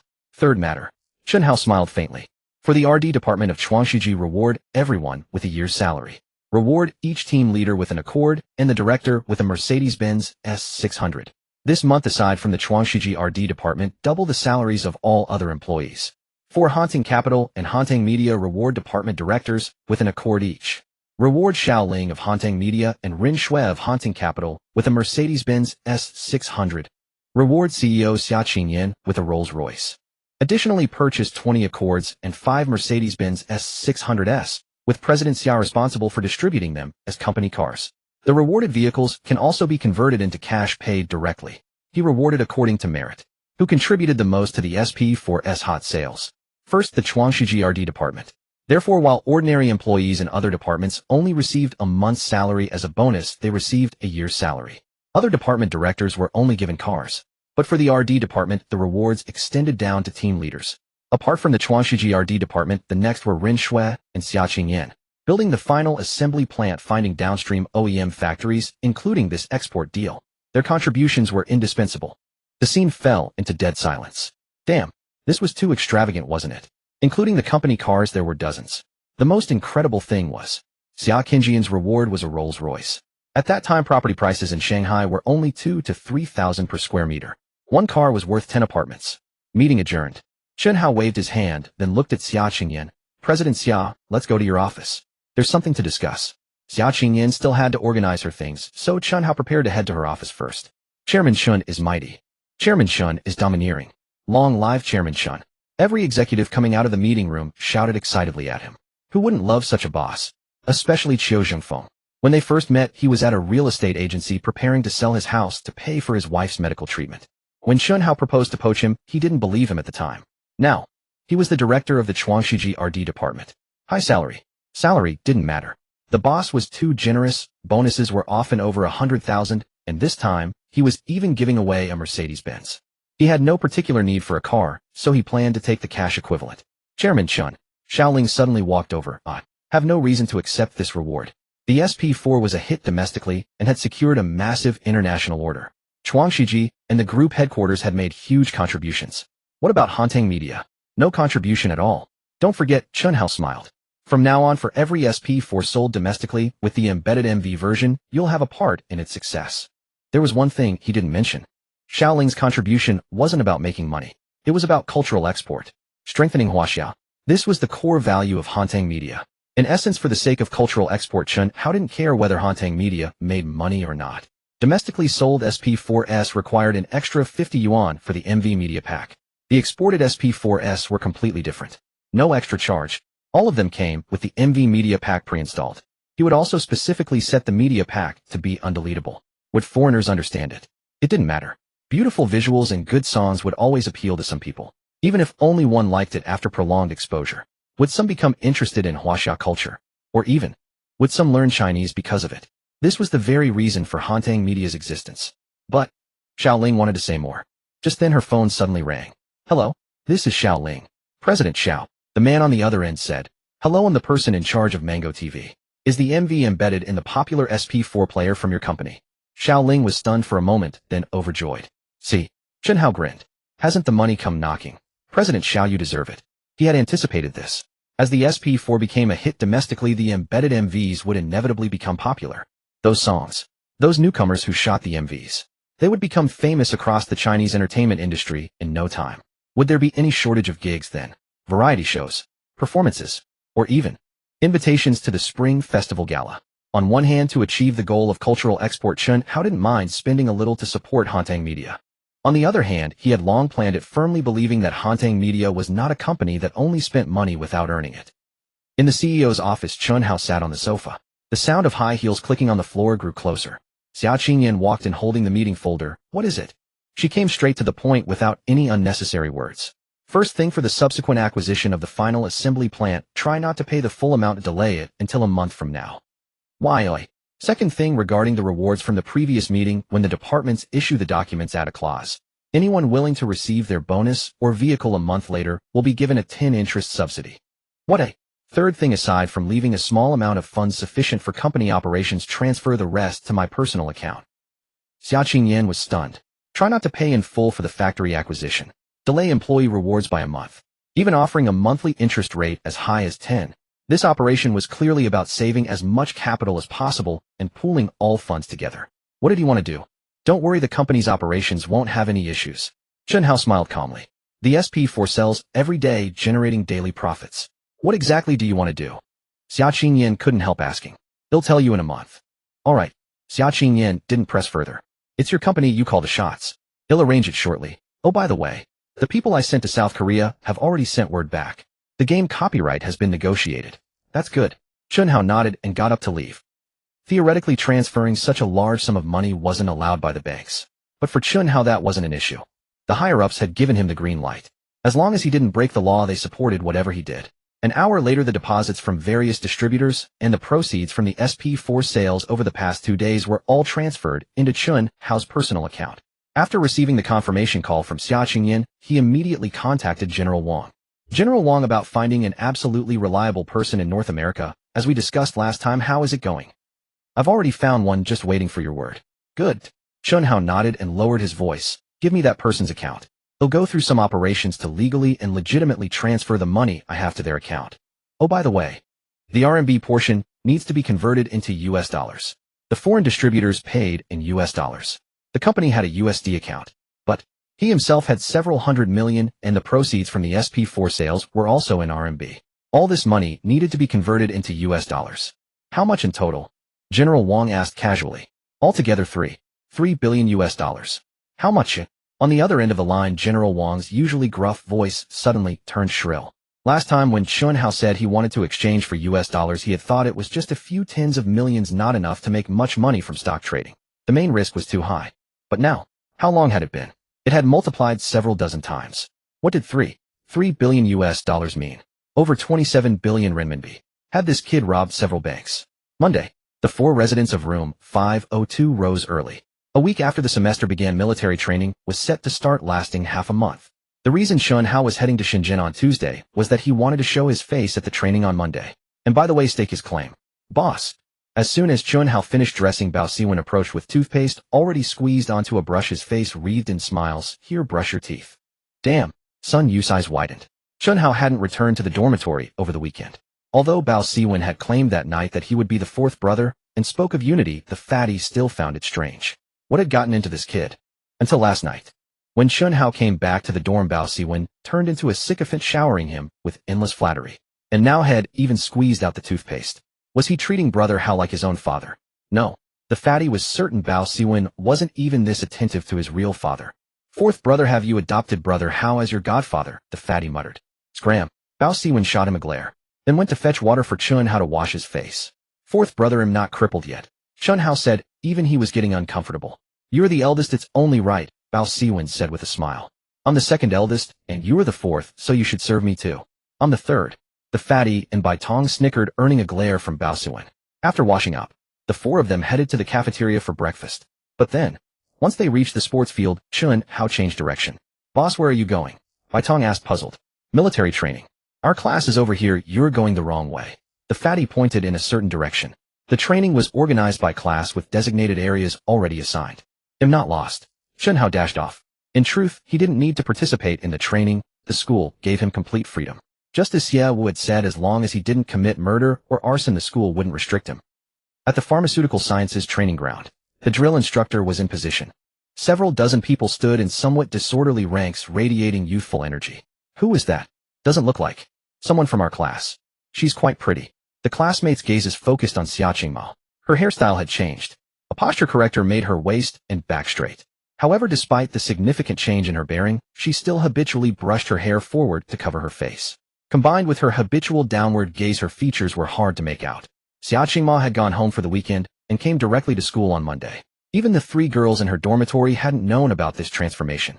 Oh my god, it's Chen Hao. Suddenly, all eyes turned to a figure not far away. Chen Hao was walking towards them. Without his baseball cap, he was instantly recognizable. My prince. Isn't he from the materials science department? Why is he coming over here? Is that the important part? The important part is, he's so handsome. Many girls from the pharmaceutical sciences department couldn't help staring at Chen Hao. As for the boys, they were on high alert. Damn. No matter which class Chen Hao went to, the boys in that class would worry. Who could compete with the prince when it came to stealing hearts? Closer. Closer. Xia Qingmao, head down, didn't notice. The next moment, she felt a shadow fall over her, as if a wall had appeared before her, and reflexively looked up. Chen. Classmate Chen. You promised me. Chen Hao said, making a motion as if to twitch. Don't. What did I promise? To do this. Suddenly, Chen Hao, like a magician, pulled a hair tie from his pocket. The moment of truth had arrived. Xia Qingmao was stunned, then her face flushed as red as a peach blossom. But remembering his twitching antics, she could only let him do as he pleased. His hands gathered her silky black hair and tied it into a high ponytail with the hair tie. The next moment, her face was fully revealed. Oh my god. She's so beautiful. Which class is she from?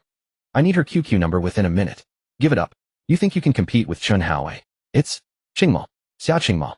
Finally, a cry of surprise came from Zhang Yi's mouth. Xia Qingmao had always been a wallflower, invisible to everyone except Zhang Yi. Same class, same dorm, and the only classmate who had ever held an umbrella for Xia Qingmao. The dozens of people were dumbfounded. Xia Qingmao. The name sounded familiar, but wasn't the prettiest girl in the class supposed to be Zhao Yunjie? In their memory, it seemed they had never seen Xia Qingmo's face before. Zhao Yunjie's expression froze instantly. Standing in the front row, she turned to look at Xia Qingmo, at that face of unparalleled beauty. For her, it wasn't just a devastating blow. More than that, it was stunning. Impossible. Absolutely impossible. Classmate Chen. Hearing the murmurs and feeling countless eyes on her, Xia Qingmo's pretty face flushed crimson. You go back to your own class, the training is about to start. You promised me. Head up, chest out, Chen Hao said with a smile. Classmate Xia, my eyes are feeling uncomfortable. Xia Qingmo was on the verge of a breakdown. But faced with someone like Chen Hao, she was utterly helpless and could only endure the shame. She raised her head and straightened her back. This revealed an even more perfect silhouette. What kind of killer figure is that? A girl exclaimed in shock. Such an amazing body with a face so pure. How can anyone else compete? Have you heard? Qing is the top campus belle. I've seen her before on campus, but compared to Xia Qingmo, she might not have the advantage. So, the top campus belle is in our class. Hearing this, Chen Hao felt immensely pleased. His wife was beautiful. Why should she hide herself away? He had to make her the most dazzling star in the world. This radiance wasn't solely about her looks, but it absolutely included them. Looks are justice. You can leave now, can't you? Xia Qingmo was overwhelmed with shyness. I've decided. What? I'll stay and train with you. Oh. I need to keep an eye on you, make sure you don't take the hair tie off, and that you don't lower your head again. But your class training. It's fine.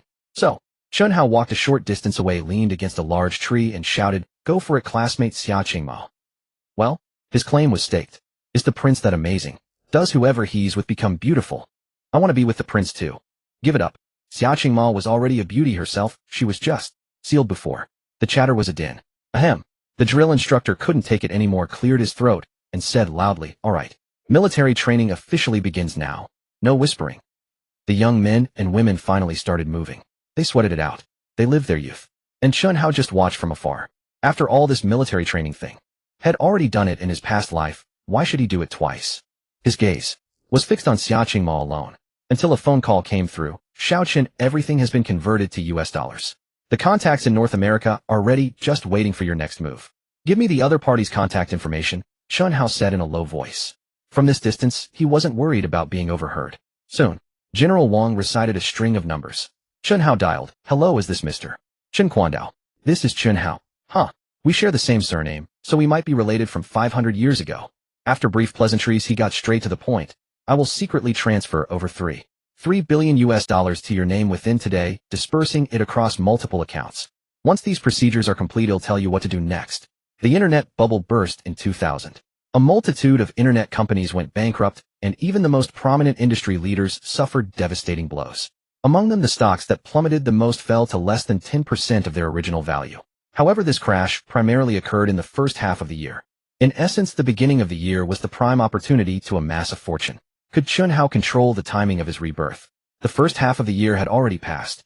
Thus, he could only seize the tail end of this trend. The period from the end of the college entrance exam to the present was his time to accumulate capital. Moreover, in September, a batch of companies would still present a decent opportunity. A single-month plunge of over half their value.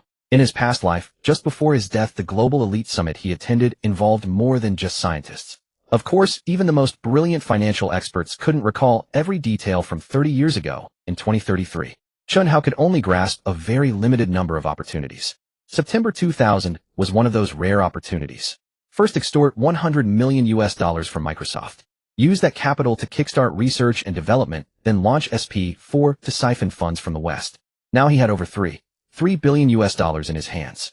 This sum of money would become a sharp blade for him to harvest wealth during the dying embers of the internet bubble. Short sell internet companies. At noon, the morning's military training was nearly over. Sister, are you available? Chen Hao made a phone call. I'm ready, anytime, Mingya replied. As his personal assistant, she was responsible for both professional and personal matters for her boss. Right now, Chen Hao said with a smile. All right. The brief conversation ended. Chen Hao picked up a towel and walked towards the training ground. Wipe your sweat, he said, walking directly up to Xia Qingmo. Classmate Chen. Xia Qingmo was going mad. She was always introverted and shy, and everything Chen Hao had done today had made her the center of attention. She wished she could find a hole to crawl into. But she was also afraid of upsetting Chen Hao. This will make our classmates misunderstand, she finally couldn't help saying. Why would it? Chen Hao had long known she would say this. So he put on an innocent and pitiful look. I have a weak constitution, and the school excused me from training to take care of me. So is it wrong for me to come and keep my best friend company? Well, if Bao Siwen heard this, he would surely want to tear his mouth apart. Weak constitution. The strength you used when you hit me was immense. But, how about I wipe your sweat for you? No need. Xia Qingmao was startled and quickly took the towel. To anyone watching, these actions were blatant displays of affection. Just then a group of burly men carrying large sacks trotted over. By their age, they were clearly not students. Who are you? Stop right there. The instructor's expression changed. We're delivering something, the leading big man said with a placating smile, sneakily winking at Chen Hao. It was none other than the security guards from Haunting Capital. Instructor, it's fine, Chen Hao quickly explained. They are watermelon farmers. I saw the training was so hot, so I wanted to treat everyone to some watermelon. The sacks were opened, revealing they were full of watermelons. The farmers skillfully began slicing the watermelons one by one. The weather in early September was still scorching hot. Military training made it even hotter and more exhausting. Green rinds, red flesh. Seeing the pieces of watermelon made everyone's mouths water, and they could barely resist rushing over. Classmates, Chen Hao shouted at the top of his lungs. Come eat the watermelon. Whoosh. Dozens of people rushed over in a single surge. At this moment, the male students' anger towards Chen Hao for poaching from the pharmacy department subsided by 80 or 90%. The female students needed no mention. Why would their Prince Charming treat them to watermelon? Wasn't it because of Xia Qingmao? It was predictable. Not only did Chen Hao leave a great impression on everyone, but the key was Xia Qingmao. The invisible girl of the class was destined to become the class pet. This was Chen Hao's goal. His wife was introverted and insecure. Then he would elevate her to the most dazzling position and let her grow accustomed to it. When you are so dazzling, how can you still feel insecure? Qingmao, I never noticed before, but you are so beautiful. Zhang Yi said while munching on a slice of watermelon. That's right. Even more beautiful than Xin Keqing. Having the top campus belle in our class is such a stroke of luck. The girls surrounded Xia Qingmao, making the introverted girl panic. After all, she wasn't used to it yet. The boys, however, all crowded around Chen Hao. Brother Hao, from now on, I'll watch your back. If anyone dares to make a move on our sister-in-law, I'll break their neck. Give it a rest. With Brother Hao's level, who could steal her away? Our sister-in-law is truly beautiful. These were the words Chen Hao loved to hear. Here, brothers, have a smoke. Chen Hao, delighted, took out several packs of Huazi cigarettes. Brother Hao is a legend. If you don't mind, I'd like to swear allegiance as your adopted son. Hey, you stole my line. The boys easily bonded. As the cigarettes were passed around, jokes and banter flowed non-stop. Not far away, Xia Qingmao, surrounded by girls, blushed and stole a glance at Chen Hao. She heard someone call her sister-in-law. She vaguely felt that Chen Hao wasn't as friendless as he claimed. On the contrary, he had an exceptional talent for making friends. Suddenly, Qingmao, a voice rang out. Zhao Yunjie squeezed her way in front of Xia Qingmao. Yun, Yunjie. Xia Qingmao was startled. Swoosh. Chen Hao dashed over in a flash. Before Zhao Yunjie could speak, he stood in front of Xia Qingmao, staring at her sinisterly. What do you want? Chen Hao. Zhao Yunjie was frightened. From Chen Hao's eyes, she could even sense murderous intent. How could a student have murderous intent? But that was the feeling she got. It seems you've forgotten what I said. Chen Hao stared intently. Do you want to be my enemy? No. Zhao Yunjie was terrified and shook her head repeatedly. I wanted to apologize to Qingmao. I want to be her friend. Becoming Chen Hao's enemy. Without a doubt, she would be ostracized by the entire class, even the whole school. Besides, by now, even if she was foolish, she couldn't afford to underestimate Xia Qingmao. After all, even without Chen Hao's intervention, just Xia Qingmao's looks would make her the center of attention. She was self-aware. She couldn't compare to her, nor did she have the standing to compete for Chen Hao. Chen Hao's expression immediately softened, and he walked back towards the group of boys with a cheerful smile. Yes, this was it. He wanted his wife to be adored by the vast majority. Of course, you could choose not to like her. But if you dared to try and be hostile, don't blame him for being merciless. The first day of military training came to an end. In the evening, Xia Qingmao returned to the dormitory, wanting nothing more than to lie down and rest. Xia Qingmao is back. Oh my God, our department's top campus belle. So beautiful. As she went upstairs, she received endless praise along the way. Because she hadn't undone her hair tie, her high ponytail unleashed her beauty, making her stunningly radiant. Qingmao, let me get your dinner for you. What do you want to eat?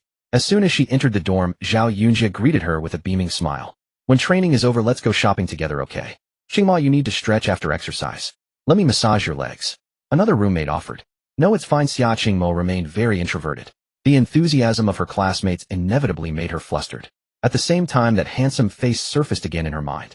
What exactly was he trying to do? But another scene also emerged. The moment Zhao Yunjie had squeezed in and approached her, he had dashed over like the wind, shielding her.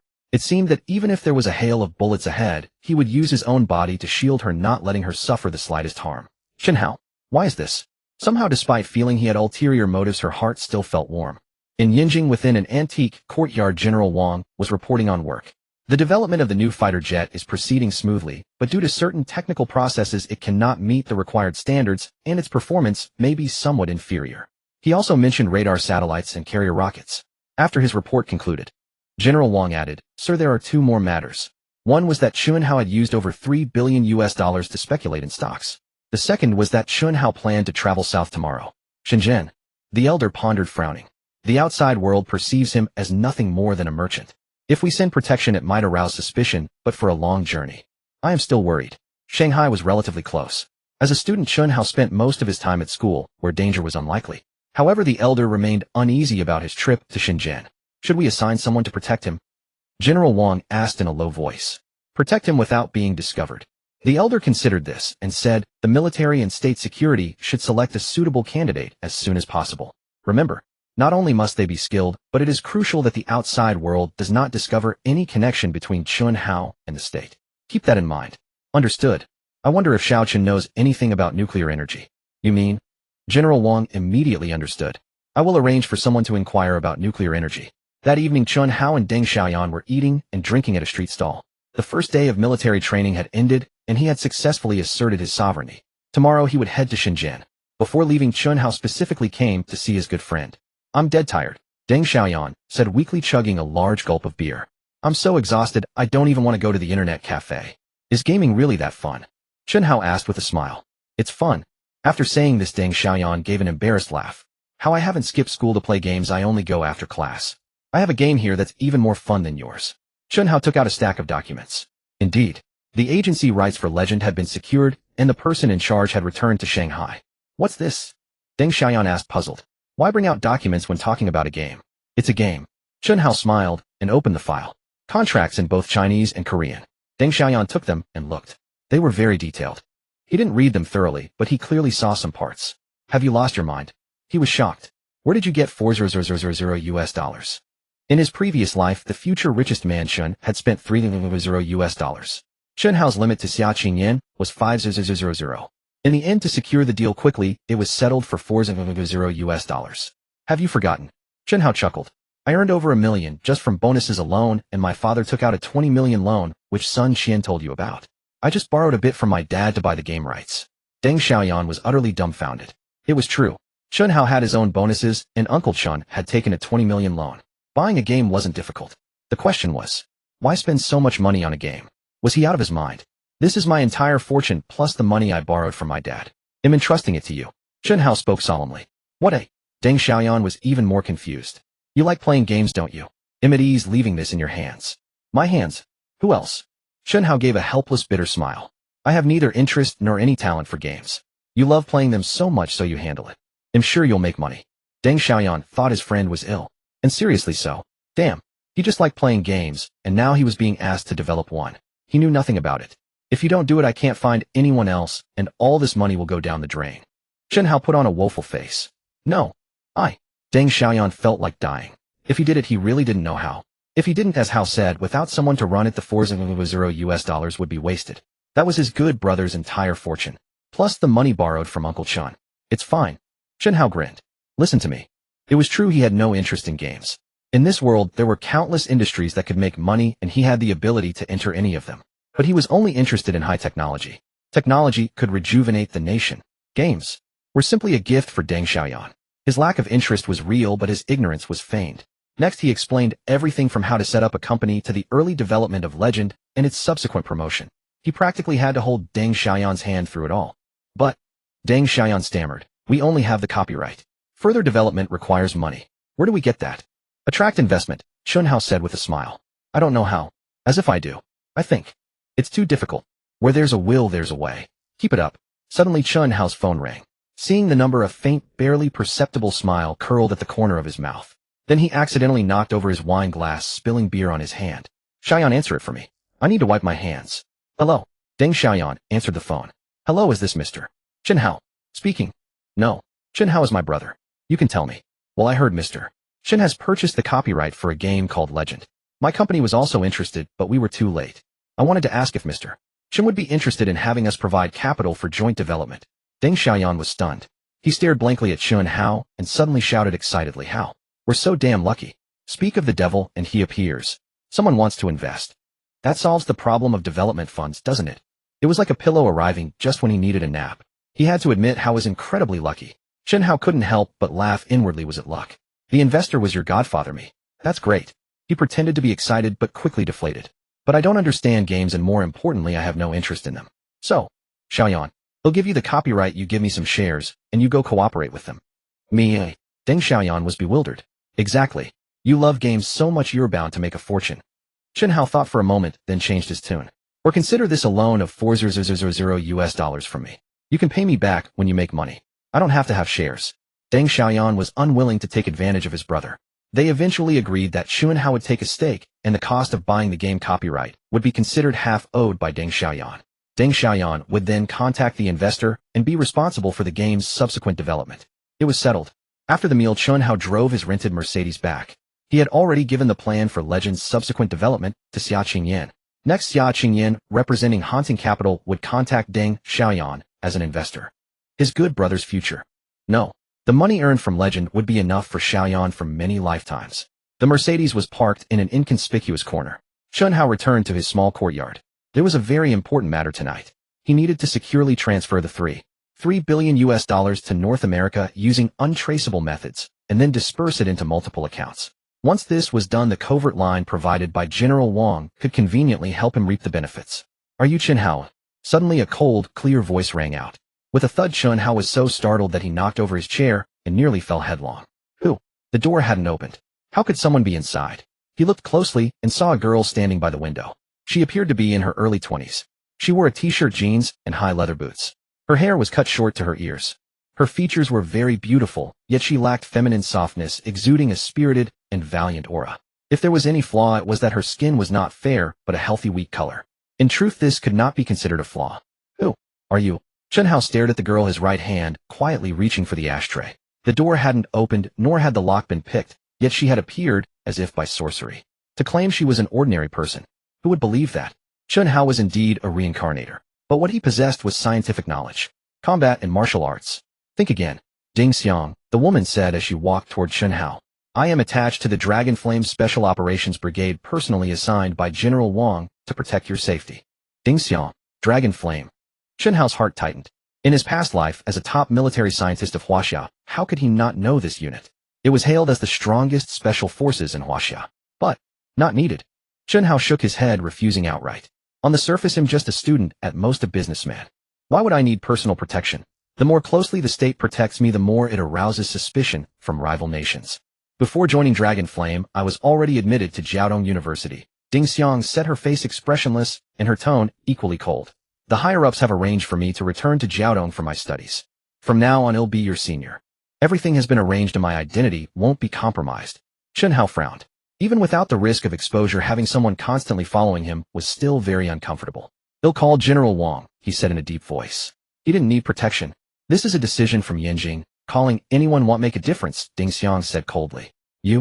There's one thing you might have misunderstood. Sensing Chen Hao's resistance, Ding Xiang was also displeased. Do you think I want to protect you? This is an order from above, and merely executing it. If I had a choice. Needless to say, I would have left long ago. She came from a special forces unit, not the National Security Department. Simply put, she was a blade meant for killing. Protection. That should be left to the National Security. Moreover, having her protect a student. What was so special about him? In her view, the person she was assigned to protect should be someone vital to the nation, but a student.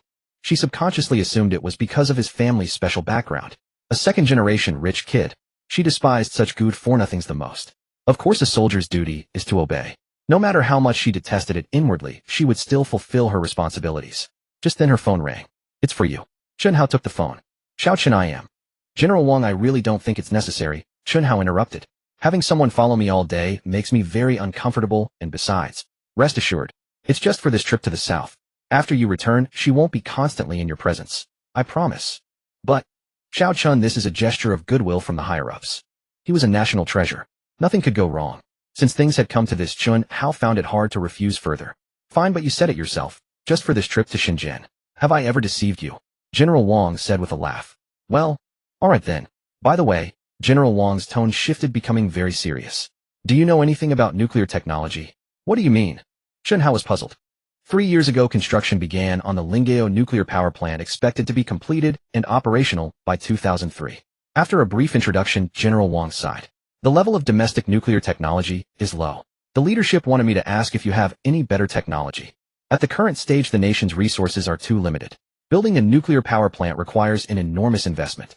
If there is better technology that can achieve superior results, that would naturally be for the best. I know a little, Chen Hao said with a smile. What does know a little mean? General Wang was taken aback. Probably enough to improve current civilian nuclear power plant technology by 1 or 2 generations. General Wang nearly spat out a mouthful of blood. Improving it by 1 or 2 generations was called knowing a little. That was called dominance. Of course, he didn't think Chen Hao was boasting. However, he trusted Chen Hao because of their long interactions and past precedents. But some people didn't believe it. Ding Xiang, for instance. What could a mere second-generation rich kid possibly know about nuclear technology? With her hearing, she could easily catch every word General Wang said on the phone. General Wang said in a low voice, "After you finish your business, do you have time to go over there and offer some guidance?" No problem, Chen Hao nodded. He would agree to anything beneficial to the nation without hesitation. Why hadn't he thought of this before? He had provided quite a bit of military technology, thinking that given the nation's current financial capacity, this was all it could research. Anymore, even if developed, couldn't be mass-produced. For example, nuclear technology, new generation nuclear submarines, nuclear-powered aircraft carriers. He had considered it, but the nation's finances wouldn't allow it. He would wait until he had earned more money. But it hadn't occurred to him that nuclear technology wasn't limited to military use. There was also civilian use. Chen Hao hung up the phone and glanced at Ding Xiang. Where are you sleeping? Let's get one thing straight. I'm not giving up my bed. Ladies first. Think again. You're the one overthinking it, Ding Xiang said. With a flash, she moved like a ghost to the window. I am solely responsible for your safety during the Shenzhen trip. Right now I'm still in Shanghai. Chen Hao was almost ready to celebrate. Who was overthinking? He was surrounded by beautiful women and devoted his heart to his wife. Someone like Ding Xiang, who kept a cold face from start to finish as if someone owed her millions. He didn't want to spend any more time with her. Unbeknownst to him, Ding Xiang felt the same way about him. A useless brat living off his parents. Just looking at him was annoying. After Ding Xiang left, Chen Hao sat in front of the computer and began to operate. Step 1. Access multiple banks in North America and use ultra-advanced hacking techniques to forge many false identities. To him, it was forgery, but the banks would never discover it, much less distinguish the real from the fake. Step 2. Inject over $3 billion into multiple accounts through absolutely secure channels and batches. The money in each account couldn't be too much. Furthermore, this money was controlled by the undercover operative, but it wasn't under his name. There were so many accounts that Chen Hao worked from just after 9 until the early hours of the morning. Finally, he was done. He picked up his phone and saw it was already 1230 a.m. He dialed a number. "They'll email you all the identity information," Chen Hao said in a low voice. "No problem." On the other side of the ocean, a Chinese man in his 30s was sitting in front of a computer. Following Chen Hao's guidance, he quickly received an encrypted email containing over 100 accounts and their corresponding bank information. "What do I do next? Buy stocks?" "No." Chen Hao shook his head with a smile. "Buy stocks. You should buy stocks when the market is booming." He was going to short the market. The undercover operative was a domestic intelligence agent with a limited understanding of the stock market. So Chen Hao explained the process of short selling to him in detail. In essence, when the stock price is high, use your own capital as collateral to borrow shares from a securities company. When the price drops, buy the shares back at a lower cost and return them to the broker. Simply put, it's profiting from the difference. Note this. After explaining the operation process, Chen Hao's tone became even more serious. Use 10 times leverage on all of them. According to the memories of a certain financial tycoon, these stocks would all experience a sharp decline in September. Of course, on any given day there might be increases, but the gains would be very limited. 10 times leverage would absolutely not trigger a margin call. The stocks he selected all fell by at least 30 throughout the entire month of September. The highest even plummeted by more than double. It was nearly 2 a.m. in Shanghai and 1 p.m. in New York. Chen Hao opened Intel's stock price information page. The stock price was 43. He grinned, revealing a strange smile. 1 month later, its stock price would be only 24. Of course, Intel was one of the stocks with the highest decline in September. The declines of the stocks he chose varied. It was impossible to borrow up to $3 billion worth of shares of a single stock at once. He had to select many different stocks, and their declines were not the same. The lowest decline was only 30. But don't forget one thing: 10 times leverage. In other words, even the stock with the lowest decline would yield a threefold return. The feeling of carving meat off the eagle is exhilarating. Chen Hao laughed heartily. Early morning. Xia Qingma rose early as today she would continue with military training. After washing up, she was about to head to the cafeteria. Qingma. On the balcony, Zhang Yi, who was hanging a towel, suddenly turned her head and shouted, "Chen Hao is here for you downstairs. Your boyfriend's here." Zhao Yunjie teased with a pursed smile. She wasn't truly malicious at heart. It was merely her striking beauty that made her a tad overly self-assured. Now, Xia Qingma's looks and figure surpassed hers by 2 tiers, leaving no room for rivalry, so she naturally ceased her antagonism. Crucially, she dared not oppose Chen Hao. Boyfriend. Xia Qingma instantly flushed, shaking her head repeatedly in denial. No. We're just good friends, not. One handsome, one beautiful. Zhang Yi giggled. If you say Chen Hao seeks you out all the time just to be friends, I won't believe it. Exactly. Even a fool can see how protective he is of you. Another roommate chimed in agreement. Qingma. Suddenly, Zhang Yi walked up to her, took her hand, and said softly, "Is falling in love a bad thing?" Xia Qingma was taken aback. Ask everyone here. Who doesn't envy you? I honestly can't figure out why you still lack confidence. Zhang Yi stared into her eyes. If someone like you lacks confidence, what are we who look like this supposed to do? Zhang Yi chuckled, patted her delicate shoulder, and said, "Go on, don't keep your Prince Charming waiting." Xia Qingma blushed and dashed out the door. Downstairs. As she stepped out and looked up at the building, she noticed many dormitory balconies with heads poking out. All girls. All staring at Chen Hao. "See Chen. Chen," she murmured softly. The blush on her face seemed contagious, spreading to her fair swan-like neck. "Is there something you need from me?" "Breakfast." Chen Hao handed her a plastic bag. "Pan-fried buns. Sweet soy milk." "No need. I can just eat at the cafeteria." She blushed and refused to take the breakfast. Mostly because so many girls were watching. "I have some urgent matters, and I'll be away from school for a while." "Oh, did something happen?" "It's nothing." Chen Hao gently took her hand and pressed the breakfast into it. "So I mainly came to let you know. The breakfast was just a casual gesture. Don't overthink it." Xia Qingma was stunned. Really? If he was leaving for something important and came to say goodbye and bought breakfast as an afterthought? It seemed like there was no reason to read into it. "I'm off." Chen Hao smiled and turned to leave. Xia Qingma looked at the bag in her hands. Pan-fried buns. Soy milk. All her favorites. Feeling a bit hungry after just waking up, she took a small bite of a bun. The next moment her expression shifted dramatically. No. Chen Hao claimed he came to say goodbye and bought breakfast on a whim. She thought he had eaten breakfast off campus and brought her some as a courtesy. But this taste was off. She was 100% certain this wasn't from the school cafeteria or any nearby shop. It was Dongtaexiang, her absolute favorite place. Oh, no other spot had this flavor. And Dongtaexiang was far from Shanghai Jiaotong University. Very far. Chen. She chased after him. Summoning courage, she didn't know she blocked his path. "How did you know?" "Know what?" Chen Hao looked puzzled. "Know that I..." Her courage seemed to drain away and she blushed, lowering her head. "Why are you so good to me? Aren't we good friends?" Chen Hao grinned. "But Zhang Yi says everything you do isn't just for friendship." She buried her head even lower. "I'm fine either way." With that, Chen Hao didn't linger any longer, a peculiar smile curling at the corner of his mouth. One step closer to success. Xia Qingma stood dazed, watching him leave. Then, her face flushed deeply. She was introverted and lacked confidence, but she was no fool. Those last words. How could she not understand? On the other side, Chen Hao walked out of the school gate, and after a few minutes reached the agreed meeting point. 2 cars were already parked there. Chairman Chen Mingya got out of the car along with 2 legal department elites he had requested. "Are we ready to go?" "Not here." Chen Hao glanced around, feeling quite pleased. "Instead, let's go." Virum. A roar shattered the air. A motorcycle sped over like lightning. It screeched to a halt, stopping right next to Chen Hao, less than 2 feet away, nearly hitting him. A fiery red Kawasaki ZX-6R, a classic heavy motorcycle, standing at 172 centimeters. Clad in black tight leather jacket and boots. It could be said that this look, even 20 years later, would hold immense appeal for men. Too cool. Ding Xiang took off her helmet, casually shaking her short ear-length hair. That shake. Even Chen Hao felt a bit dizzy. Was she only attractive to men? He could guarantee that if Ding Xiang appeared on a university campus in that outfit, she'd captivate everyone, male or female. And this is a... Mingya couldn't help but pause. What a great figure. Such a beautiful face. And so distinctive. "She's my senior, Ding Xiang," Chen Hao introduced reluctantly. "Senior?" Mingya understood immediately. With the boss prowess at Shanghai Jiaotong University, he'd be irresistible, so this girl must be his girlfriend, right?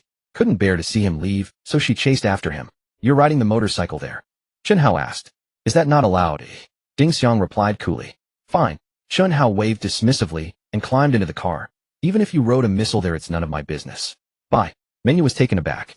This didn't sound like a conversation between lovers. "So, What was this girl's relationship with the boss? And why was she going to the airport too? They arrived at 1 in the afternoon. Still in the arrival corridor, Chen Hao began making arrangements. A team of 5. Meng led the legal department personnel responsible for 2 tasks. First, acquiring at least 2 large-scale electronics factories, attempting to pay a deposit with the balance due in a month. If not possible, they drop it. Second, finding at least 10 contract manufacturing factories. Meng was puzzled. Weren't these the 2 things they came to Shenzhen for? If she was handling it all, what was the boss going to do? But she didn't ask.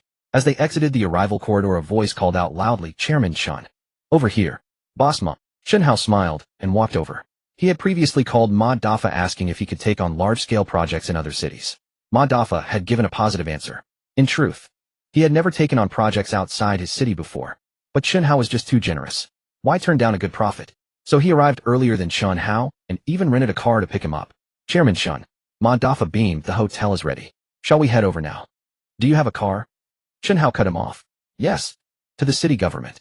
Exactly. That was Chen Hao's real purpose for this trip. Acquiring factories or negotiating with contract manufacturers. Meng could handle that. Why would he need to come personally? What he wanted was land acquisition. Although Meng Ya's tasks included buying electronics factories to serve as assembly plants, the acquired factories were usually small in scale. Moreover, they wouldn't acquire just one, they'd be scattered. Not only that, but even the current SP4 orders required massive expansion. What about the future? LCD TVs, mobile phones, computers, all sorts of products would demand enormous production capacity. They had to establish a large industrial park. Scattered small factories couldn't meet production needs and would make management, logistics, and other aspects highly inconvenient. Chen Hao had bought his own Mercedes-Benz, yet he claimed it was rented. Ma Dafa's Mercedes-Benz was indeed rented.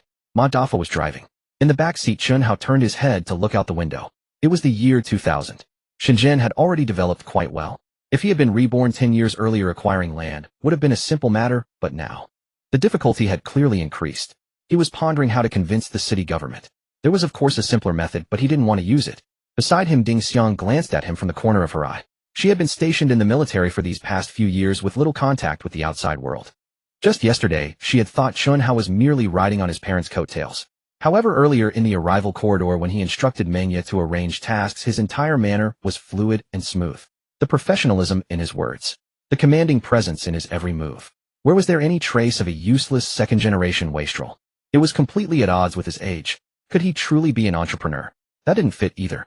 Setting aside his age, if he were an ordinary entrepreneur, the nation would never have sent her to protect him. Finally, the Mercedes-Benz came to a stop outside the city government building. "Chairman Chen, we've arrived." Ma Dafa put on a fawning smile. "Shall I wait here for you? Come inside with me." Chen Hao got out of the car. "Me, you?" Chen Hao had no patience for idle chatter. "All right." Ma Dafa didn't refuse. As long as there was money to be made, he'd go through fire and water, let alone accompany him to the city government. At the reception desk. "See the mayor?" The receptionist sneered contemptuously, pointing at the dozens of people standing or sitting nearby. "These are all people who want to see the mayor." How many years had it been since reform and opening up? The Shenzhen of today was no longer the fishing village of a decade ago that begged for investment. "Here is my card." Chen Hao handed over his business card. "Please show it to the mayor. If he still refuses to see me, I won't trouble you further." This was specially prepared for him by Meng, chairman of Hanting Capital, chairman of Chuangshiji, chairman of Hanting Media. In short, a long list of titles was quite impressive. Chuangshiji was already a huge success. If the mayor saw the card, he should agree to meet him. However, the receptionist did take the card, but then she turned around and tossed it onto the desk. "Do you know how many people hand me cards every day? Ridiculous." Chen Hao. Ding Xiang couldn't stand it anymore. A single phone call could solve this. Why must you? The person the nation assigned her to protect must know some high-level officials. Why take the long way around? "You talk too much." Chen Hao gave her a cold look. Ding Xiang was stunned. Her pupils suddenly constricted. She had misspoken. This was a public place. Since the higher-ups strictly required her to conceal her true identity, it meant Chen Hao's background should also remain unknown. Her words just now undoubtedly indicated that Chen Hao had connections, and very powerful ones at that. As a special forces operative, she was a sword for killing. Caution in words and actions was the forte of those in national security. "I'm sorry." She offered a rare apology, lowering her voice. "The problem is you can't even get your card to him. Are you just going to wait like this?" "It's no big deal." Chen Hao glanced at the arrogant receptionist nearby. Then he turned to Ma Dafa. "Do you have any cash?" "Chairman Chen, how much do you need?" 100,000. "That? I don't have that much." "Who carries 100,000 in cash on them?" "They'll go withdraw it, be right back." Ma Dafa added. "All right, I'll pay you back later." You're too kind. What was 100,000? Not only had Chen Hao bought a building from him for nearly 100 million, but this trip to Shenzhen might also present another money-making opportunity. And wrap it in a black plastic bag. Chen Hao instructed quietly. Okay. In less than half an hour, Madafa returned with the money, discreetly handing it to Chen Hao. Surveillance cameras weren't everywhere back then. While the receptionist wasn't looking, Chen Hao secretly placed the black plastic bag under the desk. Can I see the mayor now? He stopped the receptionist. I told you there are plenty of people who want to see the mayor. You. What do you mean? Suddenly Chen Hao's voice rose an octave. You said that for 100,000 I could see the mayor right away. Taking the money and not keeping your word. The receptionist was dumbfounded. What 100,000? Refusing to do the job after taking the bribe, huh? Chen Hao rushed to the reception desk, and under the gaze of countless people grabbed the black plastic bag. He shook it open and tipped it over. Clatter. Stacks of bills fell to the floor. Then he pointed angrily at the receptionist. You're a robber. I want to see the mayor. I'm going to report you. The receptionist was terrified. At the same time, other staff members witnessed the scene. On the other side, Ding Xiang was left speechless. He was the real robber, wasn't he? How could someone do such a thing? Framing. Slander. His methods were too underhanded. Little did she know Chen Hao hadn't initially planned this. But the receptionist's attitude was so abominable that he decided to teach her a lesson on the spot. What's going on here? Before long, a group of people hurried over, looking like high-ranking officials. Sir. Chen Hao approached the man in the center, immediately handing him his card. I came to see the mayor, but I never expected that seeing him would cost money. And even after paying, I still can't get an audience. The man took the card. He looked at it. His pupils contracted sharply. He wasn't familiar with haunting capital, but he had heard of Chuangshiji. A few days ago, his son had just bought an SP4, and that device was truly amazing. There were several flagship stores in Shenzhen. They were selling like crazy. This young man before him was actually the chairman of Chuangshiji. Mr. Chen, what business do you have with the mayor? The man asked again. Investment. Investment. At least 5 billion. What a... The man's eyes widened instantly. There were plenty of people coming to invest in Shenzhen. But, in the year 2000, an investment on the scale of 5 billion was an absolute mega project. Please follow me. His attitude changed immediately. After taking a few steps, he suddenly turned his head and glared coldly at the receptionist. They'll deal with you later. Receptionist, where am I? What happened? In the office. A man nearly 50 years old was overjoyed upon hearing his assistant's report. An investment of at least 5 billion. Mr. Chen, rest assured the matter of the receptionist will be dealt with seriously. Mayor, you stated firmly. A mere receptionist daring to demand bribes. Asking for 100,000 right off the bat. It was utterly outrageous. Mr. Chen, may I ask what your specific plan is? It's like this. Chen Hao walked to the desk, took a blank piece of paper and a pen. Mayor, you must have heard of our company's products, right? The SP4 is just the beginning. There are many more new products to come, and the capacity of the Shanghai factory is far from sufficient. I want to build a comprehensive industrial cluster. The initial phase of the plan requires an investment of at least 5 billion. Subsequent investment plans will start at a minimum of 10 billion. According to the plan, the entire industrial cluster will create at least 100 jobs. Annual tax revenue will start at 1 billion. Furthermore, Mayor Yes' eyes nearly popped out of his head. A 5 billion investment was just the first phase, with at least 10 billion to follow. Crucially, it would bring a massive number of employment opportunities. Last year, Shenzhen's tax revenue was just over 10 billion. A single enterprise could increase tax revenue by several percentage points. What did that mean? However, Chen Hao, who had been painting a grand picture, suddenly changed his tone. You understand, with such a large investment from me, if I also have to buy the land, my funds will be stretched thin. Mayor Yu was stunned. What did he mean? Was he implying he wanted the land for free? Mr. Chen, this might.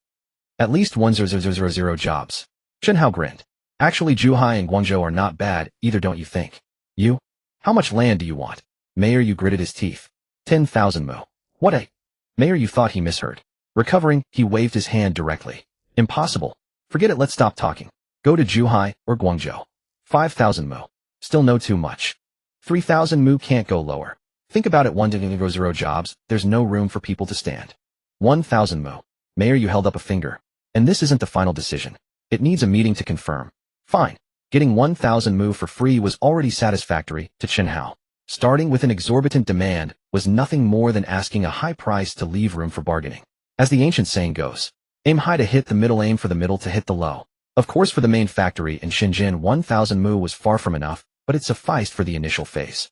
As for the future, once the first phase was operational, bringing massive job opportunities and substantial tax revenue, would Mayor Yu turn a blind eye? Acquiring more land would actually be easier than now. The two parties agreed on subsequent detailed negotiations, and Chen Hao left the municipal government. Shaoli, Mayor Yu began to realize something. Did that kid trick me? Yeah. At their first meeting, Chen Hao never mentioned land acquisition. Instead, he painted an enticing blueprint on an A4 sheet of paper. Investing this much money. Creating this many jobs. Annual tax contributions of this amount. Plus the nationwide sensation of Chuangshiji. In short, he had dazzled him with that grand vision. Sir, I just thought about it. The receptionist couldn't have been soliciting a bribe, could she? The assistant hinted. You mean? He framed her. Mayor Yu was startled.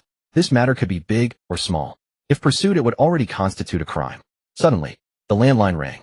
He walked over and picked up the receiver, then kept saying yes. 2 minutes later, his gaze was profound, as if murmuring to himself. Interesting.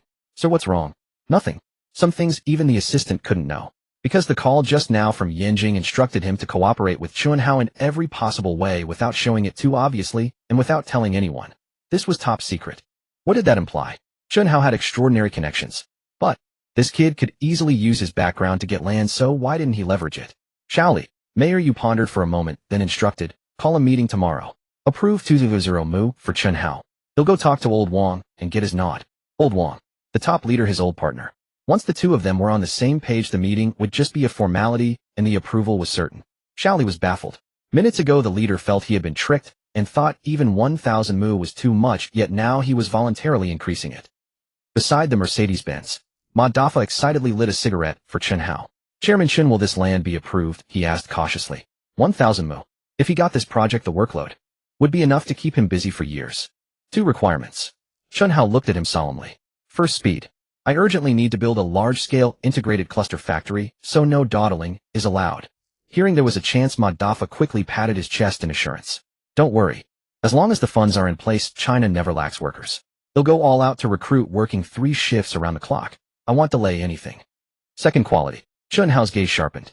If the speed isn't up to par, he'll just find someone else. But if the quality fails, if there were quality issues, he would definitely have Ma Dafa thrown in jail. After saying that, he added, within 3 days, he'll give you the complete blueprints. Quote, based on my designs. Leave your profit margin at least 30 higher than before. But my demands must also be met. Ma Dafa's hands trembled. Speed. Quality. As long as the money was enough, neither was a problem. A profit at least 30 higher than before. Chairman Chen, rest assured. I guarantee you'll get the job done. He nodded emphatically. Go gather your construction crew. That's 1000 mu. Got it. Hand me the car keys. Oh. In his excitement, Ma Dafa reflexively handed over the keys.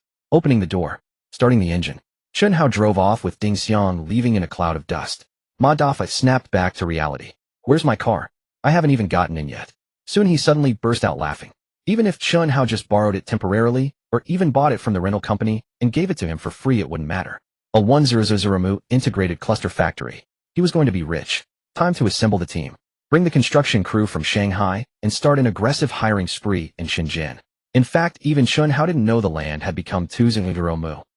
Jiling. At the provincial flagship store of Chuangshiji, Chen Fuhai and Li Lan were busy at work. Compared to the grand opening, it was far less hectic now. For one thing, they had heeded their son's advice. What's the use of hiring staff? There was no need to do everything themselves.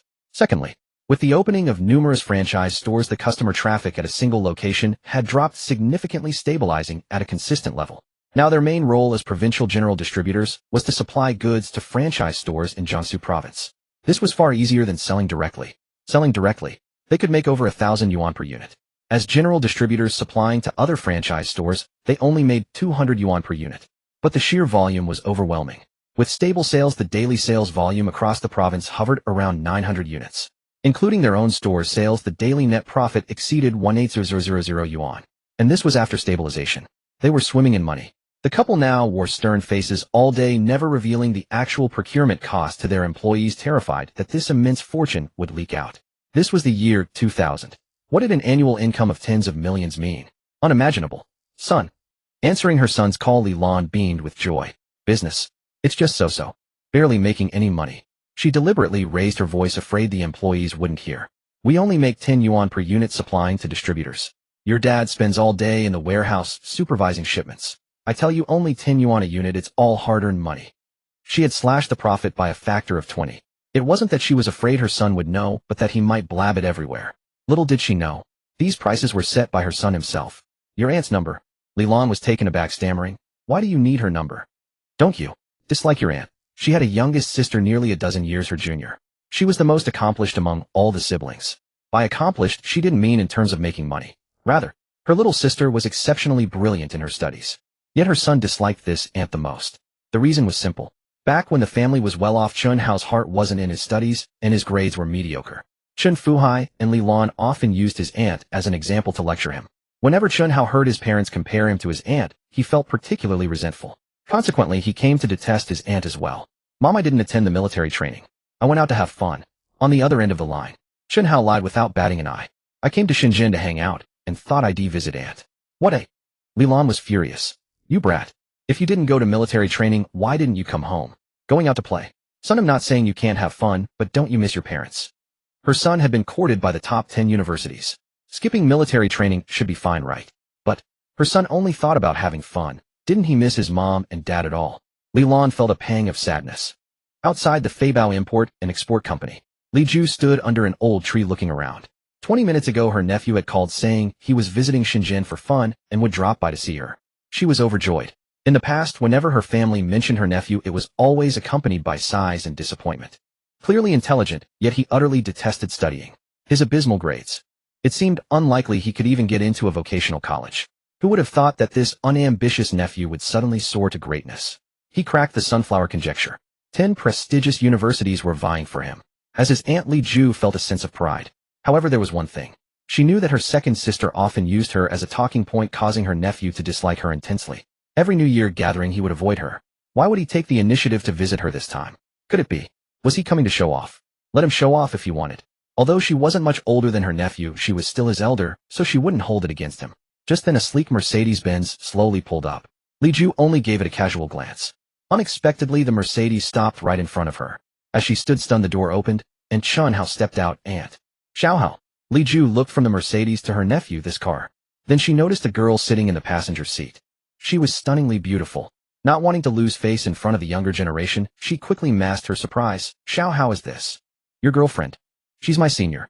Chen Hao opened the trunk and pulled out a pile of items. Aunt, come and get your gifts. SKI gift sets. And there were 5 or 6 of them. SKI had entered China 2 years ago.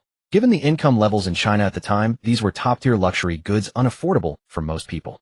Xiao Hao. Li Ju was completely dumbfounded. I want to find a place to talk. All right. Li Ju was still in a daze. A luxury car. A beautiful girlfriend. Giving away several SKI sets at once. She knew her second sister's family was well off and could afford these things, but where did her nephew get all this money? Guangdong was never short of tea houses. 10 minutes later, the 3 of them were seated in a private room at one. And how's work? Chen Hao asked with a smile. It's fine, Li Ju replied instinctively, then snapped back to reality. Xiao Hao. I don't want these things, you take them back. Your dad works hard for his money, how can you be so wasteful? You're not being considerate of your parents. She deliberately put on a stern face. These were too expensive. As his elder, accepting such heavy gifts from her nephew would get her scolded by the family. After all, as an aunt, she should be buying gifts for her nephew, not the other way around. My dad makes money easily, Chen Hao chuckled. I bought these with my own money, old Chen has nothing to do with it. That's still not okay.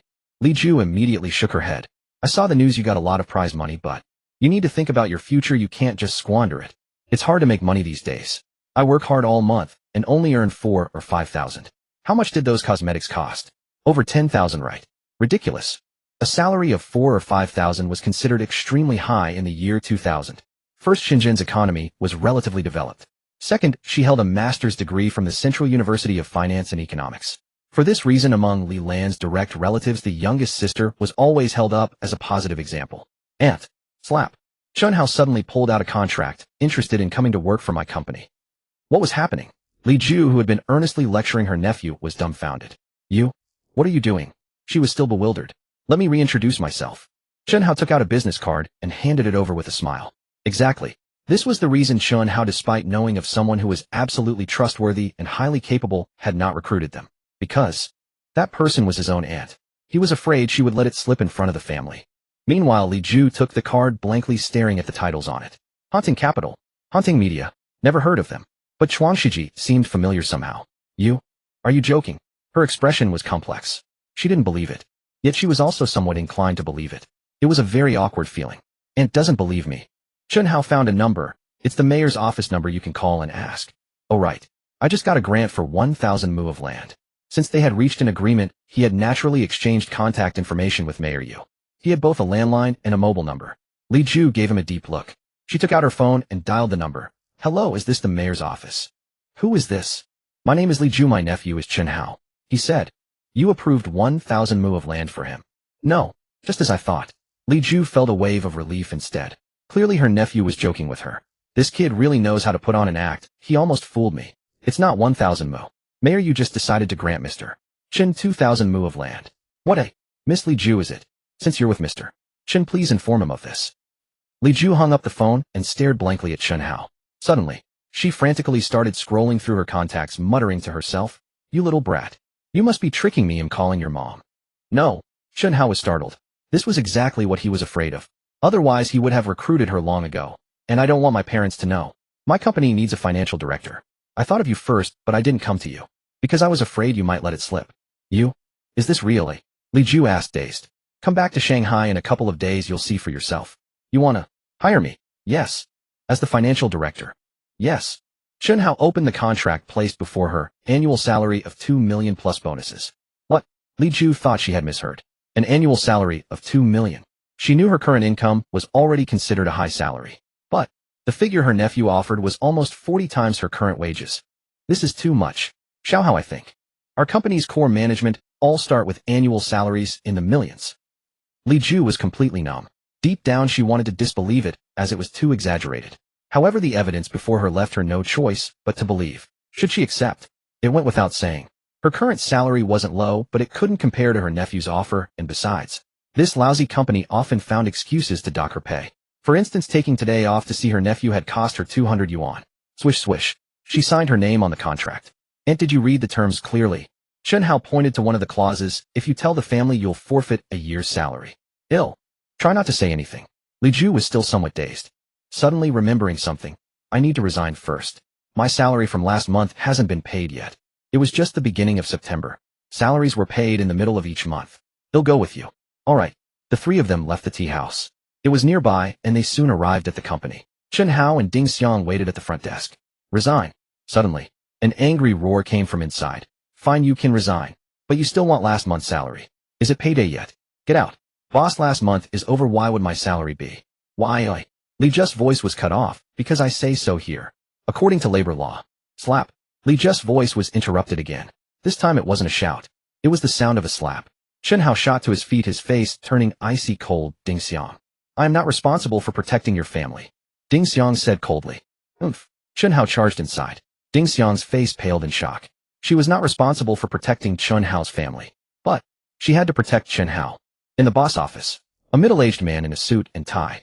After finishing his slap to Li Ju, he casually rolled up his sleeve, revealing a large expanse of tattoos on his arm. His name was Luo Bao. He used to be a gangster.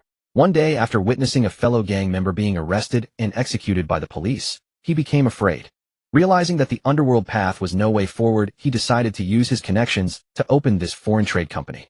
With a fairly sharp mind, business was decent. You little bitch. You're about to resign, and you still dare ask for your wages. Looking for a beating. Bang. A loud crash. The office door was slammed open. Before Luo Bao could react, Chen Hao rushed in wielding a flower pot and smashed it directly at him. Damn. Luo Bao was startled. Having spent years in the underworld, he was still fairly agile. He quickly dodged, bellowing ferociously, You slut. Still dare to bring your lover to make trouble. Don't you see whose turf this is? Today no one is leaving. Chen Hao wasn't the only one who heard the commotion. Others did too. Whoosh. Several security guards rushed in. Ostensibly security, they were actually former lackeys who had followed Luo Bao during his underworld days. They were far bolder than ordinary guards. Beat him to death. Luo Bao's face was full of malice. Xiao Hao. Li Ju was terrified, screaming, Run. Run now, don't worry about me. At the critical moment. Whoosh. Just as the guards were about to act, a figure approached rapidly. Thud thud thud. A cold gleam flashed like lightning. Blood spurted. In just 2 breaths. Before anyone could see what happened, 5 or 6 guards had all fallen. Some on the shoulder. Some on the thigh. Some on the elbow. All were pierced directly by a weapon. Cries of agony arose, blood flowed everywhere. And there, Ding Xiang stood beside Chen Hao holding a military spike. Yu. Luo Bao was terrified out of his mind. He had seen formidable fighters in the underworld, but compared to the girl before him, they weren't even on the same level. 2 breaths. Less than 10 seconds. All 6 subordinates were taken down. He instinctively pulled a machete from under his desk, trembling. You stay back. Whoosh. Ding Xiang moved. A cold flash passed again. When the movement stopped, Luo Bao let out a heart-wrenching scream. His shoulder had been pierced by the three-edged military spike. He was pinned solidly to the wall. Ding Xiang indifferently pulled out her phone and dialed a number. Reporting the address, she said only, "Under attack, come clean up." Li Ju was dumbfounded. She had always thought Ding Xiang was her nephew's girlfriend, but now, she seemed more like an assassin. Chen Hao, on the other hand, remained calm. As a Dragon Flame Special Forces soldier, if he couldn't handle such a trivial scene, that would be unreasonable. "The wages," he said coldly, looking at Luo Bao. "Don't kill me, don't kill me. They'll give you whatever money you want." Luo Bao was scared shitless. This wasn't an exaggeration. A yellow liquid dripped from his pant legs, filling the office with a stench. "Just what you owe," Chen Hao said coldly. Whoosh. Ding Xiang walked over expressionlessly. She pulled out the military spike in one swift motion. Luo Bao screamed in agony again, crawling frantically to the desk and opening a drawer to get money. He didn't know exactly how much it was, but placed a thick stack on the table. "It's all yours, all of it. And your wages." Chen Hao smiled. Li Ju was trembling. She counted out 4,300 yuan from the pile and murmured, "Enough. Let's go." Oh, the three of them left. Just as they walked out of the company, 2 anti-terrorism police vehicles pulled up and fully armed SWAT officers rushed upstairs. Chen Hao and Ding Xiang acted as if they hadn't seen anything. Li Ju was stunned. "Xiao Hao, you, a businessman." She vaguely felt that this nephew was far more terrifying than she had imagined. "Shoo." Chen Hao grinned. "Aunt, that guy was a gangster, couldn't you tell? So the police arresting gangsters is only natural." Li Ju was taken aback and fell silent. At that moment she was certain of one thing. She would no longer question her nephew, nor tell anyone, especially not the family. That evening, Li Ju flew to Shanghai on a plane. A Mercedes 600 was already waiting. Shortly the car drove into a CBD office complex consisting of 3 buildings. Seeing the haunting capital sign, she finally fully believed her nephew. President Li Xiaoqingyan handed her a pile of financial documents. "I'm glad you're here. Holding this position concurrently is truly exhausting." She wasn't a finance professional, an amateur doing an expert's job was bound to be tiring. Li Ju didn't rest and reviewed the data through the night. Daily net profit of 400 million. Global orders worth 10.5 billion US dollars. 30 down payment. Domestic daily collections. It seemed an annual salary of 2 million wasn't much. She was completely stunned. Especially when she saw the data from Jinling, she felt an overwhelming sense of collapse. Because the name of the Jiangsu provincial agent was Chen Fuhai. Her second brother-in-law was working for her nephew, and he didn't even know it. He truly thought a provincial agency with tens of millions in annual profits had fallen into his lap out of sheer luck. So, Li Ju stared at the data, muttering to herself, "Second sister goes around telling everyone in SP4 makes 10 yuan profit. What kind of family is this?" Her second sister and brother-in-law were lying to everyone, saying each machine made 10 yuan. They were practically crying poverty. Meanwhile, the couple had both been deceived by their son. They were hiding their tens of millions in annual profits from everyone, perhaps even from their son. And yet the son was making hundreds of millions a day. Of course, that excluded the day he signed the export contract. Because that day, Chen Hao collected over 3 billion in payments. In US dollars. While Li Ju was utterly overwhelmed by the various data, Chen Hao was also quite overwhelmed on his end. Lingao nuclear power plant. Construction officially began in 1997. It was divided into 2 phases, with the first phase currently under construction. According to the planned schedule, the first phase would be completed in 3 years and put into commercial use. The project area has limited conditions. Please don't mind, young Master Chen. Jiang Yi, with slightly graying hair, raised his glass with a full smile. "To you. He'll finish mine, you can take your time." Harmonious. Treated with courtesy and respect. Indeed. As soon as Chen Hao arrived, all the project's top management came out to welcome him. It was already dark when he got there. Perfect timing for a welcome dinner. And so, a group of executives were all smiling and toasting. They had no choice.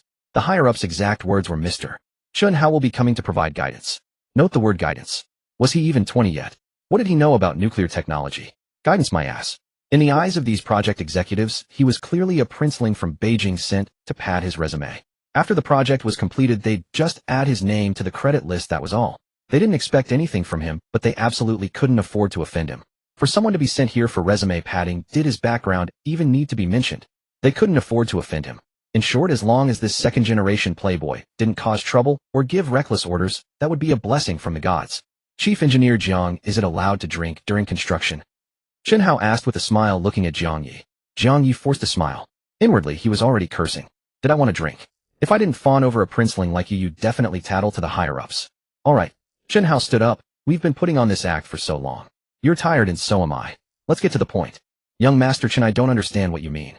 Jiang Yi continued to force a smile. "I'm not here to drink. I'm here to provide guidance. I've had enough of this bullshit." Suddenly, A man with a bushy beard stood up pointing at Chen Hao and shouting, "Chief Jiang. A bunch of us technical staff have been here eating, drinking, and smiling with him. I can't take it anymore. I don't care if the higher-ups send someone to pad their resume, but talking about providing guidance. This is nuclear power. Reckless orders could cause a major disaster. Even if it means offending the higher-ups, I have to say it today. I quit." The bearded man Lu Gang was the project leader for the fission initiative. True to his name, his character was as rigid as steel. Initially, he felt nothing when informed that the higher-ups were sending someone to guide their work, until he saw who was sent. He was furious. A mere brat directing their work. Fortunately, Jiang Yi pulled him aside and explained the stakes. It was merely a gilding opportunity. Why take it seriously? As long as they maintained surface politeness, flattered the visitor, and kept him from meddling, there would be no harm. But this brat truly intended to guide their work. Wasn't that just blind direction? For an ordinary project it might pass, but this was a nuclear power plant. Misdirection could lead to catastrophe, and they would bear the blame. As if oblivious to Lu Gang's outburst, Chen Hao continued. If I recall correctly, Lingao uses a 990 megawatt pressurized water reactor, barely considered 5th generation technology. Firstly, the power output is too low. Secondly, the economics are unsatisfactory. Personally, I believe further improvements can be made. On site, everyone stared at him with strange expressions, as if watching a clown. Did he truly think himself so brilliant, offering a slew of opinions? In truth, any of his remarks could be easily found in any textbook. Was he flaunting bookish rhetoric? Everyone knew the flaws. The problem was that China's nuclear technology was currently at this level. If he had the skill, he should offer solutions instead of nitpicking. On the ride here this afternoon, I sketched some blueprints, Chen Hao said, pulling out the diagrams. Without a computer, he had drawn them by hand in the back seat, while Ding Xiang drove. Thorium-based molten salt reactor technology. I've designed each unit to generate 10000 megawatts. Thorium-based molten salt reactor. Jiang Yi was taken aback, stepping over to Chen Hao's side.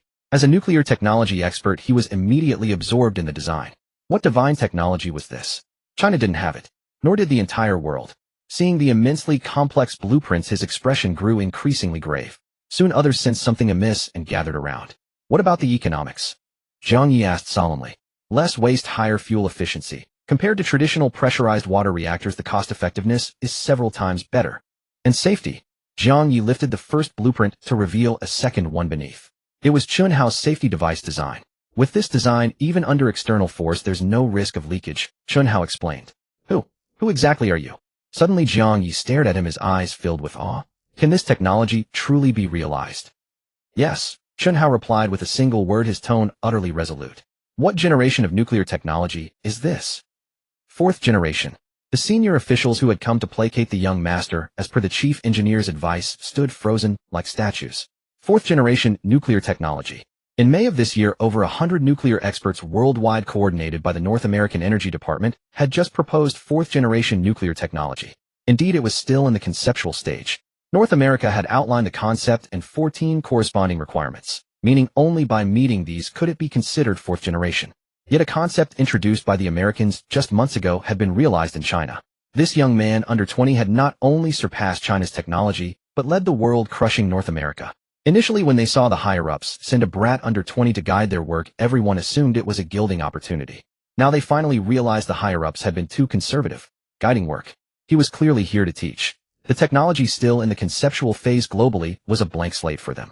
As their teacher, Chen Hao would elevate their nuclear technology from 5th generation to the 4th, surpassing the world. Chief Engineer Jiang and the fission project leader, please stay. The rest kindly step out for a moment, Chen Hao said with a smile. Everyone please leave. Jiang Yi directly dismissed them. In an instant, only 3 remained. The fission project leader was none other than Lu Gang, who had confronted Chen Hao earlier. Mr. Chen, Lu Gang said, his face full of shame. I'm sorry. I failed to recognize a true master and offended you. If you want, please scold me. Otherwise, I won't sleep tonight. I don't have time to scold you. Let's get down to business, Chen Hao said seriously. Business? The two men's hearts tightened. What Chen Hao had just presented was world-leading 4th generation nuclear technology. It could elevate China's nuclear power plants to the highest global standard. Yet this wasn't the main event. That meant what he was about to discuss was even more secretive than nuclear power. Compared to traditional pressurized water reactors, thorium-based molten salt reactors are easier to miniaturize and deliver stronger power output. Chen Hao's words might sound meaningless to an outsider. You mean? Jiang Yi and Lu Gang's expressions shifted dramatically.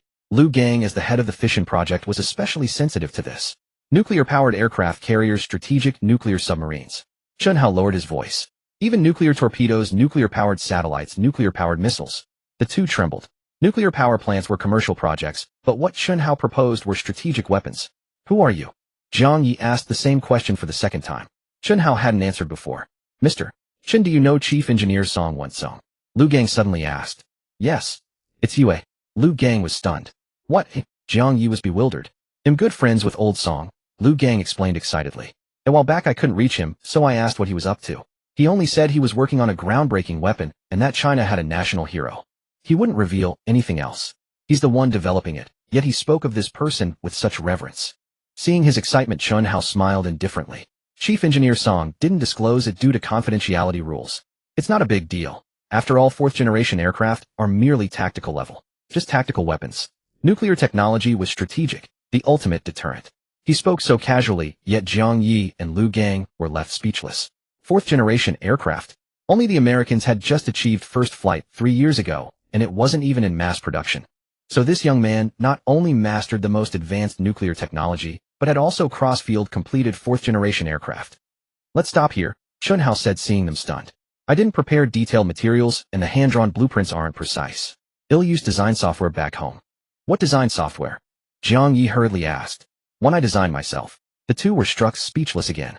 Design software was another weak spot for China, yet such deeply complex designs required it. That software. Jiang Yi murmured. They'll send you the blueprints and the software together later. Chen Hao waved his hand and walked out. You know the confidentiality rules for our conversation, right? I have other matters. Let's leave it here. Contact me by phone. Why had he told them all this? Fourth-generation nuclear technology would inevitably enter the military domain. These two would likely be involved in military nuclear projects in the future, so this was a preliminary briefing. Mr. Chen, let me see you out. Jiang Yi snapped back to reality and hurried after him. Me too. Lu Gang followed immediately, so excited that he blurted out his hometown dialect. Outside, Ding Xiang watched the scene, her expression shifting noticeably. 2 or 3 hours earlier, the top management of the Lingao nuclear power plant project greeted Chen Hao with smiles. Yet Ding Xiang saw through them at a glance. Beneath the surface, their eyes hid disgust, and even contempt. Their flattery was forced. A welcome ceremony ensued, followed by a banquet to welcome him. The atmosphere at the banquet made her deeply uncomfortable. Every single one of the executives wore a hypocritical mask. She wolfed down her meal, slipped out alone to get some air, unwilling to stay inside any longer. Half an hour ago, for some unknown reason, all those executives had come out seemingly driven away. But once they were out, their attitudes had completely changed. Their faces were filled with shock and admiration, and every word they spoke was about Chen Hao. What had happened in the meantime? Had she missed something again? She wanted to go in, but was stopped, told she was not allowed entry. Until this moment, witnessing Jiang Yi and Lu Gang chase after Chen Hao with nearly reverent gazes, eagerly seeing him off. Completely different from their earlier hypocritical demeanor this time, it came from the heart. Ding Xiang's delicate brows furrowed slightly. At their first meeting, she had subconsciously taken him for a second-generation scion living off his parents' legacy. Later she realized it wasn't so. He was a businessman, a self-made man, and exceptionally capable in business. Now what was happening? Mr. Chen. As Chen Hao reached the car, Lu Gang suddenly bowed deeply. I was blind before. I apologize again. From now on, you are my teacher. His nature was straightforward. He would speak out against what he disliked, even if the other party held great power. Conversely, when he realized the fault was his character drove him to deep guilt, so he apologized once more. President Lu, it's all in the past. Chen Hao waved his hand with a smile. I mean it. I know. Let's learn from each other, all right? Forget the teacher bit. We can only learn from you. How could it be mutual? Chen Hao didn't want to argue further. He got into the car. Waving at the two who came to see him off, he said, Gentlemen, go back and rest. Stop the project here for now. I'll wait for my materials. Understood. Jiang Yi nodded immediately. Continue building a 5th-generation pressurized water reactor. Only if they were insane. Since a 4th-generation thorium-based molten salt reactor held absolute advantages in economy, output, and safety across all aspects, the original design for the Lingao nuclear power plant would inevitably be completely overturned. Since the nation had already invested, why not go for the better option? Jiang Yi was in no hurry. He would rather have the entire project wait for Chen Hao, because it was worth the wait. Get in. Chen Hao glanced at Ding Xiang. Hurry back to the city. I'm exhausted. The work wasn't over yet. The nuclear plant wasn't something to rush in a day or two. The detailed materials could be worked on slowly back home. However, there was an urgent matter waiting for him. The comprehensive cluster factory. The municipal government had approved 1000 mu of land. No. Later he heard from his aunt that it had been changed to 2000 mu. He could guess with his toes that it was a call from Yinjing that made Mayor Yu change his decision.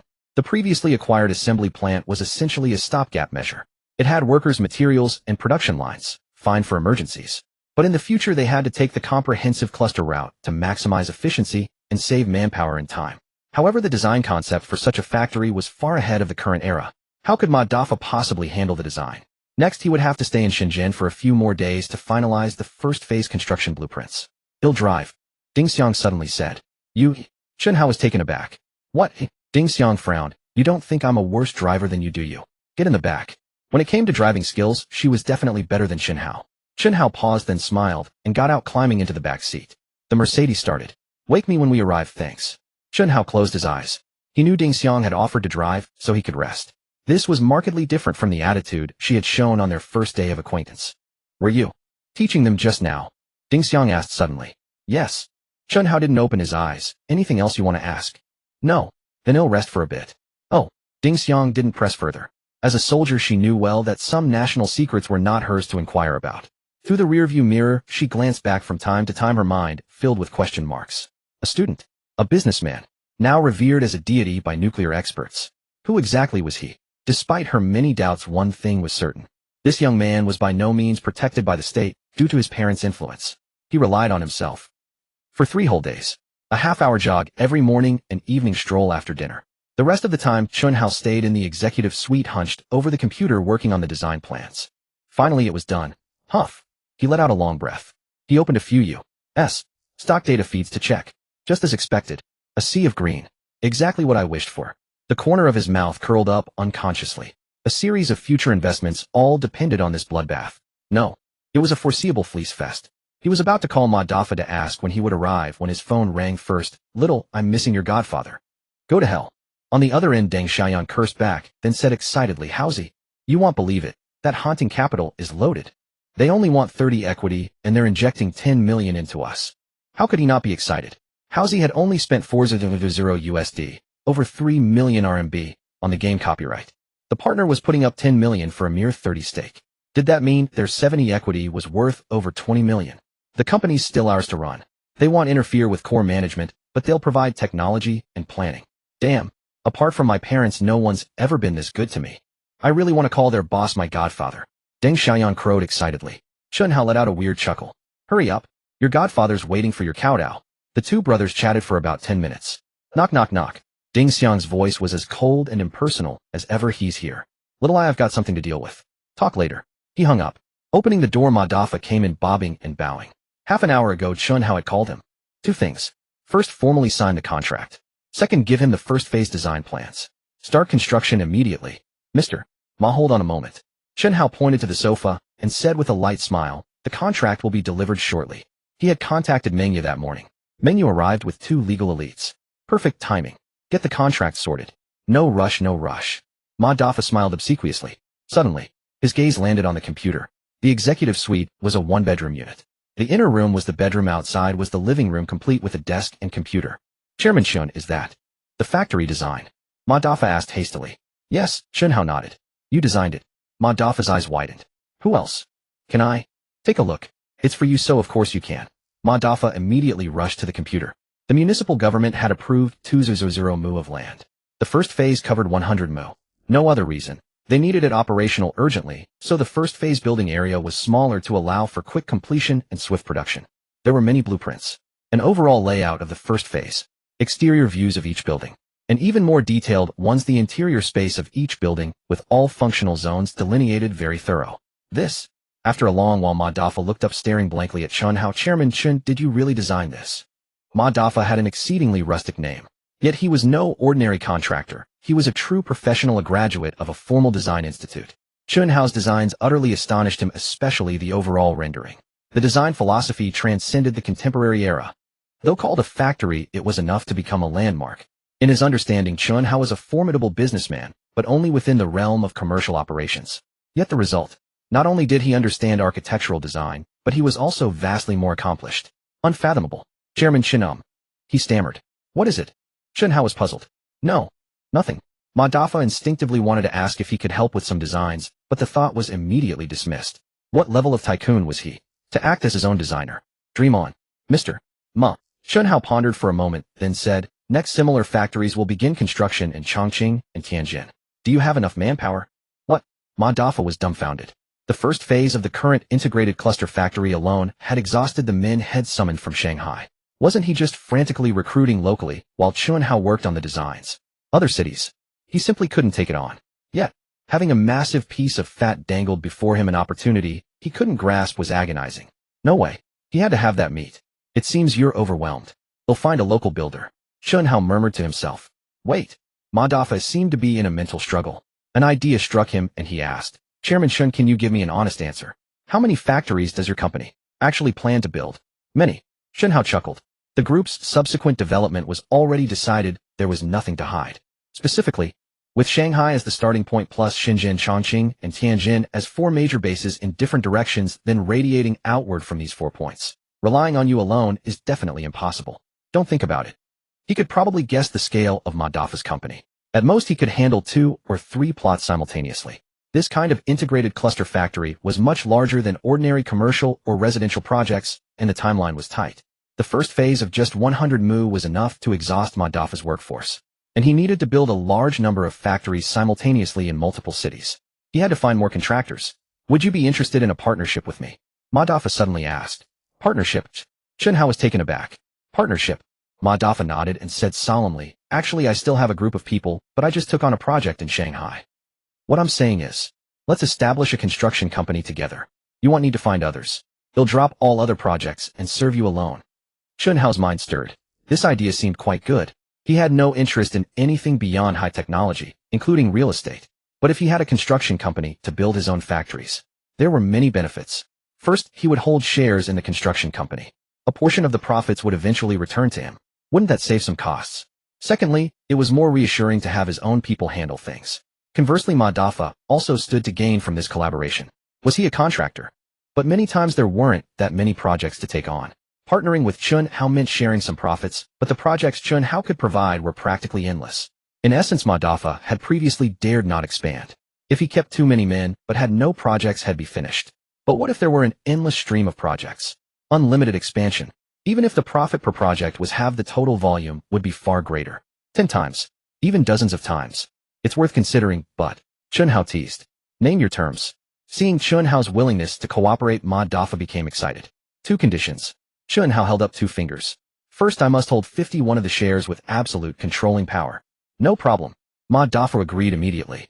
This wasn't their first collaboration. He knew Chen Hao's strength well. Partnering with such a man, he was the weaker party. To expect a controlling stake. Dream on. Second, the construction company will be under Hunting Capital, unconditionally accepting oversight from the parent company, including, but not limited to, senior management appointed by the parent company. This condition was the most important. Want to cooperate? The operational level must also be controlled. This. Ma Daffa fell into thought. Am I being sidelined? To be frank, Chen Hao chuckled, I don't give a damn about a construction company. I don't care about that little bit of money. What I care about is whether anyone is playing tricks. Ma Daffa was startled. In business, it was perfectly normal for Chen Hao to have such considerations and voice them directly. Conversely, as long as he harbored no ill intentions, the company would still be run by him. Chen Hao had no interest in meddling. All right. Ma Daffa made up his mind and nodded. I agree to both conditions. Chen Hao, someone's looking for you. Ding Xiang knocked on the door again from outside. Come in, Chairman. A bespectacled man drenched in sweat entered. The contract you requested. Let's change the contract. Chen Hao smiled. Huh, Mr. Ma and I are going to establish a construction company called Tunlong Infrastructure. Chen Hao smiled at Ma Daffa and explained the situation to the legal department staff. Tunlong Infrastructure was a subsidiary under Hunting Capital. Hunting Capital would hold 51 of the shares. Ma Daffa would hold 49. Tunlong Infrastructure would be under the actual control and supervision of the parent company. Ma Daffa's original company, its assets and employees would be merged into Tunlong Infrastructure, while Hunting Capital would inject 200 million yuan. Was the company out of money? No. The previous funds had indeed been transferred to Chen Hao. But in the past few days, the daily profit from SP4 was in the hundreds of millions. The newly drafted contract was useless. A new contract was drafted. Signed. Ma Daffa called his wife. His original company was actually under his wife's name.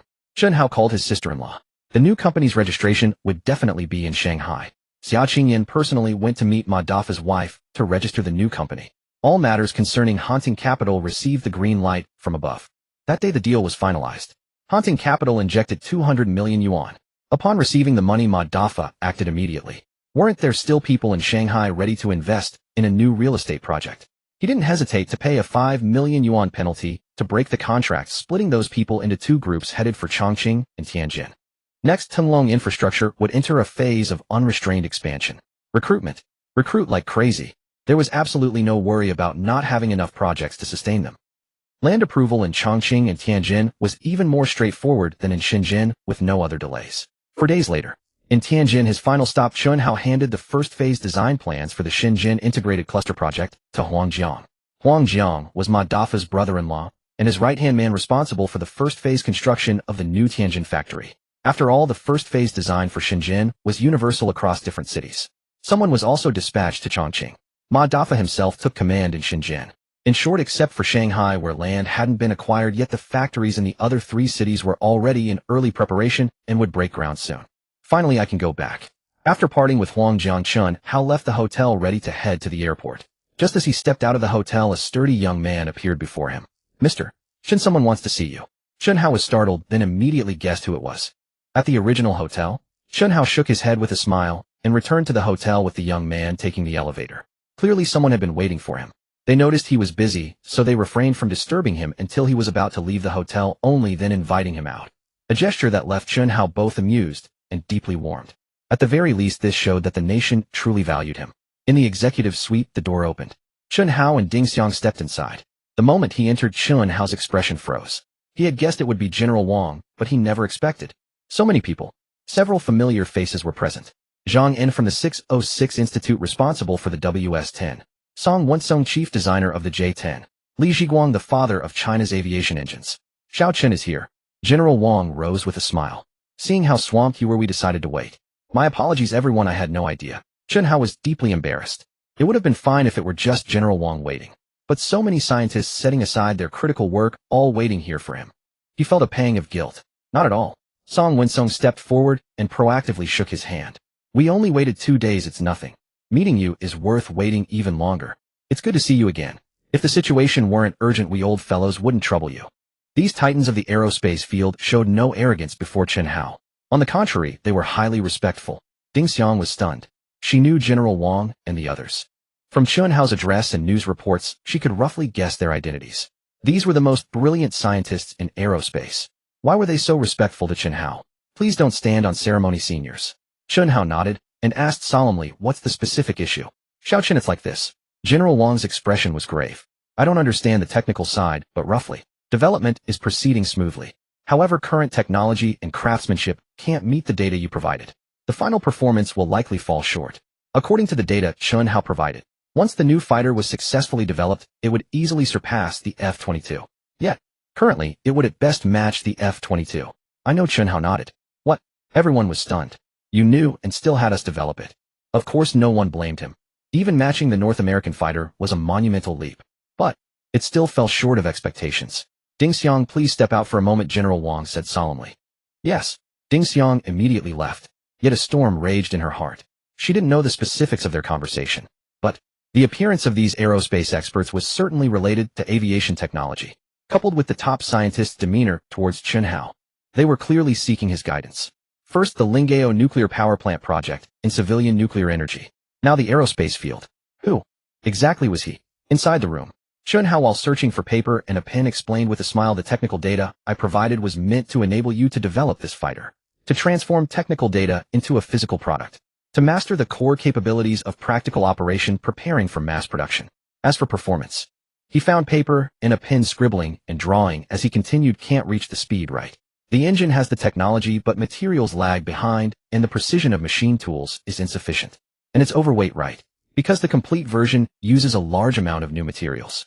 Same for stealth effectiveness and avionics. Even the air-to-air missile data falls short of design standards. In short, with China's current capabilities relying on Chen Hao's data, they could indeed build the J-20C. But every metric would be slightly off.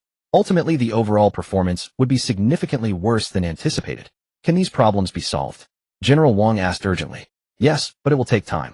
Approximately when? No rush. Chen Hao shrugged helplessly.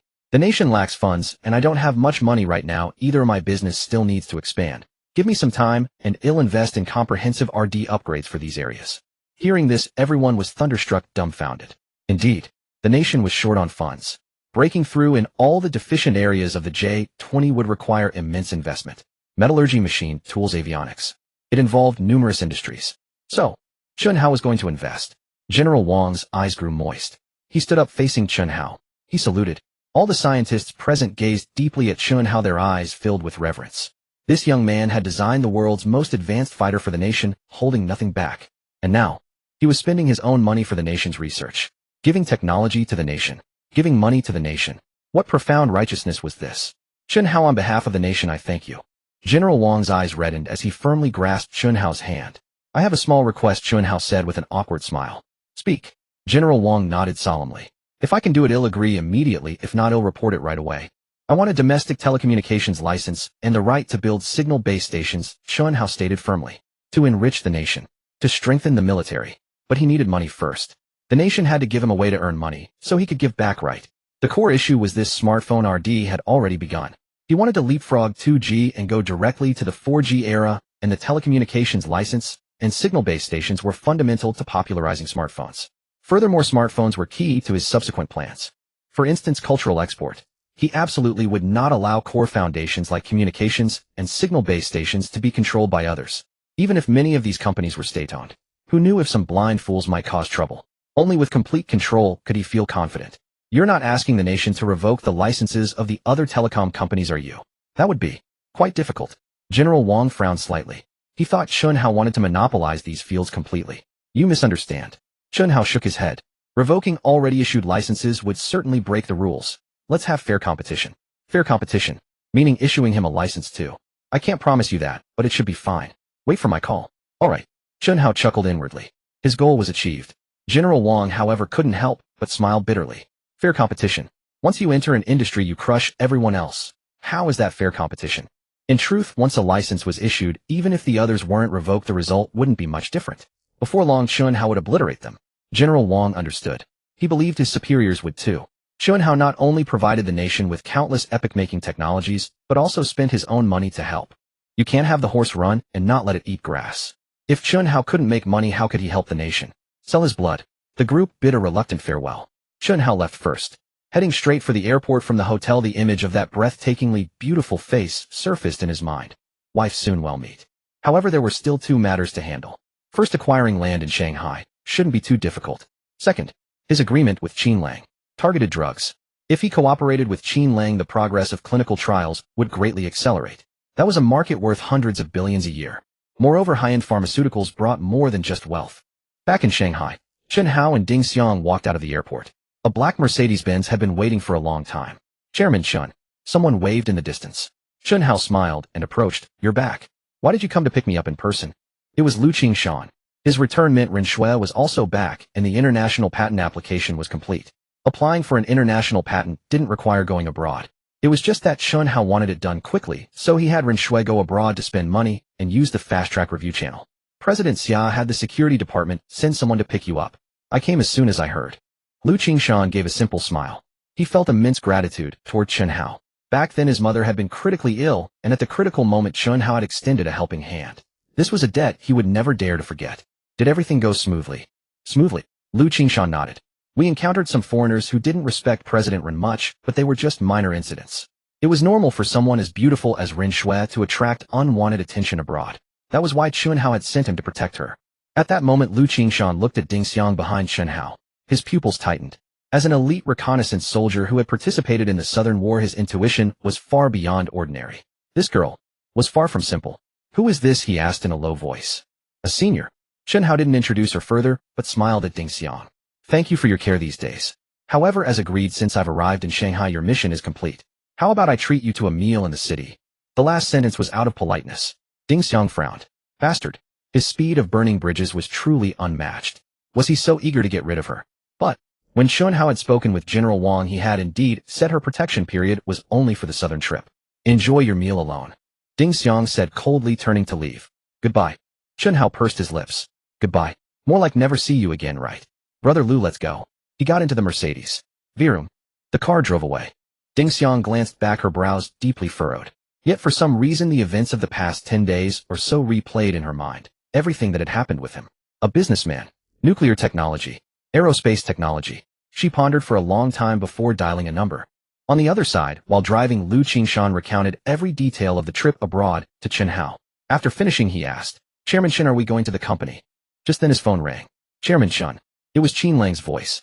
"What you mentioned last time, were you serious?" Last time the two had enjoyed drinks and conversation, and Chen Hao had brought up targeted drugs, listing a bunch of things. Various instruments. Lab mice, lab monkeys. Qin Lang had finally decided to give it a try. But over a week had passed, and though they had exchanged numbers, Chen Hao hadn't contacted him. "Sorry, I went on a trip and just got back to Shanghai." "You're back." Qin Lang's eyes lit up. "Should I pick you up? Or will you come directly?" "How about the day after tomorrow?" Chen Hao asked. "The day after tomorrow. I need to prepare as well, and I have things to do today." After hanging up, Chen Hao smiled. "Brother Lu, take me to Shanghai Jiaotong University. Going to the company. Or meeting Qin Lang." No, nothing was more important than his wife. Having been away for over a week, he was lovesick. "Got it." Lu Qingshan stepped on the gas. Thinking back to the Shenzhen trip, if Ding Xiang hadn't been by his side, he might have run into trouble. Could he have stood by when his sister-in-law was being hit? Impossible. Now Ding Xiang was gone. "Brother Lu, find some skilled people to stay near me on standby," Chen Hao instructed in a low voice. Lu Qingshan immediately understood. "He'll lead the team myself. The security department needs you." Chen Hao waved his hand. At Shanghai Jiaotong University, thousands of young men and women had been sweating through military training over the past week. It was exhausting. It was tough. But years later, it would become the most cherished memory. At the pharmaceutical department's training area, the early September sun blazed still scorching hot. After 45 minutes of standing at attention, all the students were drenched in sweat. Xia Qingma had her hair in a high ponytail, crystal beads of sweat tracing down her cheeks and past her less than pale neck. She was beautiful. Even with a slight tan, it didn't diminish her looks. These days, the debate over the top campus belle had been raging at the university. Many sided with her. But Qin Keqing, as an older senior, naturally had more devoted fans. Still, she didn't care. What she longed for was never the halo of being the campus belle. It was him, the one she had seen every day since orientation except on weekends, but who now seemed to have vanished. Companionship had become a habit. At ease. The instructor's eyes were sharp. "Training ends today? Tomorrow." Xia Qingma lowered her head. When would he ever come back? Though he had said goodbye before leaving, it had been over a week. Could it be? He had run into trouble. With each passing day, her worry grew. "Everyone come get drinks." A voice suddenly rang out. Not far away, a sturdy man pulled a cart. On it were full cases of Jianlibo Cola and Sprite. Xia Qingmo's head shot up. Her gaze wasn't on the cart, the man, or the drinks. It was on the boy in front. Handsome, tall, always wearing a smile. "Oh my God, it's my prince. Brother Hao hasn't been here for ages, and when he comes it's always a grand gesture." "Brother Hao, got any cigarettes?" The pharmaceutical students rushed over in a swarm. Only Xia Qingma stood silently watching Chen Hao as he walked toward her. "Catched." Chen Hao pulled out 2 packs of Huazi cigarettes and tossed them to the boys with a smile. He didn't stop walking. He went straight to Xia Qingma. "Classmate Xia, this is for you." It wasn't a canned drink. It was a cup of freshly squeezed orange juice. Iced. He clearly remembered her preferences. Xia Qingma stared blankly at the juice in his hand. She took it dazedly. It was cold to the touch, but an endless warmth flowed in her heart. You're back." Her voice was soft. "I'm back." Like a magician, Chen Hao produced a towel and slowly brought it to her forehead. Her brow was covered in sweat. "Classmate Chen." Her face flushed. I can do it myself." "Okay." Chen Hao didn't insist. He would keep pushing their relationship forward, but there had to be a limit. She was shy and introverted. Pushing too fast would make her uncomfortable or even backfire. "Is training over for today?" Chen Hao asked with a smile. "Yes." "How about I treat you to dinner?" "Oh, no ulterior motives." Chen Hao had an idea. "I was thinking not just the two of us as friends, but our dorms could have a gathering to build camaraderie. If being alone made her uncomfortable, then bring more people." She couldn't refuse on behalf of her roommates, could she? Sure enough. Hearing this, Xia Qingma thought it over and finally nodded. "They'll go ask them." "Great." Chen Hao beamed. "They'll tell my roommates. See you at the East Gate." The cart headed straight for the Material Science Department's training area. There were too many drinks. The pharmacy students couldn't finish them all. "Brother Hao, Fatty's son, you saw him and was thrilled. Where have you been these days?" "Damn, you don't know." "Big shot." "Boss." Bai Tong and Bao Siwen rushed over, seemingly ignoring the drinks. Chen Hao told the 3 about the dorm gathering. "A gathering?" Fatty immediately perked up. "You've been gone so long, so you feel guilty toward us brothers and are offering perks. Coming back and immediately setting up a dorm gathering. That's my brother Hao. Look at you all lecherous." When it came to women, Bao Siwen was dismissive. "Do you even know what those girls look like? Maybe they're ugly." Anyway, he had no interest in other girls. In his heart, there was only one goddess, Qin Keqing. Others, beneath contempt, not worth mentioning. Until About a dozen minutes later, the four brothers from Dorm 502 arrived at the east gate. The girls were slower, having just finished military training and needing to go back to wipe off sweat and change clothes. After another 10 or so minutes, they finally arrived, much delayed. Damn! The three brutes' eyes went wide the instant they saw Xiaoqing Ma. Isn't that? Bao Siwen froze for a moment, then glanced at Chen Hao. Is she our sister-in-law?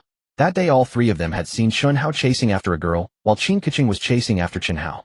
Yes, but don't call her that, Chen Hao said in a low voice. The three brutes were utterly bewildered. That day when Chen Hao was chasing Xiaoqing Ma, he had explicitly said he was pursuing his wife. Now what did he mean by forbidding them to call her sister-in-law? No way, the fat guy exclaimed in shock. Brother Hao, you couldn't even catch her. That was the only explanation. But how could there be a girl Brother Hao couldn't win over? Was this a joke? In Sun Yu's mind, Brother Hao was incredibly impressive. There wasn't a single girl at Shanghai Jiaotong University he couldn't get. Hadn't they seen even Qin Keqing throwing herself at him? Yeah, I haven't caught her yet. Chen Hao was perfectly at ease, showing no sign of embarrassment. Miss Ya is shy, so don't go calling her that recklessly. If you ruin my life's great affair, I'll hold you all responsible. Rest assured, Brother Hao. The fat guy had set his sights on Zhao Yunjia. He certainly couldn't make a move on his future sister-in-law, so had settled for the next best thing. On the other side, seeing Chen Hao leading the group of four, the girls were also whispering among themselves. Chen Hao was undoubtedly the most handsome, but his heart was entirely set on Xiaoqing Ma. Zhao Yunji's face lit up with delight. That gentle, refined-looking guy didn't seem too bad. She had no idea she was already the fat guy's target, while the one she had her eye on, Bao Siwen, had his heart completely devoted to Qin Keqing. What a tangled web. Fragrant Full House was a very ordinary Chinese restaurant, but amidst the ubiquitous food stalls near the university, it was considered a place of somewhat higher class. The private room was lively. Classmate Yunjia here. Have some pig trotter, the fat guy said, eagerly serving Zhao Yunjia.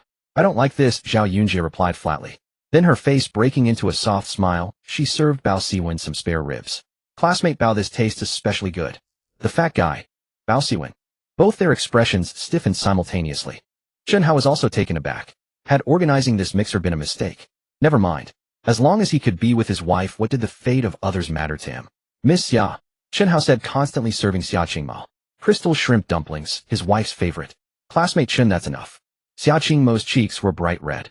Fortunately, whether by coincidence or not, every dish he served was one she liked. Boss, Bao Siwen winked at Chen Hao. I'm dying for a smoke.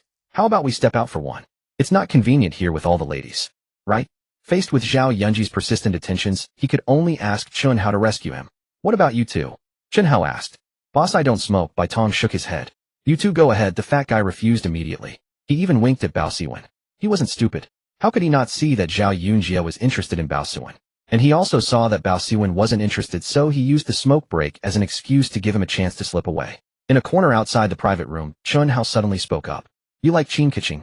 I do, Bao Siwen replied, showing neither shyness nor any attempt to dodge the question. I've liked her for years, but so what?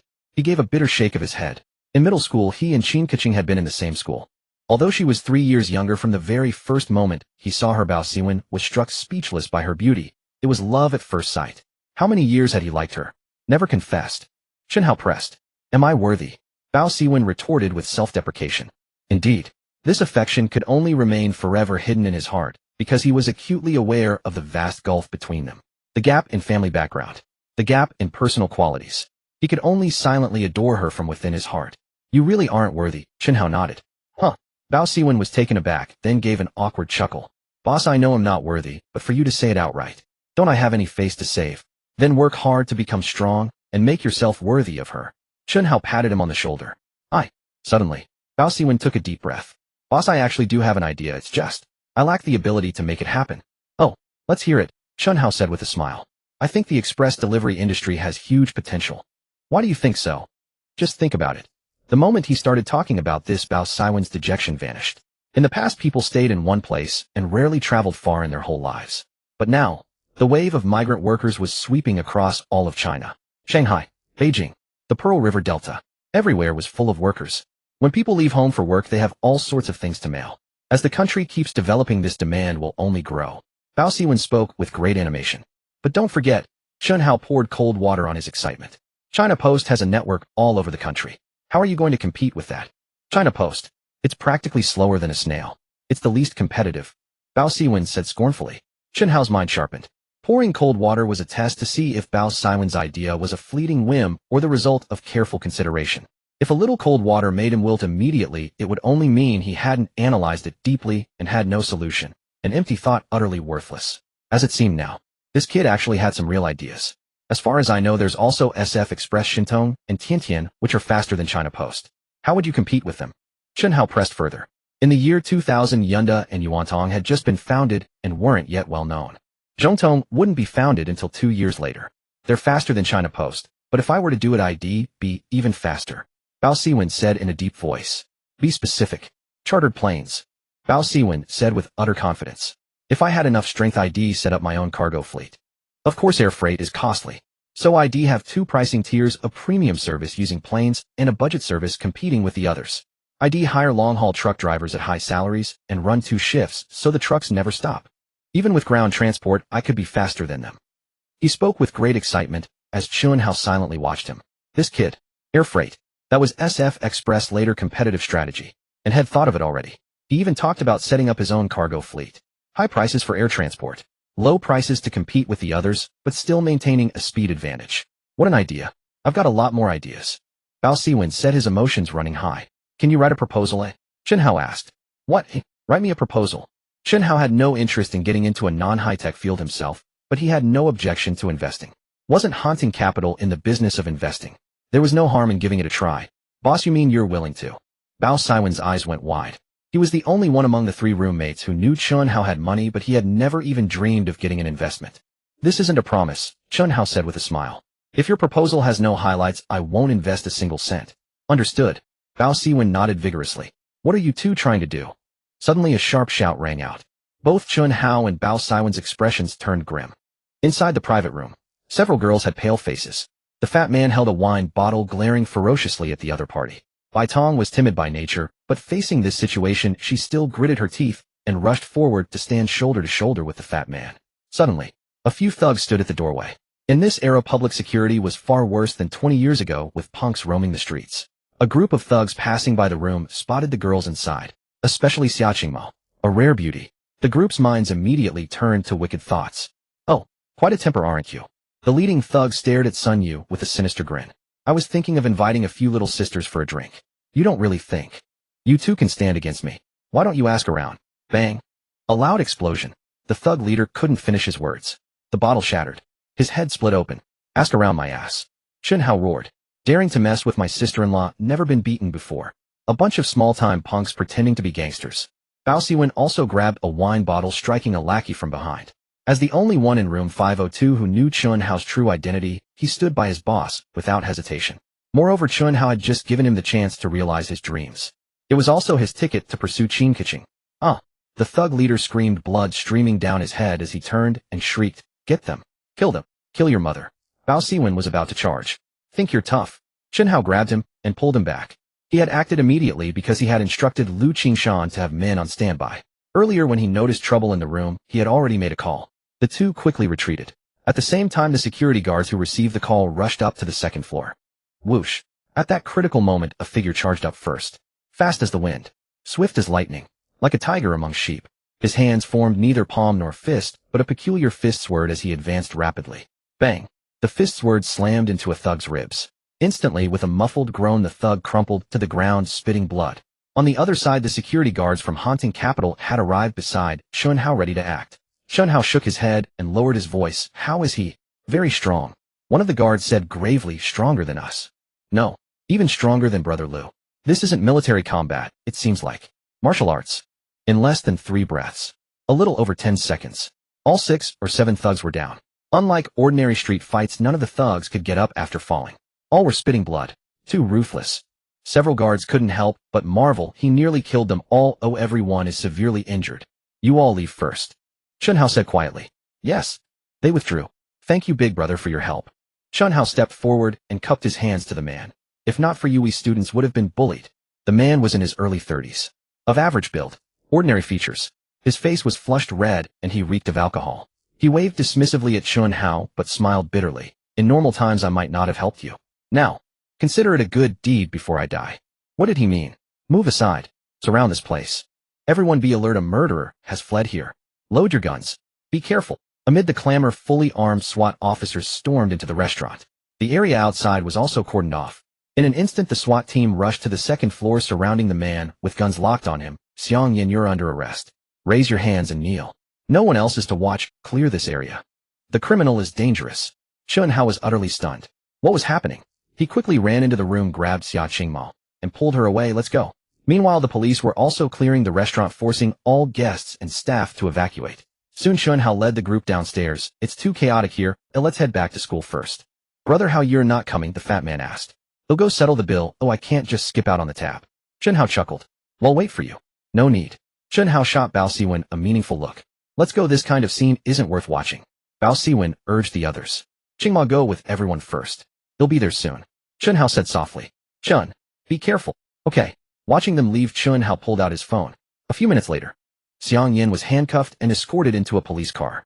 Several patrol cars sped away with sirens wailing. On this side, from an inconspicuous street corner, Chen Hao slipped into a Mercedes-Benz and vanished into the night. A few kilometers away at a police station, Xiang Yin was not only handcuffed, but also shackled before being taken to the interrogation room. Name? Xiang Yin. Gender? Stop asking. Xiang Yin, bound in chains, showed no emotion throughout. I killed them. I know murder demands a life, but I have no regrets. If I could choose again, I'd do the same. I only want to ask what will happen to those scum. The interrogating officer stared at him. Finally, he said gravely, the police won't shield anyone who breaks the law, but that's separate. Now let's talk about your case. Xiang Yin, you killed 4 people. Not enough. Xiang Yin murmured softly. What did you say? The officer roared. Suddenly, the interrogation room door swung open. Chief. The officer quickly stood up. Take him out. The chief waved his hand. This case has been transferred to higher authorities. He'll personally escort him. Let's go. Yes. 10 minutes later, the chief himself drove the transport vehicle, slowly heading into the night. Xiang Yin was baffled. It was normal for a case to be escalated. But why was the chief personally escorting him? Why was he alone? Another half hour passed. The car stopped on a pitch-black, deserted road. The chief opened the prisoner van door. Get out. Xiang Yin was dumbfounded. What the hell? Could it be a secret execution? No. His enemy's influence was indeed strong, but he had killed 4 people and was already facing the death penalty. Why a secret execution? Following normal procedures, he'd be shot anyway. Moments later, Xiang Yin was utterly stunned. He was dumped by the roadside. The chief drove off directly. While he was still puzzled, 2 cars approached from afar and stopped a few meters away. It's Yue. Xiang Yan's eyes widened. It was the youth he had saved as a dying act of kindness. Xiang Yan. Chen Hao got out and walked toward him. Your family was hit by illegal demolition. Your father's leg was broken, and the demolition crew threatened your entire family's lives. In a rage, you killed them. I think you did nothing wrong. You? Who are you? Xiang Yan's heart raced. Right or wrong? He knew the demolition was illegal. But in a society governed by law, killing 4 people was a crime, and he was doomed to die. Yet now, Brother Xiang. Chen Hao took out keys and personally unlocked the handcuffs and shackles. You're free, but you must change your name and for the next year or 2 minimize contact with your family. Xiang Yan's lips moved as if he wanted to say something. Brother Xiang, go. Chen Hao urged again. Those people might retaliate against my family. So the best solution is to have your family move away too. Suddenly, Xiang Yin bowed deeply. Help me deal with those scum so my family can stay safely in Shanghai. From now on, my life is yours. To easily free a death row convict was an incredible power. He knew the youth could help him. Chen Hao smiled and nodded. It's a deal. This man was a true expert. Far stronger than Lu Qingshan and his military men. Even stronger than Ding Xiang. As for his promise, wasn't he planning to acquire land in Shanghai? Unfortunately, someone had just walked right into the trap. Qingmao, why don't you head back? Lu Lily whispered. It's late, and we have military training tomorrow. Chen Hao will be fine. Exactly. Maybe he got caught up with something after paying the bill. Zhao Yunjie chimed in. You too. Go on ahead. Xia Qingmao shook her head. She was timid. With a murderer in the restaurant, she dared not return alone. But she had to wait until Chen Hao came back. What's the big deal? What's wrong with waiting a bit? Zhang Yi took Xia Qingmao's hand. It's fine. Since we went together, well, wait together. He'll stay with you. Xia Qingmao was taken aback. Not far off, Bai Tong glanced at Zhang Yi, a faint smile curling at the corners of her mouth. As for Bao Siwen and Fatty, they crouched nearby smoking. They didn't care about the others. They were set on waiting for Chen Hao. Yo. At that moment, a voice drifted over, clearly teasing. Everyone's so attached to me, huh? Bro, how? Boss. Master. The 3 guys immediately rushed over. They'll head back then. Xia Qingmao blushed, yet breathed a sigh of relief. Miss Xia. Brushing past her roommates, Chen Hao strode straight to her. You've been waiting for me all this time. No. Not at all. Xia Qingmao's pretty face flushed crimson. You weren't back, so Qingmo refused to leave no matter what, Zhang Yi said with a suppressed smile. Let's go. Nodding at Zhang Yi, he looked at Xia Qingmo. We from dorm 502 are guys. We have to escort the girls back to their dorm, right? There. Head dragged both dorms into it again. Xia Qingmo couldn't refuse. She could only speak for herself. How could she speak for others? And so 4 boys and 4 girls walked together with perfect justification. Xia Qingmo didn't notice her roommates, and Chen Hao had all deliberately slowed their pace, keeping a distance. The moon was bright, and the stars sparse. Tree shadows swayed. Moonlight stretched 2 silhouettes long, as if they were about to touch. 3 days passed unnoticed. The 2-week military training was nearing its end. At Shangjiao University, in the pharmaceutical laboratory, Chen Hao was busy. 2 days ago, had directly called Xia Wu to request a pharmaceutical lab, and listed a pile of materials demanding that no one enter freely during use. Xia Wu agreed unconditionally to his request. Today was the 3rd day. Head worked from morning till dusk. Done. His furrowed brow finally smoothed. His phone rang just then. Mr. Chen, it's Du Yang. The call was from Du Yang.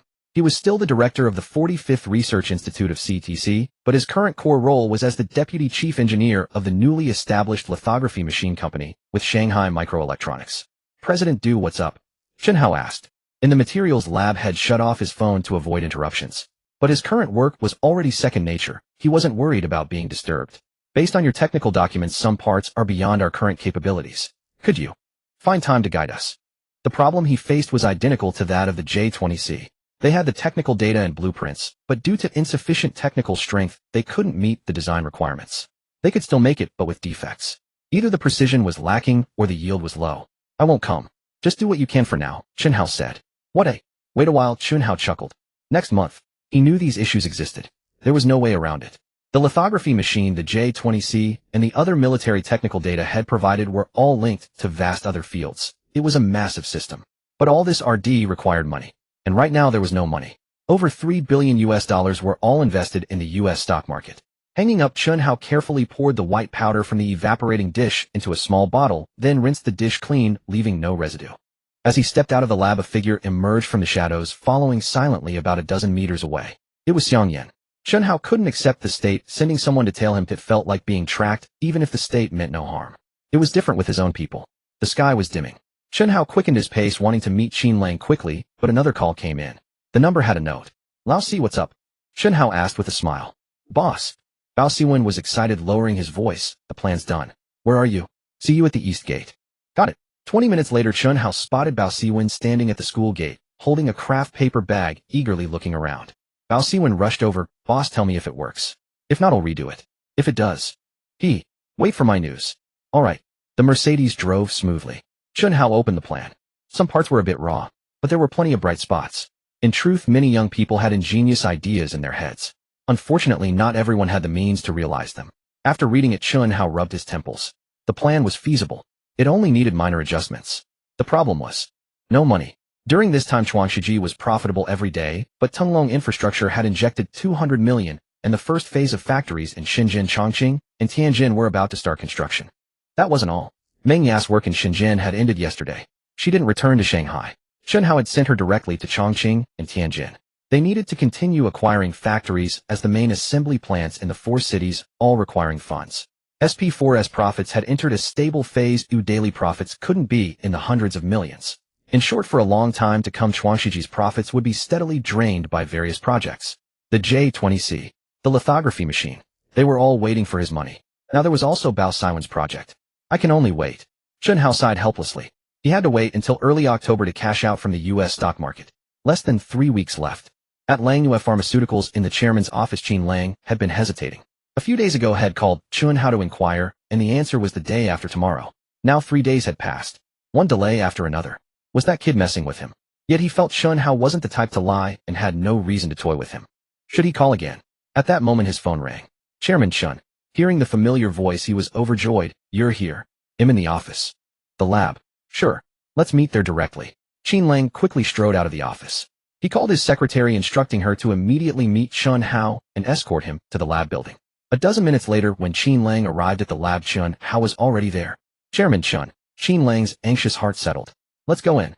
Please. Qin Lang nodded and instructed the pharmacology department's senior staff. Assist Chairman Chen. No need. The materials are ready.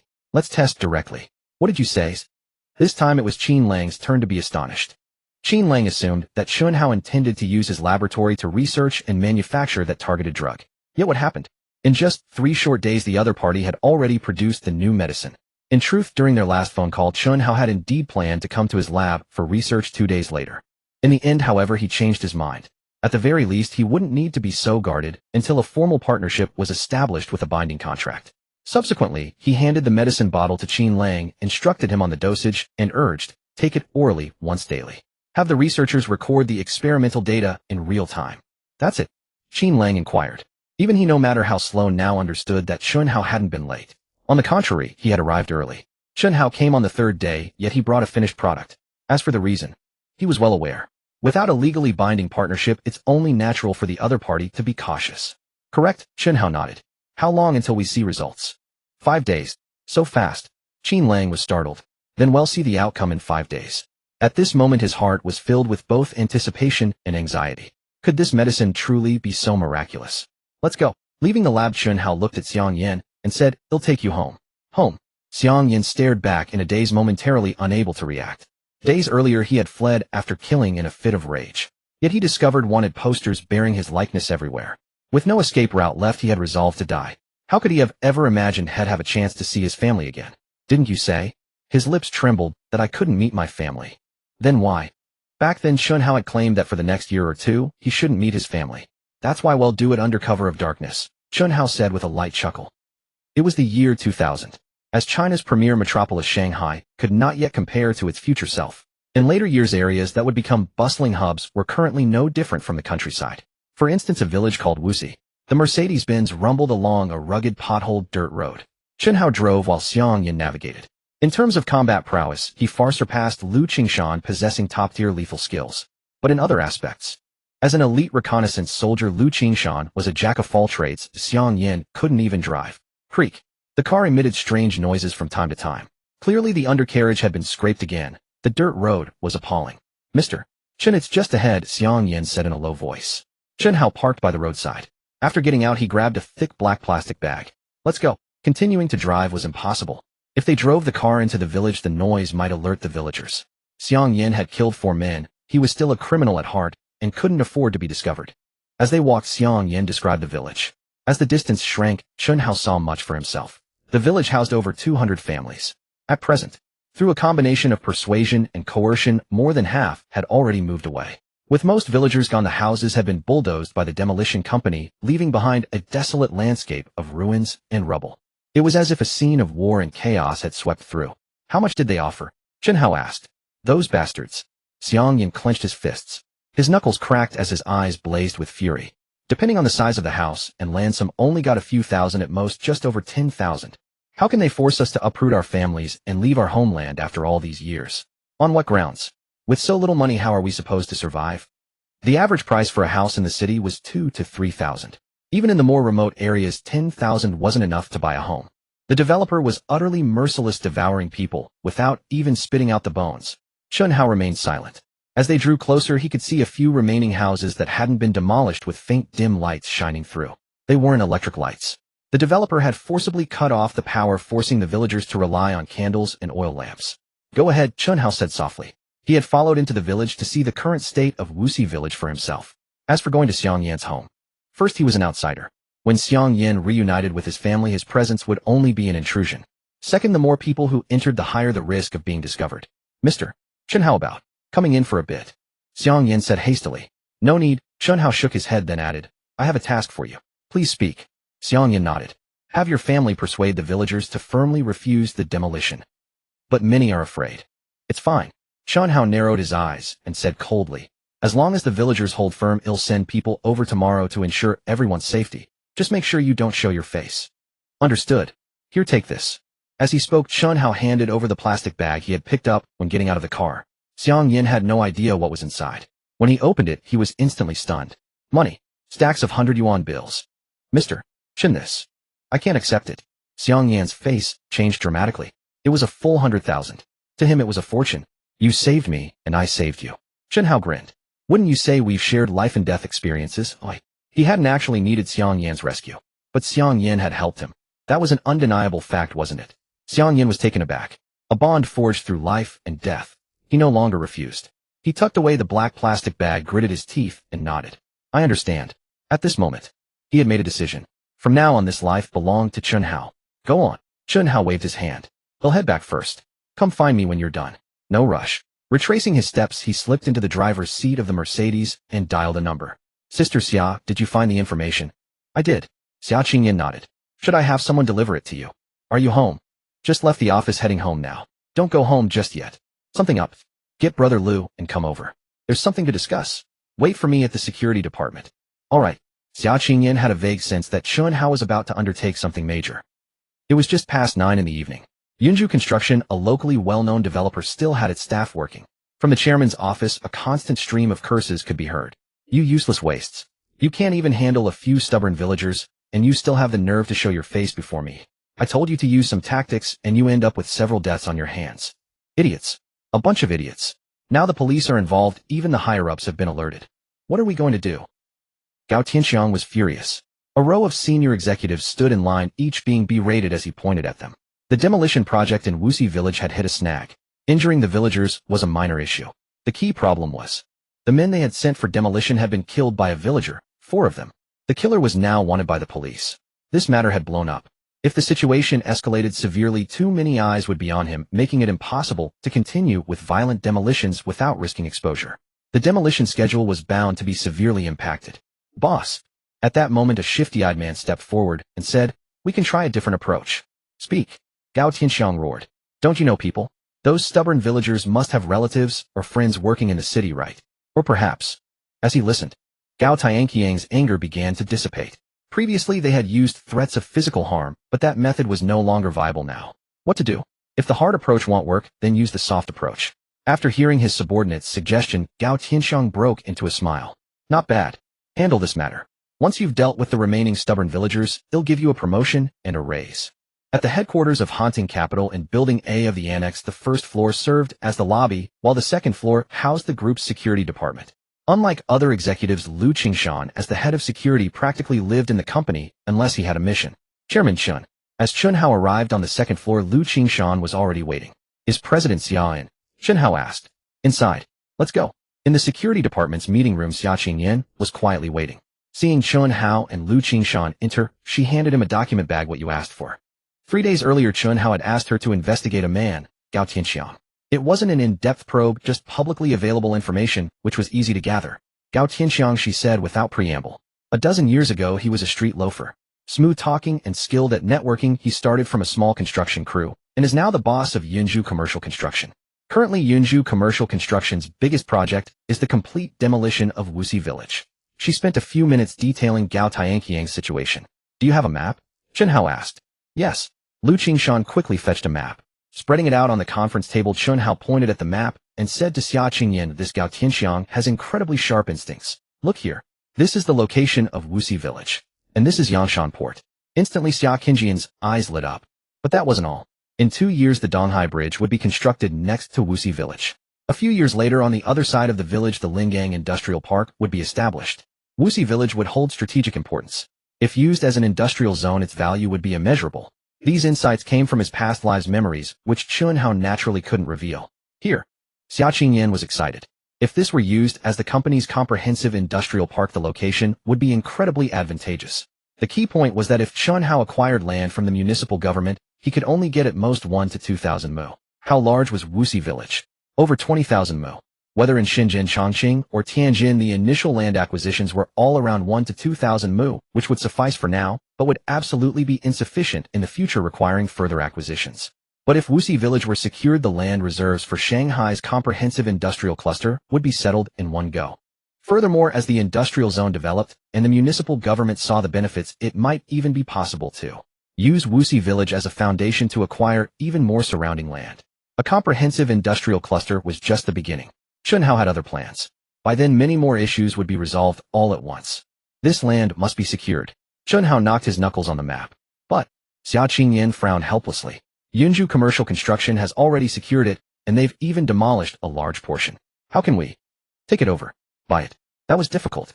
Yangshan Port was already under construction. Gao Tianqiang's purpose in securing this land was obvious. It had to be said that guy had sharp instincts. Knowing it was a prime piece of land, how could he possibly give it up? Wishful thinking. Chen Hao smiled. Sister Xia, you can head back first. The reason he had her stay was to personally point out the immense value of this land. As for how to secure it, that wasn't her concern. Xia Qingyan left. The conference room now held only 2 people. Brother Liu, I have 2 tasks for you. Chen Hao lowered his voice. He'll arrange for the villagers of Wuxi village to resolutely resist Yunju commercial construction's demolition. They might resort to despicable methods, so send people to protect the villagers. The second task, keep a close watch on them and gather all evidence of their crimes. When it came to combat, Lu Qingshan was far inferior to Xiang Yan. But in terms of surveillance investigation and infiltration as an elite reconnaissance squad member, Lu Qingshan's skills far surpassed Xiang Yan's. Can it work? After hearing Chen Hao's plan, Lu Qingshan roughly understood the methods Chen Hao intended to use. These people dare to carry out forced demolitions and acquire land at such low prices. They probably have powerful backing. It'll be hard to deal with them through the law. Chen Hao smiled and patted his shoulder. Just do as I say. In Shenzhen, Chongqing, and Tianjin, he had acquired land through his own ability. As Ding Xiang had said, there was actually a simpler way. Seek out General Wang. Seek out higher-ups in Yanjing. Even if it were 1 to 2,000 mu, or even 10 to 20,000 mu, it would be settled with a single word. Why hadn't he done that? First, if he could handle it himself, why trouble the nation? Second, he didn't want to leave any leverage for others in the future. But if he obtained evidence and the other side tried to use their background to evade guilt, or even used underhanded tactics against him. A comparison of backgrounds was it. Then let's see whose background is stronger. He wouldn't mind taking this opportunity to uproot all of Gao Tianqiang's so-called connections. Leaving the security department, it was already past 10 in the evening. Chen Hao lit a cigarette and looked up at the tranquil night sky. There were no stars. Dark clouds obscured the moon. The sky seemed to portend a strong wind the next day. The fiercer the wind, the more valuable the fish. He grinned. Gao Tianxiang, you chose the wrong name, so. This land must bear the name Chun. Chairman Chun. Suddenly, as Chen Hao gazed at the night sky, a somewhat familiar voice called out from above. Startled, he looked toward the source of the sound. On the 9th floor, Xiao Ling stood by the window, her charming face adorned with a smile, her eyes fixed intently on him. President Xiao. Chen Hao called up. Why haven't you left work yet? It was already past 10. Even the employees of Hanting Capital and Chuangshiji, who were fond of overtime, had already left. Right. Chairman Chen, come up here. Xiao Ling waved him over. Chen Hao was taken aback. With a seductive face smiling at him like that, and asking him to come up. Besides, it was very late. Was she planning to force herself on him? Well, Chen Hao quickly made an excuse, looking up with an awkward smile. If there's nothing urgent, I'll head back. Chairman Chen, there is something. Another head poked out of the window. It was none other than Chen Keqing. She was there too. Then a third and fourth head appeared. Chen Hao realized he had been overthinking. On the 9th floor in the training room, a group of handsome men and beautiful women had been rehearsing. With Chen Hao's arrival, they all looked excited, staring at him with fervor.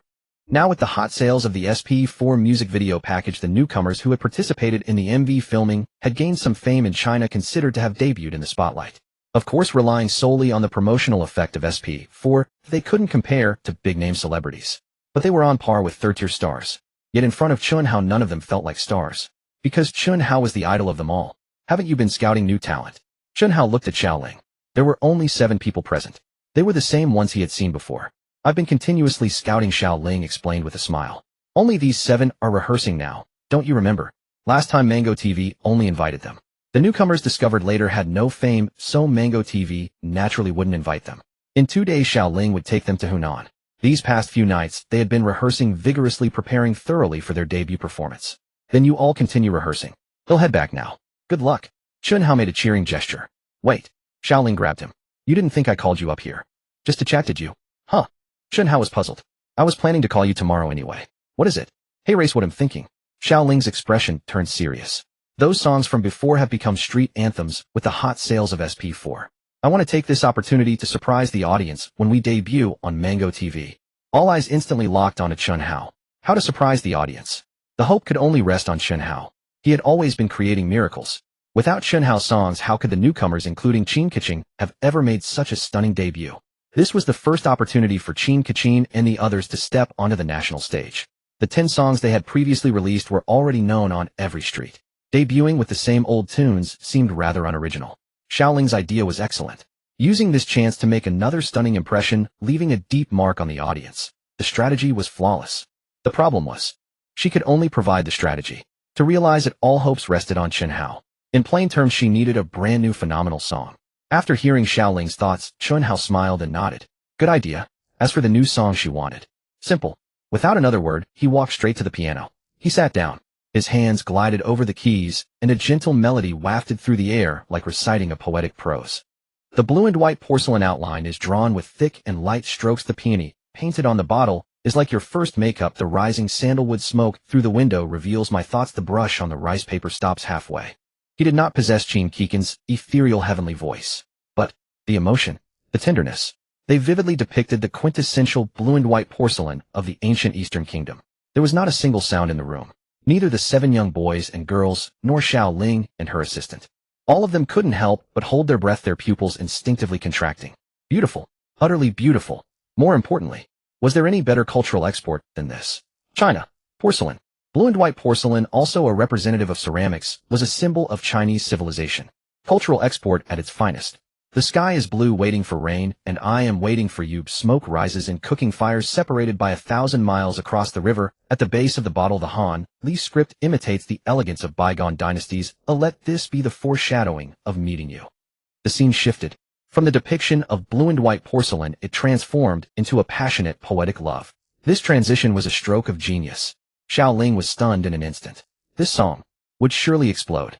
Even more popular than the previous 10 songs. Clap. Clap. Clap. Everyone applauded vigorously. What kind of divine song was this? What kind of deity had descended as the chairman? Every note he casually played was a masterpiece.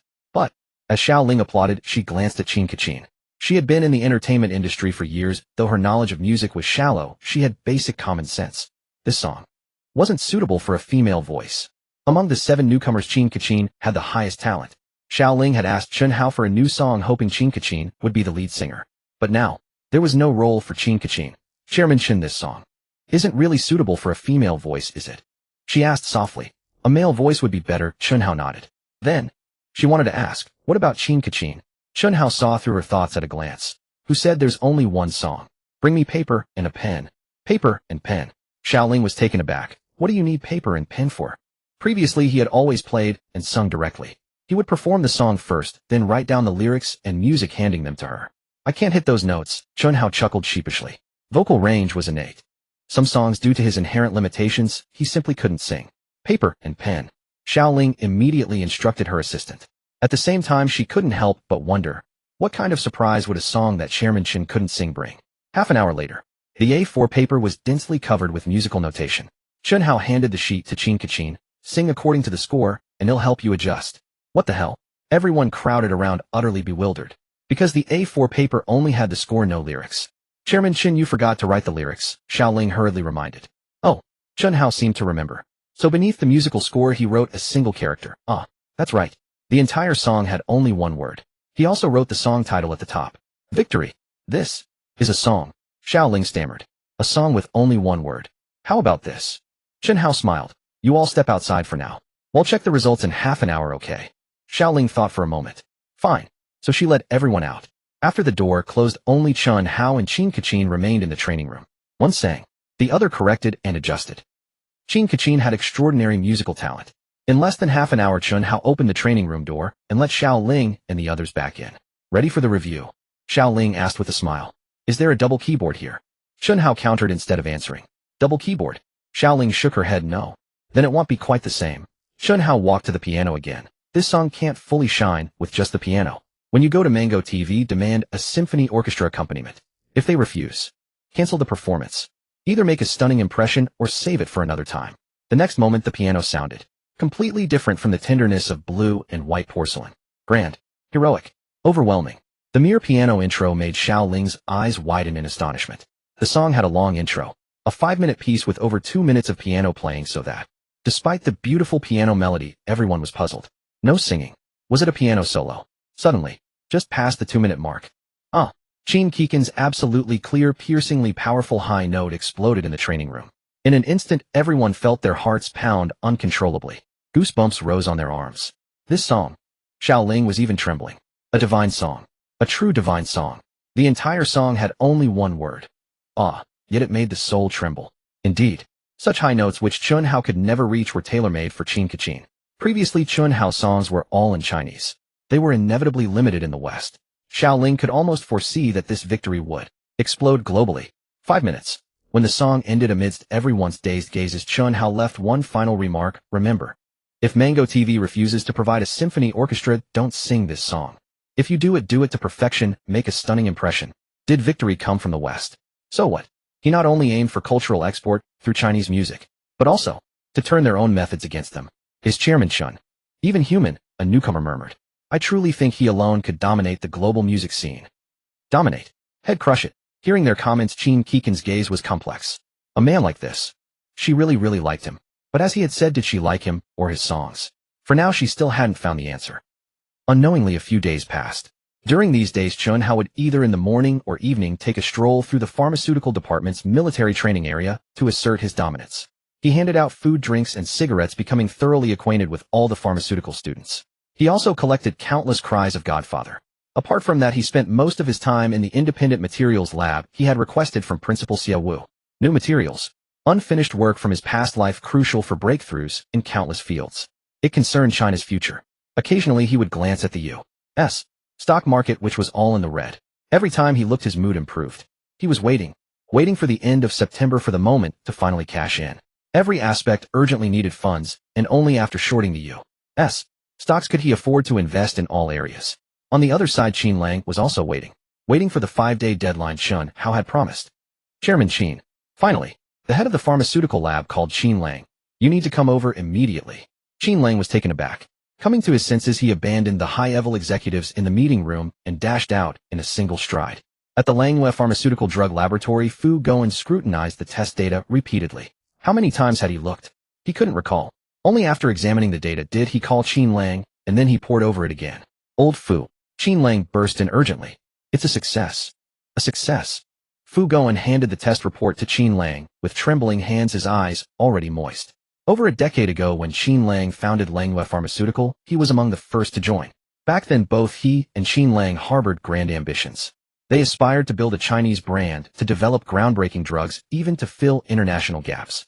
Yet as the company grew, their lofty aspirations gradually eroded. Both knew all too well the immense investment required for new drug development, with success rates dismally low. There was no funding for research. Consequently, this drug laboratory lay nearly idle, like a mere ornament. He had even felt useless staying with the company, and repeatedly offered his resignation to Chen Lang. But Chen Lang kept him on, sustaining both him and the lab. Until today, Fu Guoan seemed to rediscover the ambition from the company's early days, even though this drug wasn't his creation. China now has its own targeted cancer drug. Fu Guoan's eyes reddened. Not his invention. As a pharmaceutical professional, he felt exhilarated for the industry, for the entire nation. How many years had Western medicine monopolized the field? Today, history would be rewritten. Chen Lang stared blankly at the data. Day 2. The target tumor stopped growing. Day 3, signs of shrinkage appeared. Day 5, the tumor shrank by 20. Based on current data and the condition of test monkeys and rats, we expect over 80 tumor reduction within half a month at most. It shows significant efficacy against colorectal cancer, non-small cell lung cancer, and ovarian cancer. In multi-target trials, the effectiveness rate is 100. Fu Guoan reported excitedly. Chen Lang's hands trembled too. In his mind, that young face surfaced, and he murmured absently, "He didn't deceive me." After a long pause, he snapped back to reality. He pulled out his phone and dialed immediately. He couldn't wait, not a single second.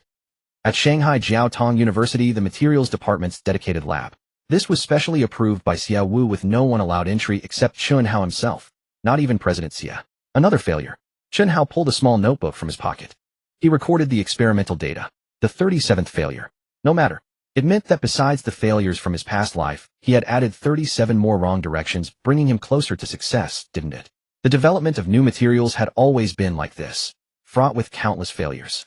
But a single success could propel countless fields into leapfrog development. It could even usher the entire nation into a new era. In his past life, hadn't he failed over 1,000 times during new material research? He turned on his phone. Glancing at the time, he murmured to himself, military training is over. Not only was today's session ending, but the 2-week training was also concluding. No sooner had he turned on the phone than it rang. Hello. Chen Hao walked out. Chairman Chen. Chen Lang's voice was hoarse. Why were you offline? I've called over 70 times. Over 70 times. If it weren't, Chen Hao had have cursed by now. Sorry. Chen Hao said, awkwardly changing the subject. Are the test results out? Yes. Come over now. I'm waiting at the company. I can't right now. Why? I need to see my wife first. On the other end, Chen Lang was first bewildered, then overjoyed. Wife. Was Chen Hao referring to his own daughter? That must be it. Last time his daughter claimed her confession was rejected, and he urged her to keep trying. Had she confessed again? And succeeded this time? Damn. At this thought, Chen Lang danced excitedly, even breaking into a disco in Fu Goen's stunned gaze. Once Chen Hao became the Chen family's son-in-law, boundless fortune awaited, not to mention astonishing prestige enough to be etched in history. Chen Lang was no longer in a hurry. His son-in-law's first thought was to see his daughter. What did that mean? It showed he cared about her. With that in mind, he felt he should advise his daughter to get along well with Chen Hao and not throw any tantrums. Daddy. Chen Kuching answered the phone. Sweetheart, Chen Hao is coming to see you later, so don't. Wait. Chen Kuching was confused. What are you talking about? Chen Hao coming to see me. I'm in Hunan. Hunan. Chen Lang was momentarily stunned, but he quickly figured it out. His son-in-law was traveling a long way to see his daughter. It seemed he wouldn't be back anytime soon, so no need to wait today. At the pharmacy department's training ground, Chen Hao's appearance caused no stir. Even if he were a top celebrity appearing daily, people would grow accustomed. Shortly after, the instructor announced the official end of this year's training. Your boyfriend is here. Zhang Yi nudged Xia Qingma with her elbow, winking. No. Xia Qingma blushed, flustered as she denied. We're just good friends, it's not. What you think? Don't you like him? Zhang Yi pressed. Fine. Zhang Yi took a deep breath. They'll tell him you don't like him, so he'll never come looking for you again. Annoying. Don't. Xia Qingma grew even more flustered. Qingma. By then the instructor's farewell speech ended, and Chen Hao, waiting in the distance, approached. Just as he reached them, his phone rang. Seeing the number, he didn't answer immediately. We'll take this call. Want to have dinner together later? With his daily company and shared meals, Xia Qingma had grown accustomed. She didn't think to refuse today. Ill treat. All right. Chen Hao nodded with a smile. He walked away. After all, it was joint property. What difference did it make who paid? Chairman Chen. The call was from Lu Qingshan. These days, Gao Tianqiang's men have used various tactics. For instance, some villagers in Wuxi village have relatives working at certain companies, and that, in short, they had shifted from direct violence. After 4 deaths drew the authorities' attention, they resorted to soft coercion. Relatives whose jobs were threatened came to persuade the villagers by any means. They even morally blackmailed them under the guise of family ties. This soft coercion was more effective than violent threats. Got evidence? Chen Hao asked quietly. Yes. Good. Chen Hao smiled coldly. Keep monitoring. The more evidence like this, the better, especially evidence of violent demolition. Chairman Chen, my people report that some villagers are about to give in. Don't worry, it ends tomorrow. Tomorrow. Yes. Chen Hao nodded. Come with me then. With that, he pocketed his phone and walked back towards Xia Qingma. After a day in the materials lab, he was exhausted. But just seeing her having a meal together swept all fatigue away. At 7:30, Chen Hao escorted Xia Qing to the dormitory building. Here, this is for you, he said, handing her a small pouch. What's this? Xia Qing asked, puzzled. Just some face cream, he replied, taking out a bottle with a smile. Military training can be harsh on your skin, but it's good to apply some. Chen, I can't accept this. It's not worth much, Chen Hao said, shaking the bottle. It's Debao. In the year 2000, Debao was the most common skincare product, indeed inexpensive. In the end, Xia Qing accepted it with a blush. I'll head up now. You should rest early too. They parted ways. Xia Qing's mind began to calculate what gift she could give him in return. She understood well the principle of reciprocity. Little did she know those Debao bottles contained something entirely different. A quarter of an hour later, Chen Hao walked out of the gate of Shanghai Jiaotong University. In a secluded corner, he slipped into a black Mercedes-Benz. Sister Shui, what are you up to? At the company. Free. Something up? Yes. Chen Hao nodded. I'm about to sign a contract. I need you here. By the way, bring the patent, the one for drafting the contract, mitigating potential risks, and protecting his absolute interests. This was Ren Shui's forte. Send me the address. He'll be right there. Good. After giving the address, he dialed another number. Chairman Chen, are you at the company? I'm on my way. Oh. Chen Lang was stunned. Wasn't he supposed to be visiting his daughter in Hunan? How about tomorrow? Chen Hao thought the other was busy. You didn't go to Hunan. Why would I go to Hunan? Chen Hao found it baffling. Chen Lang felt a pang of dashed hope. Thinking of the drug's efficacy, he forced a smile. All right. They'll be there right away. See you soon. At Langyue Pharmaceuticals in the chairman's office, Chen Hao sat calmly on the sofa. Ren Shui sat beside him. Chen Lang was flanked by Fu Goen and an assistant. Chairman Chen, how was the drug's effect? Chen Hao asked with a smile. About the collaboration we discussed. Chen Lang's face was wreathed in smiles. The drug's effect. It was nothing short of miraculous. Having spent years in the pharmaceutical industry, he knew the landscape well. In China, the pharmaceutical sector was perpetually at a disadvantage, earning meager profits. But Western top-tier pharma companies were different. A new drug could often yield staggering profits of tens of billions of dollars. Undoubtedly, Chen Hao's new drug was one of those. President Run. In this setting, he adjusted the address for Ren Shui. Please brief Chairman Chen. Yes. Ren Shui nodded and stated firmly, there are 3 conditions for the cooperation. First, our side holds 80 of the shares without any capital investment.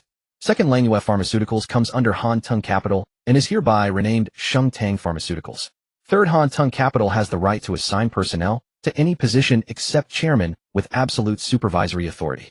That was all. These were Chen Hao's prior instructions. What a... Fu Goen exclaimed before Qin Lang could speak. Why don't you just rob us? No money spent directly demanding 80 equity taking over Langyue Pharmaceuticals and demanding absolute supervisory power. It was outrageous. After all, though Langyue was not listed, its years-built industry chain and massive scale meant a market value of at least 3 to 4 billion. What did 80 equity mean? Chen Hao was taking nearly 3 billion in market value for nothing. What was left for Qin Lang? Only 20. You're the ones robbing, Chen Hao said with a faint smile. The future value of that remaining 20 will far surpass Langyue's current market value by many times. Old Fu. Qin Lang gestured for Fu Goen to be silent. He was weighing the pros and cons in his mind. Chairman Chen, could we perhaps adjust this condition a little? Or should I find another partner? Chen Hao smiled, placing the patent certificate directly before Qin Lang. Chairman Qin, do you think him after your company's paltry billion-dollar value? To be honest, I don't care about it. What mattered to him wasn't Langyue's market value, but the equity ratio. This would determine the dividend share from astronomical future profits. Whether the market value was billions or hundreds of millions made no difference to him. Why cooperate? He needed Langyue's labs and talent to push clinical trials as quickly as possible to bring the drug to Western markets. Qin Lang was taken aback. He hastily took the patent certificate. After reading it, he let out a bitter smile. The patent for this new drug was already registered by Chen Hao. Chen Hao had given him some of the drug and kept a portion for himself. Reverse engineering was possible, but useless. He could either cooperate with Chen Hao or remain the sole owner of Langyue Pharmaceuticals, but lose the opportunity for collaboration. And once Chen Hao put out the word, countless pharmaceutical companies would pounce like hungry wolves. Forget 80 equity. Even if Chen Hao demanded 90, there would be companies clamoring for it. He'll sign. Qin Lang gritted his teeth. Fu Goen felt a deep sense of regret. Well, as a researcher, his business acumen couldn't compare to Qin Lang's. Losing 80 equity, now worth about 3 billion, was painful, but the remaining 20 would yield far more than that in the future. I assure you, Chairman Qin, you won't regret it, Chen Hao said lightly. After all, this targeted drug isn't just one or two. What a... Qin Lang's eyes nearly popped out. Not just one or two. This current targeted drug filled a global market gap, but once launched, it would sell like wildfire. In fact, just this one drug could generate annual sales of at least several billion in US dollars. If there were several. Unimaginable. Chairman Chen, are you sure? More than one or two. His voice trembled noticeably. Do you find me untrustworthy, Chairman Qin? No. All right. Chen Hao rose and shook hands with Qin Lang. What you need to do now isn't question other things, but immediately put this new drug into clinical trials. Complete all 3 phases of clinical trials as soon as possible. Get approvals quickly. Launch it promptly. After all, even if Chen Hao had connections to fast-track things domestically to make money from the West, they had to fully complete the 3-phase clinical trials. Otherwise, foreign markets wouldn't recognize it. And with limited income in China, he didn't plan to sell it at a high price there, so profits would be slim. To make real money, he had to rely on overseas markets. When SP4 first went abroad, the premium was a mere 50. But targeted drugs were different. Once the 3-phase clinical trials were completed and approvals obtained, export premiums would reach several times, even more than 10 times. This time, he would use Chinese Western medicine to harvest Western wealth. Ren Shui represented Han Tung Capital. Qin Lang also summoned his company's legal director. They worked on the contract until late into the night, signing 2 copies. From then on, China's largest pharmaceutical company vanished, renamed Shengtang Pharmaceuticals under Han Tung Capital, with absolute supervision. It was nearly dawn when Chen Hao returned to school. Without time to wash up, he collapsed onto the bed and fell into a deep sleep. There were important matters tomorrow. He needed to secure the plot in Wuxi village from Gao Tianxiang, solving the land issue for the cluster industrial park once and for all. Military training had officially ended. The school granted the freshmen a day off as a buffer before the formal classes began tomorrow. As a well-behaved girl, Xia Qingma went home. At 8 in the morning in room 502, Chen Hao, who rarely returned to the dorm, got up. Today was a big day. The plot of land at Wuxi village must be secured as soon as possible. Big shot. Bai Tong, who had woken up earliest and finished washing, said, "Did you rent a place outside? You rarely come back to the dorm." "Boss, I got you hot water," Bao Siwen said with a sycophantic smile as he got out of bed. These past few days had felt like an eternity to him. The proposal was done. Chen Hao said it was well done and offered some suggestions for fine-tuning. Over the past few days, the necessary adjustments had been made. But why hadn't he mentioned investment? Bao Siwen thought perhaps he wasn't performing well enough, so he became even more obsequious than before. "I didn't rent a place." Chen Hao winked at Bai Tong. Actually, I've been sleeping in the girls' dorm. Damn. The fat guy who had been sleeping like a log suddenly jumped out of bed. How go? Did you get the sister-in-law? And you slept in her dorm? Awesome. Chen Hao shot him a glance. The big shot is mighty. Seeing the fat guy's exaggerated reaction, Bai Tong actually believed it. Big shot could you do me a favor? Go ahead. Chen Hao chuckled. Could you ask the sister-in-law if we can have another mixer? As he said this, Bai Tong looked a bit embarrassed, not daring to meet Chen Hao's eyes. Third brother, are you trying to steal Yunjie from me? The fat guy was startled. Who's trying to steal Zhao Yunjie? And what do you mean steal? She's not interested in you anyway. Third brother, you. The fat guy clutched his chest as if stabbed by dozens of knives. Do you like Zhang Yi? Chen Hao asked with a smile. When Zhao Yunjie was mentioned, Bai Tong's expression was indifferent. But now he was clearly flustered, as if his thoughts had been exposed. No. I just think since you and the sister-in-law are a couple, the two dorms should interact more. Forget it. Pretend I didn't say anything. If you don't tell the truth, I won't help you. Chen Hao smirked. Bai Tong was taken aback. Finally his face reddened, and he gritted his teeth. Yes, I like Zhang Yi. If you like her, go for it. Chen Hao patted his shoulder.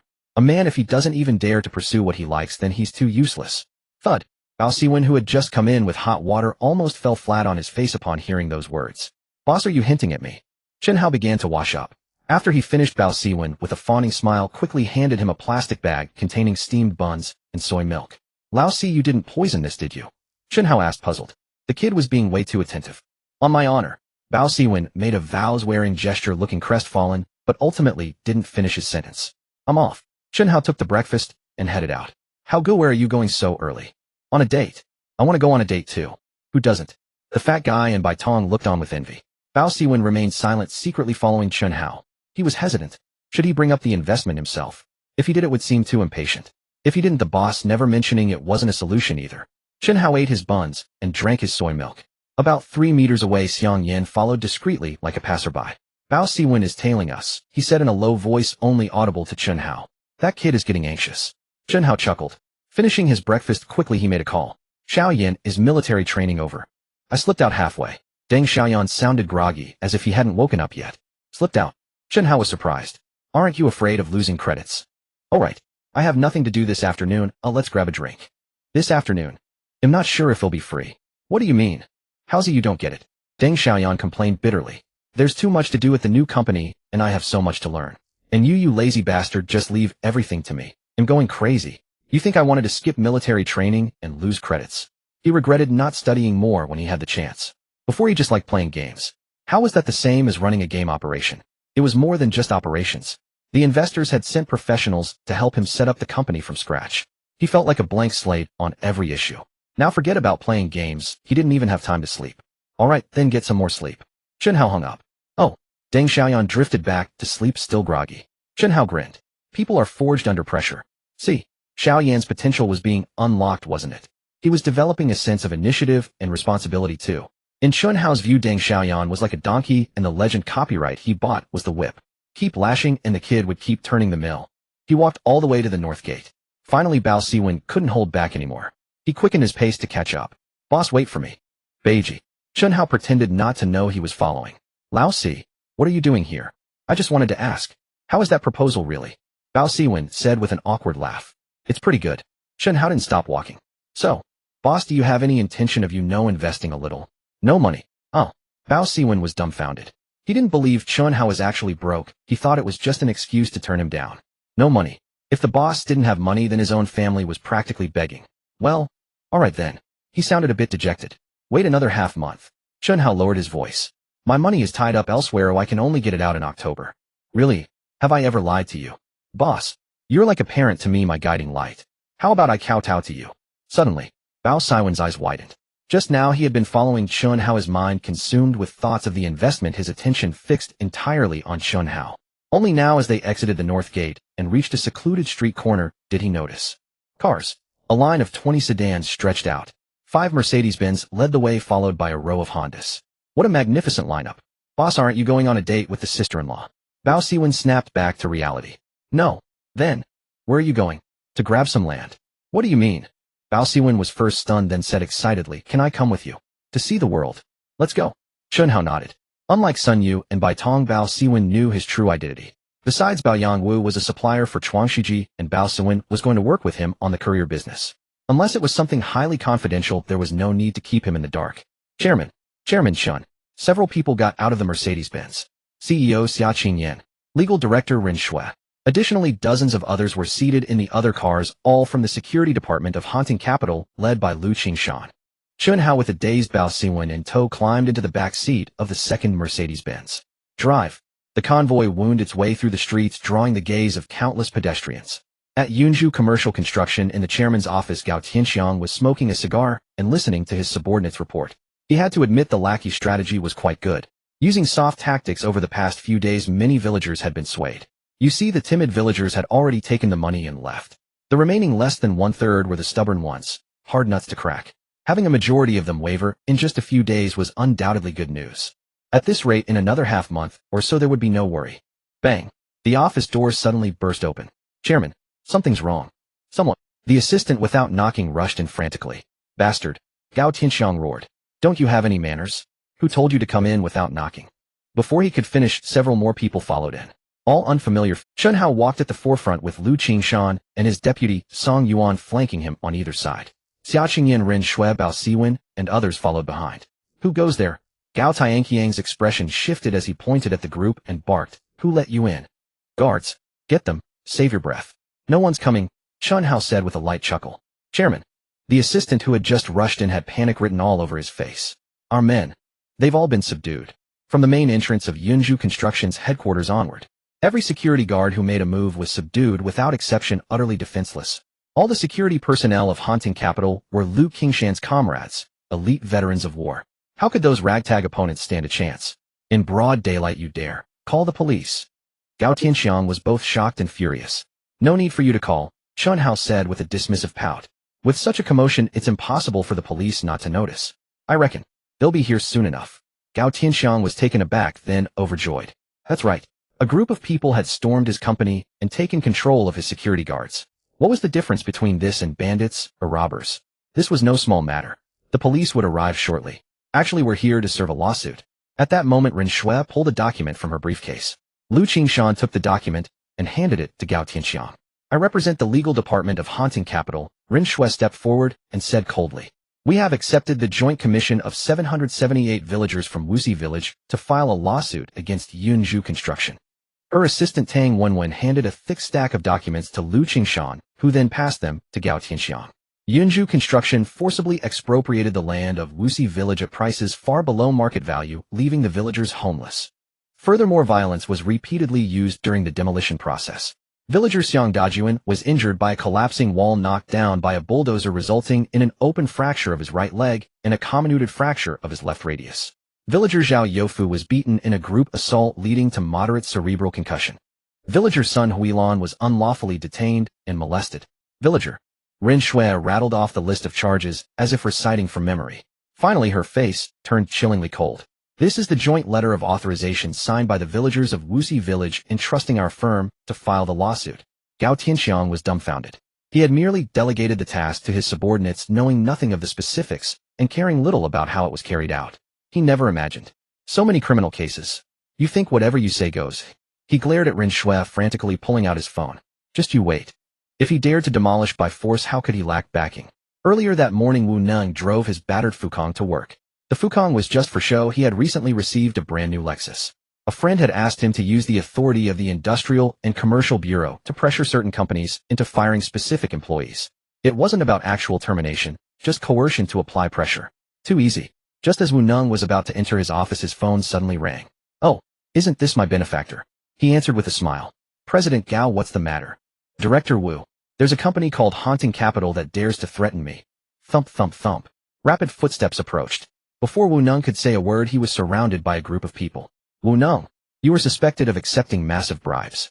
Come with us. You? Wu Neng was stunned. Anti-Corruption Bureau. The men immediately flashed their badges. I didn't. Wu Neng panicked and quickly hung up. You can't slander me. When did I ever? 5 days ago you received a Lexus sedan, didn't you? Also, with your monthly salary of less than 2,000 yuan, where did the 500 yuan in cash at home come from? Comrade, let me explain. Take him away. At the Bureau of Land and Resources. In a certain office, Fei Wu sat with a cheap cigarette in hand, drinking tea that cost 10 yuan a caddy and reading a newspaper. This smoke is damn harsh. Much better to have the Huazi at home. But as a low-key person, he dared not be extravagant at work. His phone rang. Seeing the caller ID, Fei Wu answered with a hearty laugh. Xiao Gao, what's up? Director Fei. Moments earlier, Gao Tianxiang, who had been hung up on by Wu Neng, deliberately raised his voice. The Wuxi Village project went through proper procedures, didn't it? Yes. Of course it's all proper. Fei Wu laughed. A brand new Nissan Cedric and 2,000 yuan in cash. And then, the procedures became very proper, even the competitors disappeared. There's a group of people accusing me of illegal demolition. You know someone in the police, right? How dare they? Fei Wu slammed the table and bellowed angrily. Chairman Gao, you're completely lawful and compliant. Who dares to talk nonsense? They'll contact the police right now and take care of it for you. He who receives favors must repay. He had his principles. Taking the money meant getting the job done. So he prepared to hang up and call some friends to smooth things over for Gao Tianxiang. Bang! Before he could even end the call, his office door was kicked open. Fei Wu. A group of people rushed in. You are suspected of accepting bribes. Come with us. What? I never took any. You think your word is law? Cuff him. The men charged forward. Before Fei Wu could hang up the phone, silver handcuffs were slapped on him. At the chairman's office of Yinzhu Construction, Gao Tianxiang stood frozen. Earlier at the end of his call with Wu Neng, he had vaguely heard something about the Anti-Corruption Bureau, and then the line went dead. And this time, the call hadn't been disconnected. He had heard every word clearly. Fei Wu had been taken away. Still want to make more calls? Chen Hao looked at him calmly. See, whoever you call ends up in trouble. So, shall we continue? It's you. Gao Tianxiang snapped to attention, staring at Chen Hao in utter shock. Moments ago, he had told himself it was all just coincidence. But now, it wasn't coincidence. It was this young man's doing. Every time he sought help, the other party would have his backers handcuffed on the spot. What kind of monster was he up against? With his level of understanding, he couldn't even begin to fathom it. And it wasn't just Gao Tianxiang who was shocked. Everyone accompanying Chen Hao was equally stunned. Xia Qingyan had known that Chen Hao was determined to seize this land, and she had even questioned him about it back then. This land had been secured by Yunju Construction, and the demolition was more than half done. Would Gao Tianxiang ever give up such a fat prize? And yet, the moment Gao Tianxiang called his so-called backers, they were arrested. Wasn't this too surreal? On the other side, Bao Siwen stood dumbfounded. He knew his boss was formidable, but he never imagined he could command the clouds and rain with a mere flick of his hand. No. Gao Tianxiang also realized that his so-called backers were utterly useless. Suddenly, he went berserk, grabbing the evidence Lu Qingshan had handed over, tearing it apart while roaring. You think you can say whatever you want? Do you have proof? Huh. I've destroyed all the... I've made hundreds of copies, Chen Hao said with utter indifference. There are still several sacks of them in the car downstairs. Should I have someone bring them up so you can tear them at your leisure? Gao Tianqiang's hands suddenly froze. Thud. The next moment, as if all his strength had been drained, he collapsed to the floor, staring fixedly at Chen Hao. Hatred. But in just a few seconds, all that hatred turned into boundless fear. What? What do you want? He felt like an adventurer staring into an endless abyss. And the abyss was none other than the young man. 10 minutes later, the pre-prepared contract lay before him. A land transfer agreement. When Gao Tianxiang saw the transfer amount, he nearly cursed aloud. He had pulled countless strings, gifted expensive presents, eliminated other competitors, and managed to buy that plot at the base price, 60 million. Yet, the amount on this contract was merely 30 million. He had lost 30 million, let alone the millions spent on bribes to grease the wheels. All gone. What could he do? He knew all too well. Those backers meant nothing. Once the legal department of Haunting Capital filed a lawsuit on behalf of the Wuxi Village villagers, the consequences of the forced demolition alone would be enough to land him in prison. Besides, accepting bribes is a crime. Isn't offering them also a crime? With multiple charges stacked, he might spend the rest of his life behind bars. He knew the other party was after that land. Even knowing had lost over 30 million, he had to sign this contract. Scrawl. His heart bled. Yet he had no choice but to sign his name. A huge loss. He could earn it back later. Prison. Then he'd have nothing. What you want? I've given, he said, setting down the pen, standing before Chen Hao, eyes downcast, and murmuring, please show mercy. At this moment, he resembled the lowly villagers of Wuxi Village whom he had persecuted. Keep it safe, Chen Hao said, handing the contract to Ren Shui. Let's go. They strode toward the office door. Just as they reached the threshold, without turning back, Chen Hao dropped the line. I don't like leaving loose ends. Whoosh. A swarm of police burst in. Gao Tianxiang, you're suspected of intentional injury, bribery, and molestation. Take him. The officers rushed forward in a frenzy. Some twisted his arms, others slapped on handcuffs. Gao Tianxiang was dumbfounded. Regaining his senses, he found a surge of strength broke free from the officers and roared as he charged at Chen Hao. You little bastard. He'll kill you. Chen Hao sneered. Boss. Bao Siwen's face changed. He threw himself in front of Chen Hao. Bang! A foot flew out. Gao Tianxiang came fast, but went faster, spitting a mouthful of blood flying back like a kite with a snapped string. That counts as self-defense, right? Lu Qingshan asked Chen Hao. Yes, Chen Hao replied with a nod and a smile, patting Bao Siwen on the shoulder. Old Fourth, let's go. He wanted that land. And Gao Tianxiang had to go down. Not only because he had seen ample evidence of Gao's countless wrongdoings against the villagers, but also because he didn't want to leave any future trouble. The bigger the waves, the pricier the fish. Let him fish in jail. At Haunting Capital headquarters, 3 people gathered around a desk for a small meeting. Not far away, Bao Siwen sat on the sofa feeling utterly uneasy, as if sitting on pins and needles. Sister Shui, send someone to contact all the Wuxi village villagers, Chen Hao said, looking at Ren Shui. Whether they haven't relocated or were forced to, every villager from Wuxi village gets fair compensation. Either take the money at 2,000 per square meter based on their original house area, or the company will buy them houses. All right, Ren Shui nodded. He'll contact the villagers right away and tally the numbers. And Chen Hao addressed another person in the meeting. Not Xia Qingyan, but Li Ju. How's the company's cash flow? Gao Tianxiang was locked up. But crime is crime, business is business. Since the contract was signed, whether Gao was arrested or even dead, that 30 million still had to be paid. Plus, there was the compensation for the Wuxi village relocation. Over 700 villagers, more than 200 households. A rough estimate came to at least 30 million. The company's accounts don't have enough money, said Li Ju, the financial director who knew the company's books inside out. She shook her head helplessly. SP4 sales have stabilized. It can't generate 300,400 million in net profit daily like when it first launched. Currently, the daily net profit is within 30 million. The construction of 3 industrial parks in Shenzhen, Chongqing, and Tianjin is devouring money nonstop. The projects were massive. Ma Dafa was working like mad to recruit workers, running 3 shifts around the clock. Progress was rapid. That meant not only a huge workforce, but also a constant stream of materials arriving daily. All of that cost money. Every bit of profit from Chuangshiji was siphoned off as soon as it came in. Chen Hao thought for a moment. Hey, race the plan. They'll call Ma Dafa and have Tunglong Infrastructure front the costs for a few days. The 2 parties had jointly founded Tunglong Infrastructure. Haunting Capital had injected 200 million. Now Haunting Capital was truly broke. But Tunglong Infrastructure's accounts held at least 200 million. Then there's no problem, Li Ju said, relieved, chuckling. With Chuangshiji's current profits, whether it's the 30 million for Gao Tianxiang or the relocation compensation combined, Chuangshiji's 3 days of profit should cover it. All right. Chen Hao stood up. Aunt Sister Shui, they'll leave the relocation matters to you. It'll be tough. It's our duty. Ren Shui smiled. You little rascal, just saying tough with words. How will you compensate? Li Ju scolded playfully. How about I treat you to a meal? Oomph. Li Ju scoffed, leaving the office. No time now. After this period is over, make it up. Definitely. Chen Hao laughed. Making those around him happy. Making those around him successful in their careers. Wasn't that his wish after being reborn? Anything else? Ren Shui asked. No. Then why aren't you leaving? She made a shooing gesture.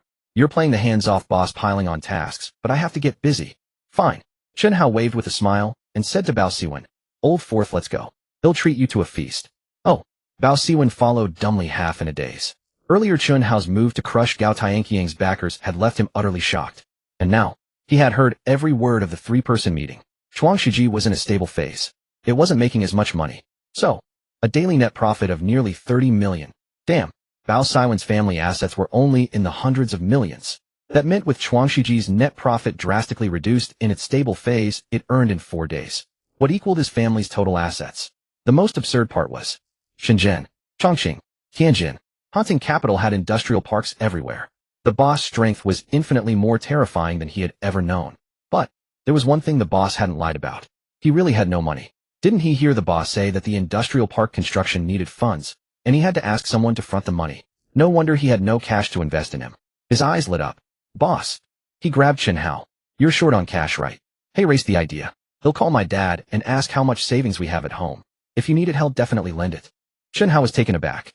He really hadn't expected Bao Siwen to offer to borrow from his family. No need.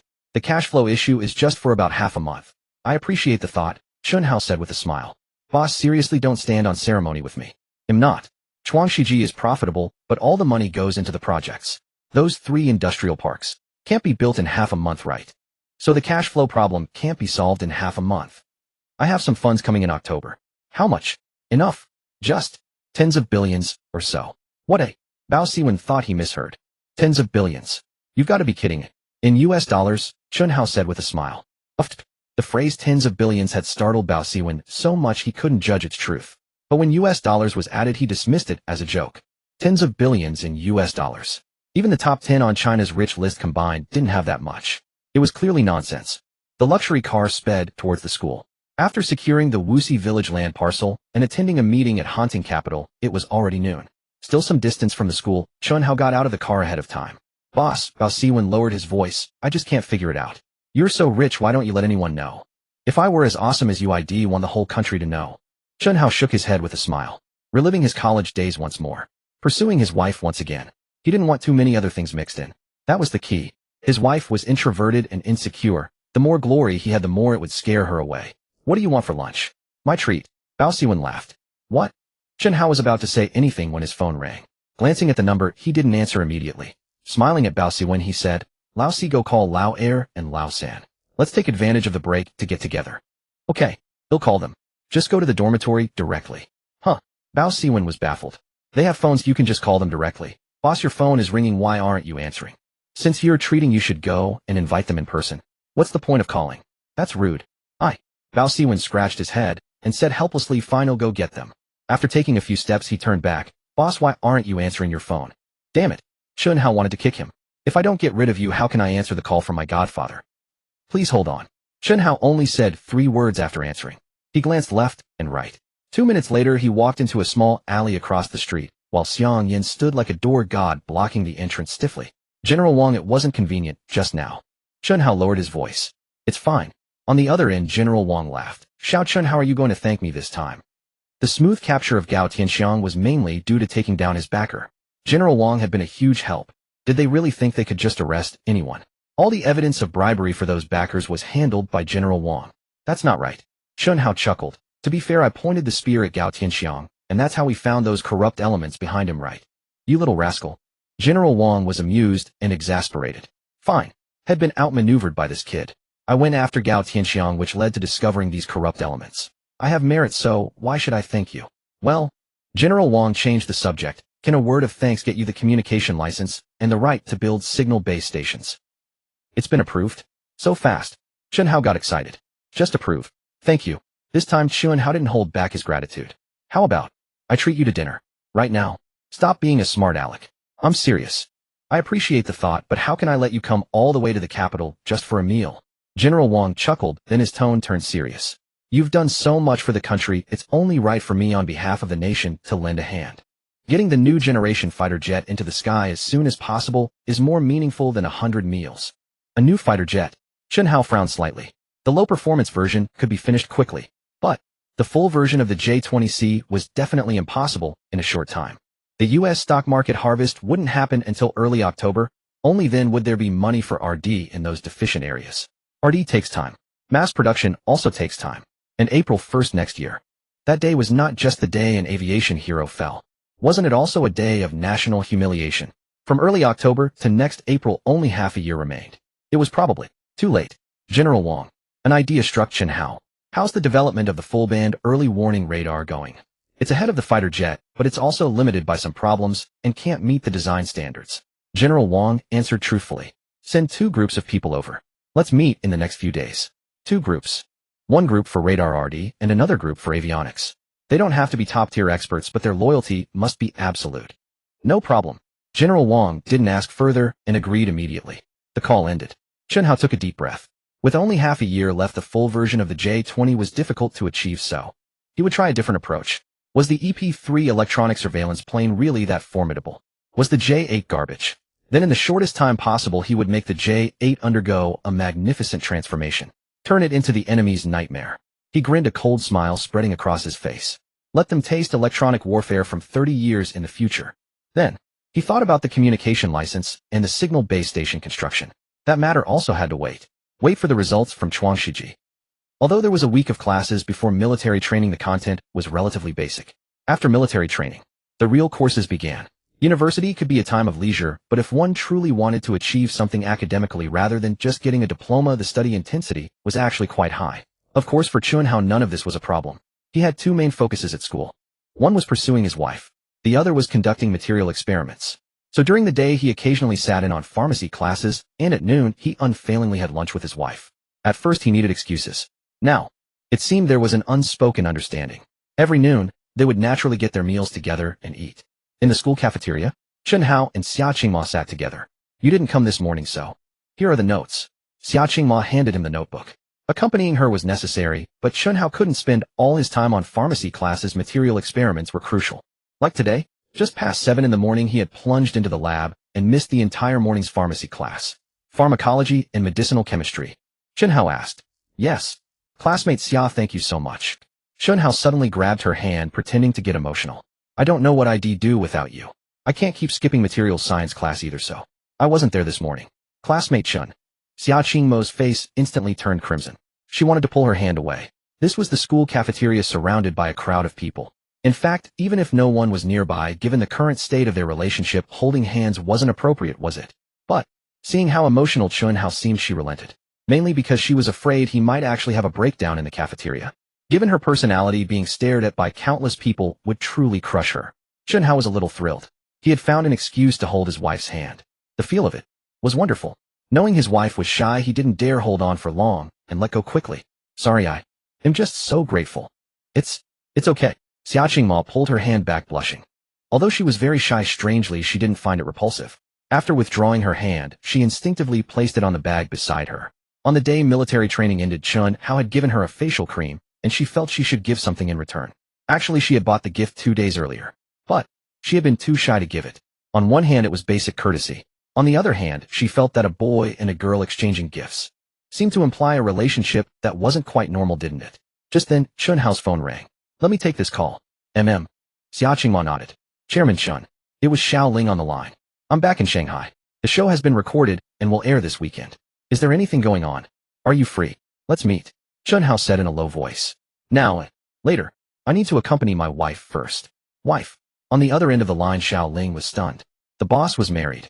After finishing lunch, the two of them left the cafeteria in tacit understanding, heading towards the female dormitory. Miss Chen. Xia Qingma set, her delicate face flushed, lowering her head as she murmured, I've been reading books on ophthalmic drugs recently. Your condition is quite rare.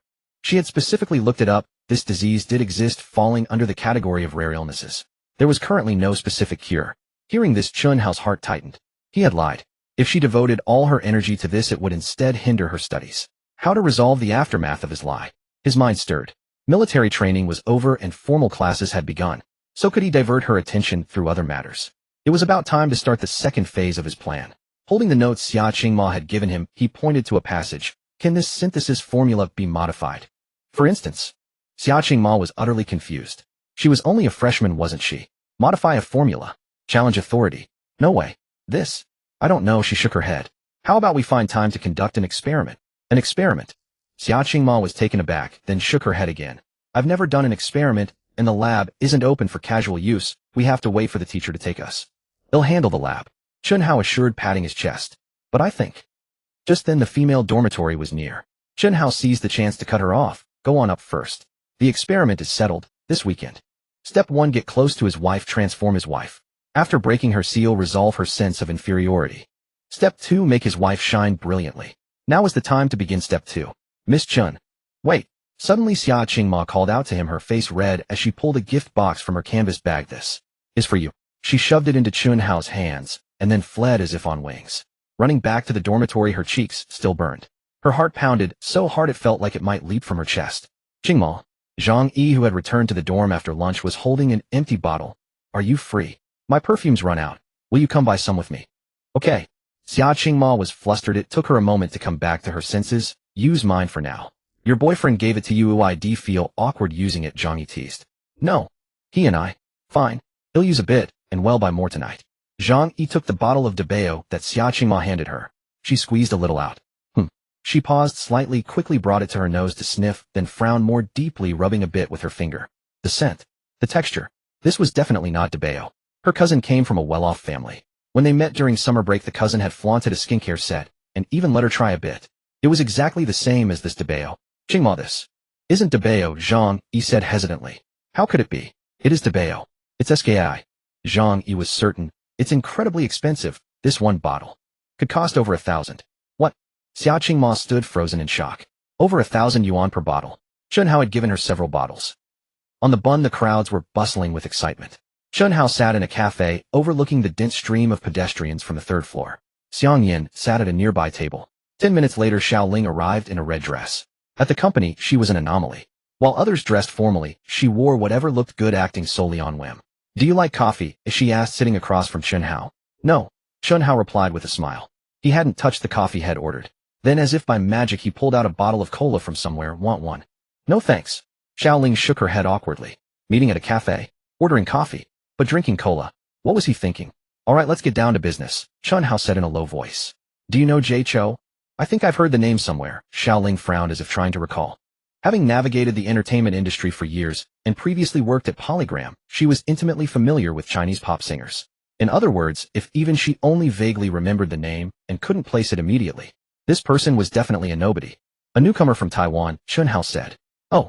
Xiao Ling finally had a glimmer of recognition. "I remember now. He seems to be a newcomer that variety show king Wu Zhongxian mentored.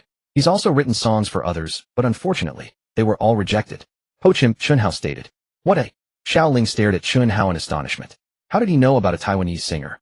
Besides, everyone Chen Hao had asked her to recruit were complete newcomers. And this Jay Cho? He wasn't exactly a pure rookie. He had already entered the music circle just without achievements or fame. Though he's not well known, he's signed with Wu Zhongxian. It might be tough to poach him, she frowned. Previously, she had recruited newcomers from major universities and among ordinary people. But Jay Cho had a contract with a management company. That was different. "We'll pay the penalty fee," Chen Hao said. "Why, oi?" Xiao Ling was puzzled. Chen Hao couldn't explain it to her. In truth, he could directly copy those songs. The problem was, many of Jay Cho's songs only achieved their best effect when he sang them himself. "Even if we pay the penalty, he might not agree," Xiao Ling pouted. "You have to understand, the one who signed him is Wu Zhongxian, Taiwan's variety show king. With a variety show king's backing, the chance of becoming famous was much higher. Why would he join a small, unknown company? Poach him in 2 weeks, Chen Hao smiled. "You mean?" Xiao Ling's eyes suddenly lit up. That weekend Happy Camp would air, and those 2 songs would quickly become a sensation. Not just explode in the Chinese music scene, victory. They would surely take the world by storm. By then Hantang Media would no longer be a nameless small company, making poaching much easier. Still not certain. After all, King Wu's reputation is too big. By the way, give him this. As he spoke, Chen Hao pulled out an A4 sheet with the song's musical score written on it. Nunchucks. Reading the lyrics, Xiao Ling couldn't help but laugh. "Are you sure? What kind of ridiculous song title was that?" "That's it," Chen Hao said without explanation, standing up. "Wait until our songs are a huge hit before poaching him. I'm off." Xiao Ling suddenly burst out laughing. "What's wrong?" Chen Hao asked, puzzled. Following her gaze, he looked down at his waist. T-shirt, jeans, sneakers. He always dressed like this. What was the problem? No, the issue wasn't this 3-piece outfit, but the belt around his waist. It clashed terribly with the jeans.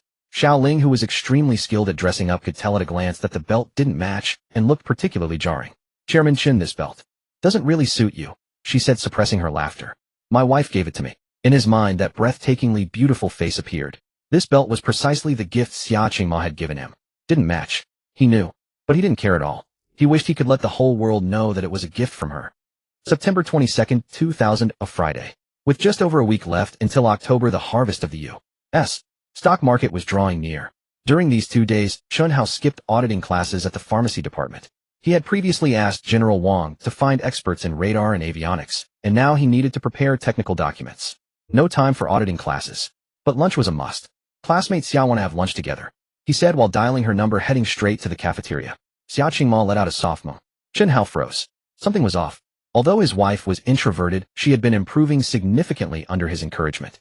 She wouldn't just give a faint mum like that. 20 minutes later, they sat together eating, as usual. But today Xiao Ma was unusually silent, her head bowed, barely speaking.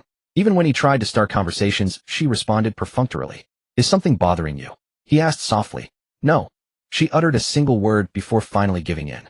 She pulled out a small bag and handed it to Chen Hao. "Let's stop eating together from now on, okay? I can't accept these things. The 1 bottle I've used. They'll pay you back once I save enough." It was the Debao bottles. One of them had been partially used. But she didn't have 1,000 yuan on hand, so she'd have to wait until she saved up. Once the truth about the Debao was revealed, she felt an overwhelming pressure. If Chen Hao gave her gifts, she should reciprocate. But if the gift was too expensive, she couldn't afford to return the favor.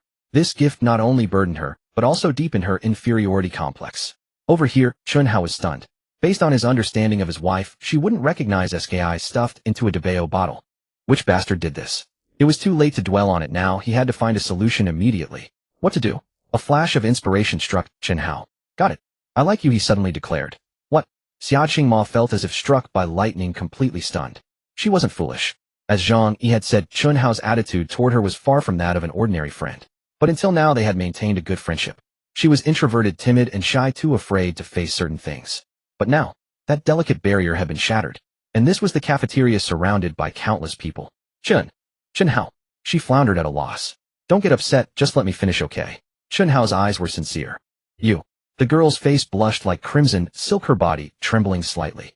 She kept her head low, her voice soft as a mosquito's hum. What do you want to say? I've known you for too short a time, and I know you're shy, so I didn't plan to confess today. Chen Hao gazed at her, his eyes brimming with affection. This isn't a confession, just stating a fact. You don't need to respond. Xia Qingma bowed her head even lower. Not a confession. No need for a response. Then, why did he say it? My family isn't well off, and you're from Shanghai, the biggest city in China. Chen Hao's voice had a slight tremor. You're smart, beautiful, and radiant, but what about me? I'm sick, incurably so. Because I like you, I want to give you the best, but I know I don't deserve you. You can't understand how inferior I feel when I'm with you. Everything I do is just to get closer to you. Even if I get nothing in return, I have no regrets. Xia Qingma looked up, her face filled with shock. It had been only a little over 2 months since their first meeting on the commercial street, and truly just a month since they really got to know each other. But so much had happened in that month. When thugs harassed them at the restaurant, he rushed forward without caring for his safety, smashing a bottle over their heads. During military training, as soon as Zhao Yunjie approached her, he appeared instantly to shield her. And the pan-fried buns from Dong Taexiang. The iced orange juice. The SKII hidden in a Debao bottle because he feared she'd refuse if she knew. At this moment, she felt an indescribable ache in her heart. No, that's not true. She stopped, lowering her head, her gaze firm as she met his eyes. I never looked down on you because of your illness. Don't feel inferior. From now on, we'll attend classes and eat together. But you must promise me no more buying expensive things. I can't afford to reciprocate. You don't despise me. Chen Hao looked surprised. Never. Truly. How about a dorm mixer tonight? Okay. Xia Qingma was about to agree instinctively, but then realized she couldn't decide for others. Let me ask Zhang Yi and the others. All right. Sure. Chen Hao nodded quickly. Great. Not only was the SKI issue resolved, but it seemed his wife was touched, drawing them closer. Just as he rejoiced, a text message came in. It was from General Wang. The talents he needed had arrived in Shanghai. Seeing the message, Chen Hao put on a grimace. Qingma, something urgent came up tonight. The mixer might have to be cancelled. He looked deeply disappointed. That's fine. Seeing his distress, Xia Qingma comforted him. How about tomorrow? Tomorrow's Saturday, aren't you going home? Chen Hao was taken aback. They'll come out in the evening. Really? The girl pursed her lips and nodded firmly, as if she had made up her mind. He had done so much for her. Shouldn't she do something for him too? Over here, Chen Hao was even more excited. The good girl who went home every weekend was making an exception for him. Who discovered the SKII in the Debao bottle? He ought to thank them in person. Of course, the exposure was both a crisis and an opportunity. Not only was the issue resolved, but their relationship had advanced. In a hotel executive suite, a crowd was divided into 2 groups chatting. Most people in the 2 groups didn't know each other, hailing from different departments. General Wang has Mr. Chen mentioned when Hell arrived. Indeed, we haven't had the chance to see Mr. Chen in person yet. A regret of a lifetime. One group was anxious. They were responsible for developing a full-band early warning radar. Back then, upon seeing the complete technical documents, they were utterly astounded. Full-band, anti-stealth, a detection range exceeding 6,000 kilometers. It surpassed the current era. Unfortunately, they still hadn't had the opportunity to meet the legendary genius. No rush, General Wang said with a beaming smile. Xiao Chun is still in school. We can't expect him to drop everything just because we call, right? Yes. We're not rushing, Mr. Chen, just eager to meet him. The veteran scientist smiled warmly. In school. At that moment, the other group's eyes widened. General Wang. The person we're meeting is in school. How old is he? 18 years old, General Wang answered truthfully. What? These information technology experts nearly broke down on the spot. Was this for real? An 18-year-old college student had summoned them from afar. The door creaked open. The guard stepped aside, and Chen Hao walked in. General Wang, am not late this time, am I? Last time he had arrived nearly 2 days late, angering many scientists who accused him of being arrogant. Though it was actually General Wang's mistake. This time he was on time. But Chen Hao noticed that one group's gazes seemed somewhat off. Mr. Chen Hao, an elderly man past 60, his face brimming with excitement, inquired of Chen Hao. Senior Liu. Chen Hao hastened forward, extending both hands proactively. I've long admired your esteemed name. Finally, I have the honor to meet you. Liu Yongtan, a top-tier expert in China's radar field. an academician of both academies. He had dedicated his entire life to the radar endeavors of the Republic, earning Chen Hao's utmost respect. Mr. Chen flatters me. Lu Yongtan clasped his hands tightly, his eyes slightly reddening. In the realm of scientific research, we speak not of seniority, but of capability. Mr. Chen has made unparalleled contributions to our nation's radar field. I am truly humbled. The Qing dynasty's isolationist policies had denied China the opportunity to partake in the wave of the Industrial Revolution. This was followed by decades of warfare. By the time the nation was founded, it was utterly impoverished. In numerous scientific fields, China lagged far behind Western developed nations. Radar was no exception. Yet, the technical documentation provided by Chen Hao could enable China's radar technology to surpass the West. What a monumental achievement. Lu Yongtan admitted he could not compare. Unlike the radar experts, led by Lu Yongtan, another group had no prior connection with Chen Hao. But they had heard of Lu Yongtan's reputation, which only irked some among them. Who was Senior Lu? Yet he held a student in such high regard. Senior Lu. From that group stepped forth a middle-aged man. As the saying goes, a great reputation often belies the reality. Don't let yourself be deceived. He's just a child. Even if he started learning in the womb, could he truly rival you? What are you saying? Lu Yongtan's expression shifted. I saw the documents with my own eyes, and they are currently under development. Could that be false? Was this man questioning his eyesight? Outrageous. Senior Lu, no need to be angered. Chen Hao offered a faint smile. In this world, there was no shortage of those who judged by appearances, and the scientific field was no exception. Verbal arguments were meaningless. General Wang, is there a computer available? Chen Hao smiled. Yes. General Wang nodded to his assistant. The assistant promptly brought over a laptop. Low in aesthetics. Bulky, but still more convenient than a desktop. Chen Hao powered on the computer connected to the hotel's network and logged into his encrypted email. As he operated, he spoke. By my estimation, the new fighter cannot be mass-produced in its complete form within half a year. Therefore, I intend to modify the J-8. Utilizing a full-band large-scale early warning radar, we can easily detect enemy aircraft. Then the J-8, equipped with an electronic warfare pod, will intercept. Electronic warfare. General Wang was taken aback. He had heard of electronic warfare. But, in his understanding, China's electronic warfare capabilities were lacking and relying solely on electronic warfare. Wouldn't that be insufficient? Electronic warfare can only jam signals, right? He frowned slightly. If the enemy attacks, how can the J-8 respond? I am strong, you are weak. You dare to jam me. If provoked, they'll simply shoot you down. Here was the problem. Facing the enemy's advanced fighters, the J-8 had no means to contend. Perhaps. As the design drawings and detailed documentation opened on the laptop, Chen Hao smiled faintly. It might not be jamming. Not jamming. General Wang was puzzled. Electronic warfare is not merely signal jamming. Chen Hao pointed to the technical specifications on the drawings. The electronic warfare pod I designed integrates signal collection, electronic jamming, and pulse attack, using high-frequency pulse waves to destroy the enemy's electronic systems. Technology from over 30 years in the future, using high-frequency pulse waves to obliterate all avionics equipment on enemy aircraft. At the very least, the enemy plane would be blinded. At worst, it would crash directly. The group of avionics and information warfare experts crowded around. They rapidly flipped through the drawings and technical documents. The deeper they delved, the more astonished they became. An expert's touch revealed true mastery at first glance. Many technologies within were entirely unfamiliar to them. Even, some knowledge pertained to issues they were currently researching but had yet to resolve. And this documentation, it enlightened them. The elderly leader turned abruptly, staring at Chen Hao, stammering, "How did you achieve this? Senior Lin, I've long admired you." Chen Hao smiled. The old man was taken aback. The next moment his face was filled with shame, and he bowed deeply before Chen Hao in front of everyone. Each generation produces its own talents, each leading the way for centuries. I am narrow-minded and ignorant. Please forgive me, Mr. Chen. Having dedicated his life to research, he had grown accustomed to a sense of superiority due to his status and seniority. Yet, as Lu Yongtan had said, in research, how could seniority matter? How could one look down on someone simply because of their youth? Strength was the ultimate truth. Senior Lin is too modest. Chen Hao addressed both groups. Compared to the new fighter, which encompasses too many fields, the radar and electronic warfare pod, with full support, have relatively lower development difficulty. Please give it your all. The complete version of the J-20C could not be mass-produced by April of next year. But the radar and electronic pod could. Mr. Chen, regarding our side.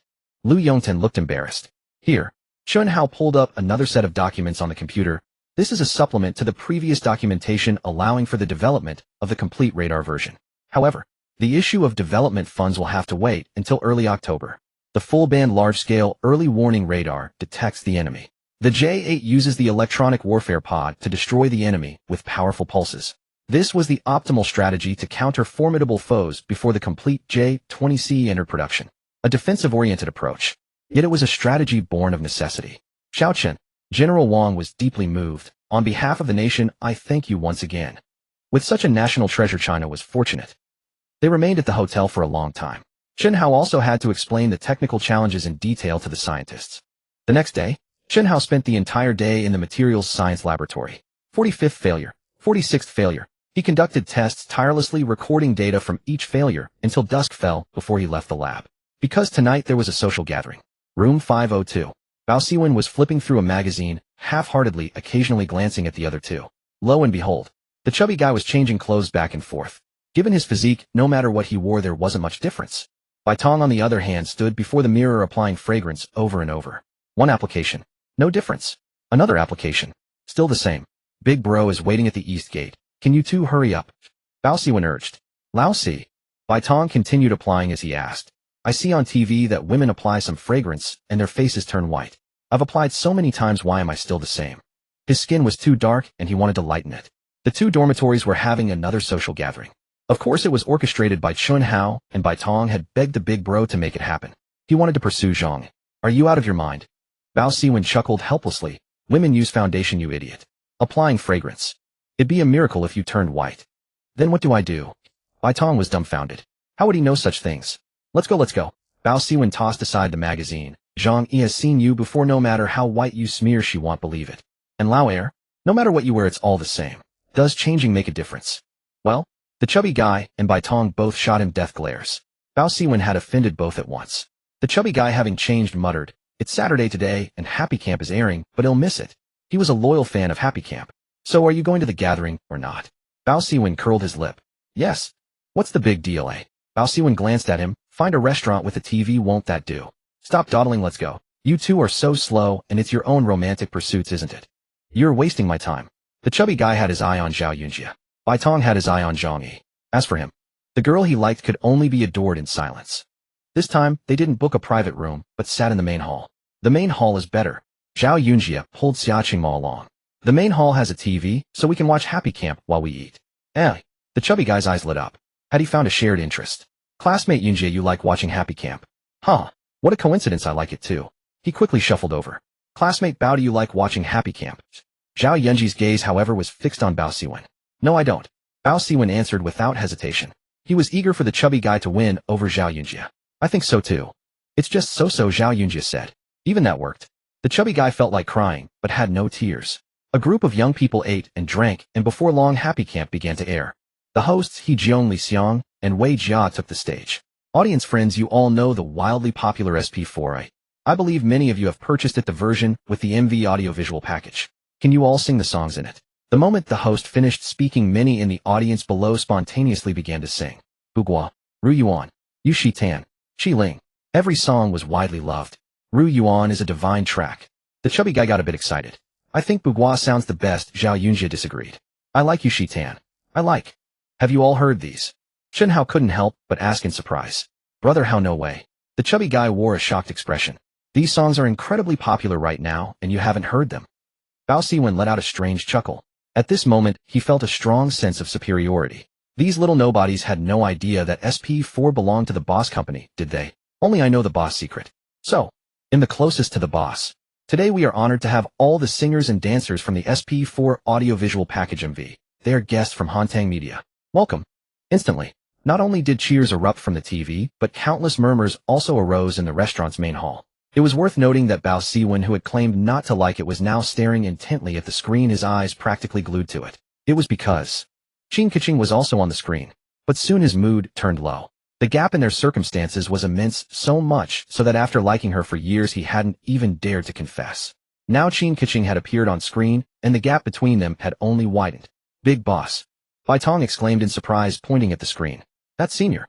She's the one who pursued you last time. The moment he spoke, the air seemed to freeze. Bao Siwen wanted to cry. The goddess he had admired for years was now actively chasing after Chen Hao. On the other side, Chen Hao and Xia Qingma didn't find it significant. Last time, when Chen Hao confessed to Chen Hao, Xia Qingma had been right there and heard Chen Hao's refusal with her own ears. But the others were not calm. What did you say? Zhao Yunjie was shocked. You mean? Senior Chen is chasing Chen Hao. Yeah, I saw it with my own eyes, Bai Tong nodded. I saw it too, the chubby guy immediately chimed in. Bao Siwen felt even more like crying. He had seen it too. Just as the girls were buzzing with gossip, a melodious song came from the TV. Among the 7 new guest performers, a male singer took the stage. Don't talk for a moment. Zhao Yunjie quickly raised her hand to stop them. Actually, she didn't need to. The guests at over a dozen tables in the hall were already captivated by the song. As blue and white porcelain began, a dead silence fell. After the song ended, a buzz of discussion arose. This song is too good, isn't it? I think it's better than any song in the MV package. Nonsense. Treading mountains and rivers is the best, no arguments accepted. Everyone had different tastes. Even Jay Chou, as a king of pop, couldn't make everyone like him. The only thing that could please everyone was money. No. Someone once said they weren't interested in money. Boss, want to step out for a smoke? Bao Siwen said weakly. Sure. Chen Hao nodded. The two walked over to the restaurant entrance. It was convenient for smoking and still allowed them to see the TV. Did the senior confess to you? Bao Siwen asked hesitantly. That day he had only seen Chen Hao chase after Chen Hao, but didn't know what happened afterward. Really? Don't worry. Chen Hao smiled. There's no possibility between her and me. You go ahead and pursue her.